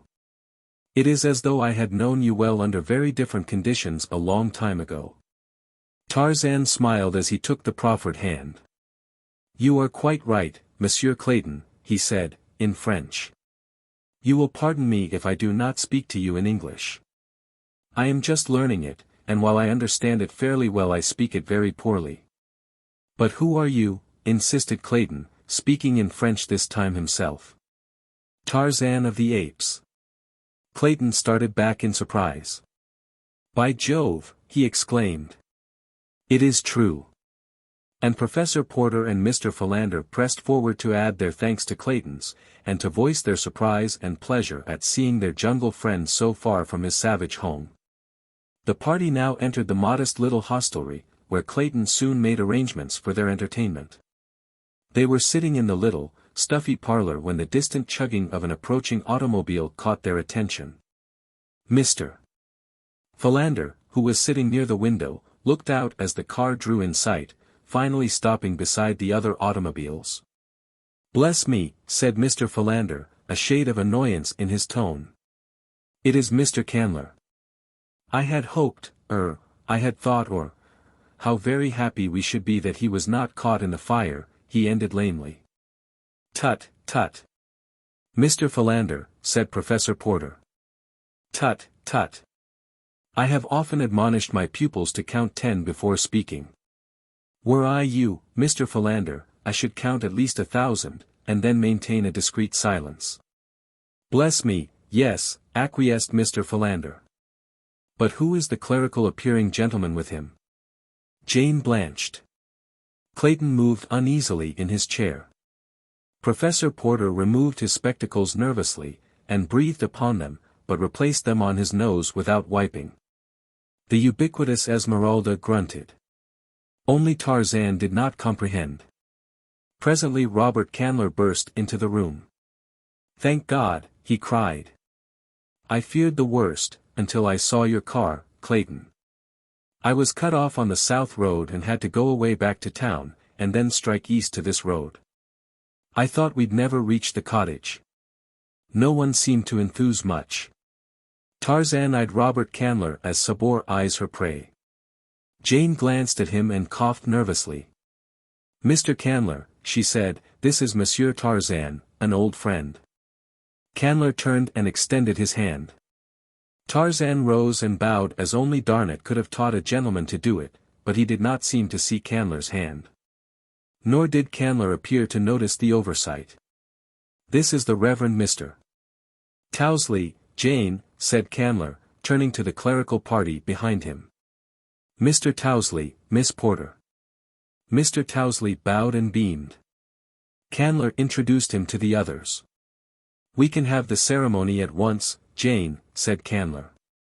"Then you and I can catch the midnight train in town." Tarzan understood the plan instantly. He glanced out of half-closed eyes at Jane, but he did not move. The girl hesitated. The room was tense with the silence of taut nerves.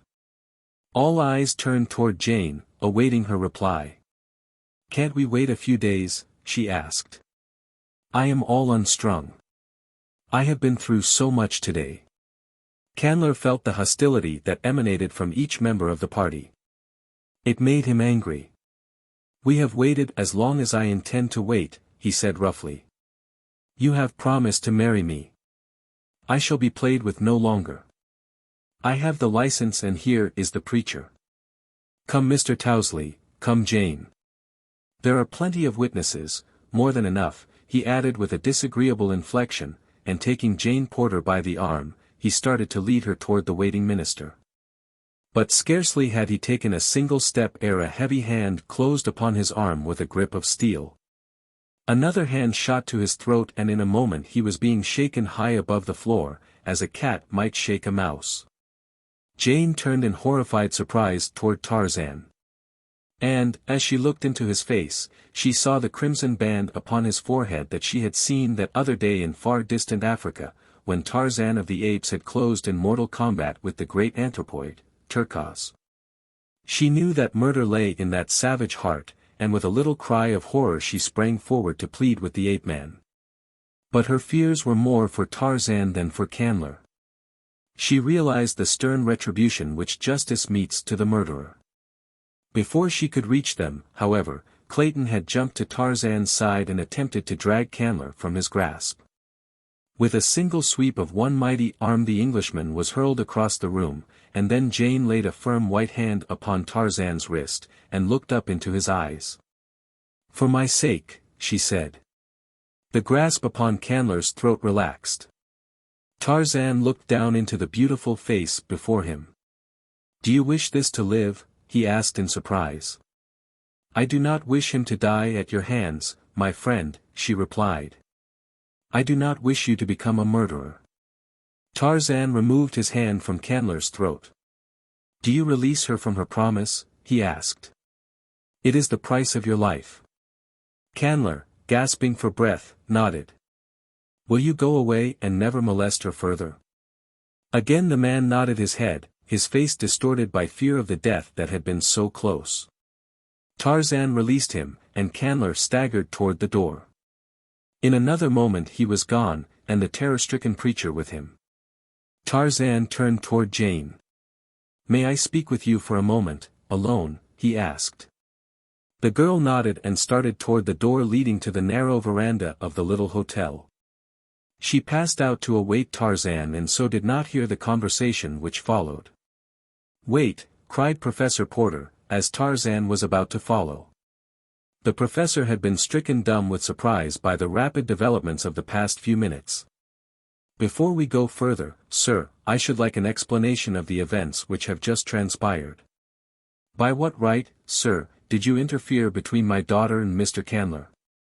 I had promised him her hand, sir, and regardless of our personal likes or dislikes, sir, that promise must be kept." "I interfered, Professor Porter," replied Tarzan, "because your daughter does not love Mr. Candler, she does not wish to marry him. That is enough for me to know." "You do not know what you have done," said Professor Porter. "Now he will doubtless refuse to marry her." "He most certainly will," said Tarzan, emphatically. "And further," added Tarzan, "you need not fear that your pride will suffer, Professor Porter, for you will be able to pay the Candler person what you owe him the moment you reach home." "Tut, tut, sir," exclaimed Professor Porter. "What do you mean, sir?" "Your treasure has been found," said Tarzan. What is that you are saying?" cried the professor. "You are mad, man. It cannot be." "It is, though. It was I who stole it, not knowing either its value or to whom it belonged. I saw the sailors bury it, and, ape-like, I had to dig it up and bury it again elsewhere. When Darnat told me what it was and what it meant to you, I returned to the jungle and recovered it.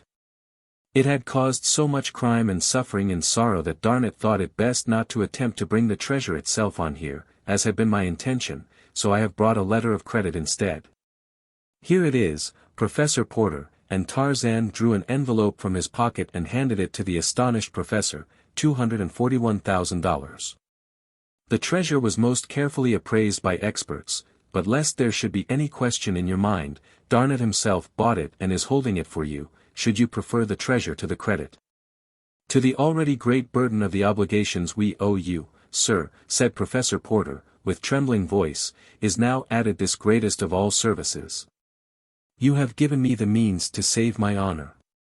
Clayton, who had left the room a moment after Candler, now returned. "Pardon me," he said. "I think we had better try to reach town before dark and take the first train out of this forest. A native just rode by from the north, who reports that the fire is moving slowly in this direction." This announcement broke up further conversation, and the entire party went out to the waiting automobiles. Clayton, with Jane, the professor and Esmeralda occupied Clayton's car, while Tarzan took Mr. Philander in with him. "Bless me," exclaimed Mr. Philander, as the car moved off after Clayton. "Who would ever have thought it possible? The last time I saw you, you were a veritable wild man, skipping about among the branches of a tropical African forest, and now you are driving me along a Wisconsin road in a French automobile. Bless me! But it is most remarkable." "Yes," assented Tarzan, and then, after a pause, "Mr. Philander, do you recall any of the details of the finding and burying of 3 skeletons found in my cabin beside that African jungle?" "Very distinctly, sir, very distinctly," replied Mr. Philander. "Was there anything peculiar about any of those skeletons?" Mr. Philander eyed Tarzan narrowly. "Why do you ask?" "It means a great deal to me to know," replied Tarzan. "Your answer may clear up a mystery. It can do no worse, at any rate, than to leave it still a mystery. I have been entertaining a theory concerning those skeletons for the past 2 months, and I want you to answer my question to the best of your knowledge. Were the 3 skeletons you buried all human skeletons?" "No," said Mr. Philander, "the smallest one, the one found in the crib, was the skeleton of an anthropoid ape." "Thank you," said Tarzan. In the car ahead, Jane was thinking fast and furiously. She had felt the purpose for which Tarzan had asked a few words with her, and she knew that she must be prepared to give him an answer in the very near future. He was not the sort of person one could put off, and somehow that very thought made her wonder if she did not really fear him. And could she love where she feared? She realized the spell that had been upon her in the depths of that far-off jungle, but there was no spell of enchantment now in prosaic Wisconsin. Nor did the immaculate young Frenchman appeal to the primal woman in her, as had the stalwart forest god. Did she love him? She did not know, now.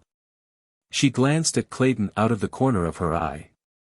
Was not here a man trained in the same school of environment in which she had been trained, a man with social position and culture such as she had been taught to consider as the prime essentials to congenial association? Did not her best judgment point to this young English nobleman, whose love she knew to be of the sort a civilized woman should crave, as the logical mate for such as herself? Could she love Clayton? She could see no reason why she could not. Jane was not coldly calculating by nature, but training, environment and heredity had all combined to teach her to reason even in matters of the heart.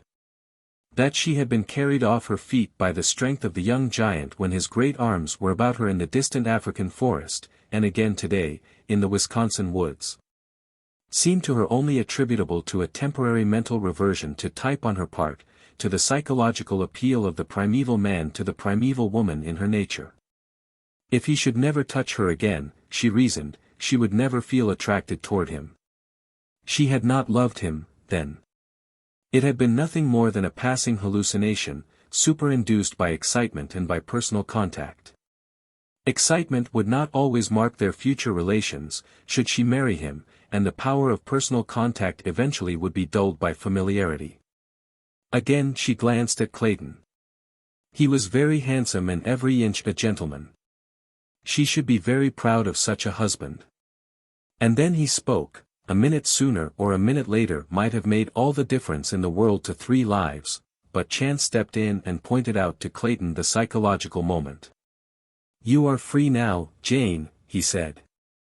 "Won't you say yes? I will devote my life to making you very happy." "Yes," she whispered. That evening in the little waiting room at the station Tarzan caught Jane alone for a moment. "You are free now, Jane," he said. "And I have come across the ages out of the dim and distant past from the lair of the primeval man to claim you. For your sake I have become a civilized man, for your sake I have crossed oceans and continents, for your sake I will be whatever you will me to be. I can make you happy, Jane, in the life you know and love best. Will you marry me?" For the first time she realized the depths of the man's love, all that he had accomplished in so short a time solely for love of her. Turning her head she buried her face in her arms. What had she done? Because she had been afraid she might succumb to the pleas of this giant, she had burned her bridges behind her, in her groundless apprehension that she might make a terrible mistake, she had made a worse one.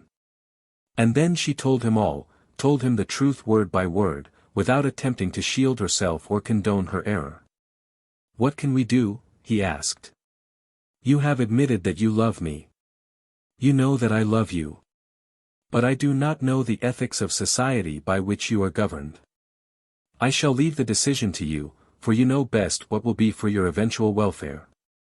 "I cannot tell him, Tarzan," she said. "He too, loves me, and he is a good man. I could never face you nor any other honest person if I repudiated my promise to Mr. Clayton. I shall have to keep it, and you must help me bear the burden, though we may not see each other again after tonight." The others were entering the room now and Tarzan turned toward the little window. But he saw nothing outside. Within he saw a patch of greensward surrounded by a matted mass of gorgeous tropical plants and flowers, and, above, the waving foliage of mighty trees, and, over all, the blue of an equatorial sky. In the center of the greensward a young woman sat upon a little mound of earth, and beside her sat a young giant. They ate pleasant fruit and looked into each other's eyes and smiled. They were very happy, and they were all alone. His thoughts were broken in upon by the station agent who entered asking if there was a gentleman by the name of Tarzan in the party.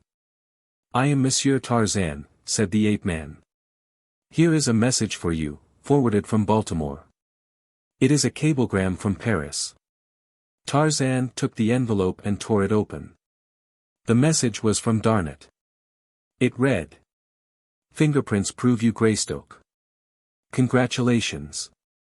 Darnat." As Tarzan finished reading, Clayton entered and came toward him with extended hand. Here was the man who had Tarzan's title, and Tarzan's estates, and was going to marry the woman whom Tarzan loved, the woman who loved Tarzan. A single word from Tarzan would make a great difference in this man's life. It would take away his title and his lands and his castles, and, it would take them away from Jane Porter also. "I say, old man," cried Clayton, "I haven't had a chance to thank you for all you've done for us. It seems as though you had your hands full saving our lives in Africa and here. I'm awfully glad you came on here. We must get better acquainted. I often thought about you, you know, and the remarkable circumstances of your environment.